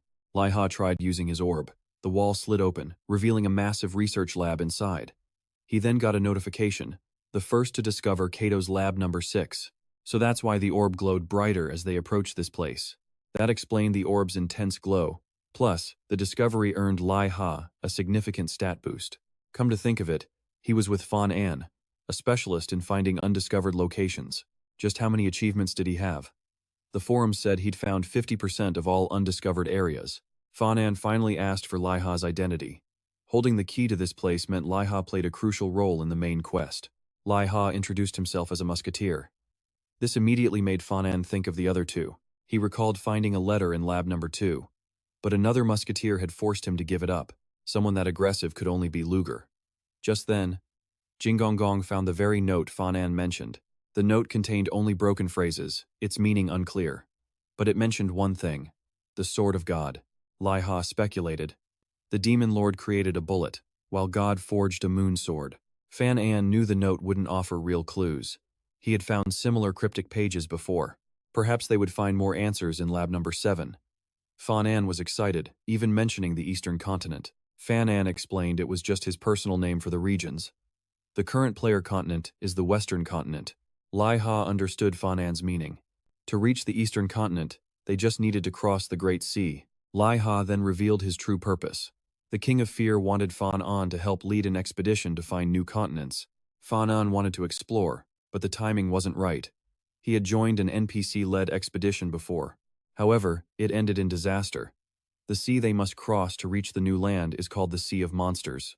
The monsters there were so strong, even the NPCs were helpless. How could players survive? Just then, a system alert appeared. The lab's guardian was spawning. They needed to escape, and fast. Fan-an, clearly familiar with this, urged Liha and Jinggong to flee. The three sprinted for their lives. They barely escaped the underground lab just as it began to collapse. Just then, a massive bone dragon burst into the sky behind them. Fanon knew it well, at least level 220. Its only weak spot was its sternum. Fanon insisted they run. Fighting that thing was impossible. But Liha saw an opportunity. If he proved his strength by downing this beast, Fanon would surely join his expedition. The bone dragon spotted Liha's group. It dove from the sky, letting out a deafening roar. How could it even roar so loudly? Fanon couldn't believe his ears when Liha claimed he could defeat it. After all, this was an incredibly powerful monster. Liha simply told Fanon to quiet down for a moment. He then calmly took aim at the bone dragon. The moment it entered his sights, Liha fired without hesitation. The bullet flew from Liha's gun, piercing straight through the bone dragon's chest. With a single shot, Liha obliterated the bone dragon. The resulting experience points even granted him a level up. Fanon was absolutely stunned. He couldn't imagine anyone taking down the bone dragon in a single hit. Fanon knew that dragon was no ordinary mob. It was a gatekeeper, with the power of a true boss monster. Fanon figured only top players like Alex or John could one-shot that beast. What Liha did was simply unbelievable. He even doubted that Luger himself could deal such a devastating critical strike. A system alert announced Liha was the first to defeat the bone dragon. His name was now immortalized in the Hall of Fame. Liha eagerly awaited the loot drop, but all he received from the dragon was a single bone fragment, etched with ancient text. It didn't even have a listed use. Fanon was more curious how Liha landed such a precise shot. True, Fanon had pointed out the dragon's weak spot, but he never imagined Liha could take it down instantly. Liha praised him, saying the achievement was thanks to Fanon's help. They were a great team. So why wait to set sail for the new continent? Fanon extended his hand, wanting a formal introduction. Liha had more than proven his incredible strength. Fanon confirmed he would gladly join Liha's expedition. The group then teleported back to the capital of Fear. Jingonggong had to leave and couldn't join them. He looked forward to the discovery, asking Liha to call him when the new continent was found. Liha was also filled with anticipation. What mysteries would the new continent hold? On the way to the palace, Fanon remarked that it had been a while. It had been a while since he'd visited. Fanon's character hailed from a small nation, believing such places had their own unique charm. As Liha and Fanon entered the palace, they heard a heated argument from the conference room. It was all about strategy. Plans were being laid for the coming national war. As Liha wondered about the familiar voice, its owner, Nara, suddenly appeared. Stepping out of the conference room, she was delighted to see Liha. She had told him countless times to message her before visiting, but, as usual, Liha never listened. He thought he would be bothering Nara, but in truth, she welcomed the interruption. Nara then noticed Liha wasn't alone. Liha introduced him as Fanon, the master explorer who leaves no stone unturned. Just then, the palace received word that Liha had brought Fanon for an audience with the king. The guards announced they could enter. Nara said her goodbyes, but quickly messaged Liha, reminding him to find her later. With that settled, Liha and Fanon went to meet the king. His Majesty was thrilled that Fanon accepted the offer to explore the new lands. But as Fanon's excitement peaked, the king crushed his hopes. The exploration plan had been altered. The king explained the expedition was on hold because of the impending national war. Worse, the nations of Kavan and Minute had formed an alliance. They now threatened Fiber from the sea.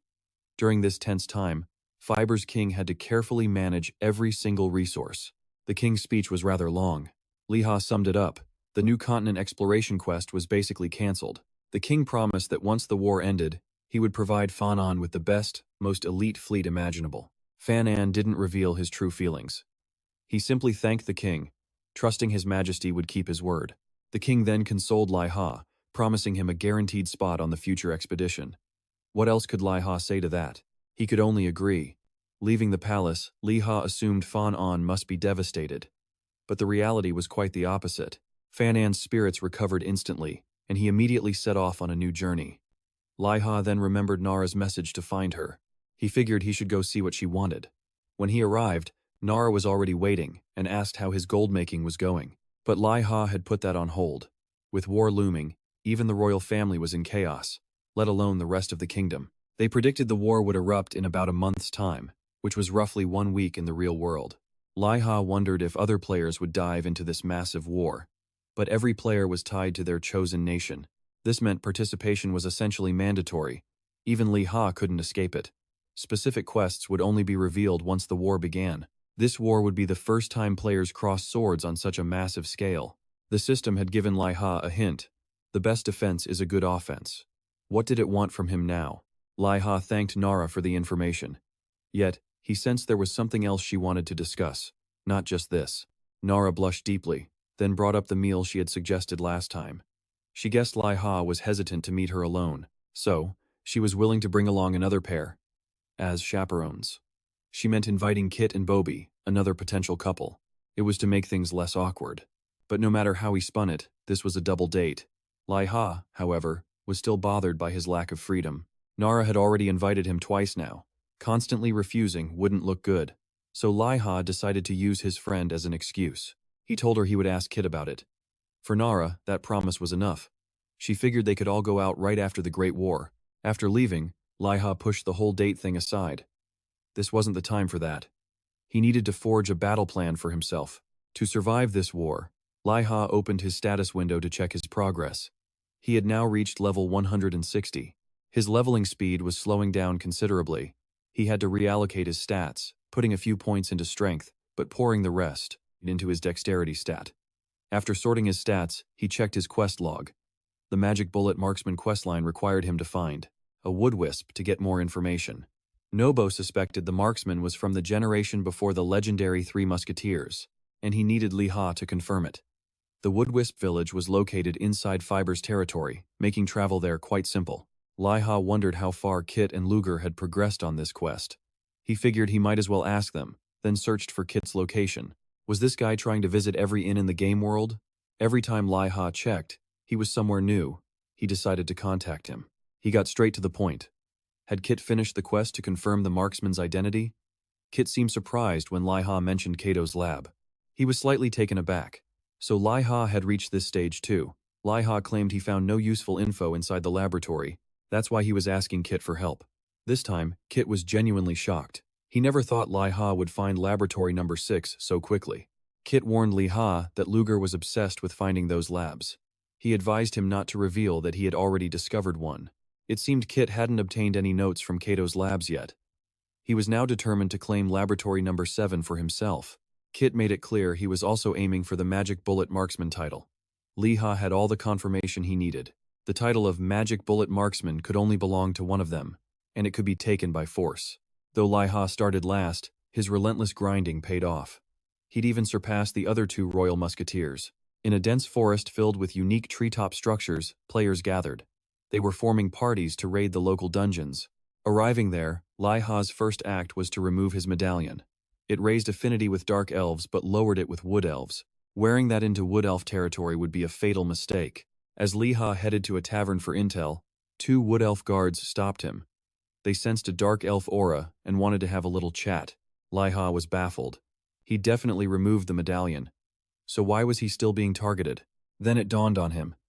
He'd forgotten to store Kato's crystal orb in his inventory. The guards were about to search him, leaving no time. Thinking fast, Liha pulled out the World Tree Seed from Jinong Gong. To the Wood Elves, the seed was clearly corrupted. Liha played along, claiming it was the seed of life, the origin of their race. He then activated his divine haggling skill to easily manipulate the 2 guards before him. He spun a tale about researching a method to purify the seed's dark energy. Then he feigned a deep sadness. The Wood Elves seemed so uncooperative. The guards panicked, admitting their mistake and offering to escort him as an apology. And just like that, Liha completely fooled them. The 2 guards then led him directly to the house he needed to find. Now, Liha had to approach the homeowner. His target, a veteran from the Second Human Demon Great War. Liha complimented the elf on his youthful looks, which clearly pleased him. Instantly, the veteran's suspicion vanished. Seizing the moment, Liha laid on the praise. As expected, he was quickly invited inside the home. Liha's goal was to learn more about the naval pursuit of the demon army. The records were incomplete. Liha needed to know if the Magic Bullet Marksman stopped the pursuit. The elf confirmed he felt no trace of magic. That meant the phantom attack could only be the marksman's work. The veteran also sensed a sinister energy, suspecting the marksman was a dark elf. But when pressed for a definite answer, he couldn't be sure.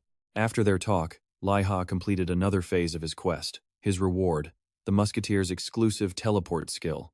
Liha reported his findings to Nobo. The Magic Bullet Marksman was human.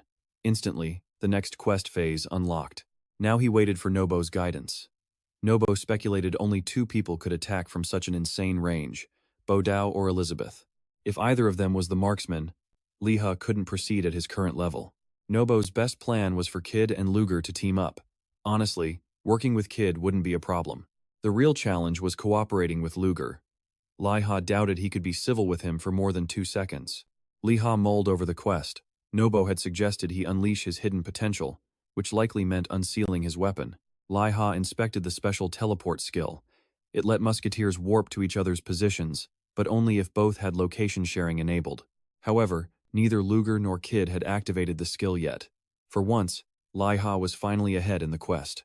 At Candle Castle, a player reeled back in shock at a small stall. 5 gold for 1 tiny potion. The shopkeeper couldn't help it. He had to make a profit just to cover the high taxes. Furious at the outrageous price, the player stormed off. From the walls above, Jia Trung and Weizian watched it all unfold. Jia Trung worried the skyrocketing prices would destroy their reputation. Weizian knew it too, but their hands were tied. Once the war officially begins, prices could easily triple from here. The Rose Guild had stockpiled massive supplies to sell cheaply post-war and restore their name. The problem, no one knew when the war would start or end. Elsewhere, Liha dropped by Du's diner. She was thrilled to see him, but he looked completely exhausted. And for good reason. He'd pulled all-nighters with the dwarves crafting a new item, night vision goggles.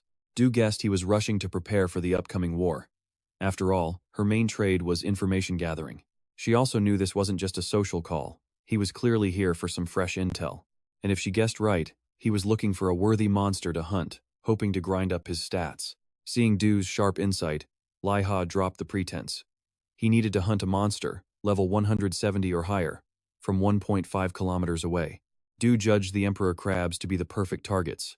Even from this distance, they were the size of small mountains. They'd surely snack on any human who wandered into their attack range. But Liha wasn't worried.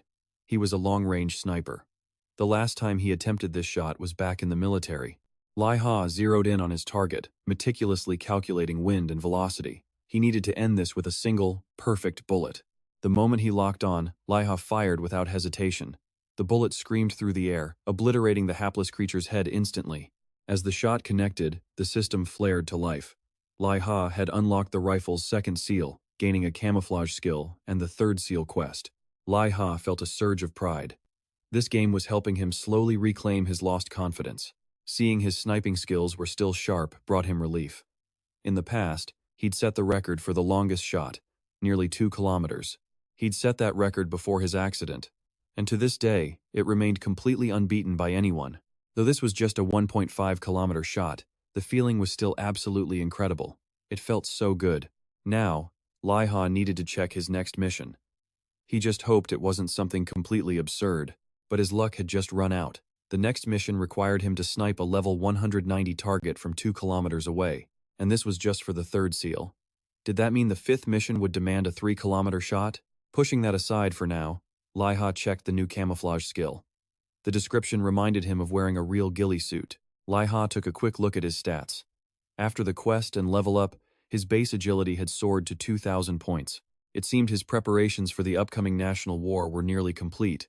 Now, all Liha had to do was wait. Soon after, the king appeared before the people and players to declare war. A general from the Fear Empire was summoned. His name was Ganville. The king appointed Ganville as commander-in-chief. He then declared that this war would be the absolute end for both Minis and Caven. And with that, the national war had officially begun. All 3 nations had selected their supreme commanders. Fear's commander was Ganville. For Minis, it was Fox on the Grass. Fox in the Grasslands Equin. And Caven's was the second storm, Thesi.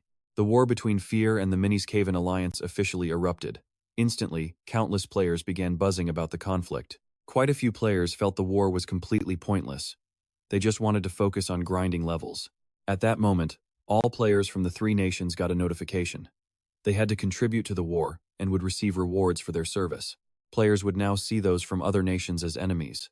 They could even gain experience by defeating them in battle. Liha read the notice, thinking it was very detailed. It even specified that players wouldn't lose levels if they died during the war. However, Liha guessed the item drop penalty and a 2-day login ban still applied. There were 3 ways for a nation to lose this war. 1. The king is killed. 2. The supreme commander is assassinated. Or 3. A nation is overwhelmed and forced to surrender. Liha was more than prepared for this fight. It was time to head to the battlefield and reap some serious rewards. Arriving at the military camp, he found it packed with players. Liha brought Ki-Jang to an officer and requested to change his guild's name. He already had an idea. He wanted to rename the guild to the much grander-sounding Special Force Run. In the days that followed, war erupted constantly. Countless players had already sacrificed themselves in the chaotic battles. Despite this, players still swarmed the battlefield like ants. Liha was nearly swallowed by the sea of people until Bem appeared, pulling him out. Of course, Bem wouldn't miss a world-class event like this. He turned his back, showing off the new cloak he was wearing to Liha. He was now officially a member of the Buncho Corps. Liha was a bit surprised. He had no idea Bem had even joined. It was all thanks to Ki-Jang, who had scouted him. He felt Bem's talent couldn't be wasted. After their greetings, Ki suggested they all party up. With Liha joining, they'd be a truly monstrous party. At the Fearfield camp, their group was assigned to Platoon 1, tasked with capturing the high ground. Ki felt nervous seeing the mission was to capture the plains in 15 days, but Liha told him not to worry. He would carry them. With encouragement from Liha and the others, Ki's confidence surged. It was just capturing some plains, after all. Why would he hesitate to accept? Afterwards, Ki stood before his squad and gave an incredibly boring speech. The result, of course, was completely uninspiring. Ki anxiously asked Liha for his opinion. But since Ki was the captain, Liha believed his little brother could handle things on his own. Later, Liha's group gathered to discuss their strategy. The war map for this event was super convenient. It even updated with the battle's situation in real time. With his own military experience, reading the tactical map was incredibly easy for Liha. Meanwhile, at the summit they had to capture, entire assault teams were being crushed flat by giant rolling boulders. Atop the hill, a huge, bald man let out a provocative smirk. He felt this whole battle was just far too simple. While advancing, Liha kept his eyes on the strategic map. He grew worried when the icons for the other assault units completely vanished. This obviously meant the other teams had been completely wiped out.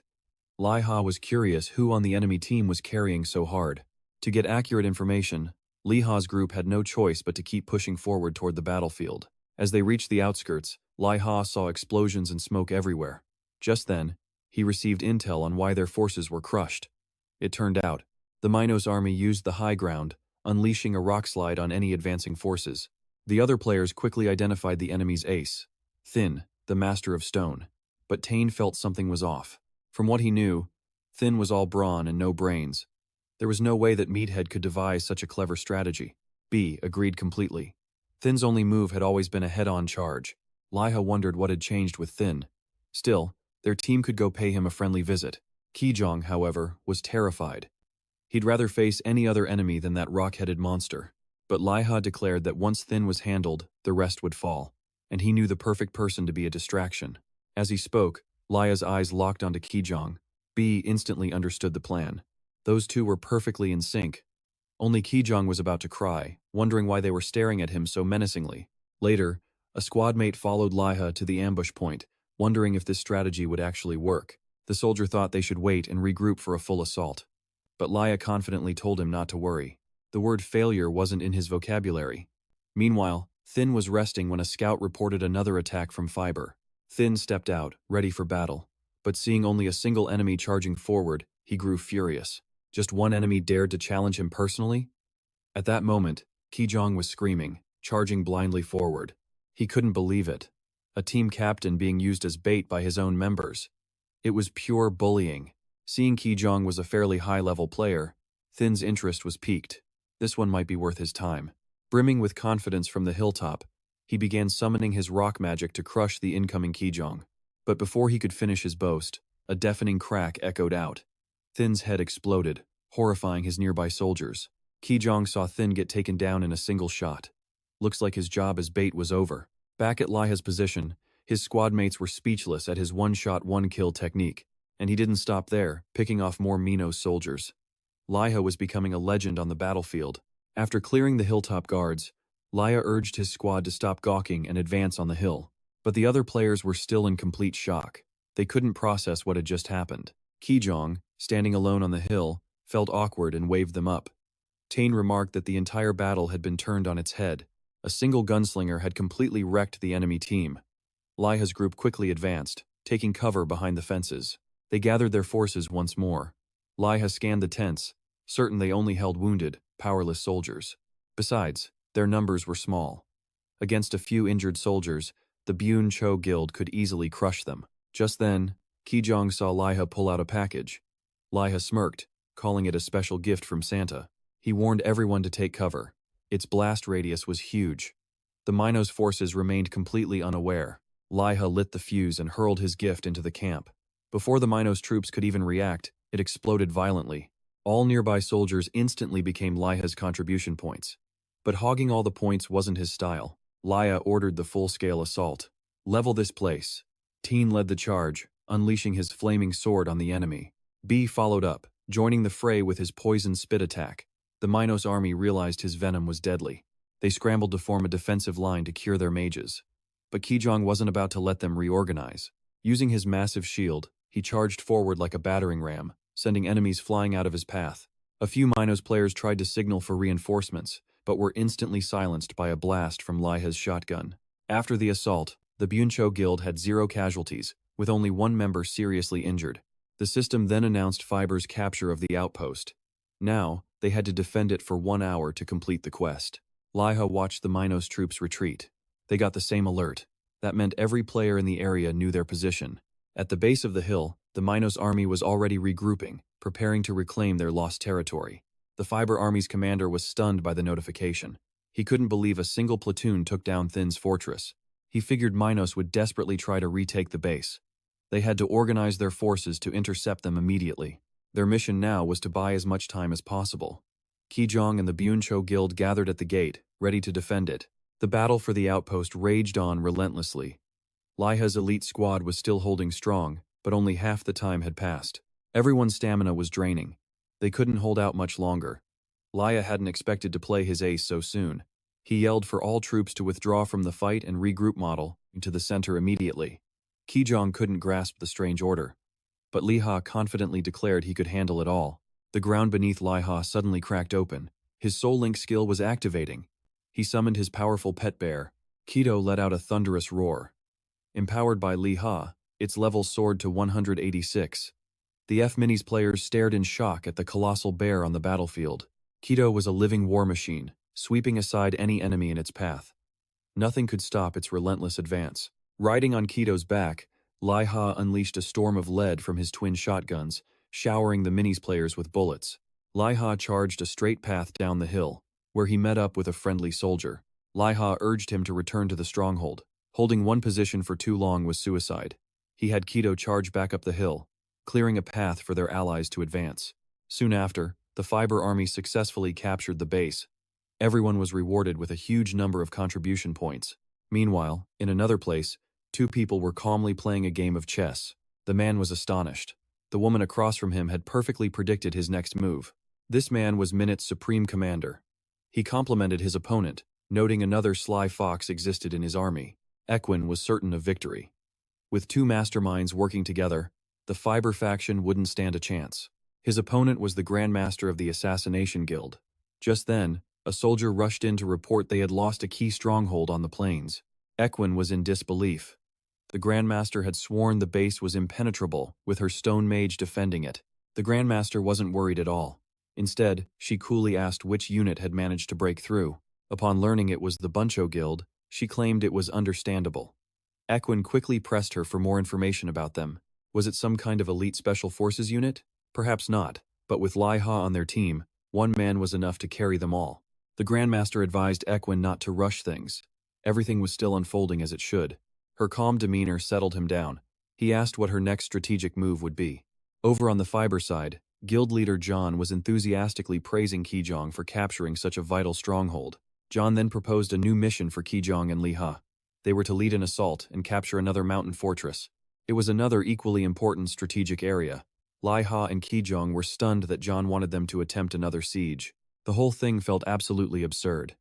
Ki-Jang felt like they were playing a game of King of the Hill. Besides, the last base was poorly guarded and had a secret route. That was the only reason the Buncho Guild won so easily. After that fight, the Feminine army was on high alert. The same brute force plan wouldn't work again. John knew it was a difficult request. But he believed that if the Buncho Guild couldn't do it, no one could.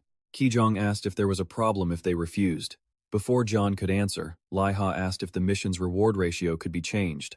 For instance, the amount of contribution points received.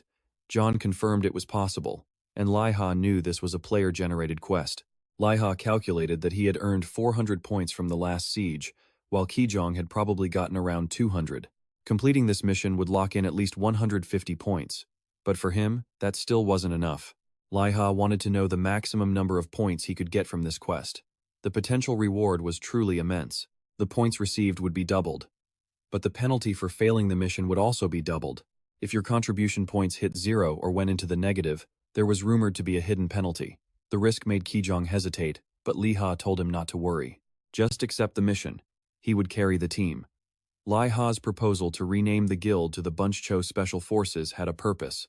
Half a month later, at Mountain 274, the two armies clashed violently. The number of casualties was impossible to count.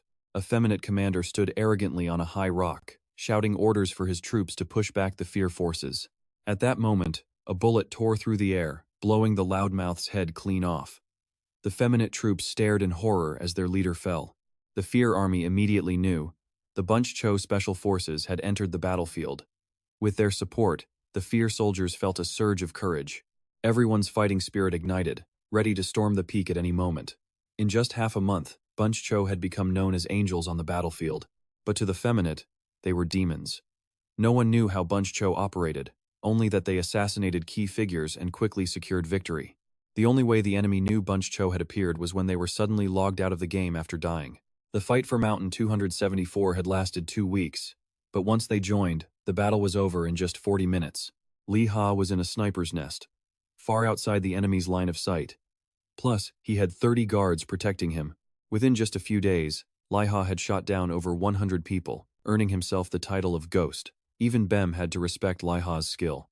Liha could easily eliminate any enemy, no matter how far away they were. The players assigned to guard him treated him better than a king. He carried the entire guild, after all. Even Ki-Jang, the guildmaster, didn't get this treatment, but there was simply no comparing him to Liha. Liha promised to carry them, and he delivered. Just then, an urgent notification flashed, ordering the Punch Guild back to headquarters. Liha wondered what was going on. Could it be a special reward? Arriving at HQ, John rushed out to greet them warmly. The heroes of Bio. He announced Commander Ganville himself was here to speak with Liha, but as they entered the tent, they found Wholesale waiting instead. Wholesale complained playfully. If Liha was going to dominate the battlefield like that, why not just merge her guild into his special forces? Liha was shocked to see Wholesale there. Commander Ganville noticed their familiarity and seemed pleased by it. This saved him the trouble of a lengthy introduction. Liha deduced they were both summoned for their outstanding performance. The next mission was clearly a crucial one. Ganville then ordered the Special Forces captain to step forward. Instantly, the two brothers began passing the responsibility. Ki-Jang argued Liha carried the team and was their strongest asset.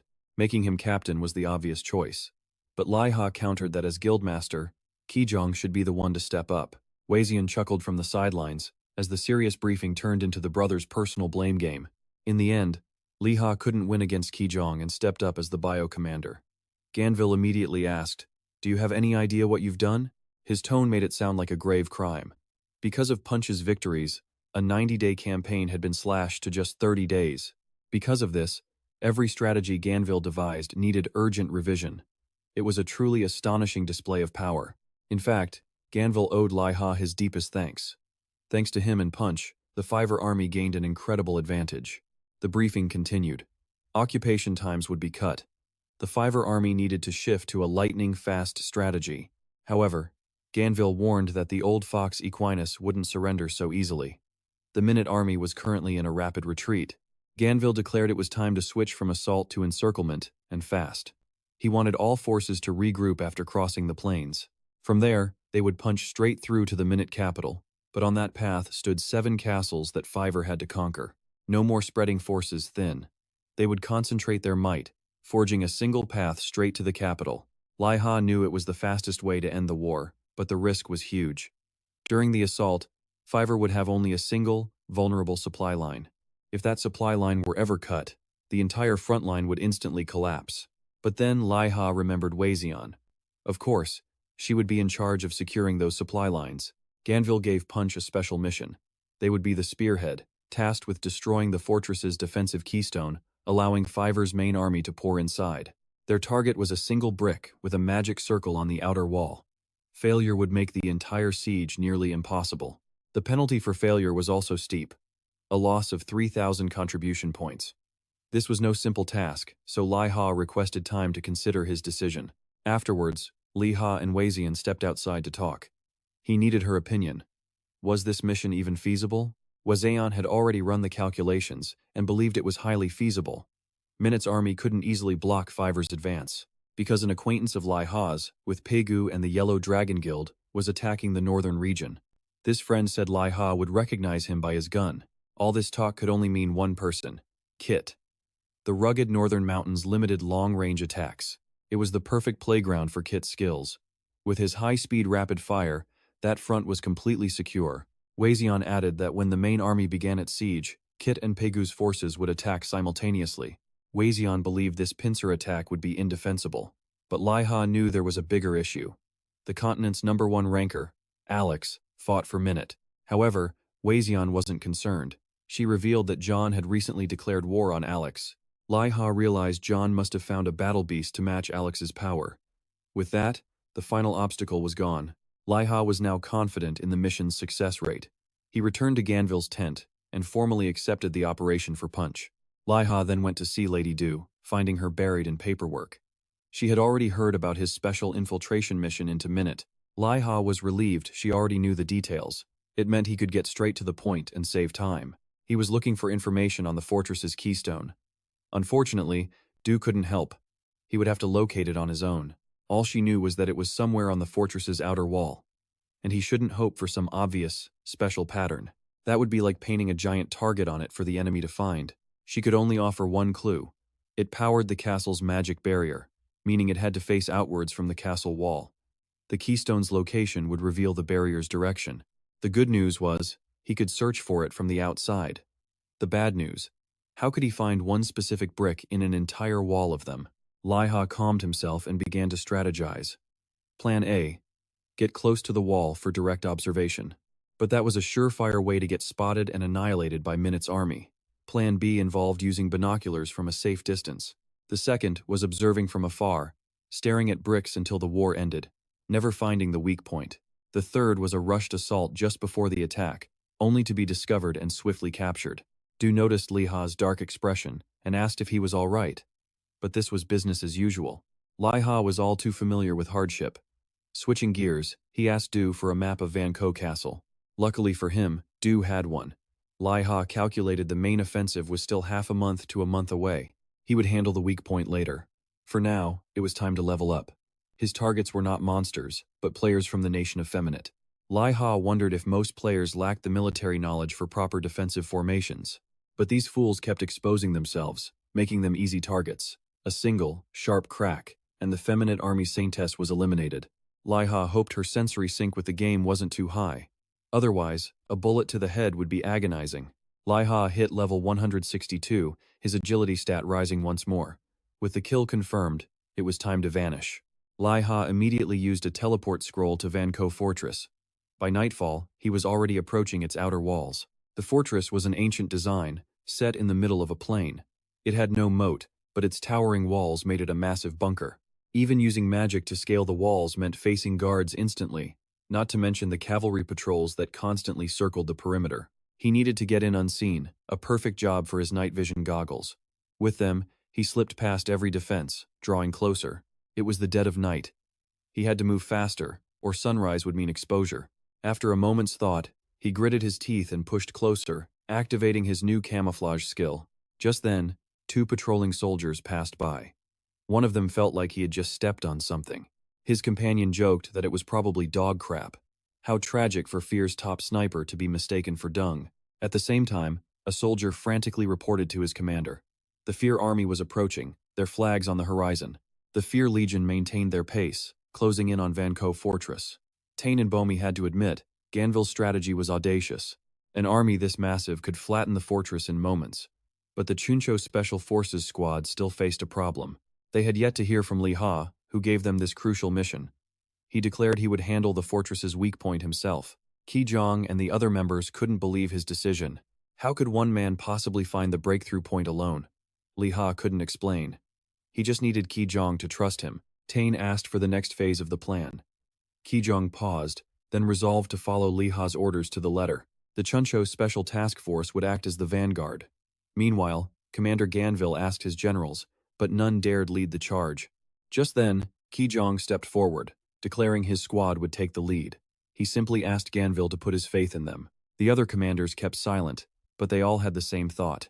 What could so few soldiers possibly accomplish? Yet Ganville didn't hesitate. He ordered his men to sound the war horn. The assault was about to begin. As the war horn blared, Ki commanded his unit with their large shields, ordering everyone to prepare for battle. Ki ordered the squad into a mobile fortress formation, charging the main gate. From the walls, the mini-soldiers watched the small group advance. They dismissed them as a band of fools. Their commander ordered a mage to activate the wall's magical barrier, but at that critical moment, the barrier failed to activate. Ki-Jang's squad was already closing in on the wall. He yelled for the squad to prepare and break formation. With all their might, they hurled their shields directly at the gate. To everyone's shock, each shield was rigged with a massive explosive pack. Let's rewind to 5 hours before the attack.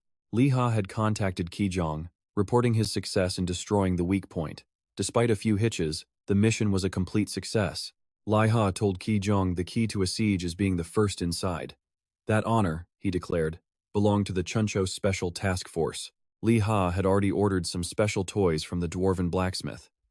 Ki-Jang was to have his team hurl explosive rigged shields at the gate. Seeing the gate destroyed, the Fear Army's morale surged. Ganville wasted no time, ordering a full-scale, immediate advance. Liha's reason for this was simple: to let them earn as many contribution points as possible. It was an easy mission. At this moment, Ki-Jang just wanted to weep. He had to spearhead the charge into enemy lines. How was any of this easy? Storming the fortress, Ki instantly cast an area of effect shield, giving his squad room to fight without restraint. B relentlessly spat venom, making foes turn pale on contact, while Tane's flame sword charred his enemies black. The Vanco fortress army couldn't form defenses at the breach as Fiber's cavalry charged in like a raging storm. They flooded the fortress with terrifying ease. A 2-week siege plan was now complete in just 5 hours. Another fortress falls swiftly. In the Minute Command Center, Chiyo jokes that they're down to their final few castles. Equin couldn't believe Chiyo was still smiling at a time like this. If he wasn't the commander, losing so many forts would have cost him his head. Equin expected this, but the speed of their collapse is still alarming. Chiyo knew this, but insisted everything was still going according to plan. Chiyo knew the key to Fiore's rapid sieges was Liha, an elusive and difficult target. She urged him not to worry, as things were going well elsewhere. Fiore's army was walking right into their trap, completely unaware. The Minute Army just needs to strike the Fiore capital directly. A special unit, arranged by Chiyo, could reach it by dawn if they move fast enough.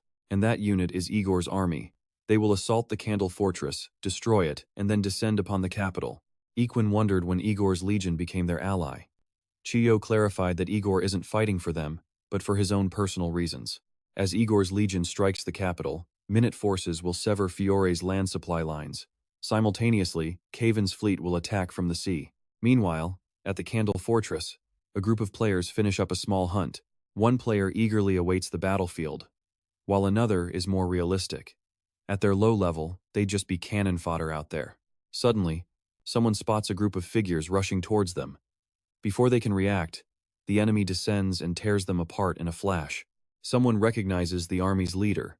But as mere rookies, how could they possibly stop such a monster? Igor orders the Candle Fortress to be destroyed, aiming to crush the Rose Guild. At the same time, Jia Chung and Huazong are defending at sea. Early in the war, Huazong froze Kaven's entire fleet with a single skill. But now, the enemy has returned. An attack should mean more troops, but the enemy's numbers haven't changed at all. Just then, Jia Chung gets an urgent report.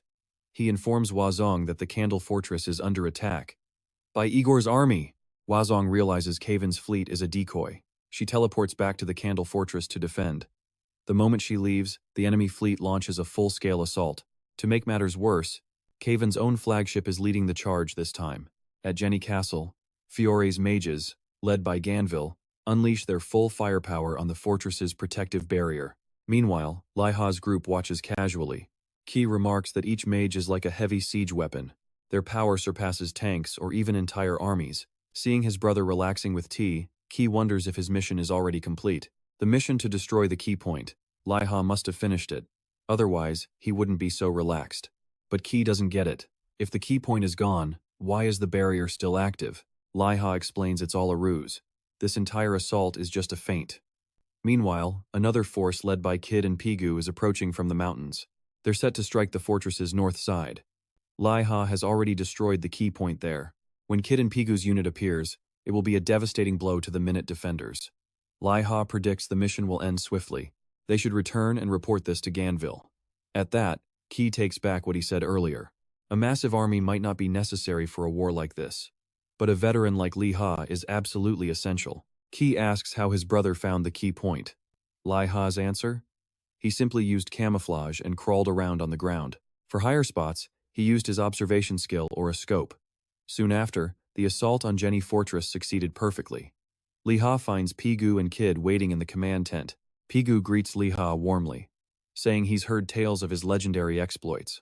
Ki asks how many contribution points Liha has earned. Liha humbly replies, not much. Kid, however, refuses to reveal his own score.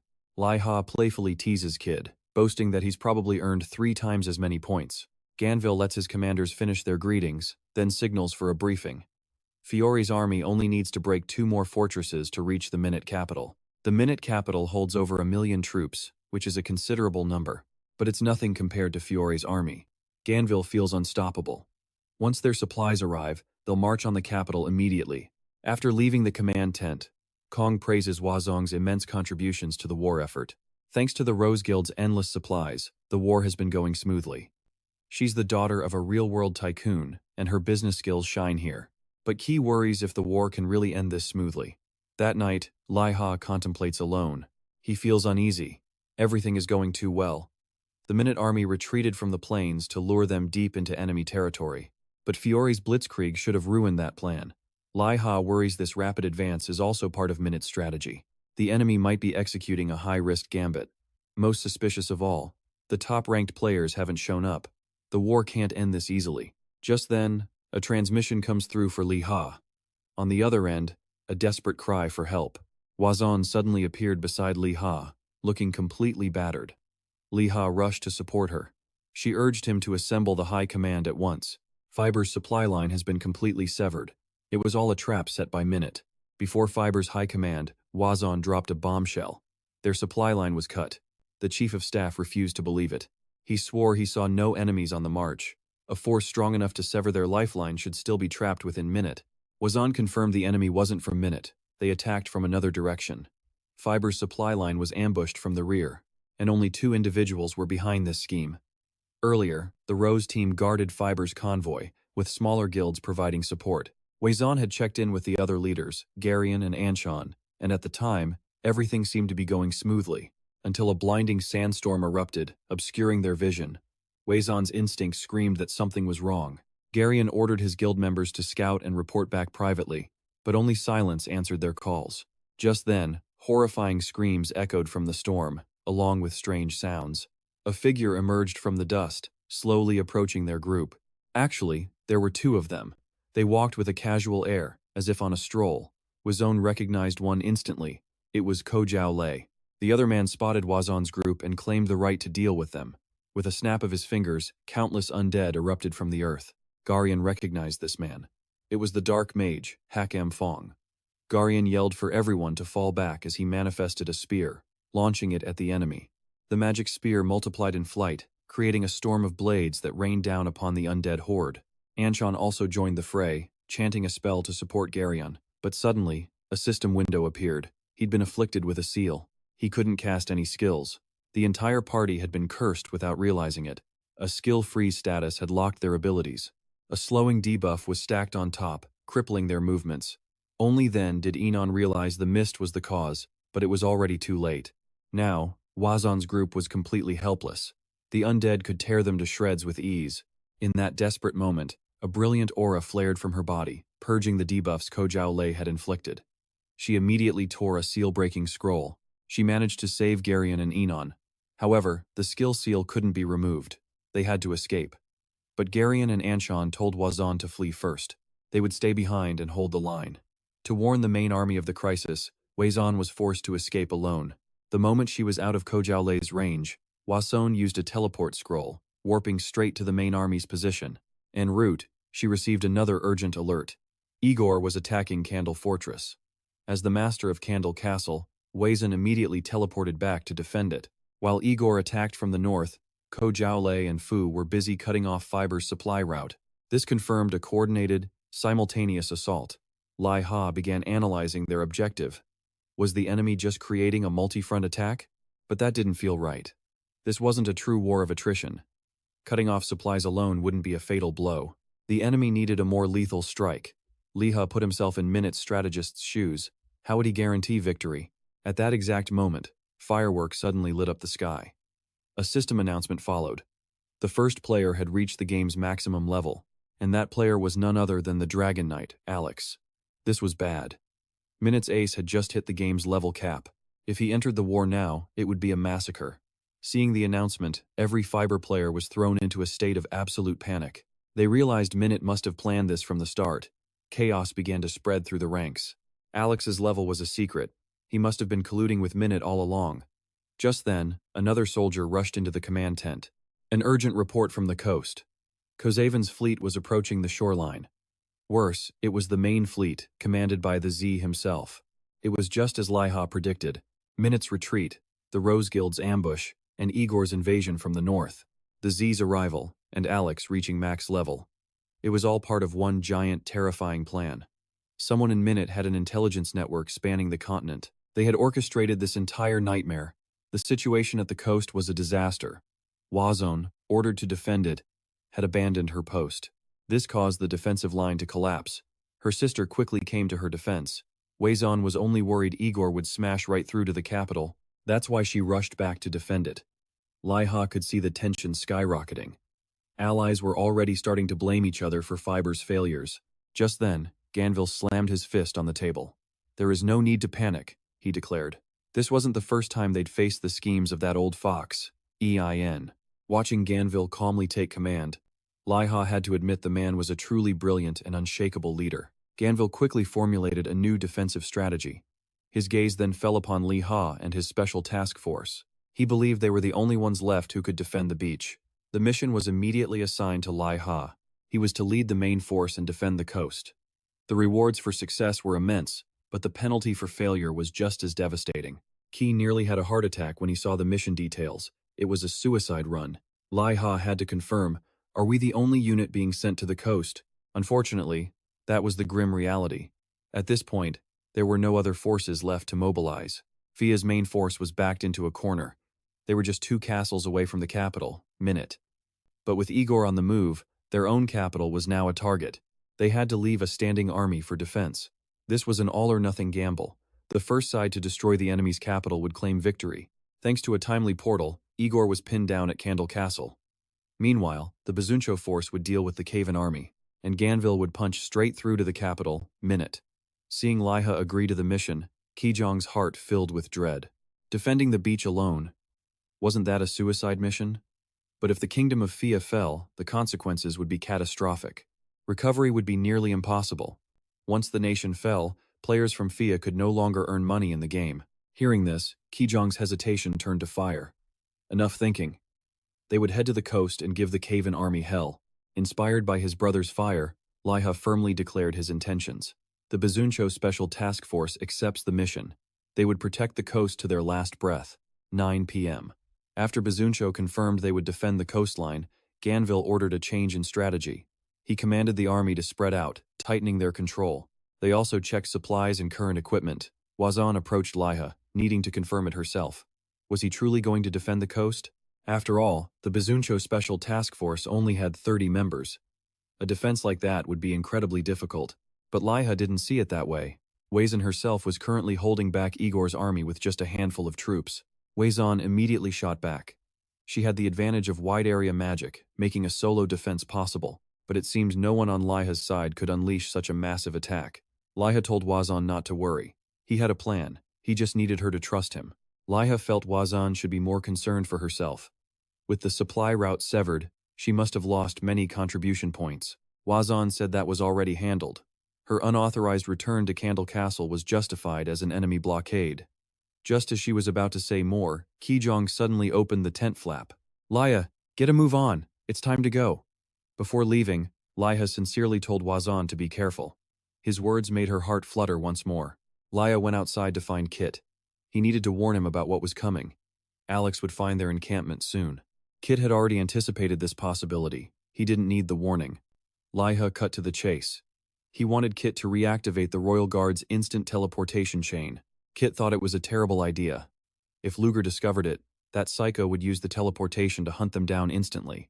Liha explained that instant teleportation would be a lifesaver in a critical situation, and if Luger did teleport in, he'd surely be too busy brawling with Alex to focus on Liha and Kit. Kit finally understood Liha's plan. He wanted to use the teleportation skill as an emergency rescue tool and a high-speed messaging system. Kit felt like Liha was treating him like a communication relay station. Liha joked it wasn't true. He saw Kit more like someone who sleeps like a log. But despite the teasing, Liha trusted Kit to handle everything. Next, Liha stood before his Bazuncho Special Forces. He ordered the entire unit to advance to the coast immediately. By that night, Fia's main army had completed about half of its formation. The Chief of Staff promised Ganville he would accelerate the progress as much as possible. Meanwhile, many players outside wanted to log out for a break, but they were terrified, not knowing when Alex might strike. The Fian army needed to speed up its deployment to welcome Alex at any time. Just then, Pooh appeared, declaring they could indeed face Alex. Furthermore, he promised that he and the Yellow Dragon Guild would lead the charge as the vanguard. Quan followed, also making a promise. After the war, the Rose Guild would sell all items from Candle Castle at half price. It was an incredibly effective way to boost morale. At 3 a.m., phantom-like footprints appeared outside the tents. Numerous figures moved with blinding speed, all heading for Ganville's command tent. Inside the tent, Ganville was still absorbed in his strategy. He noticed a slight breeze at the entrance, assuming it was one of his subordinates. But in the next instant, the sound of tearing scrolls filled the air. The room was immediately layered with countless effects, magic suppression, soundproofing, and more.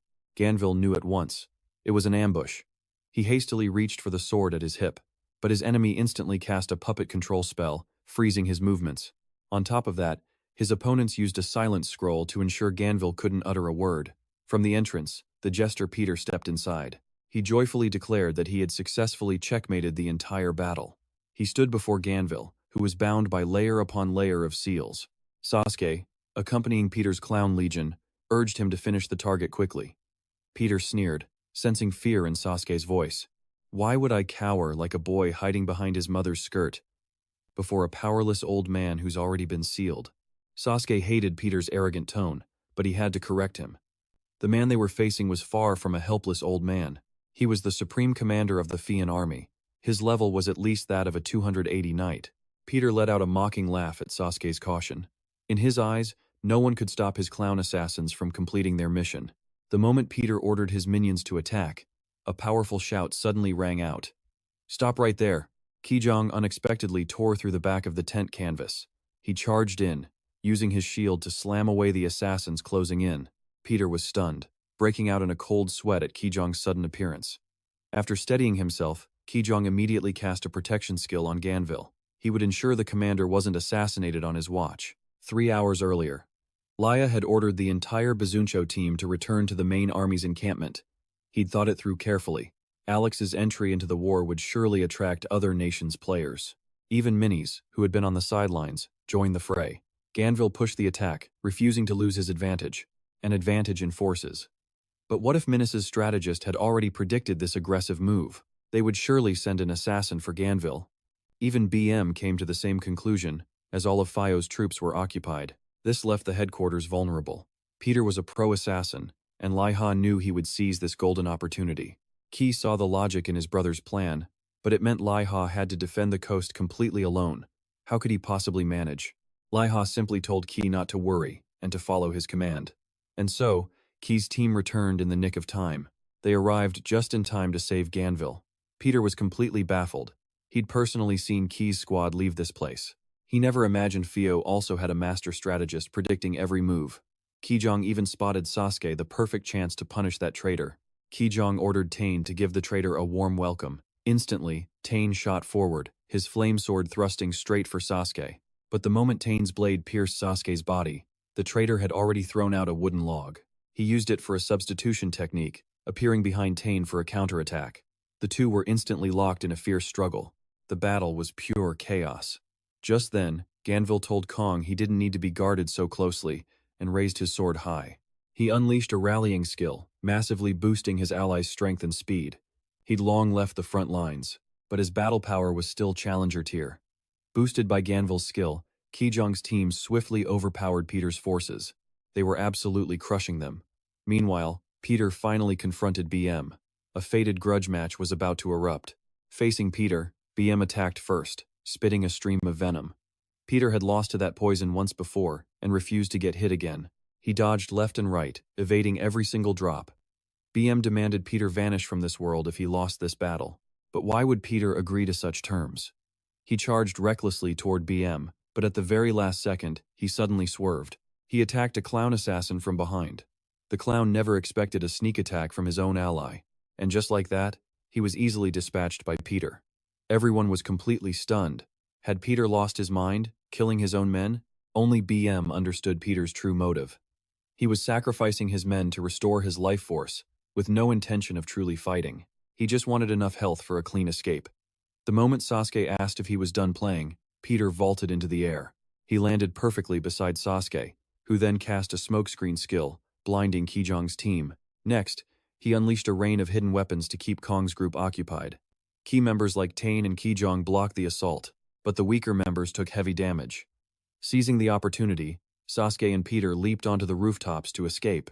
Before leaving, Peter bid BM farewell, promising they would meet again. Soon after, at Commander Phoenix's camp, Ian received a report. Peter's assassination attempt had failed. Ian was clearly displeased by this and demanded an explanation from Chio. Chio explained the assassination was merely a feint, not something to pin all their hopes on. Their other pieces were already in place. Ian strongly disagreed. Igor's army was stuck at Candle Fortress. How could that possibly be effective? Chio retorted that Igor had already breached the walls. It was only timely reinforcements that slowed his advance to a crawl. If this dragged on, Fio's defenders would have time to rally, and Igor would be forced to retreat. Despite this, Chio confidently smiled, insisting it was all under control. If Igor failed, they still had another force. Javen's Marine Corps was already moving to assault Fio's capital. Even Fio's coastal defenses would mean nothing. Ian had to agree. Perhaps he could simply sit back and watch Fio fall. As for cutting off their supply lines, on the plains, Chio confirmed it was a flawless operation. She declared that Ian could now begin the final, decisive battle, and their true trump card, Alex, was already marching on Fio's main camp. Ian had sacrificed much to set up this strategy. He allowed Fio's army deep into his territory, and now he was ready to spring his pincer attack and annihilate them. Suddenly, Ian asked about Liha's current location. Chio dismissed him as a lone wolf, just a single soldier. She claimed he was incapable of changing the tide of war. Since Liha was at the coast, he couldn't interfere with the final battle. Even so, Ian insisted Chio watch Liha closely. Chio was surprised. Was a mere royal guard enough to make the commander so anxious? But Ian had his reasons. 20 years ago, Fio produced 3 legendary royal guards, and they single-handedly turned the tides of war. On the shores of Fiber, Liha was stopped by the Coast Guard. He presented the military seal from Commander Ganville and demanded a meeting. He needed to see the naval fleet's commander. These soldiers trained by hauling cargo, now urgently loading massive amounts of supplies. The guards led Liha straight to the fleet commander, Buck. The older man greeted Liha with overwhelming enthusiasm, a bit too much enthusiasm actually. His handshake nearly crushed Liha's bones. When they heard he was their reinforcement, some sailors burst out laughing. They believed with Commander Buck leading the fleet, victory would be effortless. Liha felt a surge of doubt. Why were these soldiers so unprofessional? Liha tried to state his purpose, but Buck cut him off, demanding they jump straight into tactics. When the Navy heard Kaven's army used a decoy to lure Wajong away, they bristled with anger. They cursed the enemy for playing dirty. Liha was speechless. Was this the Navy's base, or a den of thugs?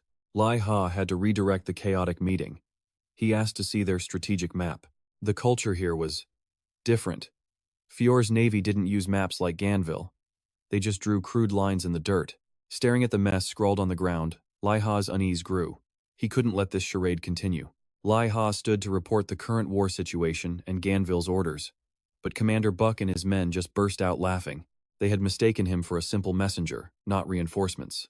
Rage simmered in Liha, but he forced himself to explain the dire situation.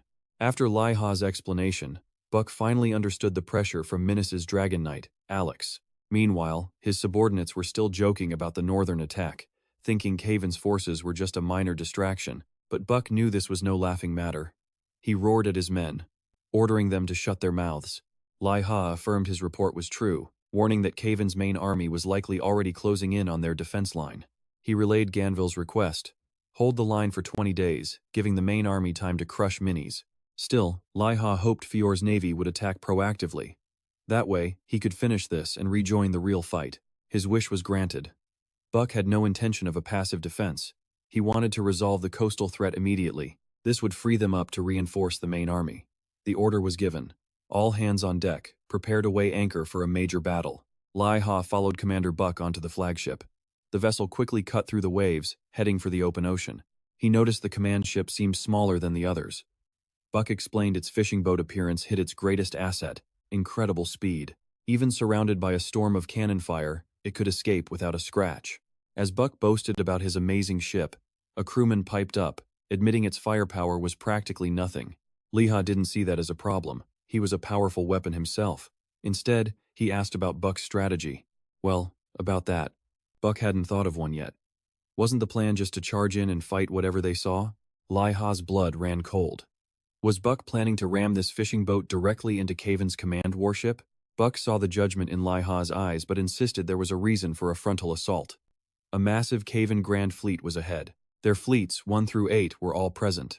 A few of Fior's fleets would engage them directly, while the main force hid behind a nearby island. The 9th Fleet would then storm through the center of Fior's formation, and that 9th Fleet was personally commanded by Thek. Liha realized Kaven's Grand Fleet was just another decoy. What if they charged straight at the enemy fleet on the other side of the island? Could they strike before the enemy's main fleet had time to respond? Buck understood the idea, but it was far from simple. In terms of ship numbers, Fior and Kaven were evenly matched. But when it came to cannon performance, Kaven was in a different league. Fior's cannons had an effective range of 0.3 nautical miles, with a maximum reach of about 1.6. Liha calculated that the range was decent, likely enhanced by magic to extend the cannon's reach. Most of Kaven's cannons were similar to Fior's. However, each of their admiral ships was equipped with a superior cannon type. Buck estimated this advanced cannon's effective range was triple theirs, and its maximum range was double. That was the core problem. Liha could picture it: a battle where they'd be blown to bits before even getting within firing range of the enemy. Buck stated that the moment the 9th Fleet appeared, Fior's fleet would be annihilated. No need to even search for the bodies. They would just float to the surface. Liha asked for Buck's plan. The commander didn't answer directly, only saying he owed Ganville a debt, and this was no time to be thinking about his own survival. Just then, the lookout from the crow's nest shouted a frantic warning. He had spotted a massive formation of Kaven ships dead ahead. Without a second thought, Buck ordered the entire fleet to battle stations. Liha understood Buck's actions instantly. Was he planning a suicide charge? Liha stopped him, insisting his tactic was no better than self-destruction. Liha knew there was no perfect strategy, only a gamble. If they lost, Kaven's navy would make landfall unopposed. Worse, Buck had already moved the coastal defense forces to the main battlefield. The shores were left completely defenseless. Making the most objective calculation he could, Liha figured their chance of victory was 20% at best. Liha bluntly rejected Buck's plan and urged the commander to listen to him instead. Meanwhile, aboard Kaven's 8th Fleet, they had spotted Fior's warships. The captain confirmed the anchor was raised and checked the status of the other fleets. Thek's fleet was ready to spring the trap at any moment. The captain gave the order. The fleet surged towards Fear, tracking their every move to react instantly. The navigator shouted an urgent command to the fleet: a hard turn to starboard. The captain then ordered his men to ready the main cannons. It was time for some fireworks. The crew saw Fear's fleet charging head-on, which was strange. Why was Fear being so reckless today? Just as Kaven's fleet prepared its first volley, Fear's ship suddenly veered right, aiming for a deathmatch with Kaven's flagship. Kaven's captain yelled for his fleet to turn again to avoid a direct hit, while trying to report this to Commander the Da. At that moment, Old Man Buck's fishing boat cut through the waves, speeding right towards Kaven's fleet. Kaven's 8th Fleet quickly spotted a small ship break from Fear's formation, turning toward their rear guard. The admiral of the 8th Fleet ignored the tiny vessel. He ordered the rear fleets to intercept that small ship. The 8th Fleet continued its hot pursuit of Fear's forces. Aboard Fear's 2nd Fleet, they saw Cavan's ships closing in fast. Fear's ships were sailing with the wind, but it would take some time to reach their maximum speed. This meant Cavan's fleet could quickly close the gap. A nervous crewman asked for orders, but the admiral only yelled to keep running. This was a life-or-death chase. A single moment of hesitation meant total annihilation. He felt enraged he couldn't be on the front lines, in this final decisive battle. But right now, they had a far more important mission. The navigator gave a frantic update. It was about the Cavan fleet. Their command ship was turning broadside. The distance was just over 3 nautical miles. They intended to fire. Instantly, the admiral of Fear's 2nd Fleet roared orders to swerve, dodging the incoming rain of cannonballs as the ship weaved through the barrage. The turn was so sharp that crew members lost their footing. The admiral ordered the entire fleet to just hold out until nightfall. He relayed the command to all warships. There was only one order: survive. Survive at any and all costs. Aboard the fishing boat, Liha looked back and saw many of Fear's smaller ships had already been hit. Buck knew the Cavan fleet was just firing blindly, getting lucky every now and then. Even so, Liha found it terrifying. The Cavan Navy's gunnery skills were nothing to scoff at. As Liha was worrying, Old Man Buck asked if he could truly pull it off the plan Liha had proposed. On that point, Liha had a certain amount of confidence. Buck had to admit the plan was insane, but he couldn't help but agree with it. Easy for him to say. Liha remembered when he first proposed the plan, the old man agreed without a second's thought. Just then, the boat's navigator spotted a Cavan fleet moving to intercept them. Old Man Buck showed no signs of panic. He knew the enemy had finally taken their bait. Now the real battle would begin. Buck ordered his crew not to panic. They just had to continue forward at full speed. Meanwhile, Liha quickly grabbed his rifle, ready to attack at a moment's notice. The navigator continued to watch the intercepting fleet. Through the flag on the mast, he confirmed it was the 3rd Fleet of the Cavan Navy. Old Man Buck was even more pleased. The 3rd Fleet was Cavan's muscle. They only act by the book. They had likely forgotten the Da's orders completely, focusing only on how to intercept Old Man Buck's fishing boat. At that moment, Buck walked to the helm and told the helmsman to step aside. He would be steering the ship himself. To perfectly coordinate with Liha, Buck felt they needed a master helmsman like him at the wheel. Taking control, Buck immediately ordered the crew, coordinate a hard turn to starboard. The boat quickly changed its course, charging straight for Cavan's 3rd Fleet. After that insane maneuver, Buck didn't forget to ask if the crew was still all on board. He hoped no one got thrown off the ship. On the bow, Liha was struggling immensely. He had tied himself to the ship's hull with a harness, but it wasn't enough to keep his body steady. But it was much better than being thrown around the deck. Old Man Buck shouted to Liha, telling him not to forget his main objective. How could Liha possibly forget that? He used his spyglass, aiming for the warship with the crossed mace's emblem in the enemy fleet. He quickly found his target. Next, Liha had to find the person in the most colorful uniform. They should be in a key area of the deck. He was specifically searching for the fleet's admiral. The navigator announced they were 2 nautical miles from the fleet, and 3 from the command ship. They were now within range of the high-grade cannons. Old Man Buck said not to worry, as the smaller ships were still in front. The main ship wouldn't dare fire its heavy cannons recklessly. Buck confirmed once more how much closer Liha needed to get before acting. Liha's request wasn't much. Just get within a 1 nautical mile range. Buck ordered the crew to prepare to push forward. Their goal was 1 mile from the fleet, 2 from the flagship. But that's not what Liha meant. He needed the boat 1 mile from the command ship. Old Man Buck had to remind Liha. If their boat got that close to the flagship, it would be a close-quarters brawl with the entire fleet. Buck thought Liha was crazy, but he was just as insane himself. It was time to risk it all. The escort ships around the fleet of Cavan had already begun firing. This made the fishing boat even more unstable, making it hard for Liha to keep his balance. But the more dangerous the situation got, the crazier Buck seemed to become. He laughed with pure delight, thrilled to finally be in a real fight. This would be their finest hour. Their fishing boat charged through a storm of cannonballs, closing in on the enemy fleet. Buck believed his ship was fast enough to evade the barrage, so they charged straight ahead. The helmsman reported their status. They were now just 1.7 nautical miles from the enemy. Any closer and they'd be in the direct line of fire. Buck ordered the crew to prepare for a sharp turn. Then they would return to their original course. Once in range, Buck yanked the helm, ordering the crew to adjust the sails and evade. Liha took it all in. He calculated that his moment would come in just 1 minute. The countdown had already begun. Buck asked Liha one last time if he was ready. Then he poured all of his determination into this final charge. Suddenly, the waves around them calmed completely.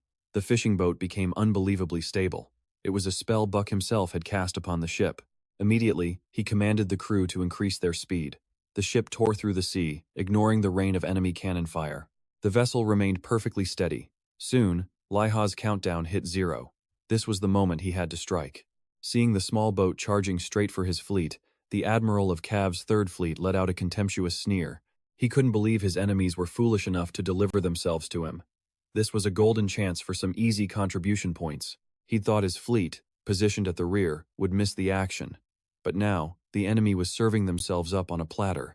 As the admiral checked his cannons, a single, cold bullet shot out from the fishing boat, piercing straight through his head. Panic erupted on the command ship's deck. They never imagined their admiral could be taken down so effortlessly. Aboard the fishing boat, the crew was stunned. The enemy's cannon fire had ceased. The enemy fleet was in total chaos. The crew instantly understood what it meant. Liha had assassinated the enemy admiral. Buck thought Ganville's reinforcements were truly first-rate. Even as a one-man army, he was top tier. Just as the crew expected to retreat, Liha spoke up, shattering their assumption. He declared there were 3 more fleets behind them, and his objective was to eliminate all 3 admirals. Liha planned to sow chaos among Kavan's entire formation. He had to act, before Commander DJZ arrived. In reality, Liha's mission wasn't just to defend the beach for 20 days. He had another path to victory. Take down all 4 enemy admirals and complete the mission that way.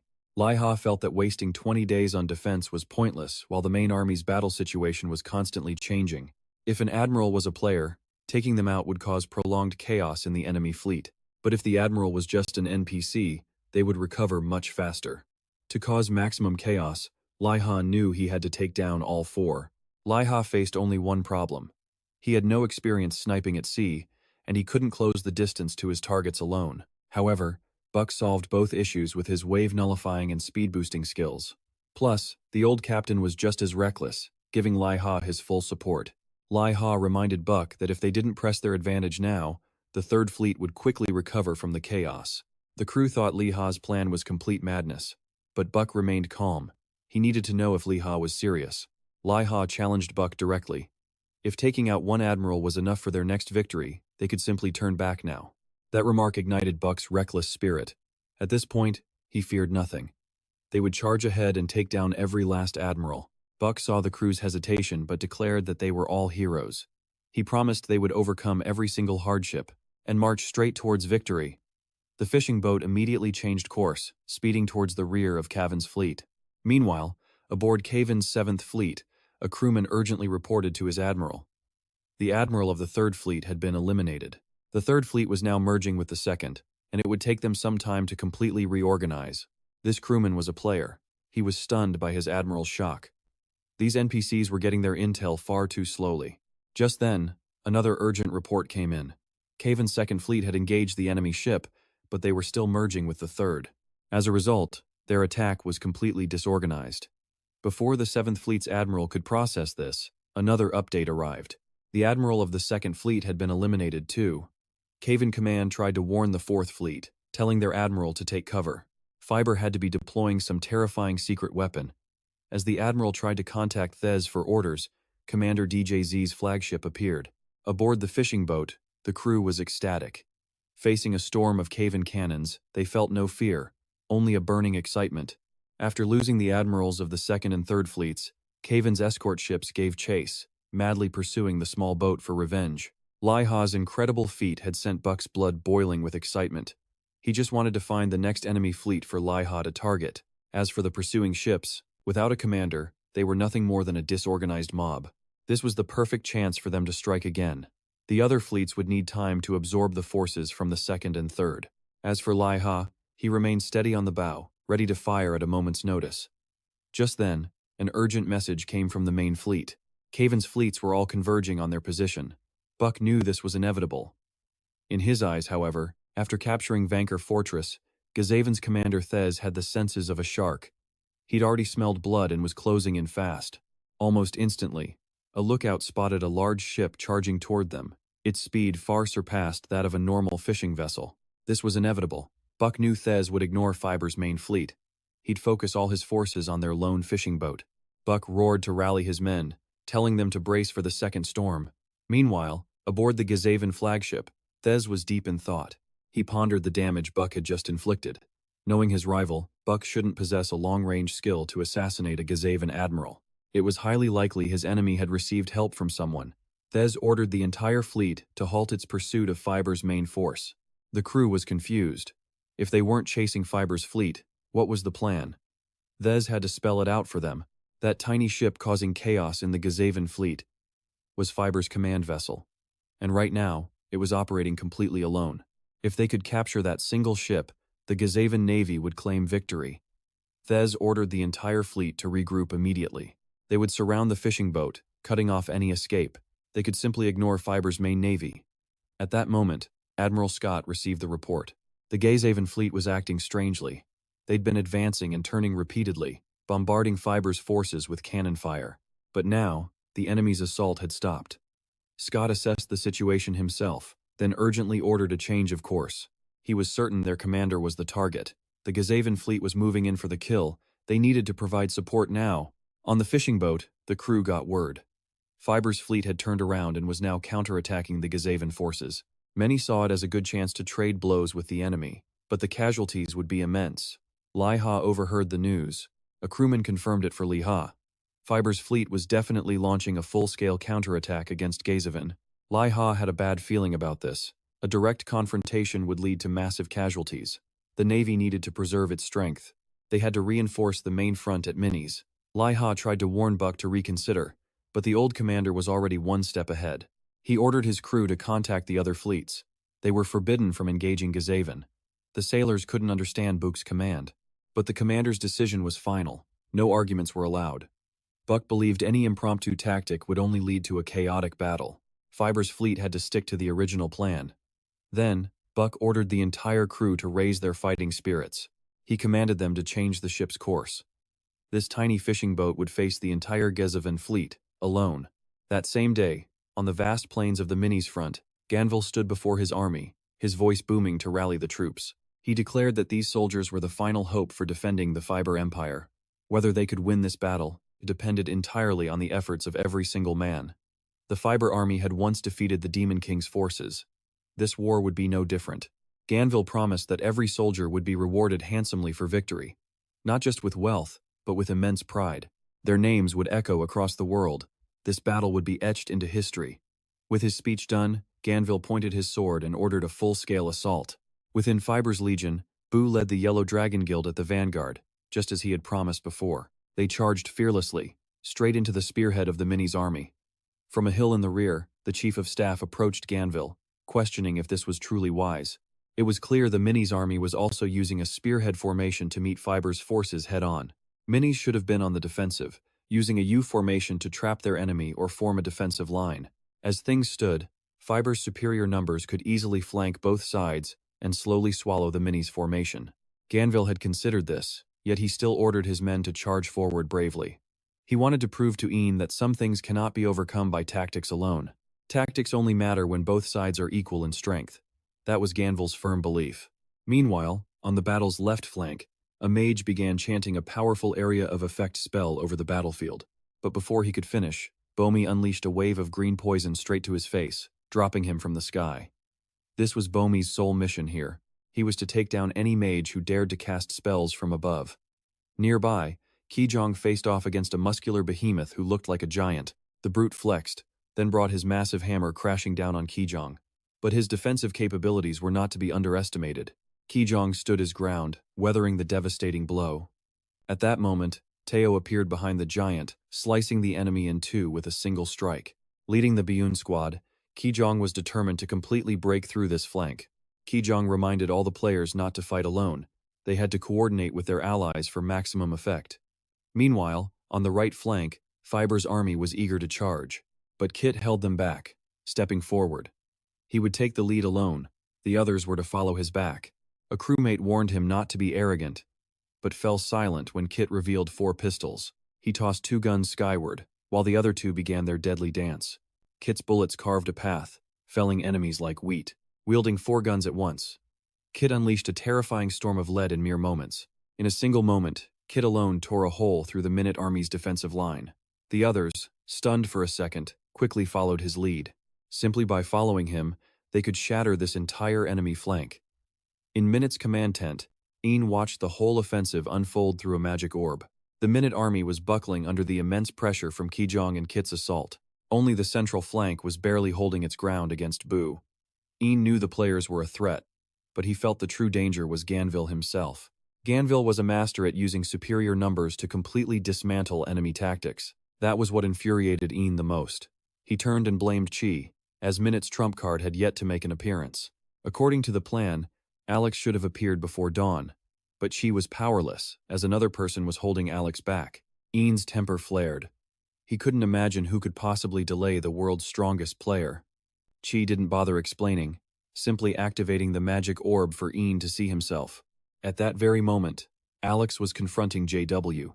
Alex's golden dragon unleashed a fiery breath attack, instantly engulfing the area in a sea of flames. JW was forced to hide behind a rock, quickly using a potion to restore his health. JW had summoned the rock for cover, along with a light rain to counter the intense heat. However, after reaching its max level, Alex's golden dragon could sustain its fire breath for an insane amount of time. JW wanted to curse the game developers. How could they give a player such an absurd power-up just for hitting the level cap? JW had poured everything he had into catching up to that foolish dragon rider. Yet the moment his opponent maxed out, he was left completely in the dust. JW screamed at Alex, demanding he fight fairly. What was so great about using a dragon to gain an advantage? Alex was indifferent. He considered himself a bearer of order and justice, refusing to fight for personal grudges or desires. JW declared that was complete nonsense. If Alex didn't fight for personal reasons, why did they keep clashing? But Alex held to his own convictions. He believed he was the sole partner of the Golden Dragon, a creature that protected justice. And if JW stood in the way of that justice, his fate was sealed. Suddenly, Alex looked to the sky and ordered the surveillance to be shut off. He announced he would return shortly, clearly speaking to Chi. Seeing Alex talking to thin air, JW believed this was his golden opportunity. He would use Soul Link to strike Alex down right now. But unexpectedly, the Golden Dragon opened its mouth, casting a spell that sealed JW's movements. Just as Alex prepared to finish JW for good, the dragon suddenly requested that he stop. Alex respected the dragon's wish. He spared JW, leaving a message that it was time to execute justice in the human civil war. Then, he rode the Golden Dragon and vanished. While in flight, Alex sent Chi one final warning, demanding she stop tracking him. Meanwhile, on the Great Plains battlefield, Wazan coordinated information, pointing players toward breakthrough points. Ki led his troops in a relentless charge. They slowly began to envelop the enemy's flank. He wondered what Liha was doing, wishing his brother could see how brightly Ki-Jang was shining in this war. Ki-Jang was indeed a shining star. On another flank, as Kit was reloading, he suddenly sensed a terrifying presence. Alex and his Golden Dragon had arrived on the battlefield, charging directly towards Ganville. Feeling the situation spiraling out of control, Kit immediately unlocked his special teleportation state. He could only pray Liha would notice and send reinforcements. Meanwhile, out at sea, Uncle Buck's fishing boat desperately weaved and swerved, trying to escape the enemy's encirclement. The crew ran about in a panic, but among them, only Liha managed to keep his mind perfectly calm. As a sniper, Liha understood that maintaining composure was critical, no matter the circumstances. His next target was nearly 2 kilometers away, and he calculated only a 70% chance of a successful hit. Back in the military, his captain would have chewed him out for even attempting a shot with such low odds. With such low accuracy, a single miss meant exposing his position. But a real battlefield is always unpredictable. Liha had to accept the risk. Without further thought, he pulled the trigger. The bullet tore through the air, obliterating the ship's mast and the admiral hiding behind it. With that single shot, Liha had completed his mission of assassinating 4 enemy admirals. He joyfully relayed the news to the others, but to his surprise, Uncle Buck was already standing right behind him. Something felt wrong. Liha unstrapped his harness and stood up to survey the scene. The situation was truly dire. Their fishing boat was completely surrounded by the Javan Navy. A crewmate shouted that they couldn't turn to escape. Uncle Buck had decided to let the boat drift to avoid disturbing Liha's aim. He believed that in war, sacrifice was unavoidable. Besides, they had managed to take down a good number of enemy admirals. The crew, however, was in a state of utter despair.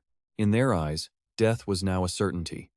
The fishing boat had absolutely no path of retreat. Liha realized the only path left was to charge straight ahead. The Javan fleet had only just begun its encirclement. They weren't yet within the enemy's cannon range. However, without an escape plan, it was only a matter of time before they were. Uncle Buck was already resigning himself to their fate, believing resistance was pointless, but Liha refused to accept that. Liha roared for the ship to charge forward at full speed. He knew Commander Thek's main fleet lay dead ahead. He felt this was their final hope. Seeing the crew's panic, Liha yelled for everyone to pull themselves together. They had nothing left to lose, so why not go for broke and take down Thek? If they succeeded, the Fear forces would claim victory. Just then, Liha had a daring idea. 20 minutes later, as Thek's fleet surrounded Buck's ship, the crew began tossing supplies overboard. It looked like they were trying to lighten the ship. Thek used sound magic to mock Buck, telling him to stop struggling. There was no way out. Thek scoffed at the display. Was Buck trying to lighten his ship? Or was this some trick to deal with his high-ranking officers? Buck shouted back in defiance. Thek was the one invading Fear waters, yet he was treating them like common poachers. How embarrassing. Buck forgot to use the voice magic. The enemy probably didn't hear a thing, did they? But Buck was shameless. If they didn't hear him, he'd just turn on the voice magic and say it all again. Thek delivered his ultimatum. One more suspicious move from Buck, and a rain of cannonballs would sink his ship instantly. Buck knew they were completely at Thek's mercy. With a single command to fire, his ship would be blown to smithereens. Just then, a transmission came through from Scott. He had disobeyed the order to retreat and was leading the entire fleet toward them. Thek told Buck to give up, then issued an ultimatum to the Fear fleet. If they came any closer, he would blow Buck's ship to pieces. Scott faltered upon hearing this, but he still ordered the entire fleet to prepare their cannons. If anything happened to Commander Buck, the Fire fleet was to fire on the Ko-Javan ship without mercy. Scott then ordered them to slow their approach to avoid detection. This would allow the Fear fleet to get within optimal firing range. Meanwhile, Thek continued to negotiate. All he wanted was for Buck to surrender. Surely Buck doesn't want to see his loyal crew die here, does he? Thek demanded that Buck leave his ship and board the Ko-Javan flagship. Buck shot back a warning, telling Thek not to be reckless. If anything happened to him, the Fear Navy would charge in with a vengeance. While stalling, Buck desperately scanned for Thek's location. But he was certain Thek had already blended in with his crew. He wouldn't make himself an easy target for Liha's rifle. The crew used countless search spells, but they found nothing. Buck yelled for his crew to stop looking for a man in a cloak. Thek had surely changed clothes and was hiding among his own men. But even if they found him, Buck was worried. The two ships were at least 2 kilometers apart. Making a sniper shot at that range was nearly impossible. Thek gave Buck 30 seconds to surrender. He told him to start moving. Buck stalled with taunts and nonsense. "And what if I don't surrender?" Thek's reply was chilling. He would show Buck why they call him the Second Storm. Suddenly, dark clouds swirled overhead, crackling with lightning. A crewman wanted to raise the ship's shield, but another said it would be useless. If Thek's power could be blocked so easily, it wouldn't be legendary. As the countdown hit 7 seconds, Buck had no choice but to agree. But first, he made Thek promise not to harm his crew. Thek assured him that was a given. After all, the Fear military was formidable. A full-scale war would mean heavy losses for the Kavan forces as well. Meanwhile, on the Fear flagship, Scott broke down hearing that Buck would surrender. He raged, swearing that if Buck was harmed, they would fight to the death. Hearing this, Buck wasn't moved. He just felt exasperated. That kid Scott was being far too reckless. Buck lowered a small boat and rappelled down to it. But he made one last demand. Thek had to swear on the sea god that he would keep his word. To everyone's surprise, Thek actually swore the oath. All he wanted was Buck, and the Kavan forces would not attack Fear. Seeing Buck approach with only a single rower, Thek was pleased. He ordered his crew to treat their prisoner with respect. Even as an enemy, he was an exceptional naval officer. But just then, the cold barrel of a sniper rifle pressed against the back of Thek's head. Somehow, Liha had snuck aboard the ship and now had Thek at his mercy. The entire enemy crew erupted in panic. How did Liha manage to board the ship completely undetected? Moments earlier, he had asked Buck about the direction of the ocean current. Liha knew Thek would never expose his location, making a long-range assassination from his own ship impossible. Therefore, Liha decided he had to get closer. The problem was, out on the open sea, there was no cover to approach the enemy ship unseen. In a situation like this, Liha had to take a massive gamble. First, he had to conceal his departure from the ship.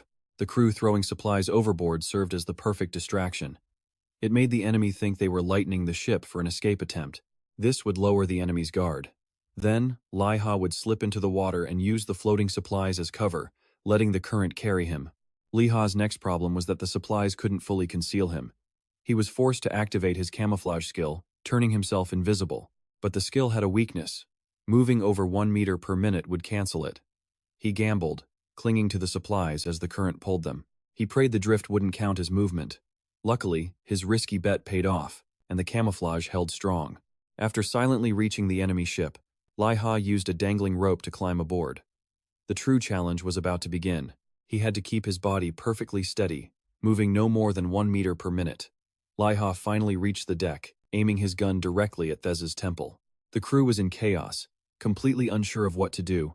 Liha fired a warning shot into the sky, forcing everyone's attention directly onto him. Thes gritted his teeth, realizing he'd been outplayed. So this was why Buck had been stalling for time all along. He also recognized the gun in Liha's hand.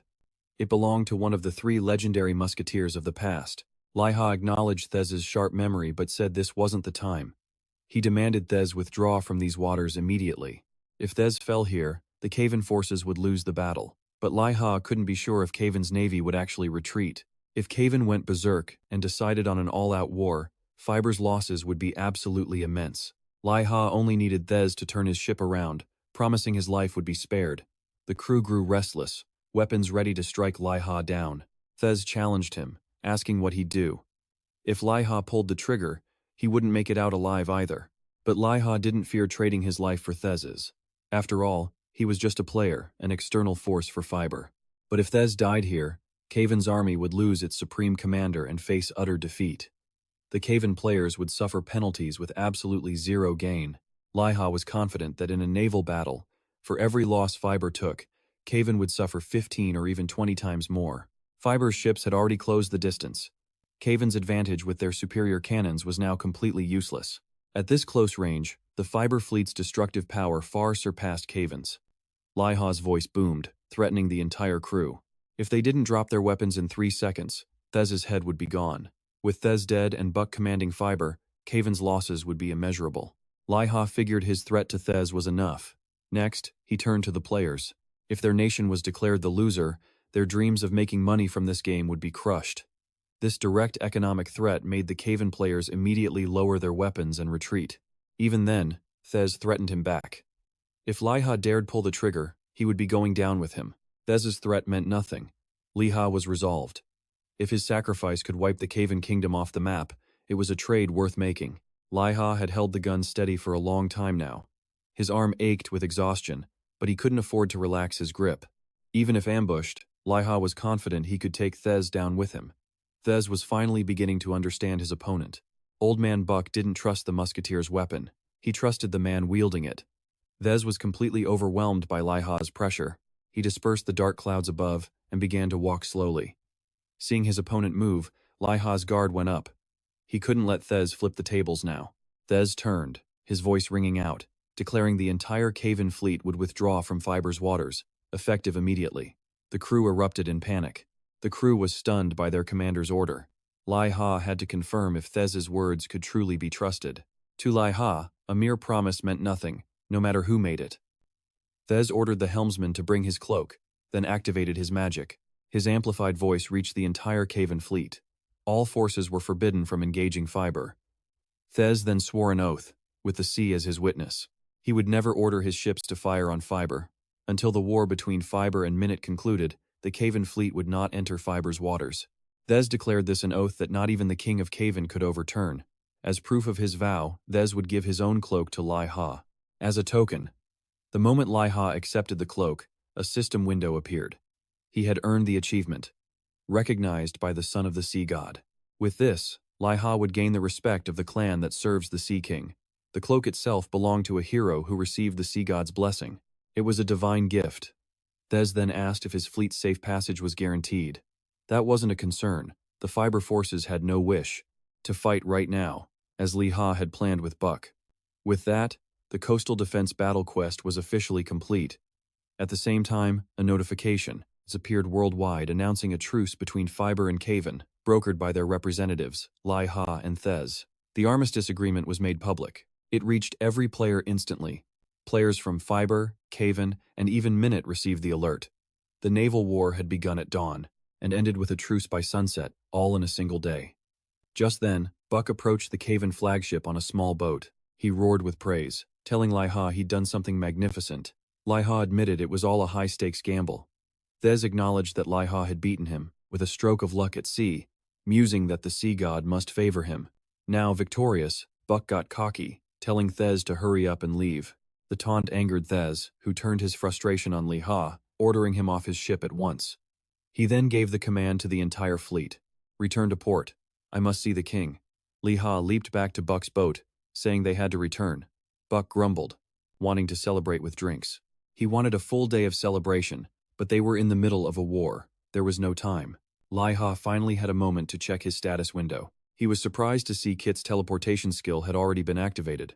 Meanwhile, back at the battle on the plains, Alex was seen riding a golden dragon, charging straight for Ganville. Kong immediately ordered the entire Bun Guild to use a chain teleport. They had to protect Ganville now. Just as urgently, he ordered the Yellow Dragon Guild to teleport to Ganville's side, and Kip as well. As the Golden Dragon closed in on Ganville, the group of players teleported back just in time. Kong immediately commanded the Bun Guild forward, forming a defensive wall to protect their Grand Marshal. Members fell into formation. Ki-Jang cast a barrier, linking everyone's shields. A player roared, urging them to show no fear. Surely some here had fought dragons before. And it was true, some had. But those were merely young dragons. Their opponent now, however, was an ancient-class gold dragon. Alex stood on its head, ordering Ganville to leave Minute's lands in the name of justice. Just then, a private message reached Alex. It was from Chi, demanding his immediate return. She needed Alex to defeat Phoebo's army slowly, not in one crushing blow. If Phoebo's commander fell now, the war would end instantly. This completely upended Chi's plans, something she couldn't accept.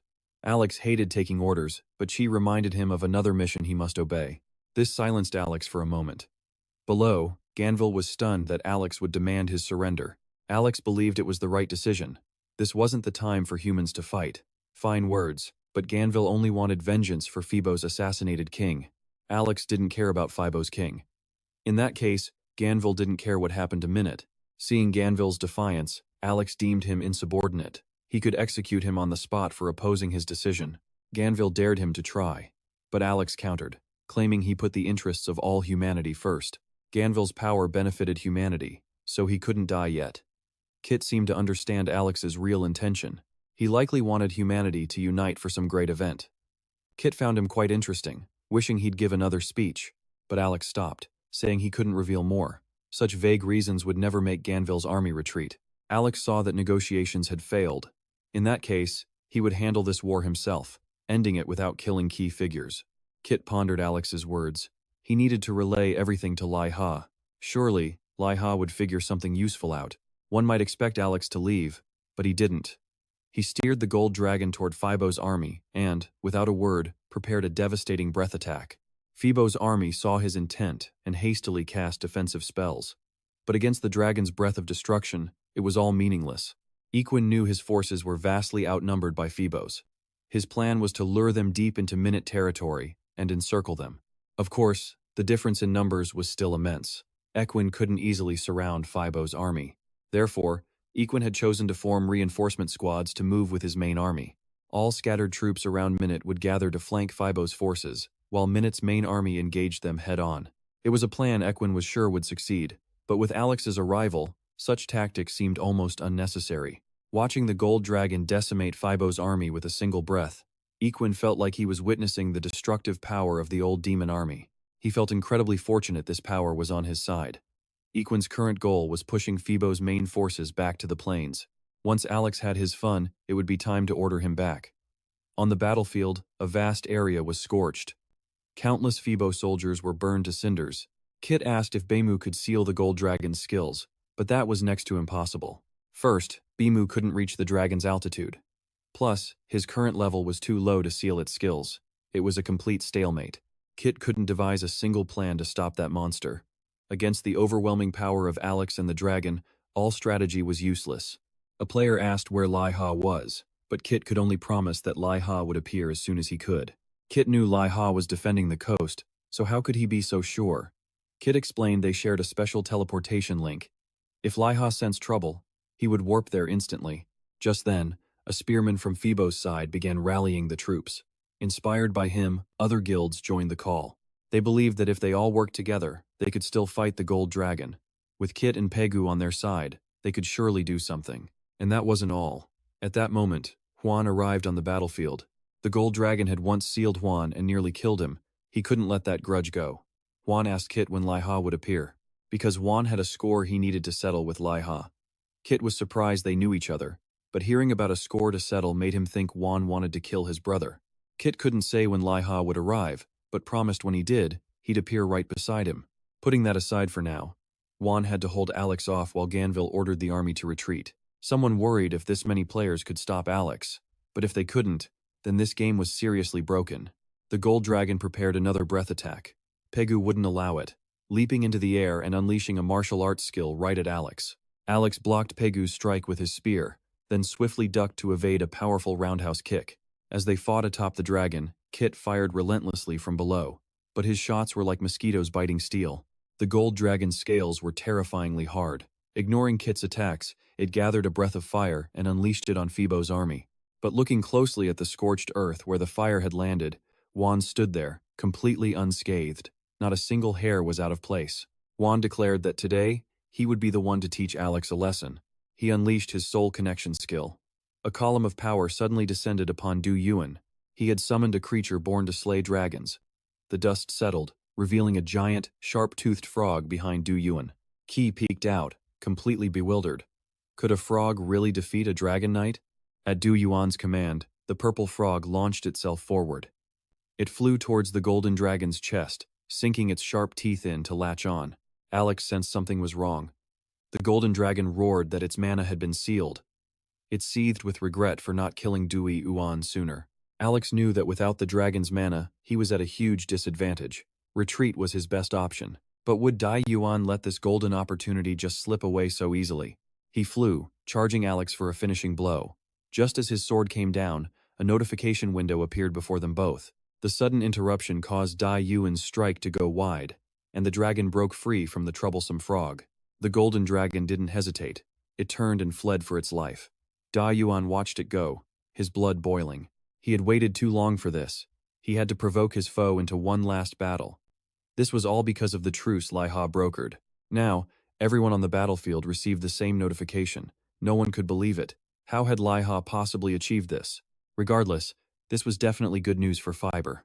Both the Fiber and Minute armies began to withdraw and regroup. Ki stared at the notice, confused. His brother's mission was supposed to take 20 days.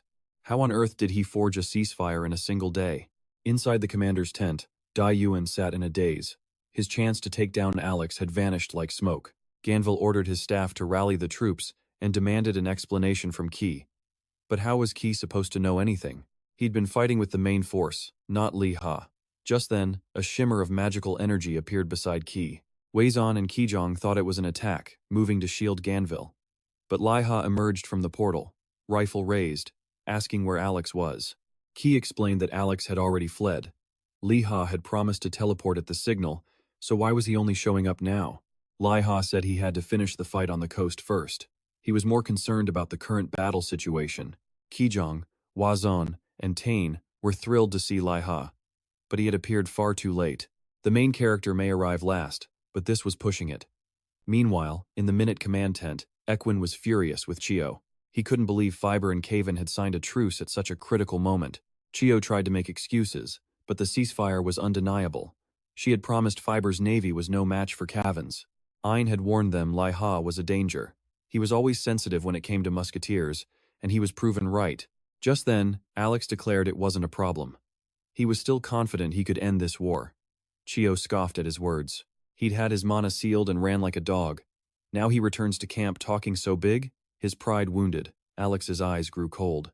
He aimed his spear at Chio, threatening her life with his next words. Pushed to her limit, Chio dared him to do it.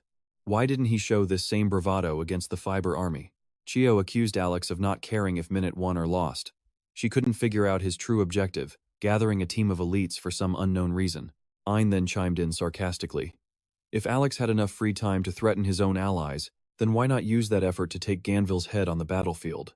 Seeing Alex's lack of reaction only fueled Ein's anger.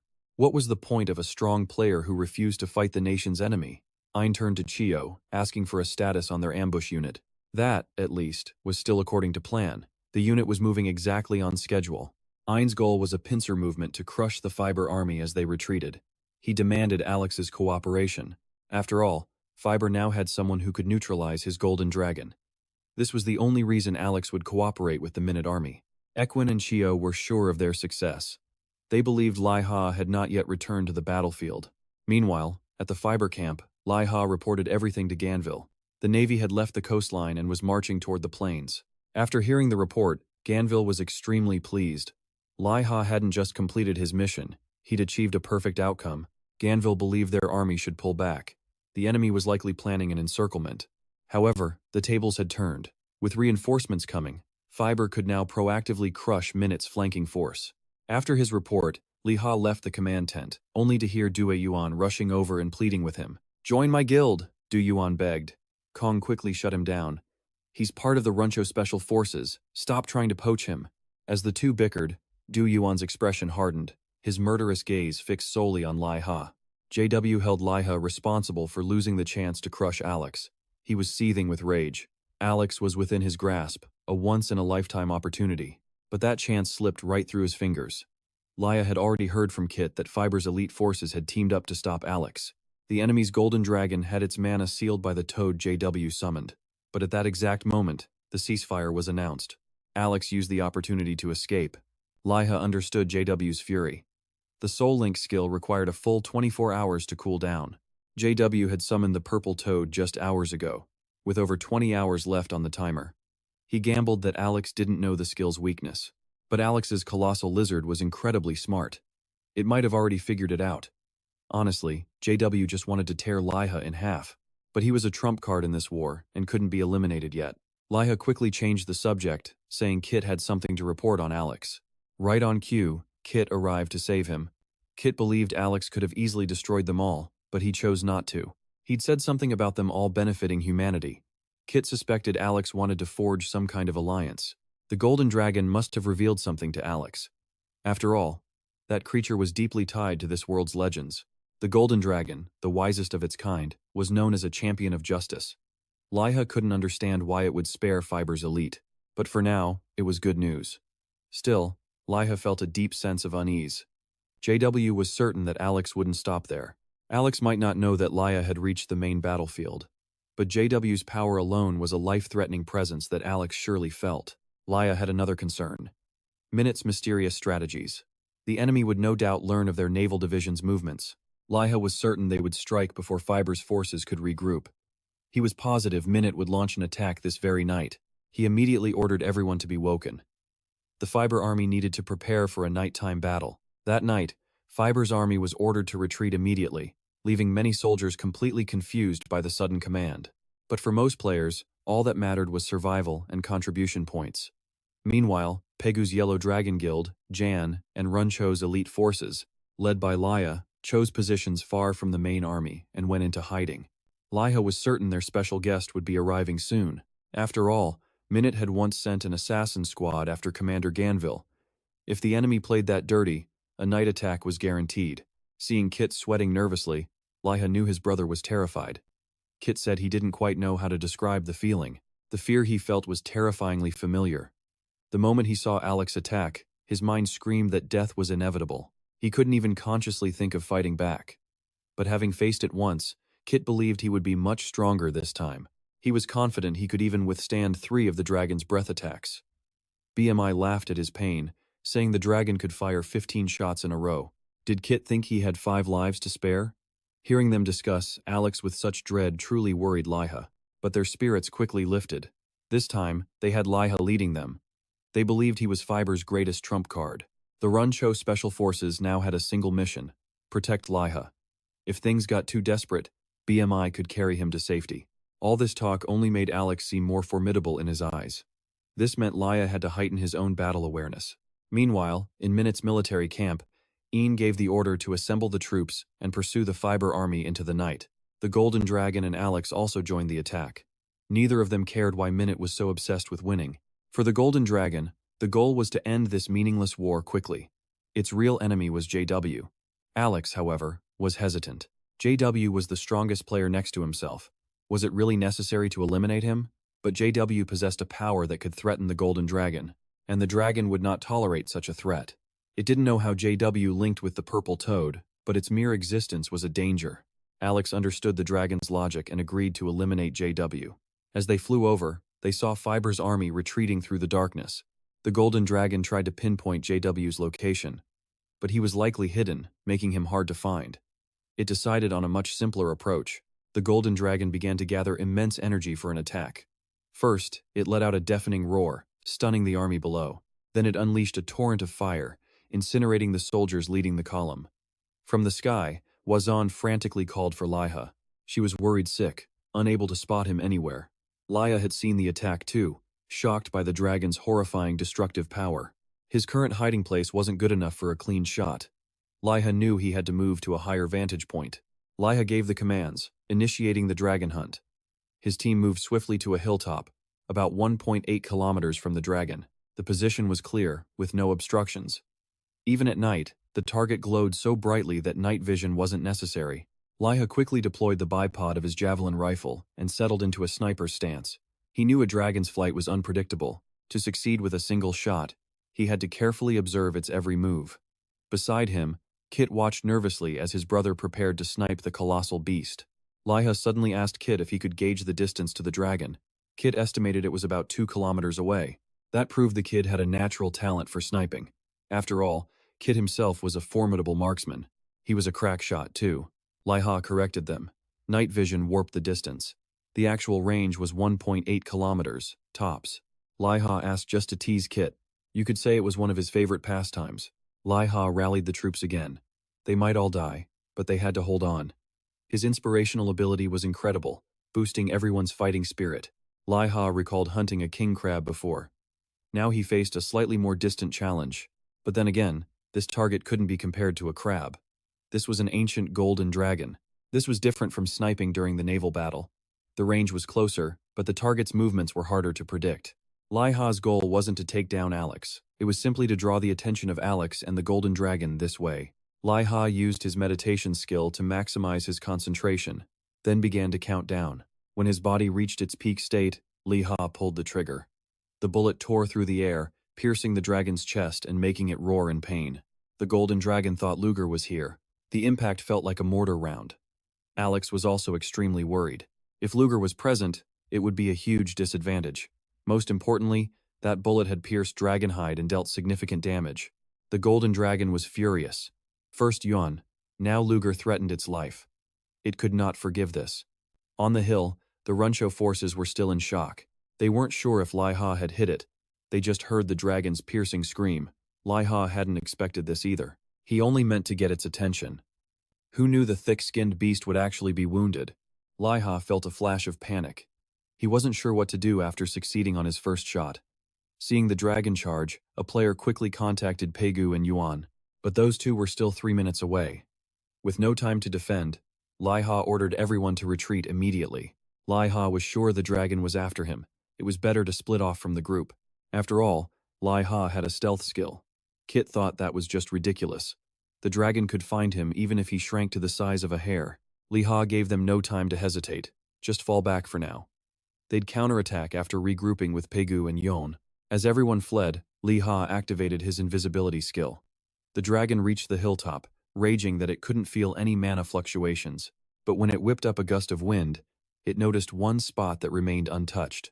It was certain its opponent was hiding there, so it didn't hesitate. It immediately unleashed a breath attack, engulfing the area in a sea of fire. The dragon's 2 consecutive blasts terrified Kit. He thought no matter how strong Liha was, he couldn't survive that. But Kit checked his teammate's status and saw Liha's health bar was unchanged. Liha was completely fine.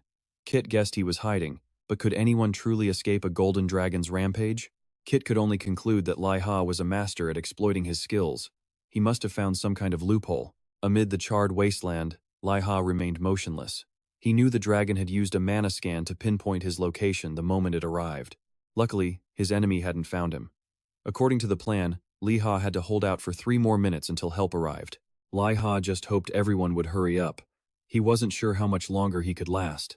Hearing the dragon scream for Luger made Liha wonder what that lunatic was doing. He pulled up the map and saw Luger's position was currently underground. Come to think of it, Luger had been missing since the war began. What was he doing in a neutral zone? Just then, Luger's position shifted unexpectedly. But his destination was the Holy Palace of Ain, not here. Liha was certain Luger wasn't a fool. He could have used the Royal Guard's teleport to appear here and clash with Alex, but he chose not to. Liha figured something far more enticing must have made Luger abandon this national war. But never mind that. Liha had to focus on the fight. Meanwhile, one fired a signal flare from a distance, summoning all the elites. Ki-Jang immediately led the charge, advancing to surround Alex and the dragon. All ranged players unleashed their strongest skills at the creature, but their enemy simply let out a soft roar of dispelling, and all the attacks instantly vanished without a trace. The Golden Dragon didn't want to waste time on these creatures it considered inferior. It only wanted Luger and Yun. No matter how much the dragon roared, Pior's elite alliance kept up their harassing attacks. Kit raised his twin revolvers and unleashed a bullet storm at the beast. The bullets flew wildly, making them hard to track. Then one shot successfully cracked the magic shield surrounding the dragon. Eager for his moment, Tane used a mage's power boost. He leaped into the air, unleashing a fire sword skill that struck the dragon's head, shattering its barrier. Seeing this, Alex acknowledged his opponent's effort. Then he thrust his spear straight at Tane. Luckily, Tane managed to block the blow. As Alex prepared another thrust, Pegu charged in to save him, kicking the attack wide.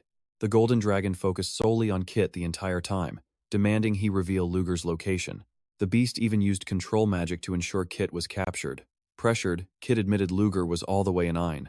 Why was it so desperate to find him? Then Kit realized the truth. The Golden Dragon had no idea who had just attacked it. It simply assumed only Luger could pierce its tough hide. Liha was positioned right underneath the Golden Dragon. Before the beast could react, he leaned back and fired a fatal shot into its underbelly. The piercing blow sent the Golden Dragon reeling, tossing Alex from its back, who thankfully managed to recover. The critical hit also weakened the spell-binding Kip. The restraints were finally broken. Liha yelled for Juan to attack. Juan had been waiting for this moment and dashed forward. Purple energy gathered in his hands as he closed in on the dragon. Liha readjusted his aim and landed another shot. It struck the beast's chest, making it roar in agony. Juan seized the opening, channeling his power into his blade. He aimed for a decisive blow against his foe. But the wounded dragon was far from helpless. A simple headbutt sent Juan flying like a cannonball. He crashed hard, knocked completely unconscious. Meanwhile, Alex saw his chance. He launched an attack on Pegu. Luckily, Ki-Jang cast a protective skill from afar, blocking the strike. Liha saw their main attacker was down. With Juan out, he was the only one left to face the dragon. He fired another shot, aiming straight for its head. But the dragon had already regained its composure. It cast absolute defense, raising a formidable magic barrier. Stronger than before, it easily blocked Liha's bullet. The beast was confident. Not even Luger could break through. This defense seemed impenetrable. But at that critical moment, another person appeared, telling Liha not to give up. Hen had unexpectedly joined the battle. He unleashed his ultimate skill, a complete seal on time. As the magic took hold, even the Golden Dragon could not resist its power. But the mana cost was enormous. Hen couldn't hold it for long. This was Liha's chance. This single moment was all he needed. He took aim, ready to pierce the golden lizard's skull. Just as the beast was about to fall, Luger suddenly teleported onto the battlefield. He aimed his own weapon at Liha, demanding him to stop. Liha couldn't believe his eyes.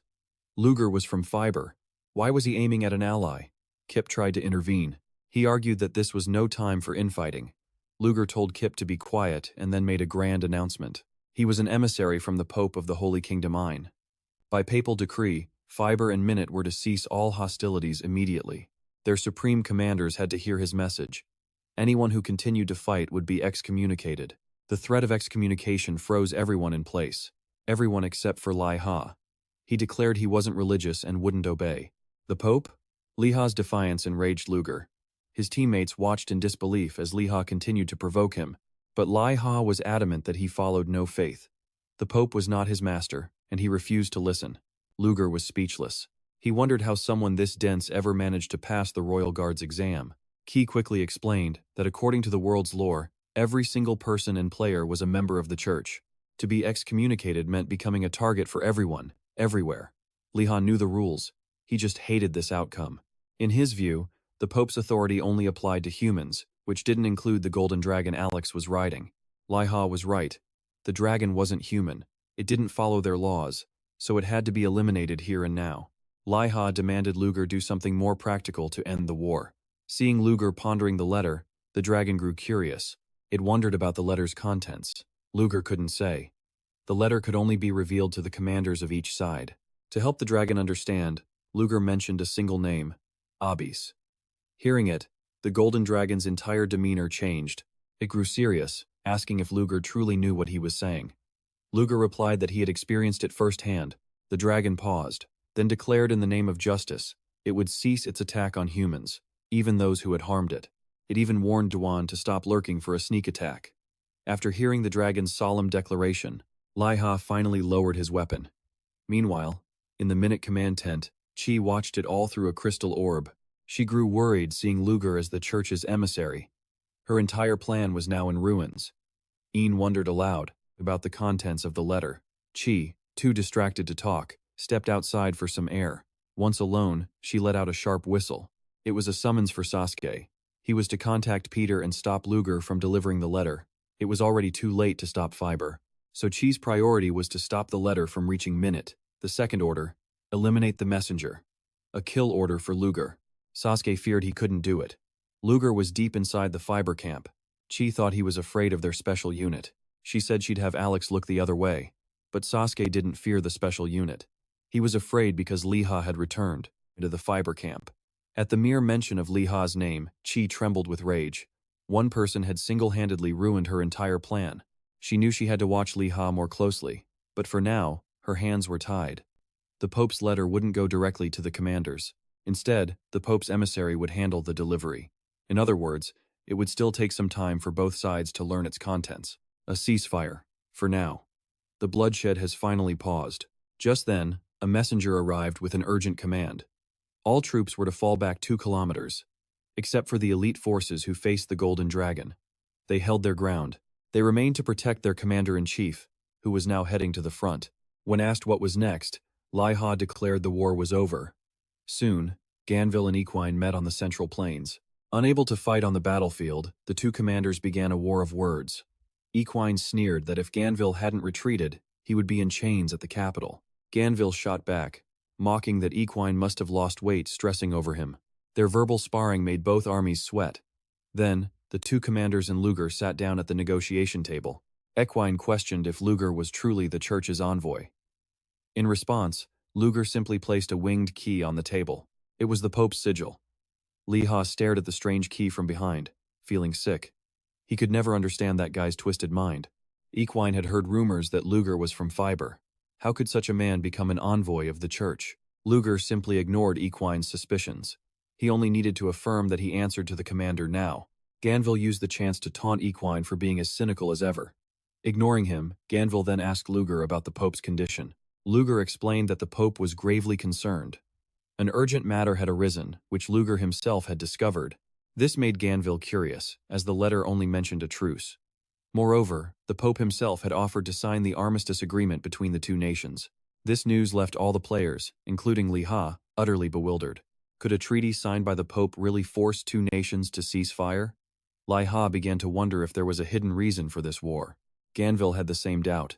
The Pope had no connection to this conflict, so how could he possibly guarantee a peace treaty? Luger had anticipated their questions, which is why he brought a certain item along. He presented a helmet, stating this would force them to reconsider. Both Ganville and Equine froze, recognizing it immediately. The Golden Dragon called it a mere noble's helmet. Luger corrected the lizard. It belonged to Count Lai, leader of the High Demons. Luger claimed he had retrieved it from the abyss. The dragon's attitude shifted.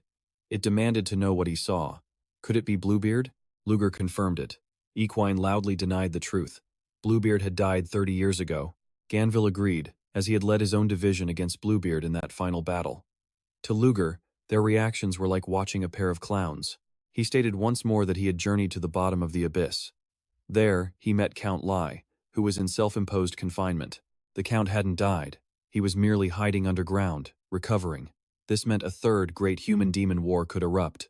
A fragment of the Demon King, Count Lai, has awakened. At that moment, Liha understood why the national war was ignited. It was a plot to weaken the players before the real war against the demons began. And that's all for today's video. That was a summary of the latest content. If you have any thoughts, please leave them down in the comments section. Don't forget to leave a like, subscribe, and hit that notification bell for more exciting videos. For now, goodbye, and see you next time. Bye-bye.